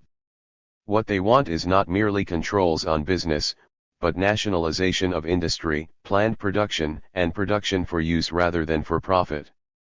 Only when the process of production is organized on a socialist basis, they argue, can there be true economic democracy, equality of management and labor, and a high national standard of living. This is not the place to consider in detail the differences among the various left-wing or the various right-wing ideologies. The Peck scale attempted to measure only a general right-left dimension, with the hope that the individual's pattern of response might reveal more precisely the nature of his liberalism or conservatism. It was intended that a high score should indicate a high degree of the above-mentioned trends, support of the status quo and particularly of business, support of conservative values, desire to maintain a balance of power in which business is dominant, labor subordinate, and the economic functions of government minimized, and resistance to social change. Conversely, a low score was intended to reflect support of trends common to most left-of-center viewpoints, opposition to the status quo, a tendency to think in sociological rather than moral hereditarian terms, a tendency to identify with labor and the common man and to oppose the power of business, support for extension of the political and economic functions of government. Further differentiation of various liberal and conservative patterns can be attempted after the empirical findings have been presented. 2. The initial Peck scale, Form 78. The Form 78 Peck scale is presented in Table 1, v. 11 of the 16 items took the conservative position, so that agreement was given a high score, plus 3 equals 7 points, 3 equals 1 point. On the 5 liberal items the scoring was reversed. The items were, as can be seen from the numbering, distributed randomly throughout the 78-item series. The questionnaire was administered in the spring of 1945 to 3 groups at the University of California: public speaking class women, N equals 140, and men, N equals 52, and adult extension psychology class women, N equals 40, and to a group of 63 professional women, teachers, nurses, social workers. Point 3.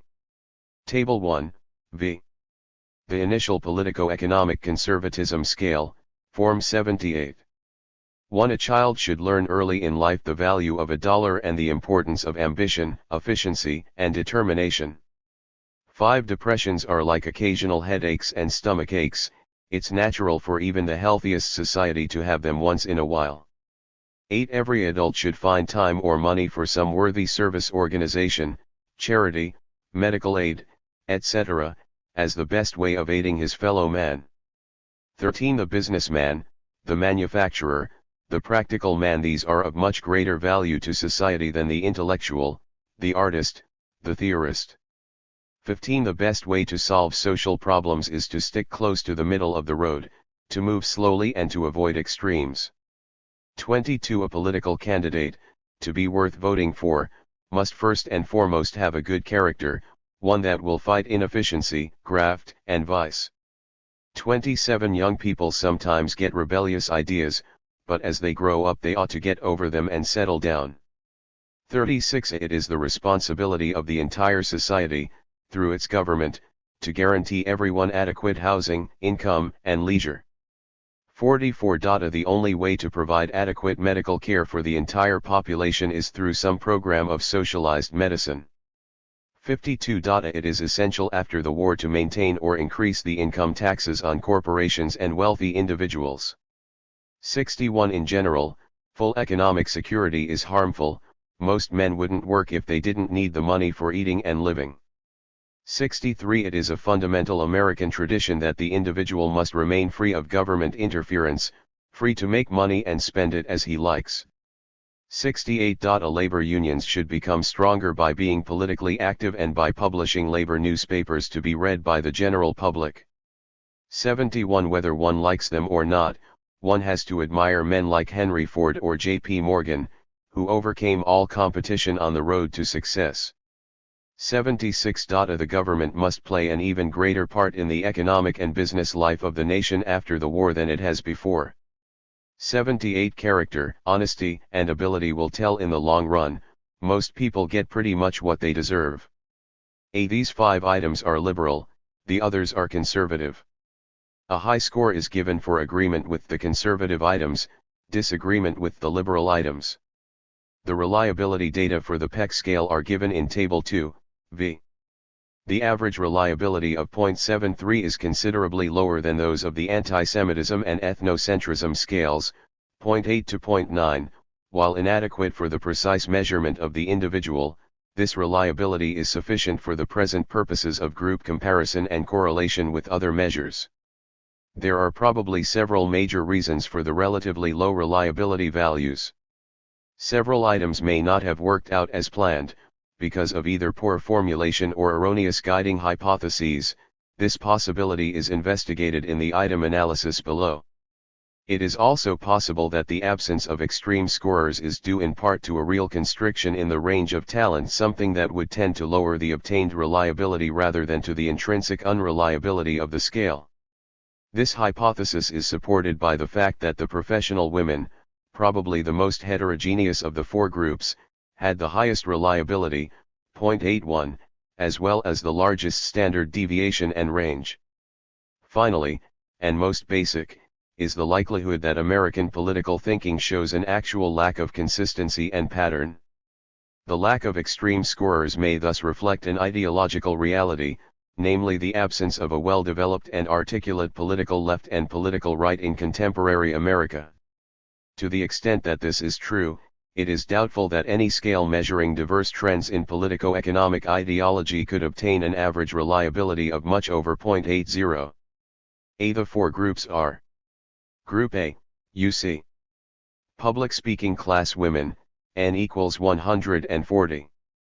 Group B, UC. Public speaking class men, N equals 52. Group C, UC. Extension psychology class women, N equals 40. Group D, professional women, N equals 63. When obtaining the overall means, the individual group means were not weighted by N. It is interesting that for all groups the PEC means were almost a point higher than the ASNE means, and that once again the professional women were significantly lower than the others. Thus, while the rank order of conservatism is similar to that of ethnocentrism, the general level of conservatism is considerably higher. People are, so to speak, more conservative than ethnocentric, at least as measured by these scales. The relation of conservatism to ethnocentrism will be considered more fully below, Section C. An item analysis was made according to the procedure described in Chapter 3. Table 3, v. presents the item means and discriminatory powers for the Form 78 PEC scale. The average DP of 2.14 is, like the reliability, lower than the corresponding values obtained from the previous scales. The low average DP, and thus the low reliability, is not due to the counterbalancing of several very good items by several very poor ones. The best item has a DP of 3.0, not extremely high by previous standards, and the values diminish very gradually. It is noteworthy that the best items deal with a variety of trends: acceptance of depressions as natural, item 5, values for the middle of the road and slow social change, item 15, and for conformity to existing authority, item 27, and liberal items supporting economic security, increased government functioning, and unions, items 36, 61, 68, 76. Table 3, v. Means and discriminatory powers of the Peck scale items, Form 78, A. Of the 7 items with the lowest DPS, 6 had means greater than 5.3 or less than 2.4, that is, these items tended to evoke almost uniform responses of agreement or of disagreement. None of the 9 best items had such extreme means. In view of the greatly reduced variability of response to these items, the DPS are more significant than they at first appear. Only the lowest DP of 0.32, for item 22, can be considered clearly insignificant. For the other low DP items, the difference between the high and low quartiles is statistically significant. For a given item, the difference is not that one quartile consistently agrees while the other disagrees, it lies rather in the fact that one quartile consistently obtains an extreme score while the other tends to be more neutral in its stand. Thus, with regard to the importance of teaching a child the value of $1, item 1, the extreme conservatives most frequently responded with a +3, while the extreme liberals tended to respond +1, a difference in emphasis rather than an actual opposition. There were 4 such items, 1, 8, 22, 71, all dealing with conventional values, on which very few subjects made extremely low scores, and 2, 13, 44, on which there were few high scores. Some of these items were reformulated in the succeeding form of the scale, with the intention of eliminating possible ambiguities and thus increasing the DPS. The possibility remains, of course, that the relative uniformity of response to these items reflects an actual uniformity of belief on the part of these groups of subjects. Since most of the 78 items in this series are agreed with by the high scorers on the various scales, A, S, E, Peck, F, disagreed with by the low scorers, the question of a mechanical set to agree or to disagree may be raised. For instance, once an individual gets set consistently to disagree, is he not likely to continue disagreeing regardless of the content of the items? The set factor was considered, and found to play a negligible role, in the previous scales. By way of further evidence, we may consider the 5 liberal items, that is, those which tend to be agreed with by individuals who usually disagree with the other items.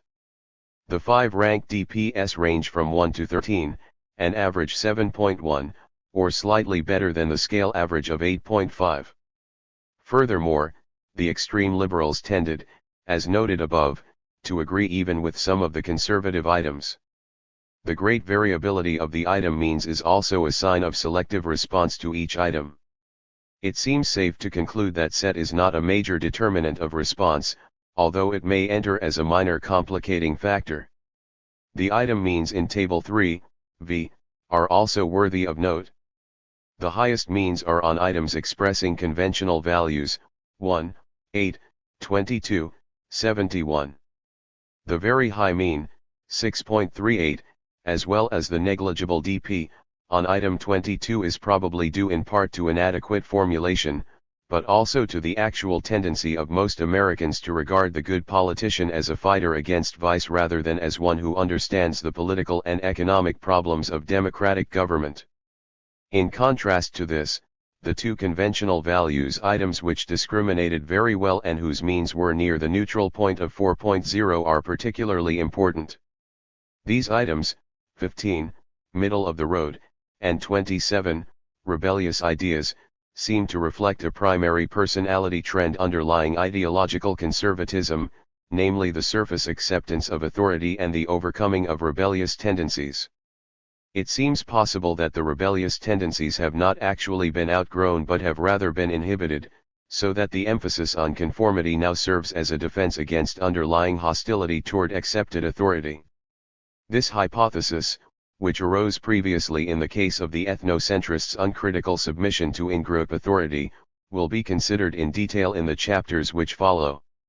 Among the more directly ideological items, the highest mean, 4.58, was made on item 68, Unions Stronger. This result may indicate a fear of Union strength, and perhaps a sense of alienation from the working class, among numerous middle-class individuals who are liberal with respect to the other political trends expressed in the scale. For example, the means on the several items, 36, 44, 52, 61, 76, dealing with Social Security and extension of government functions are all well below 4.0, indicating considerable support for the liberal viewpoint. The low means on the government items raise another question: why do many individuals who are otherwise conservative support an increase in government activity? In some cases this inconsistency probably reflects ideological confusion or the beginnings of change from right to left or vice versa. However, this apparent contradiction may reflect something much more basic, namely a shift from traditional laissez-faire conservatism, whose economic unit was the individual competitive businessman, to a new type of conservatism whose economic unit is organized big business. As was pointed out earlier in this chapter, the assumption of liberalism conservatism as a simple quantitative dimension holds only in the most general sense. It was for this reason, among others, that the theory guiding scale construction was presented in some detail. It is possible, then, for an individual to make a moderately high rather than a very high score, not because of any true liberal tendency, but because of a change in the nature of his conservatism.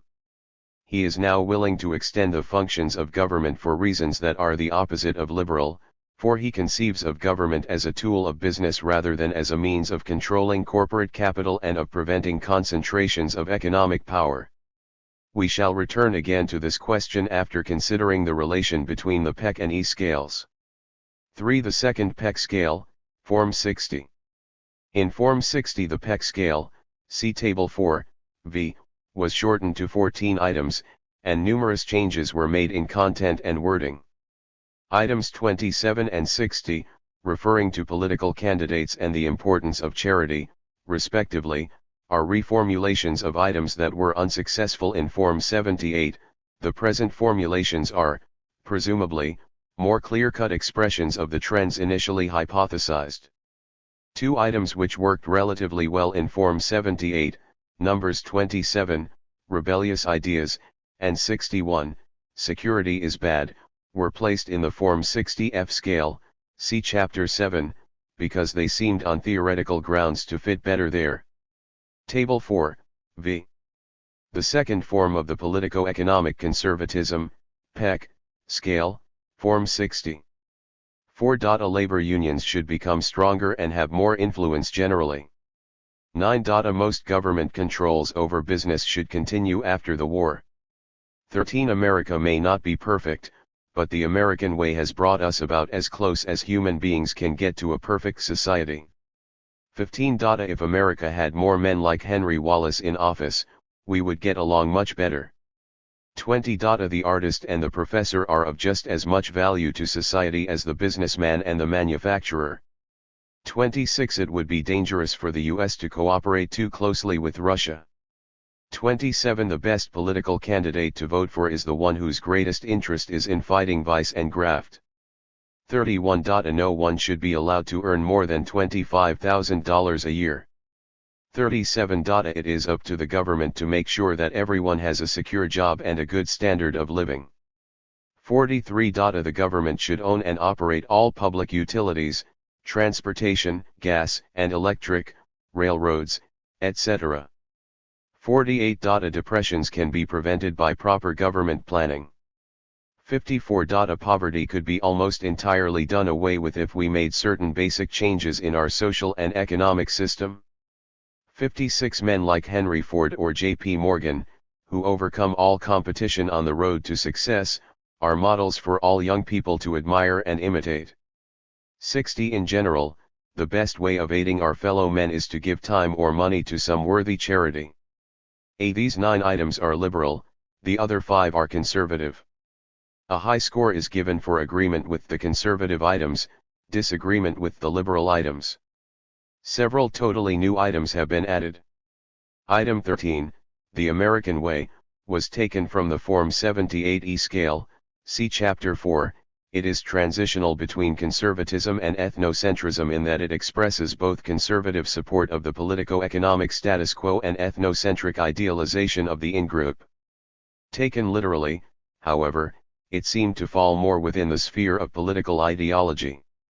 Correlational analysis is required before this item can properly be placed within one scale or the other. 3 of the new items provide vivid reminders of the speed of historical change. Item 15, Wallace, was formulated when the confirmation of Henry Wallace as Secretary of Commerce was the issue of the day. Item 26, Russia, reflected the atmosphere of the initial post-war period, when cooperation rather than containment was the prevailing attitude toward Russia. Item 31 referred to President Roosevelt's wartime suggestion of a $25,000 limit on yearly incomes. It will be noted that the Form 60 scale contains fewer generalizations and more concrete references to specific issues than did Form 78. Form 60 was administered in the summer of 1945 to several groups which were combined for statistical purposes as follows: A. University of Oregon student women, N equals 47, undergraduate students attending summer session courses in psychology. B. Combined University of Oregon and University of California student women, N equals 54, the Oregon group being obtained too late to be included in. A. The California group was a summer session education class containing mostly teachers and others of above college age. C. University of Oregon and University of California student men, N equals 57, from the same classes as the. B. Women.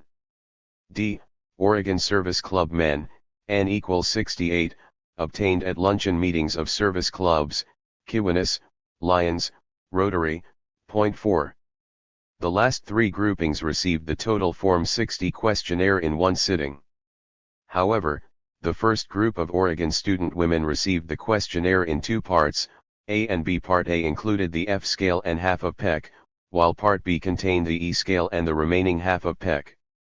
The purpose of this division was to help determine whether the presence of the E items had any effect on the responses to the F items. The results will be discussed in Chapter 7. The reliability data for the Form 60 PEC scale are presented in Table 5, v. The average reliability of 0.70 is substantially the same as that of 0.73 for the initial form, and indicates that the changes in wording and content did not improve this property of the scale. The fact that the reliabilities, SDS, and ranges vary so little among these 4 groups, as well as among those taking the first form, Form 78, suggests that a scale of this length and this degree of inclusiveness can hardly be expected to obtain an average reliability greater than 0.7 to 0.8. The main reason for the relatively low reliability of PEC, as compared with E, appears to lie in the fact that political ideology is intrinsically less organized and less consistent in the individual today than is ideology concerning group relations. Once again, the group means on PEC are significantly higher than those on E, Chapter 4, suggesting that the level of conservatism is higher than the level of ethnocentrism. Again, the rank order of group means on PEC tends to follow that on E, with the service club men being significantly more conservative, beyond the 1% level, than the combined university groups. These facts would lead us to expect a significant correlation between PEC and E, see Section C.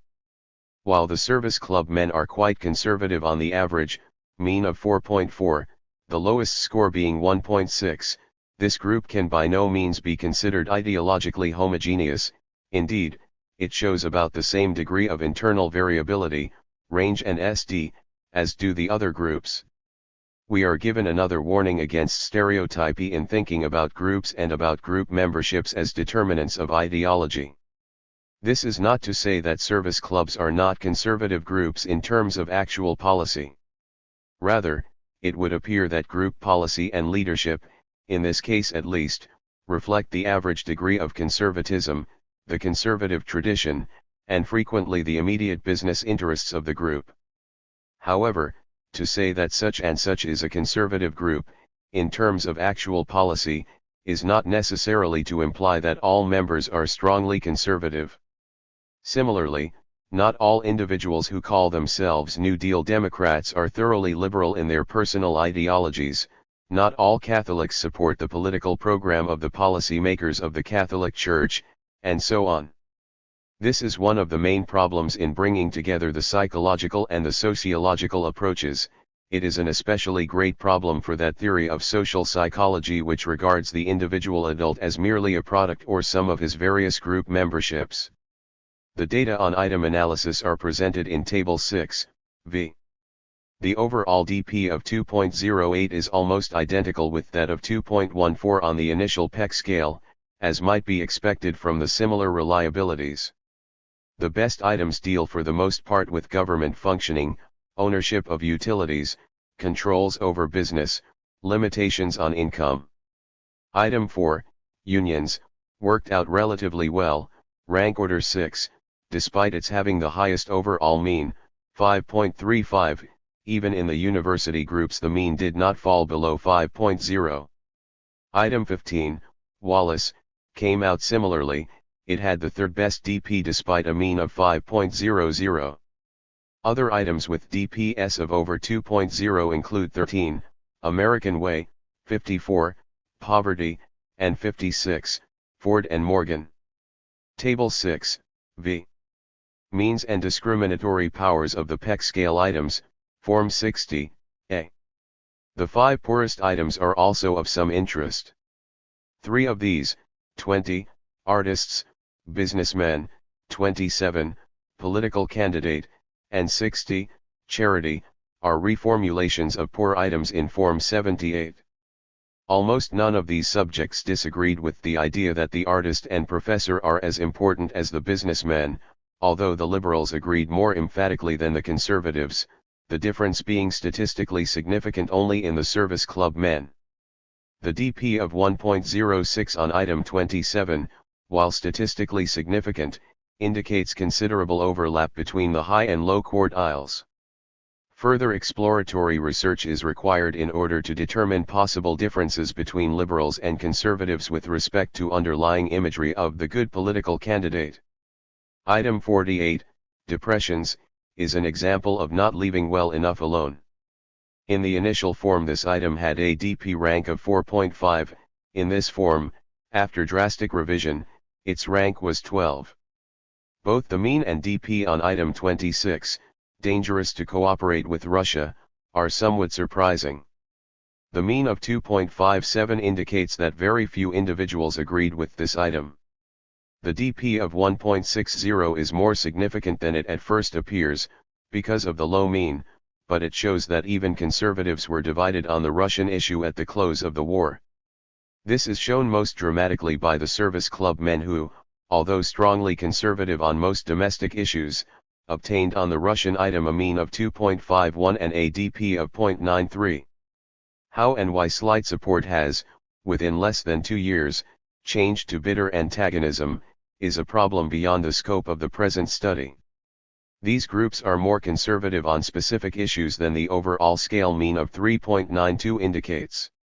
The overall means on the items 4, 9, 15, 31, 37, 43, dealing with unions, business, and government functions range from 4.74 to 5.35, and these items are also the most discriminating. It would appear, then, that with regard to what is most definitive in liberalism and conservatism, mainly ideas regarding power relations among labor, business, and government, the liberal position is as yet less crystallized and less militantly held than is the conservative position. There is some question as to how far these results can be generalized beyond the present sample. 5 They are, however, in general accord with numerous other findings and observations regarding the contemporary political scene.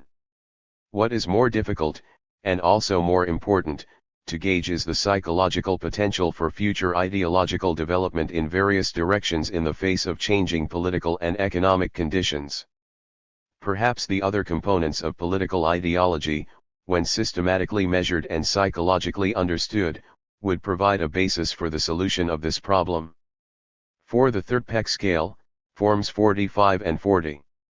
The construction of forms 45 and 40 was, as has been discussed in the previous chapter, influenced greatly by considerations of practicality and of administrative expediency.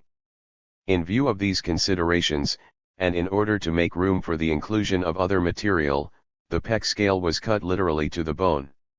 It was identical in both forms of the questionnaire and contained only 5 items, not enough to obtain an adequate measure of reliability, and hardly enough to be called a scale.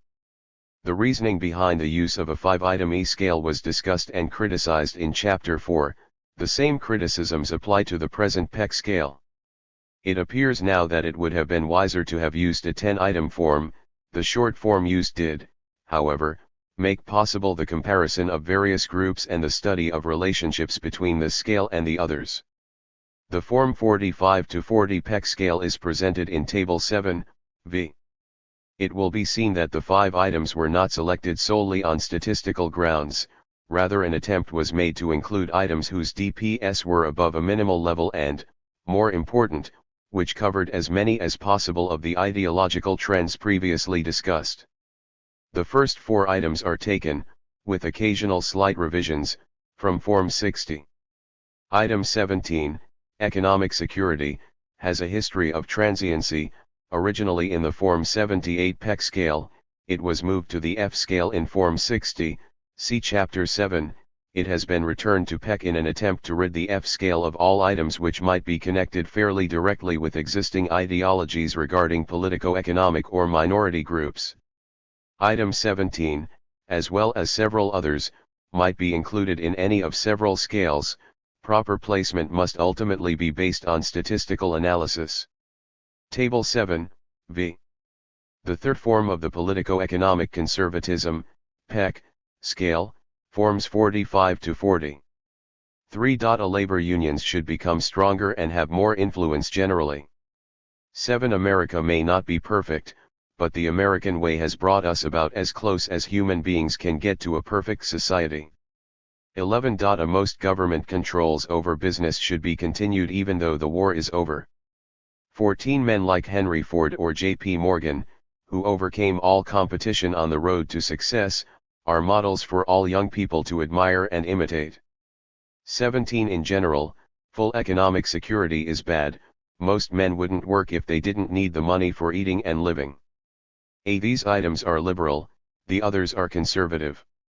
A high score is given for agreement with the conservative items, disagreement with the liberal items. Forms 45 and 40 were administered late in 1945 and in the first part of 1946. The sampling methods and problems, as well as the composition of the groups and their combination for statistical purposes, have been discussed in Chapter 4. It will suffice here to list the groups comprising this sample. The Form 45 sample contains 4 groups: A.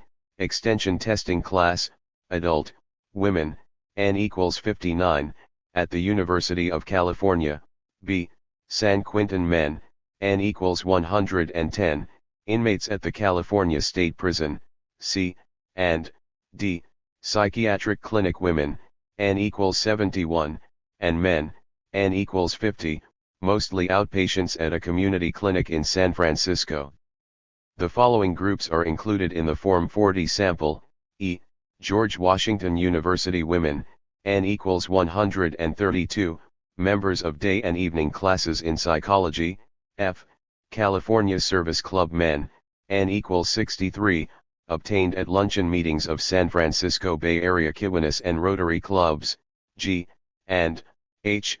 Middle class men, N equals 69, and women, N equals 154, members of various local groups such as church, PTA, women's clubs, etc. I. and J. Working class men, N equals 61, and women, N equals 53, members of local groups such as United Electrical Workers Union, Warehousemen's Union, ILWU, California Labor School, etc. K. and 1. Los Angeles men, N equals 117, and women, N equals 130, a heterogeneous but largely middle-class sample of various local groups in Los Angeles. Data on some of the subgroupings within these statistical units will be considered in section E, below. In addition, there were two groups which were given both forms 45 and 40. First, the School for Merchant Marine Officers, to be referred to as Maritime School, N equals 343, half of which was given form 45, the other half form 40, the two halves being equated for intelligence, AGCT, time in school, and planned function as officer, deck or engine. Second, veterans coming for vocational guidance to the U.S. Employment Service over a period of several months, the first 51 receiving form 45, the next 55, form 40. This procedure had mainly to do with determining possible effects of the presence of certain E items on the F-scale responses and will be discussed in more detail in Chapter 7.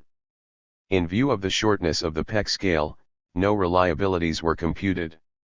However, means and SDS were obtained for each group and are given in Table 8, v. The group means appear to fall into three main levels of magnitude. The two most conservative groups are the California Service Club men, 4.83, and the San Quintin men, 4.68. At an intermediate level, with PEC means of 3.91 to 4.37, significantly lower than the first level and higher than the third, is the bulk of the total sample, university groups, psychiatric clinic patients, the middle class, and Los Angeles groups. Finally, the most liberal groups, although the means of 3.25 and 3.39 are far from extreme, and the variability within each group is large, are the working class men and women. Table 8, v. Means and standard deviations of PEC scale scores for groups taking forms 45 and 40. That the service club men make the highest mean is not so much a new discovery as a partial indication that the scale provides a valid measure of conservatism. The program and tradition of these groups are fairly explicit in their support of numerous trends in conservative ideology. It will be recalled that similar results were found with the Oregon Service Club men, Form 60. Once again, however, we must emphasize the variability within this and the other groups. The great conservatism of the San Quintin men may come as a surprise to those who conceive of criminals as conscious foes of the social order and to those who assume a psychological affinity between criminality and radicalism.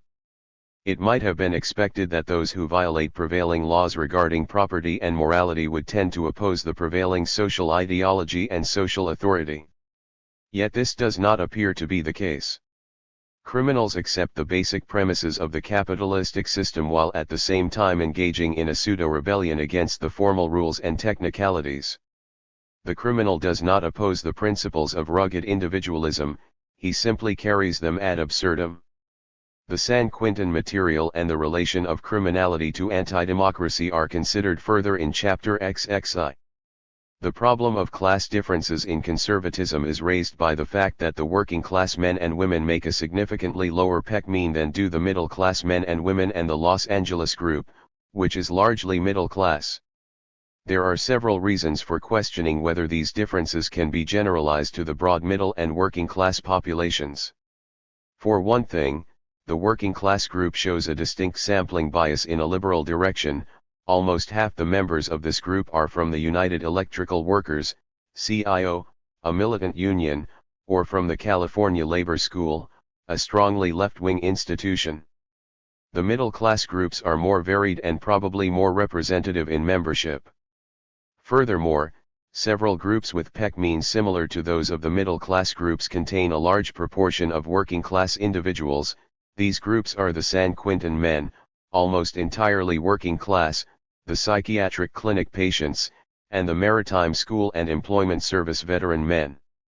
In view of the intergroup as well as the intragroup variability, it seems safe to conclude that overall class differences in political ideology are not extremely large, and that individual and group differences within each class are so great that they become the primary problem requiring explanation. How does it happen, for example, that the same working class background produces a law-abiding conservative worker, a politically conservative criminal, a company union leader, a CIO leader, a communist. Why does one middle-class individual join a service club while another becomes a supporter of Henry Wallace? Why is it that some, perhaps most, workers identify with the middle class or with the economic status quo, and some individuals with middle-class background identify with what they conceive to be the true interests of the working class? These may be not so much questions of actual class or group membership as questions of class or group identification, and identification is a psychological variable. An individual, in making his social identification, is determining not only his ideology, but also what he is to be like as a person. We shall have occasion to consider further, in the chapters that follow, the deeper emotional trends that help to determine the individual's group memberships and identifications. How close is the relation between conservatism and ethnocentrism in the various groups studied? A means for obtaining a preliminary answer to this question is to compare group means on PEC and on E, see Table 8, v. Since most groups took the short EA scale, the EA means were used even for those groups which took the total EAB scale, see Chapter 4. The rank order correlation between the PEC means and EA means for the 14 groups was plus 0.50, indicating a statistically significant but not very close relationship. In general, as the degree of group conservatism increases, the degree of ethnocentrism also increases. The four groups with conspicuously high EA means are the San Quintin men, 5.33, the Maritime School men, 4.95, the Employment Service men veterans, 4.43, and the California Service Club men, 4.31. These groups rank 2, 5, 3, and 1, respectively, on PEC. No groups were conspicuously low on E, the 8 lowest groups having no means within the fairly narrow range of 3.64 to 3.92, the most liberal groups were among the least ethnocentric. The overall EA mean was 4.13, almost identical to the overall PEC mean of 4.19.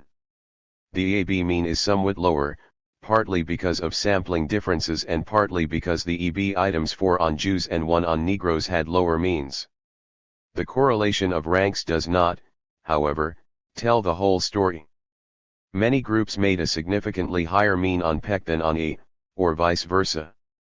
Whether the group mean on PEC is higher than on E, or lower, seems to depend in large measure on the socio-economic class of the group. The predominantly middle-class groups tend to be lower on E than on PEC, while the working-class groups are, it appears, more ethnocentric than conservative. Consider the middle-class groups, the PEC and E means, respectively. For the extension testing class, women are 4.33 and 3.77, for the George Washington University women, 4.30 and 4.04, for the California Service Club men, 4.83 and 4.31, and similarly for the middle class and Los Angeles men and women. Only one of these PEC differences is below the 5% level of statistical significance.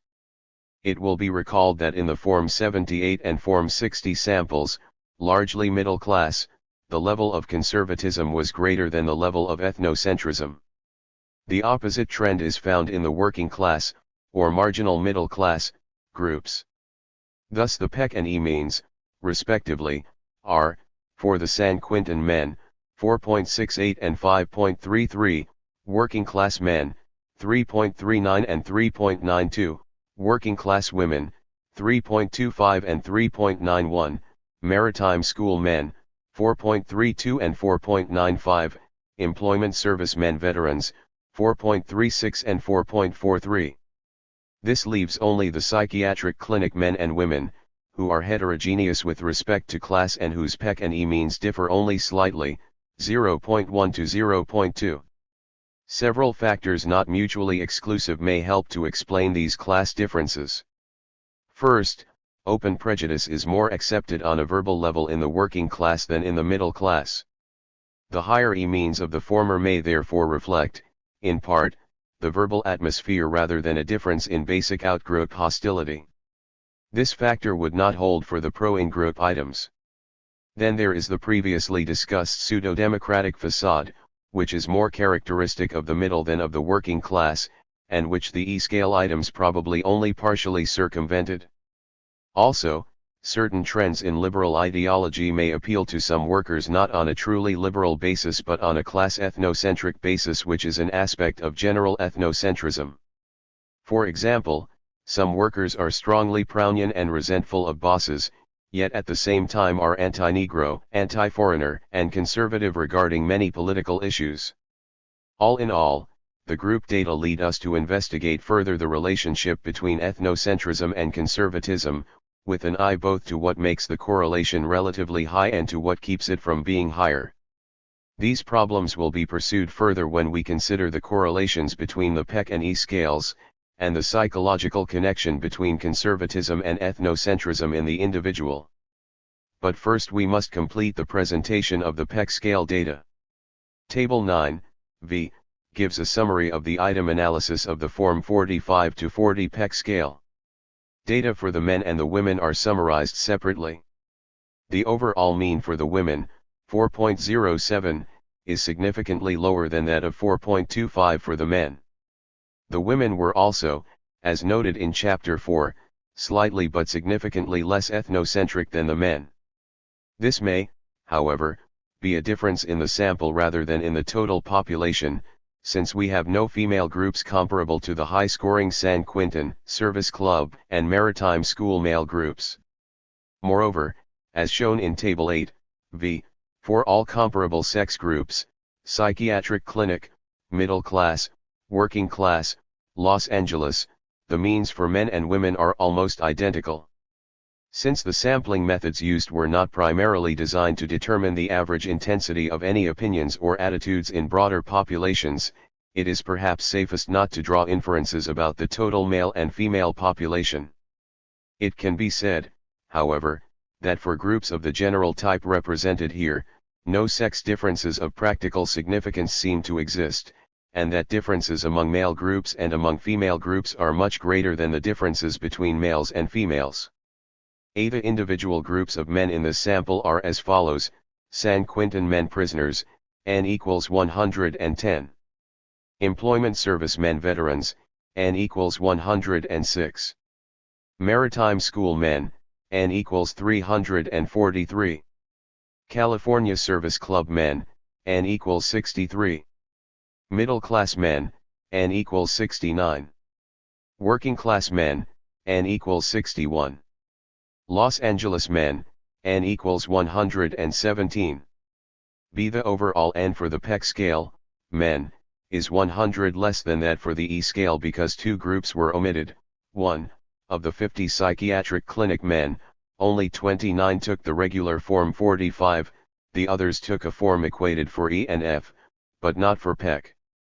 Because of the small n, no Peck scale analysis was made on this group. 2.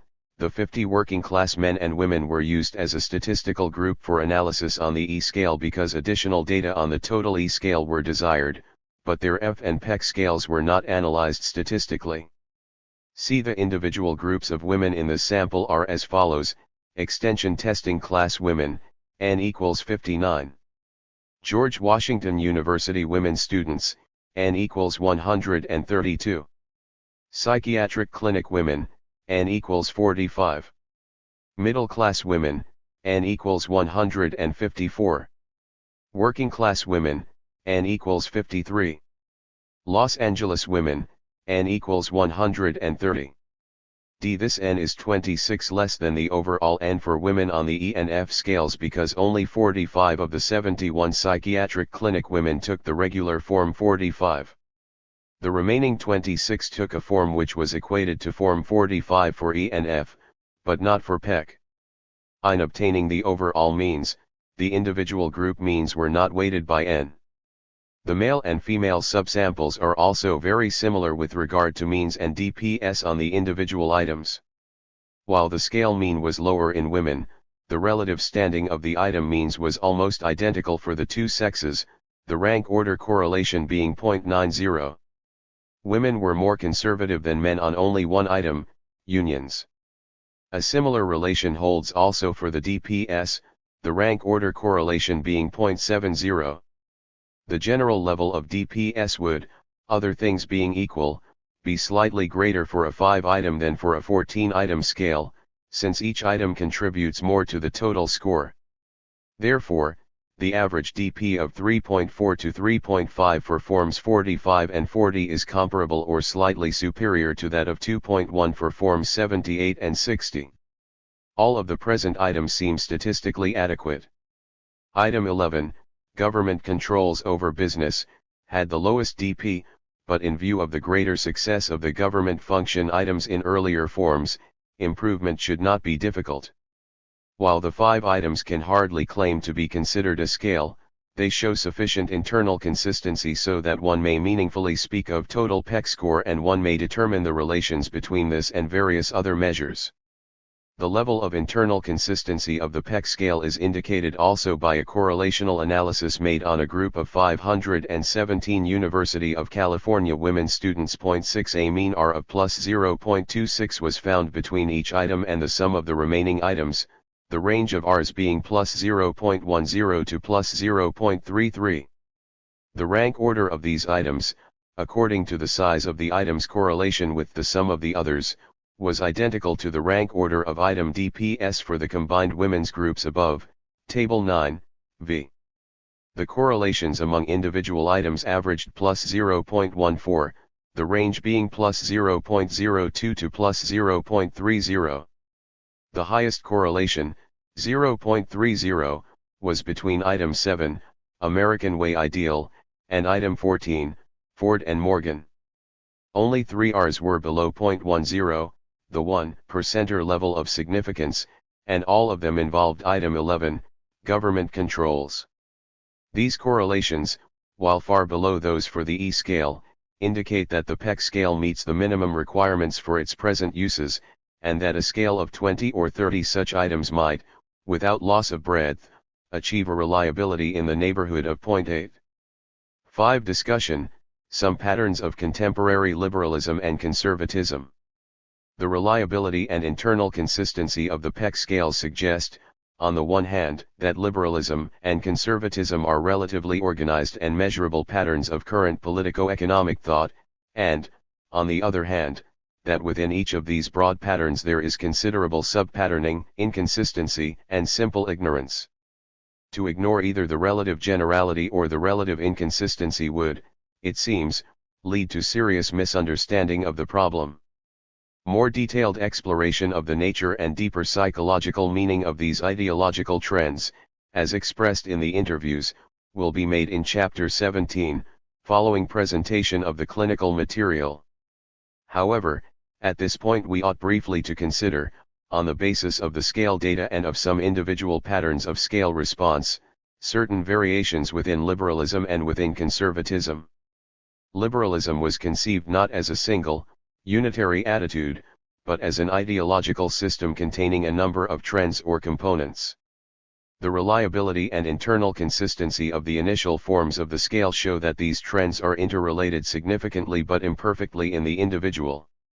The prototypic liberal is, according to our guiding conception, an individual who actively seeks progressive social change, who can be militantly critical, though not necessarily totally rejective, of the present status quo, who opposes or de-emphasizes numerous conservative values and beliefs regarding business success, rugged individualism, human nature, and the like, and who would diminish the power of business by increasing the power of labor and the economic functions of government.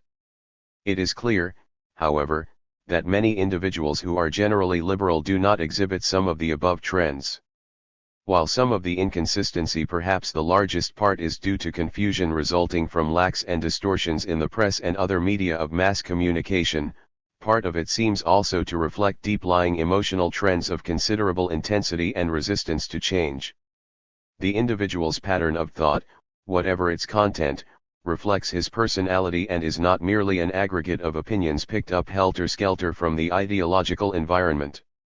One variant, particularly common in the groups tested, might be called the politically pacifistic liberal. The guiding idea here seems to be fear of concentration of social power.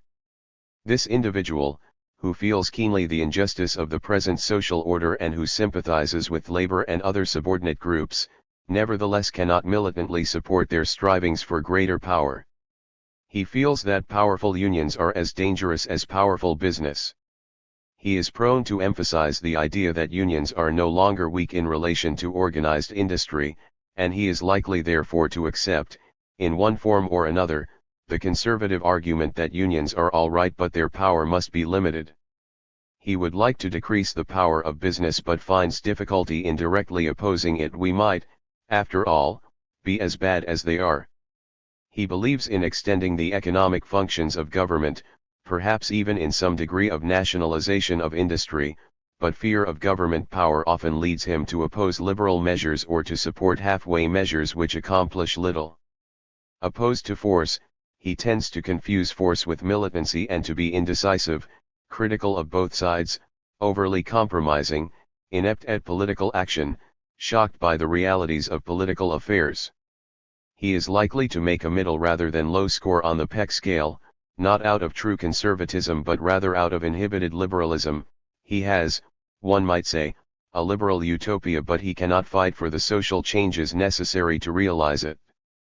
Critical of things as they are, yet afraid of change, hating to submit, yet unable to rebel, he cannot actively support the status quo, but he can do little to oppose it. We were not able to attempt a quantitative study of various types of left-wing ideology. In addition to militant and politically pacifistic liberalism, we should also have been interested in determining the existence and nature of other patterns such as disillusioned liberalism, stereotyped, ticket, liberalism, revolutionary socialism, and so on. Some leads for future study derived from the interview material are presented in Chapter 19. The political right requires similar differentiation and study.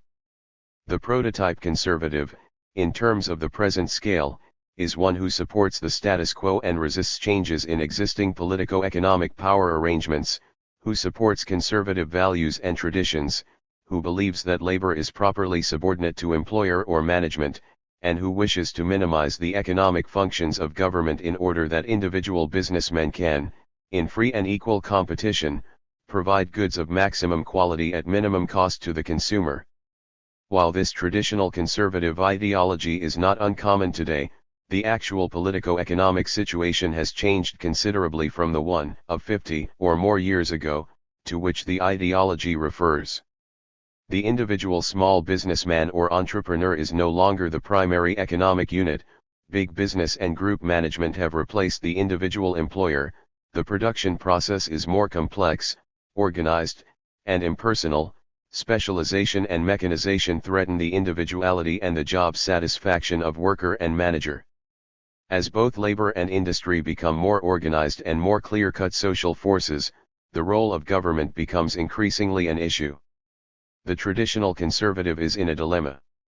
Shall he oppose the monopolistic trend of big business and want a return to rugged individualistic competition, with government having few economic functions, laissez-faire conservatism? Shall he favor increased government functioning as a means of preventing monopolistic practices, even though it mean increasing the power of labor, move toward liberalism? Or shall he, basing everything on his allegiance to the symbol business, want government to be a force in the service of business as opposed to labor, move toward fascism? Most conservatives seem still to be in the process of ideological adjustment along these and other lines. Much research remains to be done concerning new patterns of conservatism and concerning the psychological dispositions making some individuals more receptive to one pattern, others to another.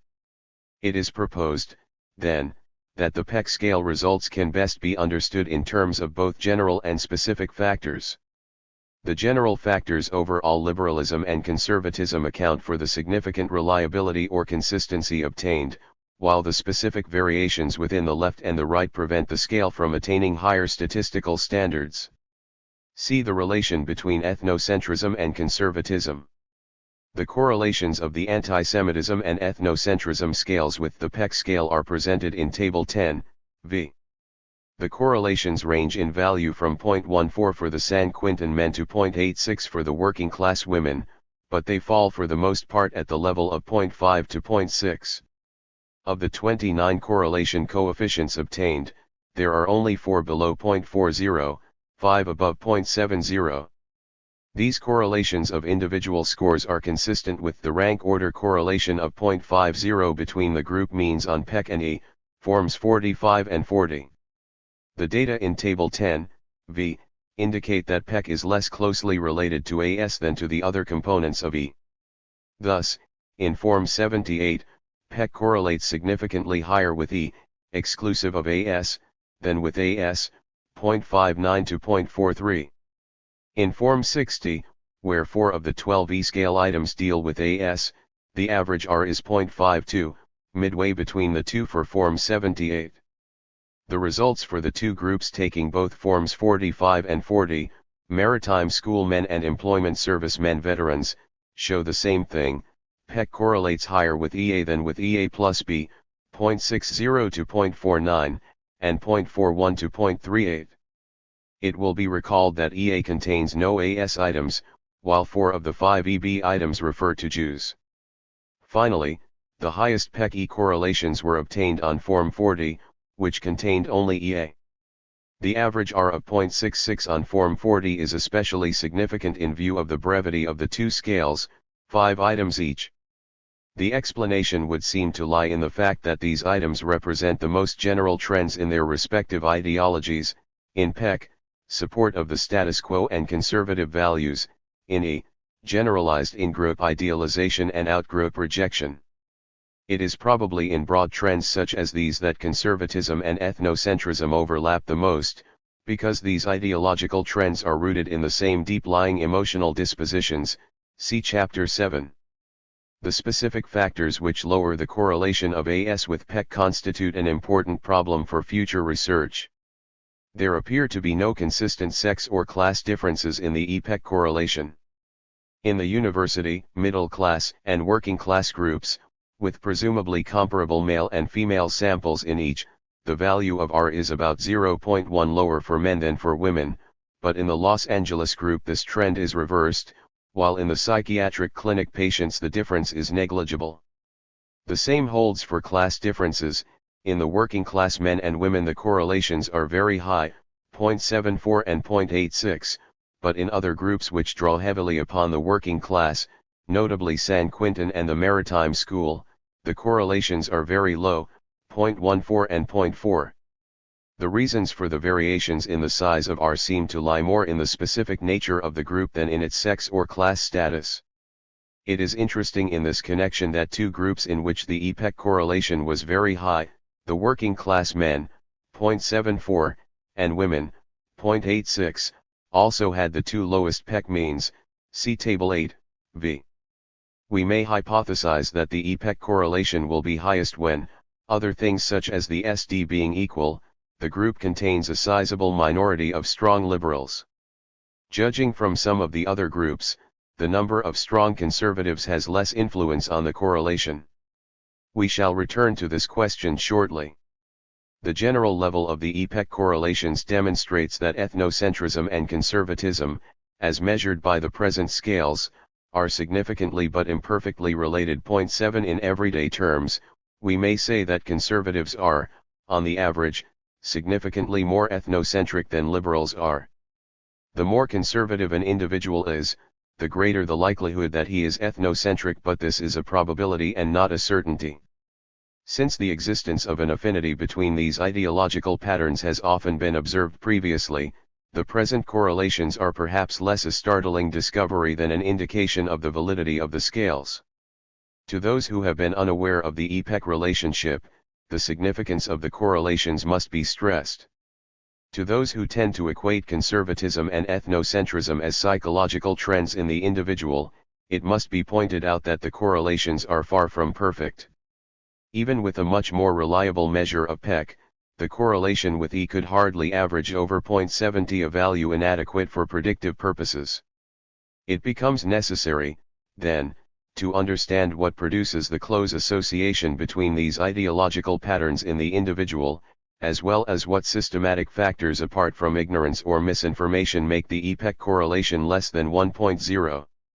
A theoretical basis for the close tie between conservatism and ethnocentrism is suggested by certain similarities in their major underlying trends. Support of the prevailing politico-economic ideology and authority is, apparently, often a part of the generalized ethnocentric tendency to submit to accepted authority in all areas of social life. Similarly, ethnocentric rejection of outgroups is expressed in the politico-economic sphere by resistance to social change and by the tendency to subsume progressive political ideologies under the general heading of foreign outgroups and ideas, threats to in-group authority. The interconnection between the two ideologies and the difficulty of separating them even for purposes of study are revealed by a number of scale items. For example, America may not be perfect, but the American way has brought us about as close as human beings can get to a perfect society. To support this idea is, it would seem, to express both politico-economic conservatism and the in-group idealization so characteristic of ethnocentrism. The item, the worst danger to real Americanism during the last 50 years has come from foreign ideas and agitators, is another example of politicalized ethnocentrism. Again we find moral stereotypy and externalization of blame for social problems onto the threatening outgroup. There are also theoretical reasons for expecting a relationship between liberalism and anti-ethnocentrism. Both tend to involve a critical attitude toward prevailing authorities and traditions. The identification with the masses, workers, the common man, the weak and downtrodden, so often a central theme in left-wing political ideology, finds expression also in opposition to ethnocentrism and outgroup suppression. Indeed, the formation of leftist political views in youth often begins with a sense of the injustice of anti-Semitism or anti-Negroism, when sympathetic imagery of subordinate groups is extended to include the working class. The transition from group relations to politico-economic ideology has begun. The further development of liberal radical views is ordinarily based on imagery and attitudes identical to those underlying anti-ethnocentric ideology, opposition to hierarchy and to dominance submission, removal of class and group barriers, emphasis on equalitarian interaction, and so on. We have also to consider the correlation-lowering factors. Why, in view of the theoretical argument above, is the EPEC correlation not higher? The present data suggest, but are not adequate to test, several hypotheses. The correlation charts, scattergrams, for each sample reveal that extreme liberals, low scorers on PEC, are for the most part low as well on E. But the middles on PEC are extremely diversified with respect to standing on E. It is possible that the group which is low on E but middle on PEC consists largely of the politically pacifistic liberals discussed previously. Practically none of the subjects were low on PEC and high on E, ethnocentric liberals. Such individuals would, however, be well worth intensive study. The high scorers on PEC are more variable on E than are the low scorers. While most of those high on PEC are also high on E, a considerable number are middle and a small but consistent percentage low on E, non-ethnocentric conservatives. In other words, strong political liberalism is a pretty good indicator of anti-ethnocentrism, but political conservatism is less consistently related to ethnocentrism. In attempting to explain the variability of conservatives with respect to ethnocentrism, we are reminded of the distinction between genuine and pseudo previously drawn with respect to patriotism and traditional conventional values, Chapter 4. One can be politically conservative, just as one can be patriotic, in the sense of firm attachment to American culture and tradition, without being ethnocentric. We should like to use the term genuine conservative to refer to the individual with this broad pattern of thought. He is genuine because, whatever the merits of his political views, he is seriously concerned with fostering what is most vital in the American democratic tradition. He believes, for example, in the crucial importance of the profit motive and in the necessity of economic insecurity, but he wants the best man to win no matter what his social background. He is resistant to social change, but he can be seriously critical of the national and political in-groups, and what is more important, he is relatively free of the rigidity and deep-lying hostility characteristic of ethnocentrism. The ethnocentric conservative is the pseudo-conservative, for he betrays in his ethnocentrism a tendency antithetical to democratic values and tradition.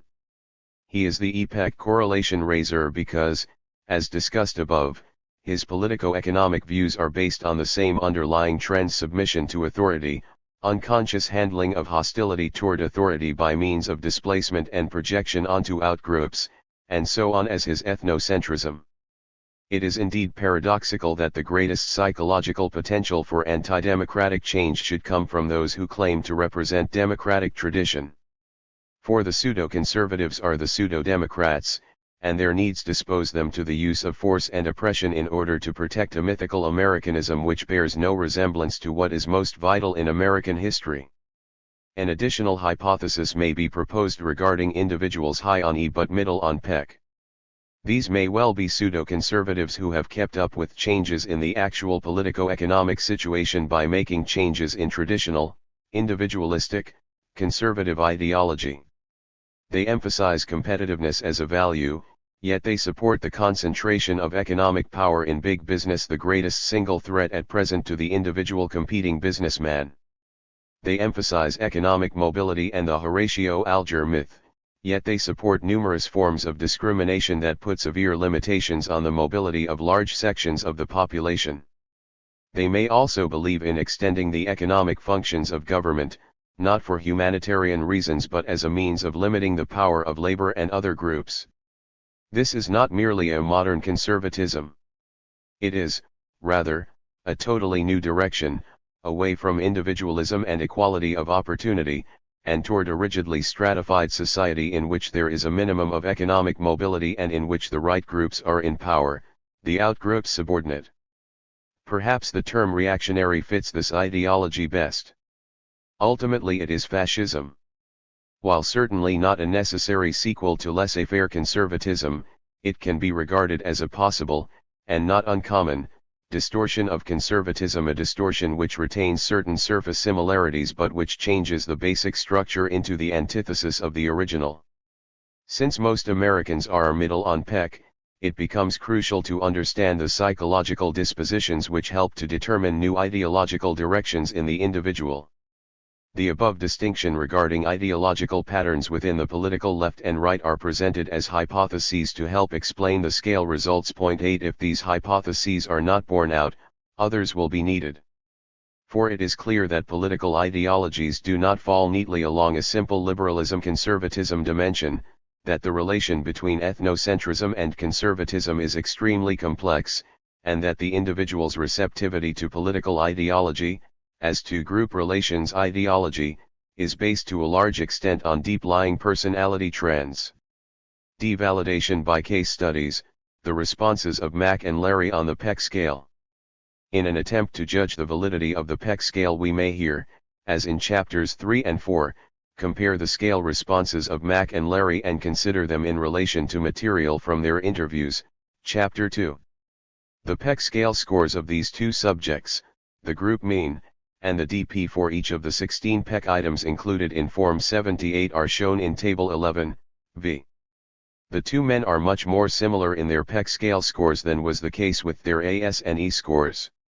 Larry's mean score, 4.19, is at the group mean, and Mack's, 4.56, is not very far above. When the group of public speaking men to which these subjects belonged is considered by itself, Mack is just inside the high quartile, Larry is just below it. On 11 of the 16 items the scores of the two men do not differ by more than 1 point. Attention to the individual items, however, shows that the similarities are confined to certain areas of politico-economic ideology. In other areas there are sharp differences. Mack and Larry are most similar in their consistent support of general conventional conservative values. Both agree, usually rather strongly, with items 1, value of $1, 15, middle of the road, 22, political candidate, 27, rebellious ideas, 71, Ford, Morgan, and 78, ability will tell. This seems to be in keeping with the interviews, in which both men expressed the usual conservative criticisms of the New Deal. Both men, it appears, accept the view that a man's getting ahead depends most of all upon his living according to the values of thrift, determination, work, honesty, conformity, and the like. Examination of the scores on other items, however, indicates that Mac and Larry differ with respect to the context in which their conservative values occur. For Mac the context appears to be one of upward social mobility on a class-in-group basis, for Larry it appears to be one of 19th-century liberalism. This seems to be expressed in their wide disagreement on items 5, depression, and 68, unions stronger. Mac's belief that depressions are only natural can be interpreted as an expression of the broader idea that, in the nature of things, the benefits to be had in our society are insufficient to go around and that it is no more than proper that the major portion of them should go to the right people, that is, to an in-group. This in-group does not seem to include organized labor, item 68, nor the various minority groups which he rejected in his responses on the E-scale. This would appear to be another manifestation of Mac's tendency, so marked in his interview, to make rigid in-group out-group distinctions in his thinking about politico-economic matters as well as about social relations generally. For Larry, on the other hand, the value for getting ahead does not exclude the possibility of various other kinds of people getting ahead, for he seems to be thinking in terms of an expanding economy in which working men can have a strong role, item 68, and in which depressions are unnecessary, item 5.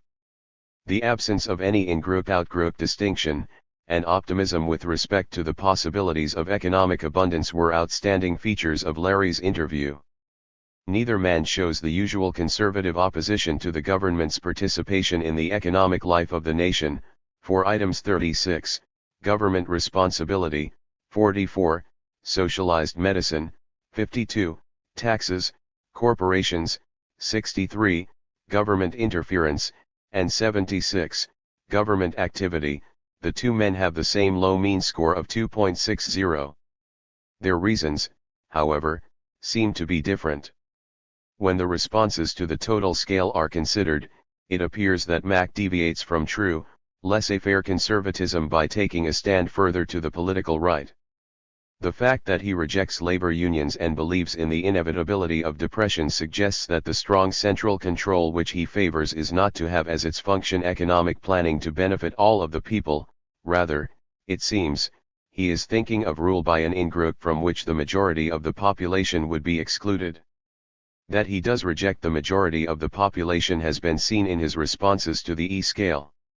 When it is considered that he is anti-government only when it comes to interference with the individual's freedom to make money and spend it as he likes, item 63, we are led to the conclusion that his idea of central control is a combination of government and the most powerful business interests. Thus it appears that Mac comes as close as he can, within the confines of the 16-item Peck scale, to expressing that pattern of pseudo-conservatism which emerged from the analysis of his interview. Larry, on the other hand, deviates from the usual conservative position by moving further to the left. Not only does he insist upon the social obligations of government, items 36 and 76, but he would accept limitations upon the profits of individuals and corporations, items 52 and 63.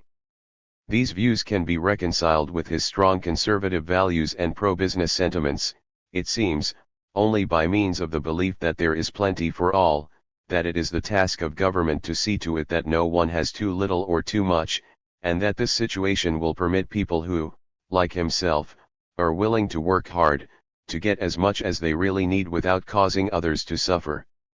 It would appear from this analysis, and from the analysis of Mac's and Larry's interviews in Chapter 2, that the difference of 0.37 in their Peck scale means is not great enough to represent the actual distance between them on a right versus left dimension of politico-economic ideology.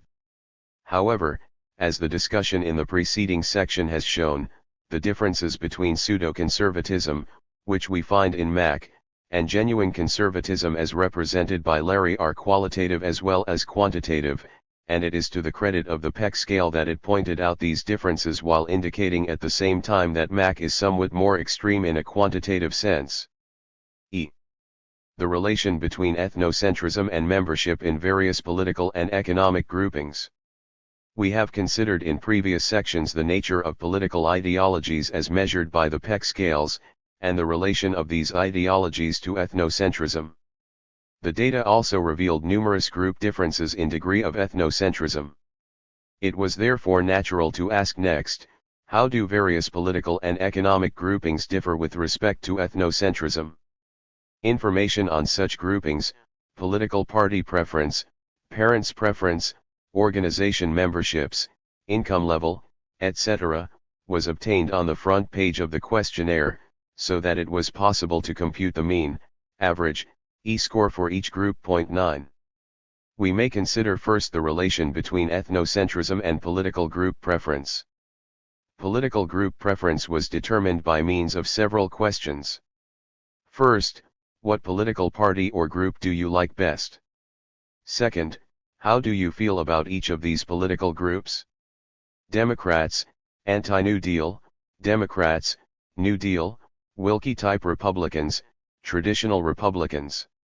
In each case the subject was asked to check one of four choices: agree much, agree, disagree, disagree much. On the basis of his pattern of response to these questions, each subject was assigned a single group preference by two raters working together, semi-independent judgments. Each subject could be placed with relative ease into one or another of the following categories: 1. Total Democrats, supporting both factions within the party; 2. Anti-New Deal Democrats; 3. New Deal Democrats; 4. Wilkie Republicans; 5. Traditional Republicans; 6. Total Republicans, supporting both factions; 7. New Deal Democrats, Wilkie Republicans, supporting these two groupings and opposing the others, without indicating specific party preference; 8. Communists; 9. Socialists; 10. PAC. National Citizens and CIO Political Action Committee; 11. Undecided, wrote in undecided to first question, omitted the second; 12. Anti-all parties; 13. None, nonpartisan, gave this answer to first question, omitted the second; 14. Self-contradictory, example supported traditional Republicans and New Deal Democrats, gave no overall party preference; 15. Blank. Table 12, v, gives the number of cases, n, and the average AS or E score for each political grouping, as well as for each sample tested and for the group of samples taking each form of the questionnaire. It is thus possible to compare, say, the New Deal Democrats in one sample with the other political groupings in that sample, or with the overall totals for all New Dealers tested, or with the overall totals for all subjects tested. 10. Table 12, v.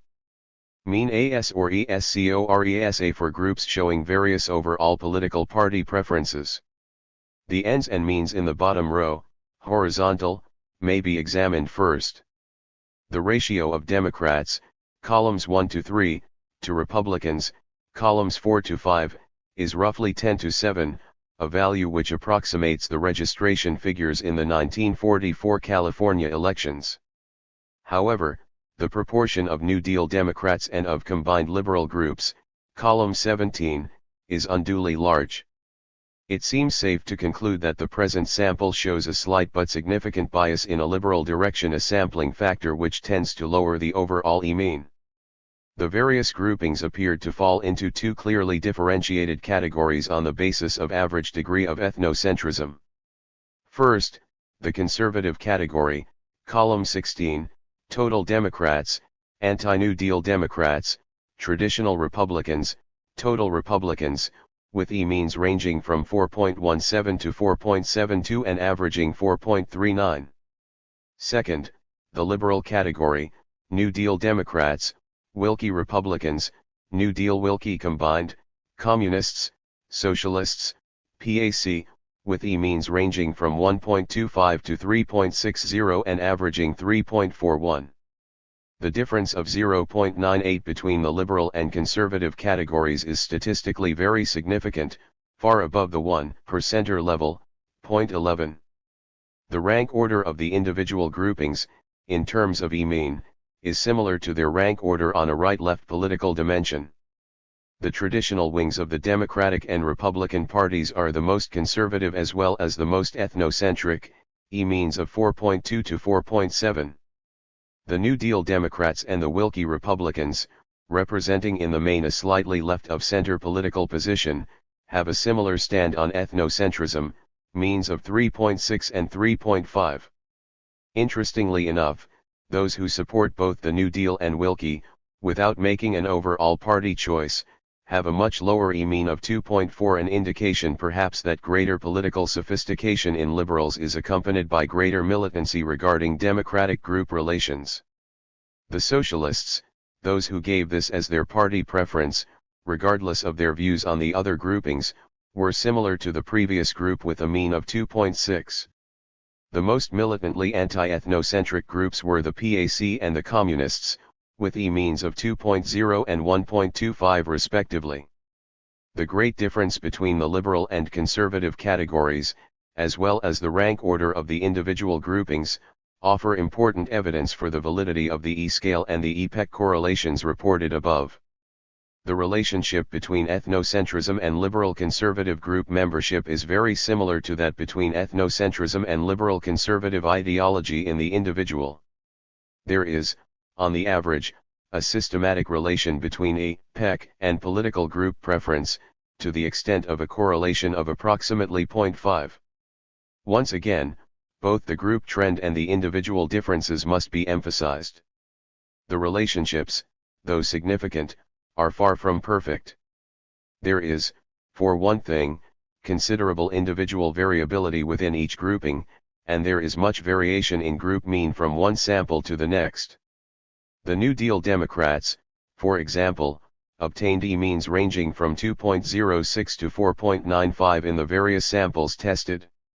Moreover, political preference is much more closely related to ethnocentrism in some groups than in others. In the middle-class groups the relation is much closer than in working-class groups such as the Maritime School men or San Quintin men. Indeed, the San Quintin data were so atypical that they were not included in the overall totals. For further discussion see Chapter XXI. The great variability obtained is a warning against stereotypy in thinking about groups. Members of any given political group are not all alike, and the fact that an individual belongs to a particular political group is, in most cases, an insufficient basis for predicting his standing on E. These intra- and intergroup variations suggest that group membership is not in itself the major determinant of ideology in the individual. It would appear, rather, that different individuals support a political group for different reasons, and that we must understand why an individual chooses to support one group rather than another one. It is incorrect, or at least inadequate, to say that an individual is prejudiced because he is an anti-New Deal Democrat. He may be an anti-New Dealer because he was ethnocentric to start with, or, more likely, both the ideology and the group membership must be explained in terms of more basic psychological and social factors. Consideration of these factors may help to explain why some anti-New Deal Democrats are not ethnocentric, and why some New Dealers are. What of those who profess no preference for any political group? Table 12, v. columns 11 to 15. The results for these groups are difficult to interpret, but they are suggestive for further inquiry. 4 of these groups, the undecided, against all parties, self-contradictory and blank, with means of 3.9 to 4.7, are above the overall mean of 3.8, while those who consider themselves nonpartisan are relatively low on E, with a mean of 3.4. Perhaps the most general conclusion to be drawn is that political confusion and indifference, as well as opposition to politics, are associated with greater than average ethnocentrism. Since these subjects constitute some 10 to 15% of the present sample, and at least that percentage of the American population, they merit more thorough study. It was possible indirectly to approach the question of parental influence on subjects' ideology by asking for the political party preference of father and of mother. In Table 13, v. the subjects are arranged in groups according to father's political party preference, and the E-mean for each group is shown. 12. The offspring of Republicans are, on the average, slightly less ethnocentric than the offspring of Democrats, the E-means being 3.41 and 3.68, respectively. Assuming an SD of 1.5 for each group, this difference is significant at the 5% level. Table 13, v. Mean AS or ESCORESA for groups whose fathers have various political party preferences. These data suggest what everyday observation has often seemed to indicate, namely, that people do not necessarily believe what their parents tell them. This hypothesis is neither original nor profound, although we believe that it has profound implications for the understanding of the formation of ideology. It contradicts another commonly held theory, namely that one learns mainly by imitation.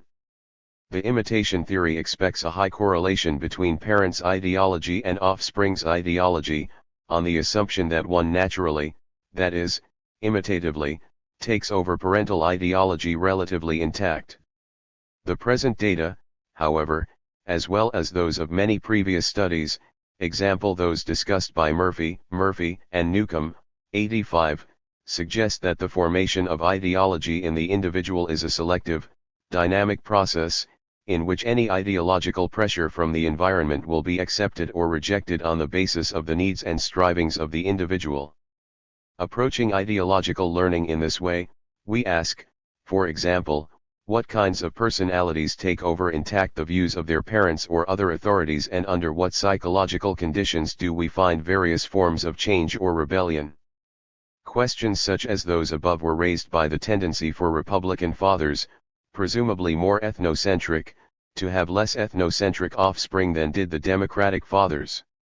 This suggested the hypothesis that disagreement with father is related to anti-ethnocentrism, regardless of father's political views. See also Levinson and Sanford, 71, Murphy and Newcomb, 85. The hypothesis was tested by comparing subjects and father's political preference. The results are presented in Table 14, v. The group of subjects whose political preference was the same as their fathers, regardless of party, had a much higher mean, 4.05, than the group of subjects who differed from their fathers, mean of 3.04. The difference is extremely significant. Indeed, it is almost identical with the difference between groups based on liberal versus conservative party preference, Table 12, v. In other words, a person standing on E can be predicted as closely on the basis of his agreement or disagreement with his father's political party preference, without knowing subjects or father's politics, as it can on the basis of the subject's actual party preference. Point 13. This is important indirect evidence in favor of hypotheses raised previously, chapters 3 and 4, namely, that ethnocentrists tend to be submissive to in-group authority, anti-ethnocentrists to be critical or rebellious, and that the family is the first and prototypic in-group. The individual's relation to parental authority, particularly his disposition to be submissive or critically independent, appears to be a basic personality trend which partially determines his political party preference and his ideology about group relations. Table 14, v. Mean AS or ESCCRESA for groups showing various relations between subjects and fathers' political preference. Data on the average degree of ethnocentrism in various organizations taking Form 40 are presented in Table 15, v. The low-scoring groups, with E means of 1.20 to 2.41, are the Labor School men and women, the League of Women Voters, and the Unitarian Church. It is interesting that the working-class labor school members have an E mean which is considerably higher than that for the middle-class members, 2.4 to 1.2, and slightly higher than that for the middle class, League of Women Voters and the Unitarian Church. Apparently the middle-class leftists have identified not only with the working class, in their political ideology, but also with subordinate groups generally. There is, however, some likelihood that working-class individuals may support left-wing political groups without a full acceptance of the underlying social ideology, that is to say, they may engage in liberal group activity more on the basis of economic self-interest than on that of a complete anti-ethnocentric point of view. This is also shown by the fact that the members of the United Electrical Workers, a militant CIO union, had an E mean of 3.45, a value slightly higher than that, 3.12, for the Parent Teachers Association group containing mostly middle-class members with a relatively high education level. These results suggest that union membership and college education are in themselves important forces, but by no means guarantees, against ethnocentrism. The basic question, it would seem, is whether the individual has been able to assimilate the broader democratic ideology supplied by the group environment, and here again we find wide individual differences in receptiveness to democratic thinking. That the union has been at least partially successful in its educative effort is suggested by the fact that the new members class of the International Longshoremen's and Warehousemen's Union, ILWU, has an E-mean of 4.60, Table 15, v.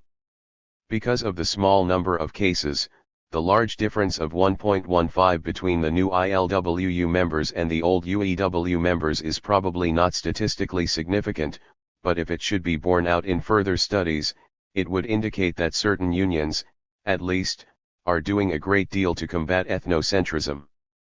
The highest scoring groups, with E-means of 5.05 to 5.38, significantly higher than any other middle-class groups, are the suburban church men and women 14 and the upper middle-class women's club. Since neither of these groups is organized primarily or explicitly on the basis of ethnocentric ideology, their relative uniformity in this respect supports the hypothesis that ethnocentrism is correlated with patterns of ideology in other areas. The striking difference of 3.0 points between the E-means of the Unitarian and suburban churches suggests that similar differences might well be found in the content of their religious ideologies, but these issues must await consideration of the overall material on religion, Chapter 6. Similarly, what characterizes the Women's Club as compared, for example, with the League of Women Voters, is not its actual class or educational level, but psychological trends such as upper-class identification, upward economic mobility, conservative values, and the like. Moreover, it is not likely that membership in the group cause deep-lying personality trends such as these in the members, but rather that individuals with such dispositions gravitate toward this group or, indeed, organize it in the first place rather than toward the League of Women Voters or the Oakland Labor School. While no intensive case studies could be obtained from the Women's Club, because of resistance to such investigation, the relation of the above and similar trends to ethnocentrism was studied in other groups and is reported in the chapters which follow. Mean E-scores for the various maritime unions, as represented in the Maritime School, are presented in Table 15, v.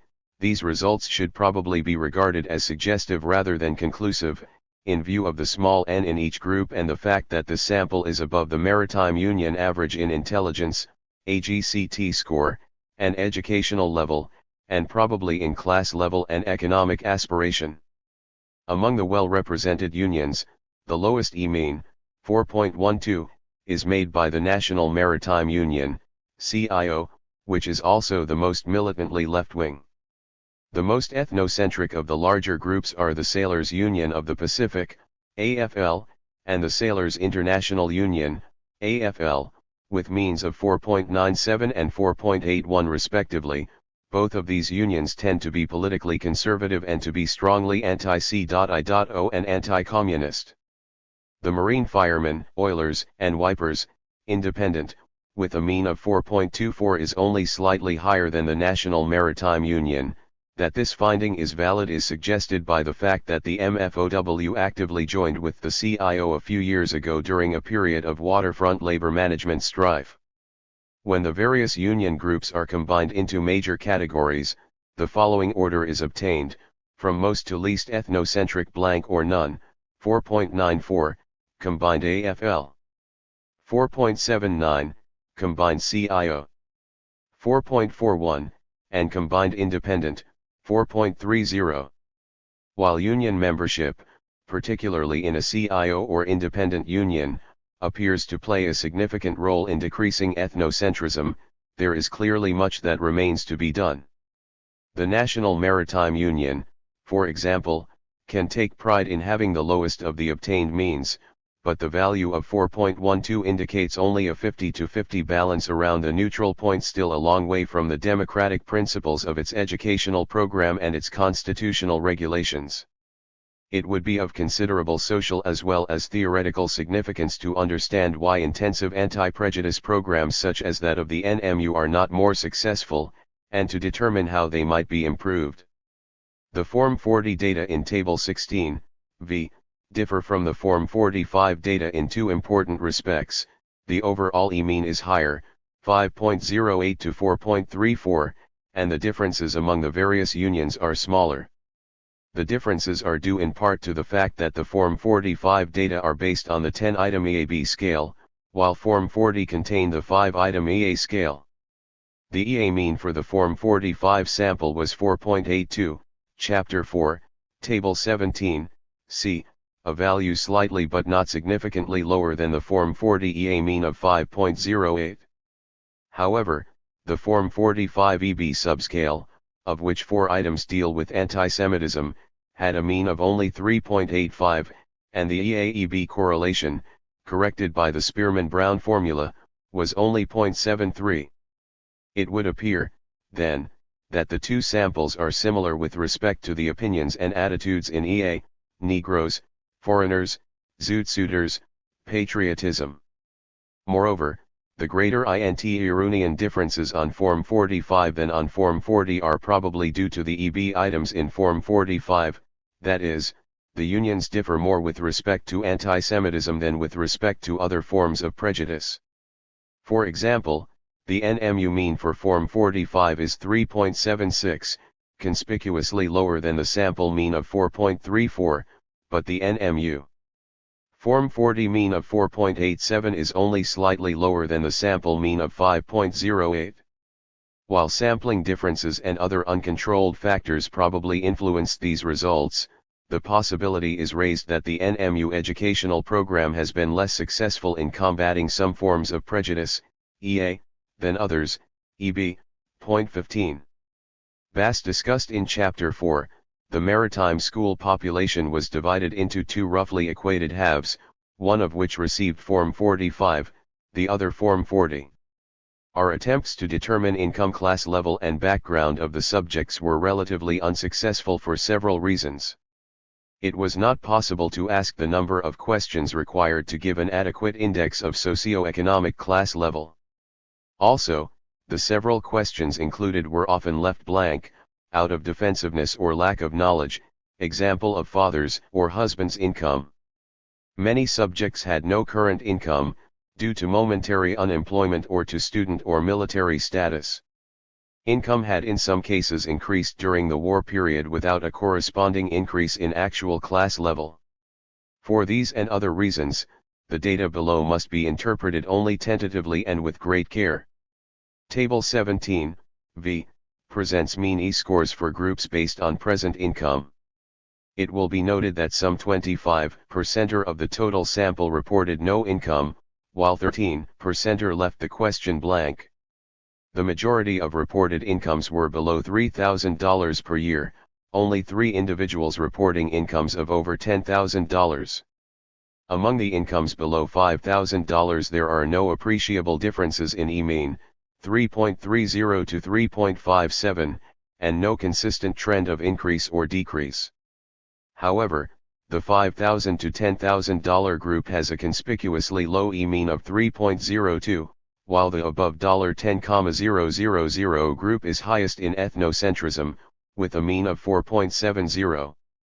The large but heterogeneous group, mostly women with no income, is also relatively high on E, 4.10.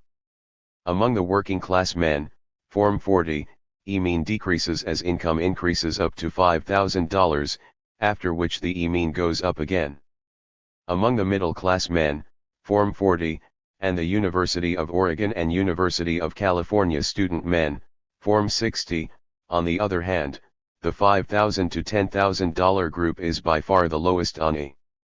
Thus, there is no simple relation between income and ethnocentrism, and the relation between income and ideology may well be different for the middle class as compared with the working class. It is of some interest that in the two groups of non-student women, psychiatric clinic and middle class, those with no income were considerably more ethnocentric on the average than those with some income.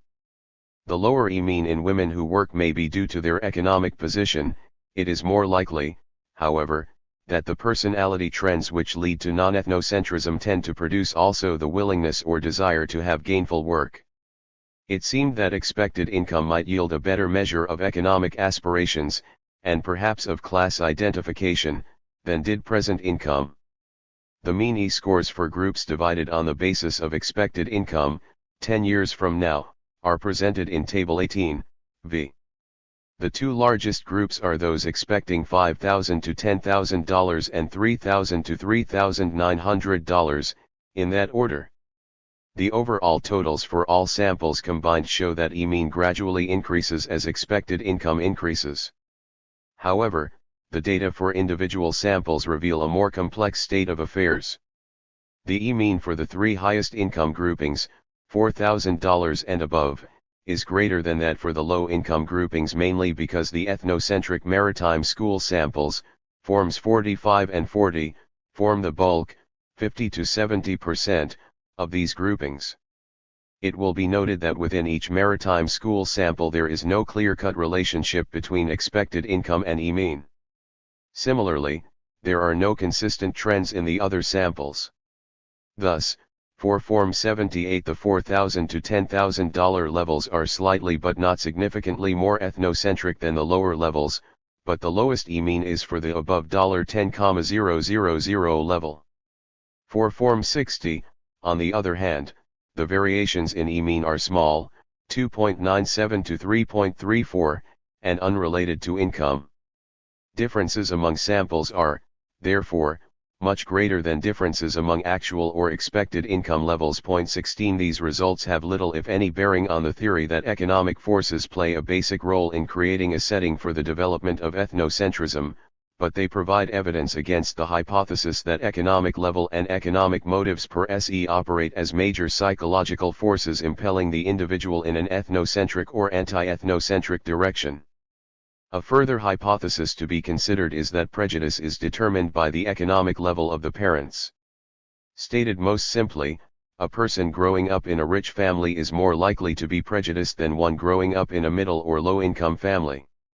In order to make a partial test of this hypothesis, a question regarding father's income was included in the questionnaire, and the mean AS or E-score was obtained for groups representing several income levels. The data are presented in Table 19, v. The number of cases in the various income levels provides another indication of the largely middle-class character of the total sample. The $5,000 to $10,000 group was the largest, with 205 cases. The $2,000 to $2,900 and $3,000 to $3,900 groups, which during 1944 to 46 would probably have been the largest in the general population, had 154 and 186 cases, respectively. A disproportionately large number, 55, were in the $10,000 and above group. The interpretation of these data is complicated by the fact that the father's income now may not be what it was during the subject's childhood. It should also be noted that almost half of the subjects left this question blank. It is not possible to say how much this has influenced the results. The E-means in Table 19, v. do not vary consistently in relation to father's income. They show negligible and unsystematic variations, from 3.77 to 3.92, among the various levels below $10,000. However, the group whose fathers earn $10,000 per year and above is significantly less ethnocentric than the combined lower income levels, means of 3.35 and 3.84 respectively. Whether this lower mean holds for all individuals whose fathers are in this income group, or only for those individuals who get into organized groups such as those tested, is not clear. Further study may reveal that the lower E-mean characterizes those individuals who were born in wealthier families but who tend presumably for emotionally important reasons to gravitate toward middle or working class groups, occupations, and ideologies. We are led to suspect, on the basis of results in numerous areas, that upward class mobility and identification with the status quo correlate positively with ethnocentrism, and that downward class mobility and identification go with anti-ethnocentrism.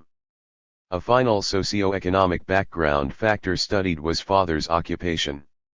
Table 20, v, gives the mean E-score for various groups based on occupation of father.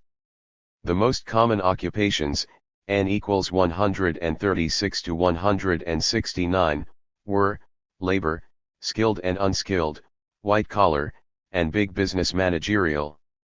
Small business and professional groups were next in size, N equals 95 and 90, and in order of decreasing size we find farmers, engineers, government officials, and religious, ministers, etc.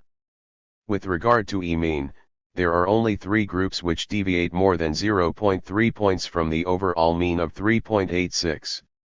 The offspring of engineers are significantly above average, with a mean of 4.36. On the other hand, the offspring of fathers with religious or government occupations are well below average, 3.20 and 3.25. For all other occupations differences are minor and even smaller than the differences from sample to sample for any one occupation. No occupational grouping is consistently high or consistently low in every sample. Even in the case of fathers with big business and managerial occupations, the E-mean varies considerably. It is sometimes below, sometimes above that for the test group from which it was taken. Thus, we find particularly low E-means for this occupational group in the extension psychology class and professional women, and a relatively high mean for the George Washington University women, relative to the other occupational groupings in each sample. These variations suggest, as do the data above, that ethnocentrism in the individual is not significantly correlated with many of the socioeconomic groupings which are commonly assumed, by many social scientists as well as by laymen, to be direct, immediate determinants of ethnocentrism. It is the meaning of the group to the individual rather than membership per SE, that helps us to predict his stand on ethnocentrism and other issues. Table 20, v.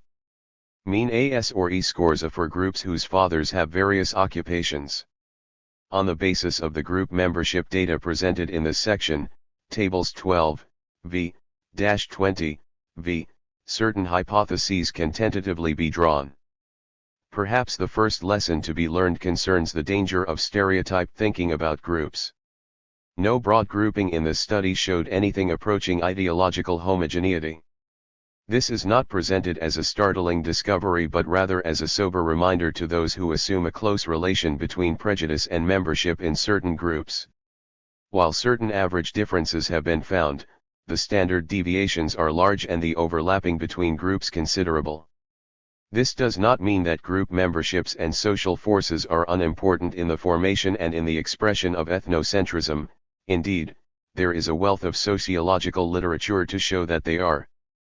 Rather, it would appear that sociological factors play an essential but complex and indirect psychological role.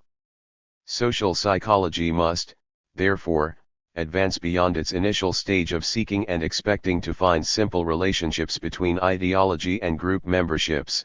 It must go on to study the complex processes by which the individual selectivity assimilates the manifold pressures from his socio-ideological environment. While no ideologically homogeneous groupings were found, there were significant relations between ethnocentrism and certain group memberships. The groups which are most differentiated with respect to ethnocentrism, that is, which tend to be predominantly high or predominantly low, have two main properties: they involve membership by choice rather than membership by birth, and they show relatively great homogeneity with respect to various other psychological characteristics. Thus, the political preference or the income-occupation grouping of the father shows no consistent relation to ethnocentrism in the offspring. But the subject's personal political preference, membership by choice, like his socio-economic aspirations and his tendency to accept or reject his father's political views, is more closely related to E-score. Similarly, membership in the exclusive women's club or the labor school is more significant in terms of E than membership in the United Electrical Workers Union or the Parent Teachers Association, the latter groups being less homogeneous in all ideological areas. The group memberships having the greatest significance for ethnocentrism are, then, those which have the greatest psychological significance for the individual. They are, it seems, groups which the individual chooses to join because they permit the further development and fuller expression of dispositions existing prior to joining. We are forced to re-examine the notion that the group membership determines the ideology that, for example, a man is prejudiced because he is a Republican or a member of a snobbish club.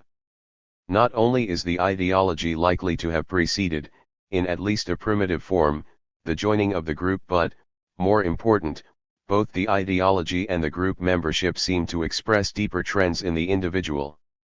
An example of such a trend is independence versus submission in relation to parental authority.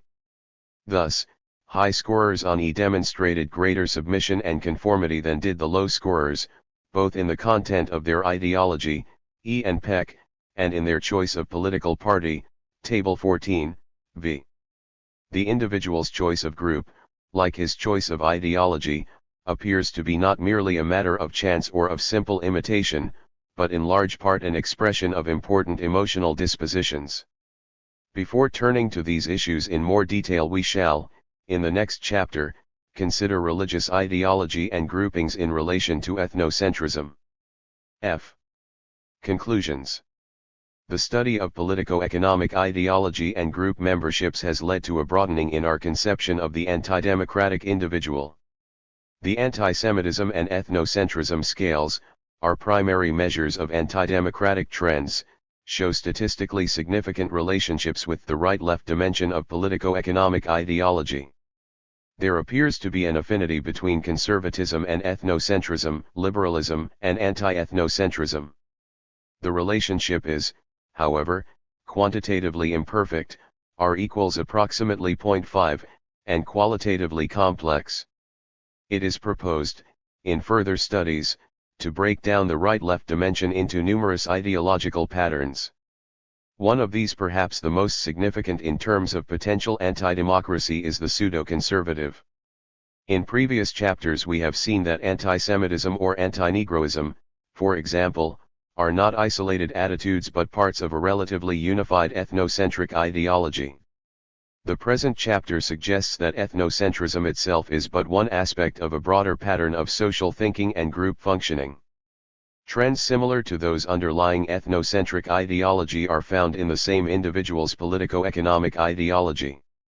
In short, ideology regarding each social area must be regarded as a facet of the total person and an expression of more central, sub-ideological, psychological dispositions. Chapter 6. Ethnocentrism in relation to some religious attitudes and practices. R. Nevitt Sanford. A. Introduction. In approaching the topic of religion, the general question was similar to that raised in connection with politico-economic ideology: what trends in religious thought and practice can be distinguished, and what, if any, is their significance for prejudice or its opposite? Categories for the analysis of religious thought were not, however, ready to hand. It seemed that a qualitative study of interview material had to precede any attempt to quantify trends in religious ideology. Such a study was made, and it is reported in Chapter 18:1, but since the collection of interviews and of questionnaires proceeded simultaneously, it was not possible to make use of a completed qualitative analysis in preparing measuring instruments for use with groups of subjects. Only a few hypotheses, suggested during the early stages of the study, were represented in the content of the questionnaire. The present chapter is concerned solely with results obtained through the use of the questionnaire. These results were derived from data on the religious affiliations of the subjects and their parents as set forth on the first page of the questionnaire, from answers to an open-ended question about religion and the church which was used in a preliminary form of the questionnaire, and from responses to 3 scale items which belong in the general area of religion. B. Results. 1. Religious group memberships. A. Acceptance or rejection of religion. Data on religious affiliation were obtained by means of the question, "What is your religion?" which appeared on page 1 of the questionnaire in all 4 of its forms. In answering this question, subjects gave the name of some religious sect or wrote none or left the question blank. The answer none is taken as an indication that the subject rejects religion, while answering with the name of some religious group is taken as evidence that he somehow accepts religion. When the question is left blank, no inferences can be made. The data obtained by means of this question from the 4 forms of the questionnaire are summarized in Table 1.6. Attention may first be called to the fact that subjects who answer none, last column but 1 in Table 1.6, obtain an overall mean AS or E score, 2.71, last row in Table 1.6, that is notably lower than the means for most of the religious groups. 2. The only exceptions appear in the case of the Unitarians, whose overall mean is 1.99, and the combined minor Protestant sects, whose overall mean is 2.49. For all the other religious denominations the means are in the range 3.41, Congregational, to 4.38, Lutheran. These trends appear in the data for each form of the questionnaire as well as in the overall totals. If all subjects who profess to some religious affiliation were placed in one group for statistical purposes, their mean score would be very much higher than that of those who claim no religious affiliation. There seems to be no doubt that subjects who reject organized religion are less prejudiced on the average than those who, in one way or another, accept it. Subjects with religious affiliations are not, however, generally ethnocentric. Although the non-religious subjects are clearly non-ethnocentric on the average, the mean scores for the various religious denominations are, on the whole, very close to the neutral point. The overwhelming majority of our subjects do profess to some religious affiliation. The non-religious, non-ethnocentric group is relatively small in number and, probably, not very important socially. The variability among the religious subjects seems to be almost as great as it is for our overall sample. This means that among our religious subjects both extreme high and extreme low scorers are to be found. We must also take note of the fact that among the non-religious subjects, high as well as low scorers appear. In this latter connection a possible sex difference is to be noted. Non-religious women seem to obtain lower scores on the average than do non-religious men. Note, in the none column of Table 1.6, the means for the groups of women and for the groups of men. The non-religious women almost always score definitely low while the non-religious men are much more variable. B. Ethnocentrism in different religious denominations. If we ask why some religious people score high and others low on ethnocentrism, we naturally turn our attention first to the question of what role the particular religious denomination or sect has to play. Examination of Table 1.6 shows that there are no differences of any significance between Catholics and Protestants, and this regardless of whether we place in one category those subjects who answered Protestant or whether we combine the largest Protestant denominations. Among the Protestant denominations which have been classed as major, only one group distinguishes itself. The Unitarians 3 have a lower mean score than any of the others. This seems to be in keeping with the generally liberal outlook of this group. The minor Protestant denominations taken together obtain a lower mean score than do any of the other religious groups save the Unitarians. Unfortunately, none of these minor groups was represented by enough subjects to warrant separate statistical treatment, and we have undoubtedly combined groups which have little in common. There is, however, the suggestion that belonging to a minor denomination expresses some measure of dissent or nonconformity, or at least some lack of identification with the status quo, and that this is something which works against ethnocentrism. An interesting project would be to obtain representative samples of these groups and to study the specific contents of their beliefs in relation to patterns of response on the present scales. See church attendance. Another type of difference among people with religious affiliations, a difference that might be significant for prejudice, is in the matter of frequency of church attendance. It might be supposed that those who attend regularly participate more fully in those aspects of formalized religion which seem to favor ethnocentrism, and hence will obtain higher AS or E scores than those who attend less frequently. The data obtained by means of the question, "How often do you attend services?" which appeared in all forms of the questionnaire are given in Table 2.6. Our supposition with respect to those who attend regularly is not borne out. The mean score for subjects in this category is not significantly different from the means of those who attend often or of those who attend seldom. If, however, we combine these three categories, regularly, often, seldom, and compare the mean score of subjects in this broader category with that of subjects who say they never attend, then it appears that the latter score very notably lower. Once again, it appears that those who reject religion have less ethnocentrism than those who seem to accept it. What it is among the latter that makes for high or for low scores has still to be discovered. D. Religious affiliations of parents. It may be inquired whether religious subjects do not differ, in a way that is significant for prejudice, with respect to the manner in which religious pressures have been applied and the manner in which they have been accepted. It has been pointed out earlier that a group membership which the subject chooses for himself may have a different significance than a group membership which he has by virtue of having grown up within it. It may be suggested also that the homogeneity of the religious pattern to which the subject was subjected during his formative years and the consistency with which religious pressures have been applied have a bearing upon prejudice. Some light may be shed upon these matters by examining the data obtained by asking the subjects to state on their questionnaires what was or is the religion of their father and of their mother. This made it possible to consider various relations between father's religion and that of the mother as possible correlates of ethnocentrism score. The results of this proceeding are shown in Table 3:6. Here it is worth noting that, with each form of the questionnaire, AS or E score is slightly higher on the average in those subjects whose father and mother had the same religion than in those whose parents had different religions. 4. The difference which appears in the overall totals probably approaches statistical significance.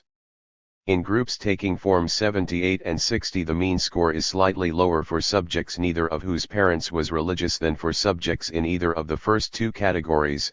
In the case of the three groups taking forms 40 and 45 whose responses were analyzed, the number of subjects in the category neither religious is so small as to be negligible. These results suggest that ethnocentrism may be higher in subjects whose parents presented a united religious front than in subjects in whose case the religious influence from the parents was inconsistent, partial, or non-existent. It may be that in the ethnocentric subjects whose mother and father were both religious, we are dealing with submission to in-group authority and that the effects are the more pronounced the more consistent that authority has been. But regardless of what might have been the relation between the father's religion and that of the mother, the subject may or may not have accepted the religious pressures of his family. Going on the assumption that in America religion is most largely a maternal matter, we have brought together in Table 4:6, the mean AS or E scores of groups showing various relations between the subject's religion and the mother's religion. Here it appears that, in general, subjects professing the same religion as the mother have a higher score on AS or E than do subjects professing a religion different from that of the mother. Where the mother is religious but the subject not, or the subject is religious while the mother is not, the prejudice score is still lower and as we should expect, the lowest means appear when neither the subject nor the mother is religious. Concerning these results as a whole, one might say that whereas religious affiliation goes with higher scores on the scales, this is less likely to be the case if the religion is one's own, that is to say, if it has been accepted independently of or in revolt against the main carrier of religious influence in the family. Where this has been the case, the chances are that the religion has been fairly well internalized. More than this, we have reason to believe that submission to and dependence upon parental authority is an important determinant of ethnocentrism. Subjects, particularly women, who profess a religion that is different from that of the mother have probably been able to free themselves from these attitudes and hence, to a considerable degree, from prejudice. The results just presented are much more pronounced in women than in men. The explanation here might be that for men the mother is not usually a center of conflict with respect to authority and that men who side with the mother in the matter of religion may gain thereby something of that Christian humanism which works against prejudice. These results on family relationships in relation to religion and ethnocentrism suggest that in order to understand why some religious people are prejudiced and others are not, it is necessary to explore the deeper psychological aspects of the problem rather than limit ourselves to gross sociological factors. 2. Importance of religion and the Church. One approach to the psychological aspects of religion was to ask subjects directly, how important in your opinion are religion and the church? This question appeared on the questionnaire form used just prior to Form 78. Answers were obtained from 123 women students in an introductory psychology class at the University of California. 5 The responses of the subjects were categorized according to the following scheme. 1. Generally and without qualification against both religion and the church. 2. Not important, with no qualifications given. 3. Agnostic, emphasis on values, ethics, way of living fostered by religion and the church. 4. Emphasis on religion as a source of inner strength and satisfaction. 5. Acceptance of religion but rejection of the church, emphasis on such concepts as faith and God. 6. Mildly important, with no qualifications given.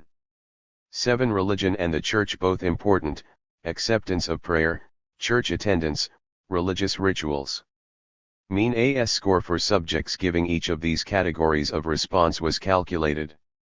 Means for categories 6 and 7 were relatively high, means for all the other categories relatively low. These results were not, however, satisfactory from a statistical point of view, mainly because several of the categories were represented by very few subjects. It seemed justifiable to combine categories 6 and 7, on the basis that both described a favorable attitude toward religion and the church while making no distinction between the two. Similarly, all the remaining categories could be combined on the basis that they represented something other than uncritical acceptance of formalized religion. The means for these two higher-order categories appear in Table 5, 6. Subjects who believe that religion and the church are both important have a mean AS score of 180.7, and the other subjects, those who are against religion and the church generally, those who accept religion but not the church, and those who emphasize the personal, ethical, and rational aspects of religion, have a mean of 115.4. The difference between these two means is 65.3 and the CR is 7.3. 3 scale items. 3 items pertaining to religious ideology were included in the scale which attempted to measure potentially fascistic trends in the personality. This scale will be described in the next chapter, but it seems appropriate to consider here those items which touch upon the topic of religion. The first item was the following: the modern church with its many rules and hypocrisies, does not appeal to the deeply religious person, it appeals mainly to the childish, the insecure, and the uncritical. The hypothesis here was that disagreement with the item would indicate uncritical acceptance of the church and, hence, ethnocentrism, and that agreement with the item would indicate either an anti-religious attitude or a genuinely religious but more intellectual point of view from which the church might be criticized, something which we should expect to go with low scores on the scales for measuring prejudice. The results were disappointing. The mean score on the item for the 295 subjects taking Form 78 of the questionnaire was 4.67 and the DP.AS was 1.18. It appeared in retrospect that the statement was too complex and awkward, and hence, frequently misunderstood. More than this, the high mean score indicates that relatively few people were ready to criticize the church in this way. This, of course, would lower the chances of the items being discriminating. Needless to say, the item was not retained in the questionnaire after its first trial. Another item in the scale was the following: every person should have a deep faith in some supernatural force higher than himself to which he gives total allegiance and whose decisions he does not question. The hypothesis was that agreement with this statement, which expresses very firm belief in the supernatural and an attitude of submission toward it, would be associated with prejudice. The mean score for the 295 subjects taking Form 78 was 3.97 and the DP.AS, 1.26. When the item, slightly revised, was used in Form 60 of the questionnaire, n equals 226, the mean score was 3.60 and the DP.E, 1.38. These DPS are large enough to indicate that the relation of this item to ethnocentrism approaches statistical significance. The item was significantly correlated with the remainder of the scale in which it appeared, and this total scale was highly correlated with ethnocentrism. The third item was as follows: sciences like chemistry, physics, and medicine have carried man very far, but there are many important things that can never possibly be understood by the human mind. It was considered that subjects in agreeing with this item conceived of a mysterious spiritual realm of things with respect to which investigation was taboo and toward which their attitude was one of reverence. This outlook was expected to correlate with ethnocentrism. The mean in the case of Form 78 was 4.35 and the dp.as, 0.97. In the case of Form 60, where the item appeared in a slightly revised version, the mean was 4.98 and the dp.e, 1.32. Here, once again, is evidence of a relationship between a particular religious idea and ethnocentrism. This item, like the supernatural force item discussed above, was significantly correlated with the remainder of the scale for measuring implicit anti-democratic trends, and it was employed throughout the course of the study. These results suggest that had it been possible to express a variety of religious beliefs, ideas, and sentiments in the form of scale items, more impressive quantitative results bearing on the relations of religious ideology to ethnocentrism would have been obtained. This is a matter which might well be the topic of future research. See discussion. Belonging to or identifying oneself with a religious body in America today certainly does not mean that one thereby takes over the traditional Christian values of tolerance, brotherhood, and equality. On the contrary, it appears that these values are more firmly held by people who do not affiliate with any religious group. It may be that religious affiliation or church attendance is of little importance one way or the other in determining social attitudes, that the great majority of middle-class Americans identify themselves with some religious denomination as a matter of course, without thinking much about it. This would be in keeping with the facts that the mean scores and the variability for the large religious denominations are very similar to those found in our sample as a whole. It may be argued, however, that this conventional approach to religion expresses enough identification with the status quo, submission to external authority, and readiness to emphasize moralistically the differences between those who belong and those who do not, to differentiate, in terms of E-score, members of the large denominations from the non-religious and from the members of those minor groups which actually stand for trends of an opposite character. At the same time, members of the major denominations seem to differ widely among themselves with respect to trends of this kind, and where there are signs that the acceptance of religion has been determined primarily by conventional or external considerations, E-score tends to go up. Thus it is that agreement between the parents in the matter of religious affiliation, a circumstance that might lessen the chances of an awakening on the part of the subject to the issues involved, and sameness of the subject's religion and that of the mother, something that might be indicative of submissiveness toward authority, tend to be associated with ethnocentrism.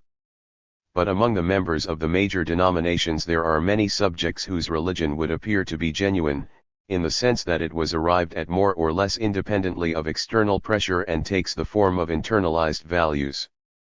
These subjects, it seems, tend to score low, often very low, on ethnocentrism.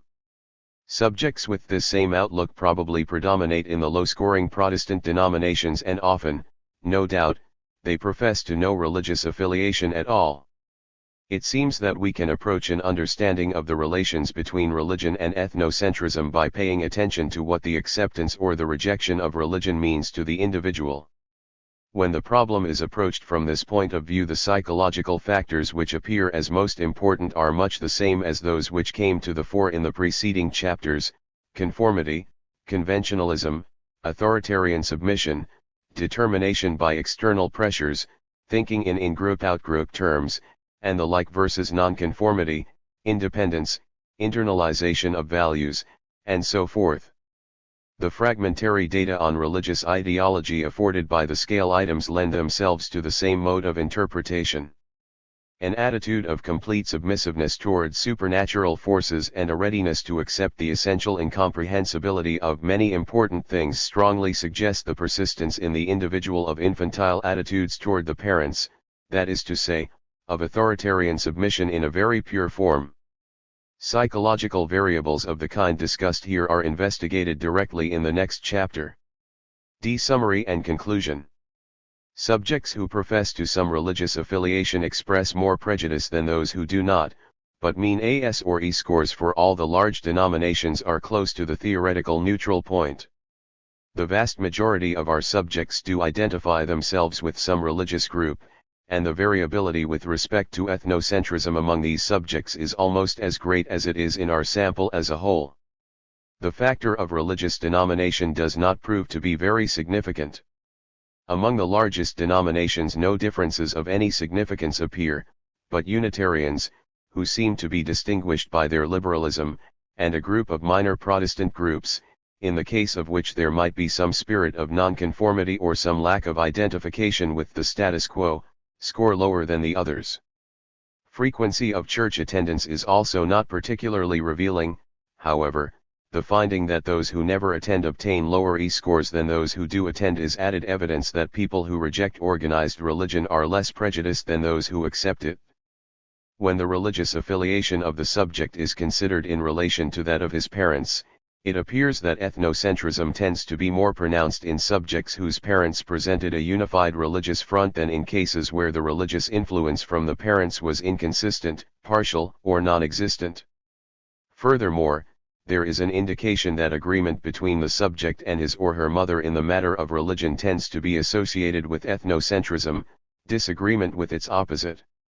These results suggest that acceptance of religion mainly as an expression of submission to a clear pattern of parental authority is a condition favorable to ethnocentrism. A quantitative approach to religious ideology was made by including in one form of the questionnaire an open-ended question concerning the importance, in the subject's mind, of religion and the church. When a categorization of the answers to this question was made and mean AS scores calculated, it turned out that the subjects who considered both religion and the church important were very considerably more anti-Semitic than were subjects who considered neither important or emphasized the ethical aspects of religion or differentiated between the church and real religion and, while rejecting the former, stressed the more personal and the more rational aspects of the latter. Two scale items pertaining to religious ideology appeared to be slightly correlated with prejudice. The more agreement with statements to the effect that people should have complete faith in some supernatural force and that there are some things that can never be understood by the human mind, the higher did the AS score tend to be. In general, it appeared that gross, objective factors, denomination and frequency of church attendance, were less significant for prejudice than were certain psychological trends reflected in the way the subject accepted or rejected religion and in the content of his religious ideology. These trends, conventionalism, authoritarian submission, and so forth, were generally the same as those which came to the fore in preceding chapters, and we turn now to our attempt to investigate them directly. Chapter 7. The measurement of implicit anti-democratic trends. R. Nevitt Sanford, T. W. Adorno, Els Frankel Brunswick, and Daniel J. Levinson. A. Introduction.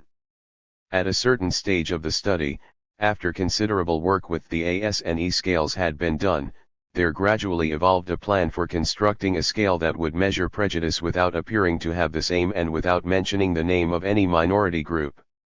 It appeared that such an instrument, if it correlated highly enough with the AS and E scales, might prove to be a very useful substitute for them. It might be used to survey opinion in groups where racial questions were too ticklish a matter to permit the introduction of an AS or E scale, example a group which included many members of one or another ethnic minority. It might be used for measuring prejudice among minority group members themselves. Most important, by circumventing some of the defenses which people employ when asked to express themselves with respect to race issues, it might provide a more valid measure of prejudice.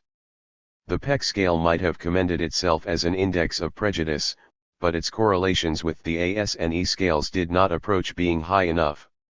Moreover, the items of this scale were too explicitly ideological, that is, they might be too readily associated with prejudice in some logical or automatic way. What was needed was a collection of items each of which was correlated with ASNE but which did not come from an area ordinarily covered in discussions of political, economic, and social matters. The natural place to turn was to the clinical material already collected, where, particularly in the subject's discussions of such topics as the self, family, sex, interpersonal relations, moral and personal values, there had appeared numerous trends which, it appeared, might be connected with prejudice. At this point the second, and major, purpose of the new scale began to take shape. Might not such a scale yield a valid estimate of anti-democratic tendencies at the personality level? It was clear, at the time the new scale was being planned, that anti-Semitism and ethnocentrism were not merely matters of surface opinion, but general tendencies with sources, in part at least, deep within the structure of the person. Would it not be possible to construct a scale that would approach more directly these deeper, often unconscious forces? If so, and if the scale could be validated by means of later clinical studies, would we not have a better estimate of anti-democratic potential than could be obtained from the scales that were more openly ideological? The prospect was intriguing. And experience with clinical techniques and with the other scales gave considerable promise of success. In attempting to account for the generality of AS and of E, to explain what it was that made the diverse items of these scales go together, we had been led to the formulation of enduring psychological dispositions in the person, stereotypy, conventionalism, concern with power, and so forth. Study of the ideological discussions of individuals, example Mac and Larry, had had the same outcome.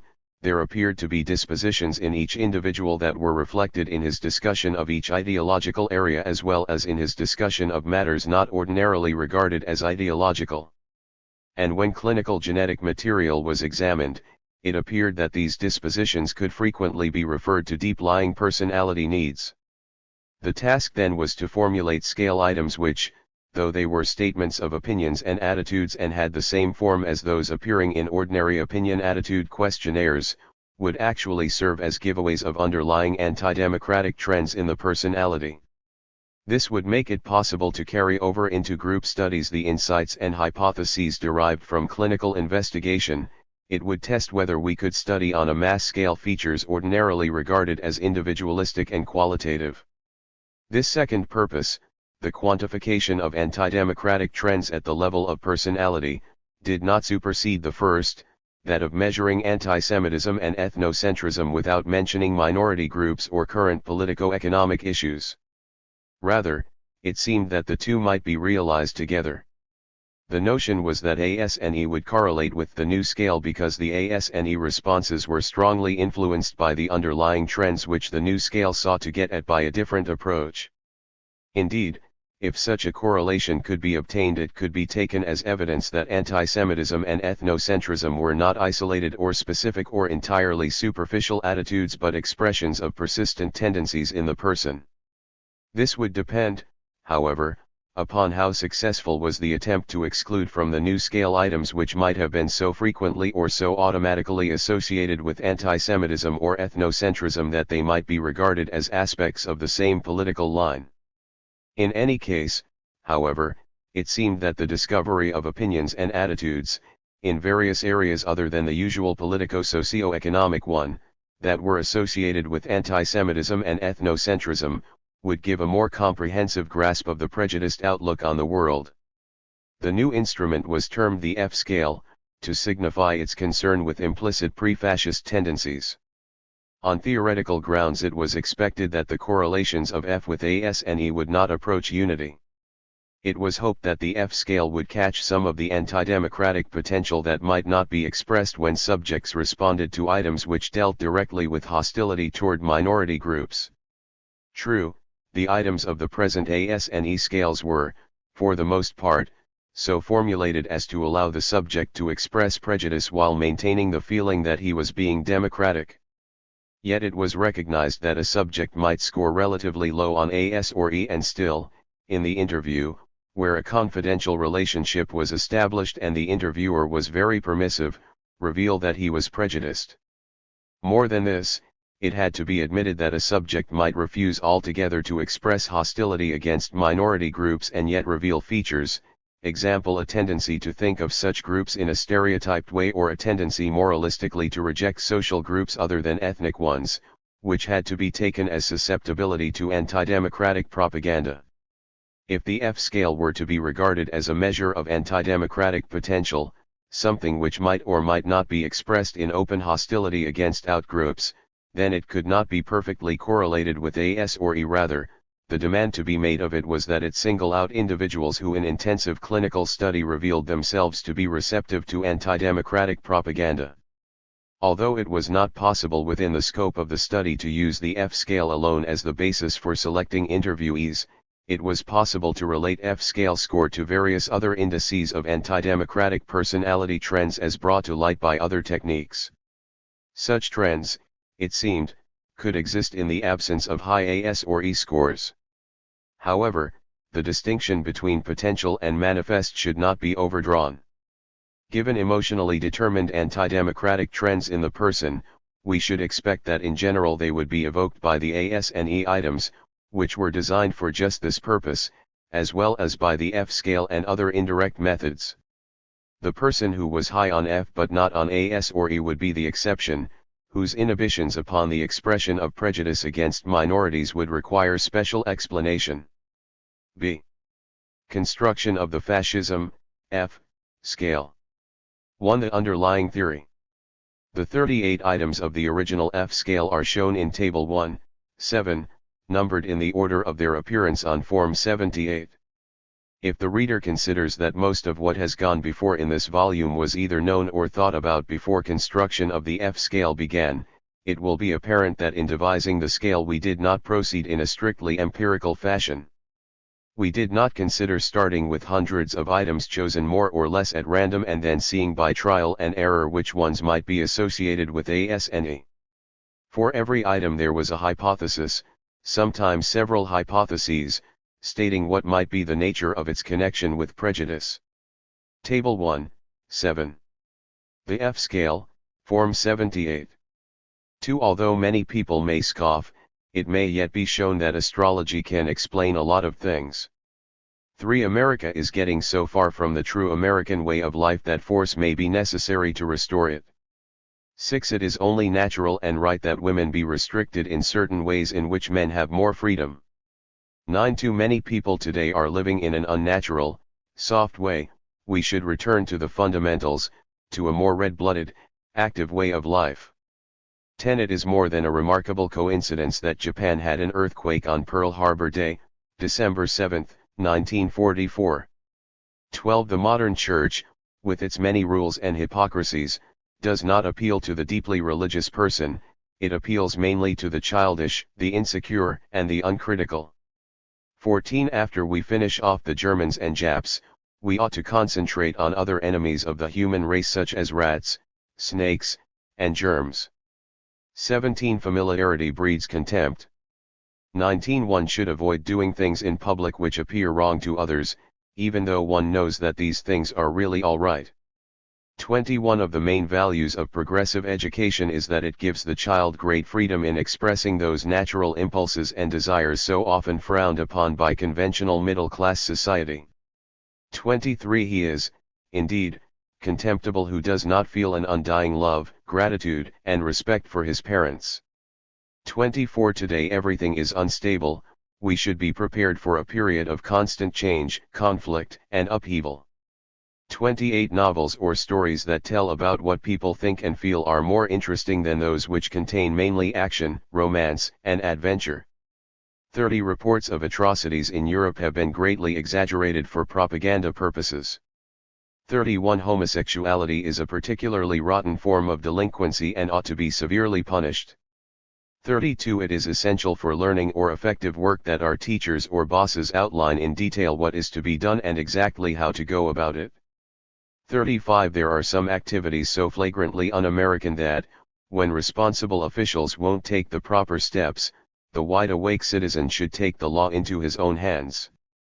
38. There is too much emphasis in college on intellectual and theoretical topics, not enough emphasis on practical matters and on the homely virtues of living. 39. Every person should have a deep faith in some supernatural force higher than himself to which he gives total allegiance and whose decisions he does not question. 42. No matter how they act on the surface, men are interested in women for only one reason. 43. Sciences like chemistry, physics, and medicine have carried men very far, but there are many important things that can never possibly be understood by the human mind. 46. The sexual orgies of the old Greeks and Romans are nursery school stuff compared to some of the goings-on in this country today, even in circles where people might least expect it. 47. No insult to our honor should ever go unpunished.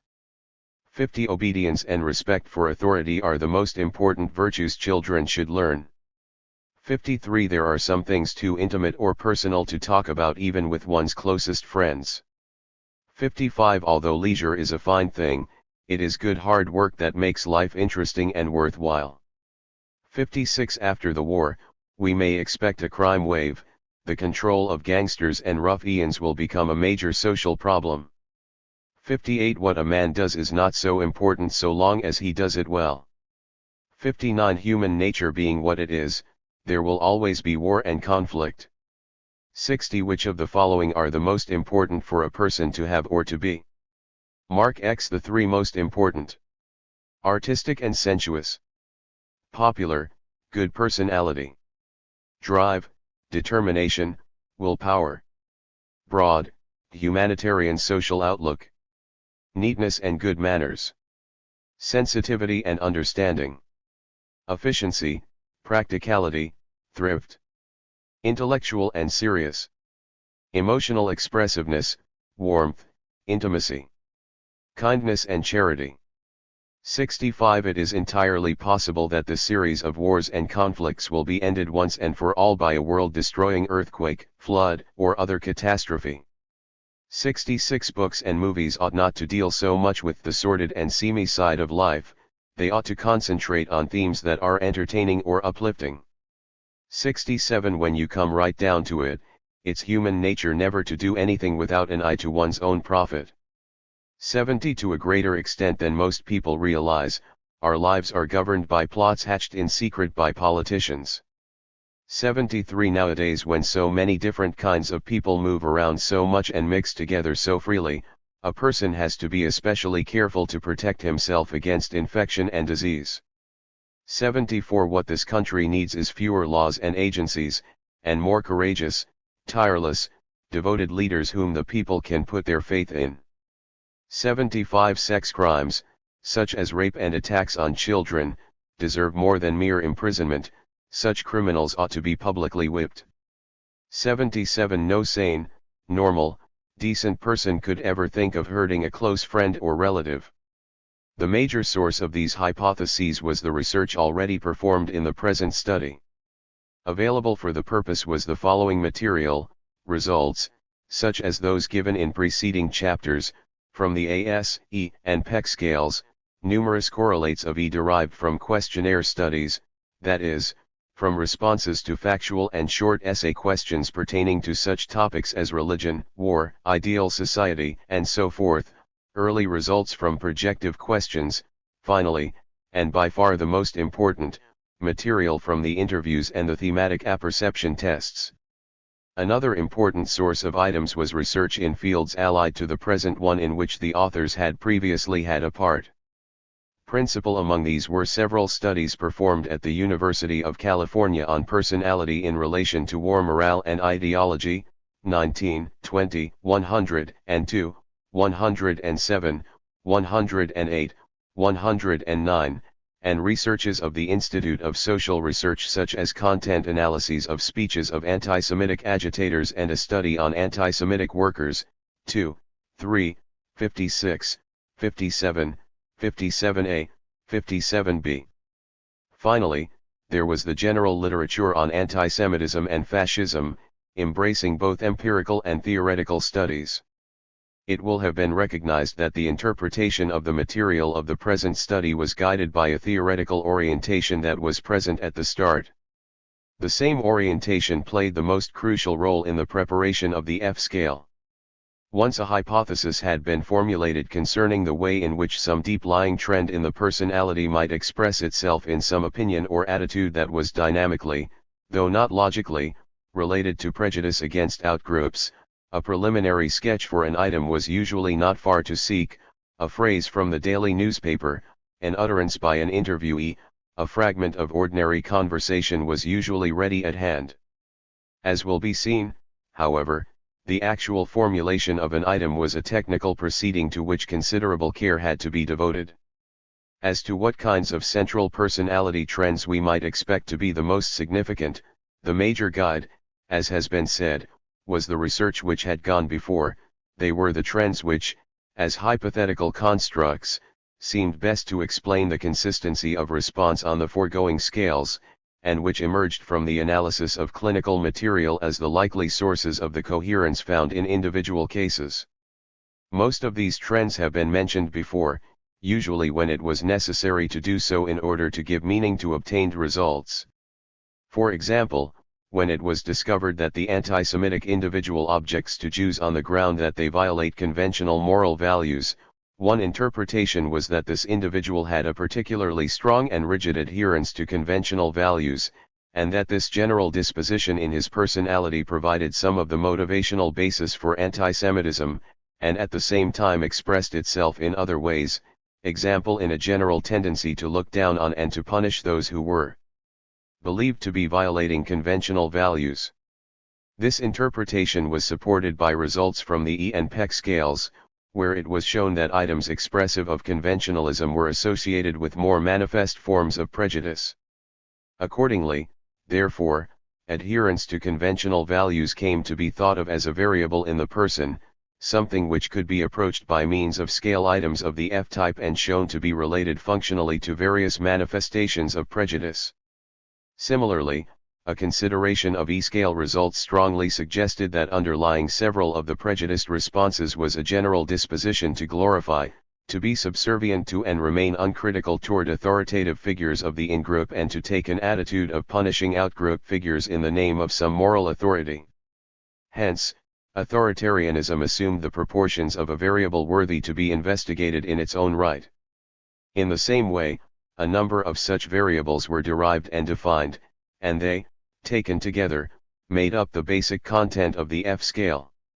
Each was regarded as a more or less central trend in the person which, in accordance with some dynamic process, expressed itself on the surface in ethnocentrism as well as in diverse psychologically related opinions and attitudes. These variables are listed below, together with a brief definition of each. A. Conventionalism. Rigid adherence to conventional, middle-class values. B. Authoritarian submission. Submissive, uncritical attitude toward idealized moral authorities of the in-group. C. Authoritarian aggression. Tendency to be on the lookout for, and to condemn, reject, and punish people who violate conventional values. D. Anti-introception. Opposition to the subjective, the imaginative, the tender-minded. E. Superstition and stereotypy.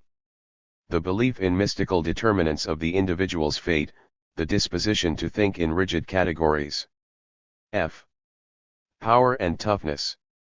Preoccupation with the dominance submission, strong-weak, leader-follower dimension, identification with power figures, overemphasis upon the conventionalized attributes of the ego, exaggerated assertion of strength and toughness. G. Destructiveness and cynicism. Generalized hostility, vilification of the human. H. Projectivity. The disposition to believe that wild and dangerous things go on in the world, the projection outwards of unconscious emotional impulses. I. Sex. Exaggerated concern with sexual goings-on. These variables were thought of as going together to form a single syndrome, a more or less enduring structure in the person that renders him receptive to anti-democratic propaganda. One might say, therefore, that the F-scale attempts to measure the potentially anti-democratic personality. This does not imply that all the features of this personality pattern are touched upon in the scale, but only that the scale embraces a fair sample of the ways in which this pattern characteristically expresses itself. Indeed, as the study went on, numerous additional features of the pattern, as well as variations within the overall pattern, suggested themselves, and it was regretted that a second F scale could not have been constructed in order to carry these explorations further. It is to be emphasized that one can speak of personality here only to the extent that the coherence of the scale items can be better explained on the ground of an inner structure than on the ground of external association. The variables of the scale may be discussed in more detail, with emphasis on their organization and the nature of their relations to ethnocentrism. As each variable is introduced, the scale items deemed to be expressive of it are presented. It will be noted, as the variables are taken up in turn, that the same item sometimes appears under more than one heading. This follows from our approach to scale construction. In order efficiently to cover a wide area, it was necessary to formulate items that were maximally rich, that is, pertinent to as much as possible of the underlying theory.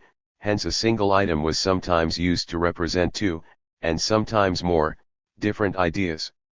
It will be noted also that different variables are represented by different numbers of items. This is for the reason that the scale was designed with first attention to the whole pattern into which the variables fitted, some with more important roles than others. A. Conventionalism. 12. The modern church, with its many rules and hypocrisies, does not appeal to the deeply religious person, it appeals mainly to the childish, the insecure, and the uncritical. 19. One should avoid doing things in public which appear wrong to others, even though one knows that these things are really all right. 38. There is too much emphasis in colleges on intellectual and theoretical topics, not enough emphasis on practical matters and on the homely virtues of living. 55. Although leisure is a fine thing, it is good hard work that makes life interesting and worthwhile. 58. What a man does is not so important so long as he does it well. 60. Which of the following are the most important for a person to have or to be? Mark X the three most important. Artistic and sensuous. Popular, good personality. Drive, determination, willpower. Broad, humanitarian social outlook. Neatness and good manners. Sensitivity and understanding. Efficiency, practicality, thrift. Intellectual and serious. Emotional expressiveness, warmth, intimacy. Kindness and charity. It is a well-known hypothesis that susceptibility to fascism is most characteristically a middle-class phenomenon, that it is in the culture and, hence, that those who conform the most to this culture will be the most prejudiced. Items referring to the holding of conventional values were included in order to gather data bearing on this hypothesis. Many of the early findings of the present study, however, gave evidence that the matter was not quite so simple. The correlation between conventional values and prejudice seemed to be positive but not very high, whereas unconventional people tended to be free of prejudice. It was clear that some conventional people were prejudiced while others were not. It seemed that, among the conventional group, what might make the difference was the deeper source of the conventionality, or rather the type of broader personality structure within which it had a functional role. If the adherence to conventional values was an expression of a fully established individual conscience, then we should expect no necessary connection between these values and anti-democratic potential. The same standards which render the individual easily offended by what he conceives to be the morally loose behavior of unassimilated minority group members or of lower class people, would, if they are well internalized, cause him to resist the violence and delinquency which characterize the advanced stages of fascism. If, on the other hand, adherence to conventional values is determined by contemporary external social pressure, if it is based upon the individual's adherence to the standards of the collective powers with which he, for the time being, is identified, then we should expect a close association with anti-democratic receptivity. It is this latter state of affairs that we wish to call conventionalism, and to distinguish from mere acceptance of conventional values.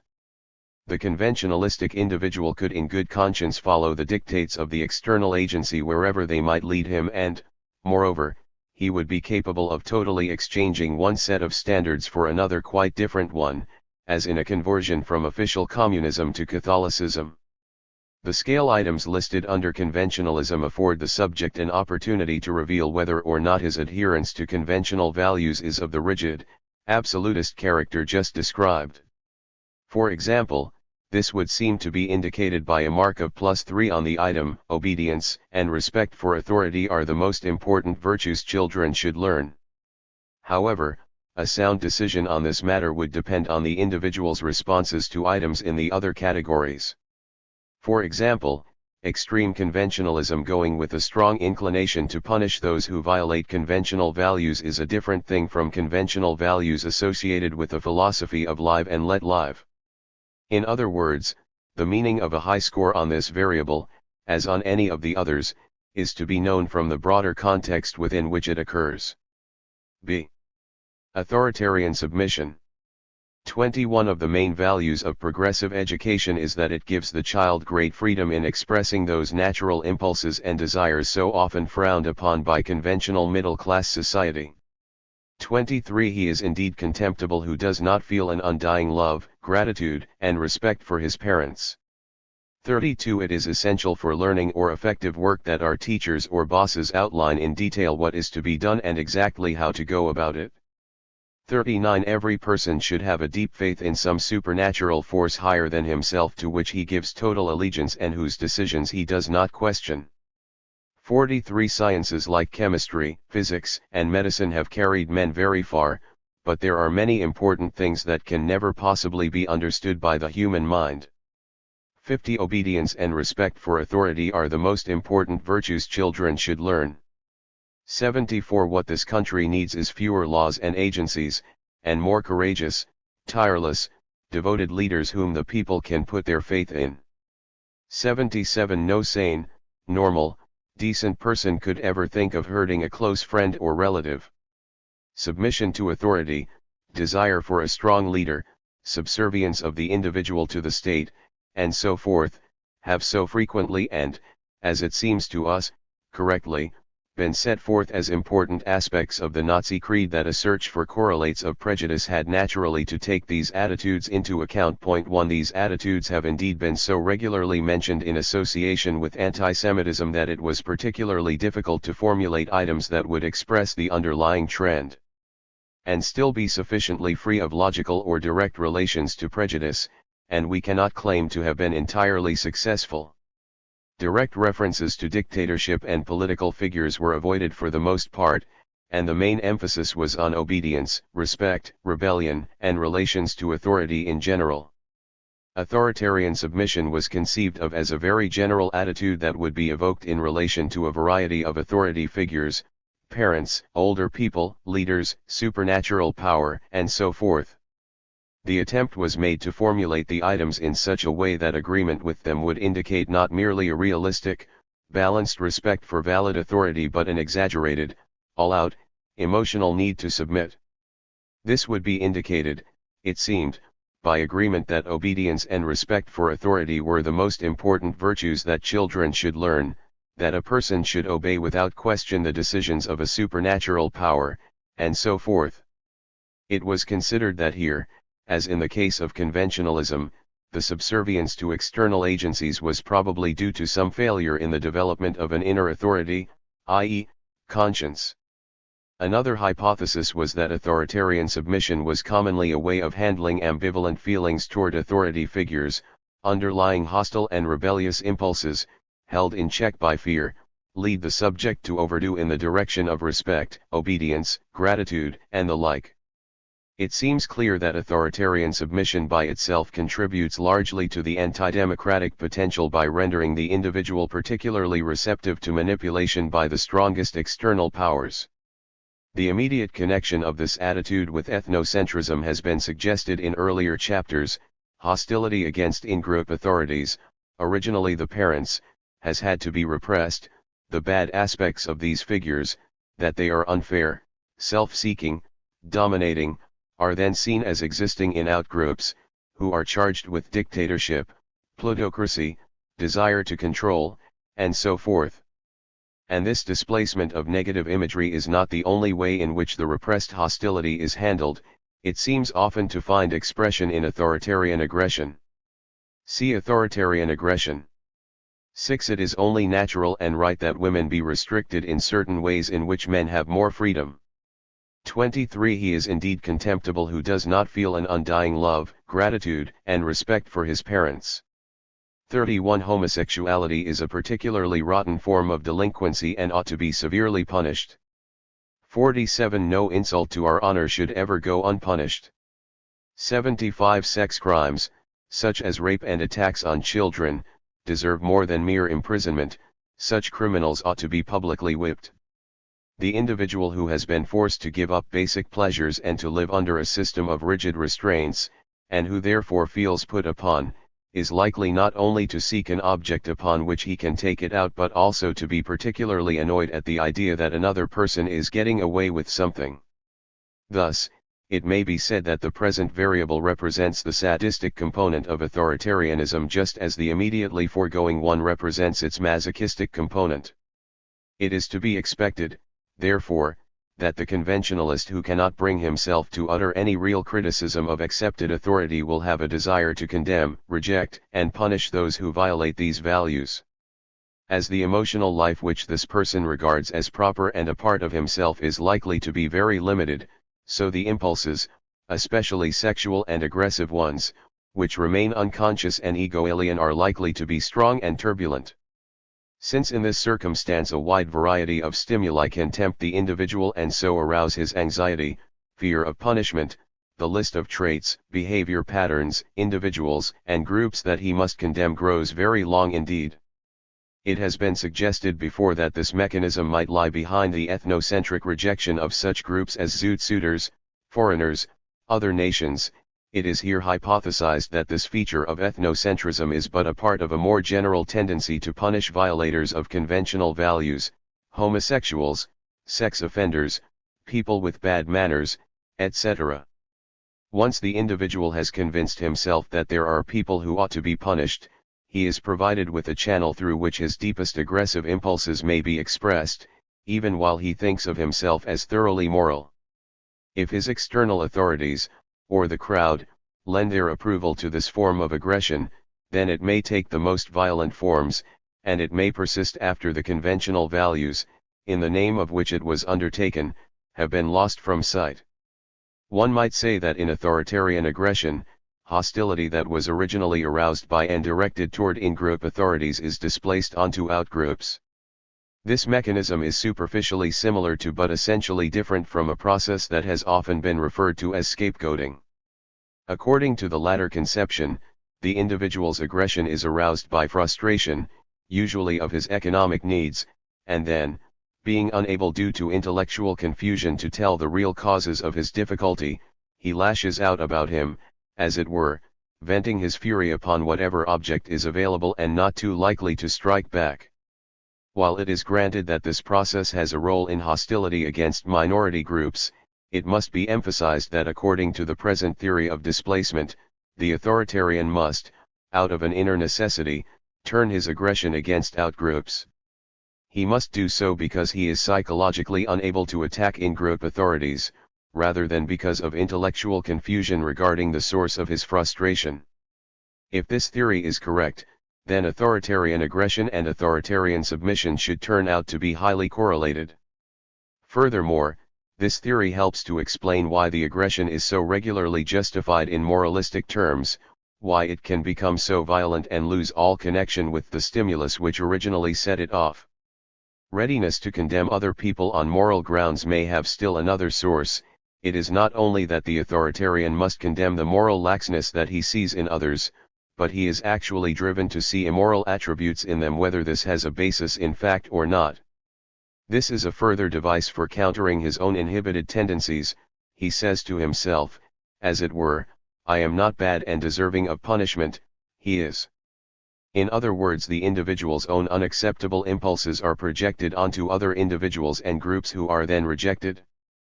Projectivity as a variable is dealt with more fully below. Conventionalism, authoritarian submission, and authoritarian aggression all have to do with the moral aspect of life, with standards of conduct, with the authorities who enforce these standards, with offenders against them who deserve to be punished.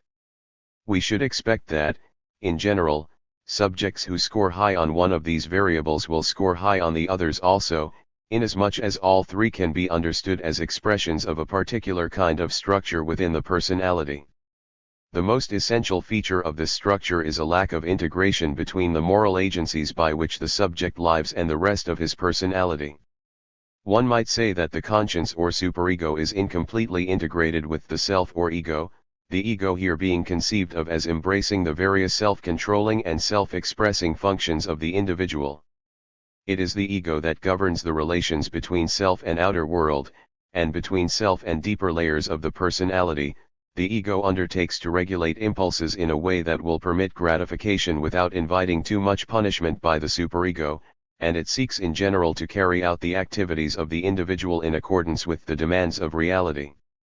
It is a function of the ego to make peace with conscience, to create a larger synthesis within which conscience, emotional impulses, and self operate in relative harmony. When this synthesis is not achieved, the superego has somewhat the role of a foreign body within the personality, and it exhibits those rigid, automatic, and unstable aspects discussed above.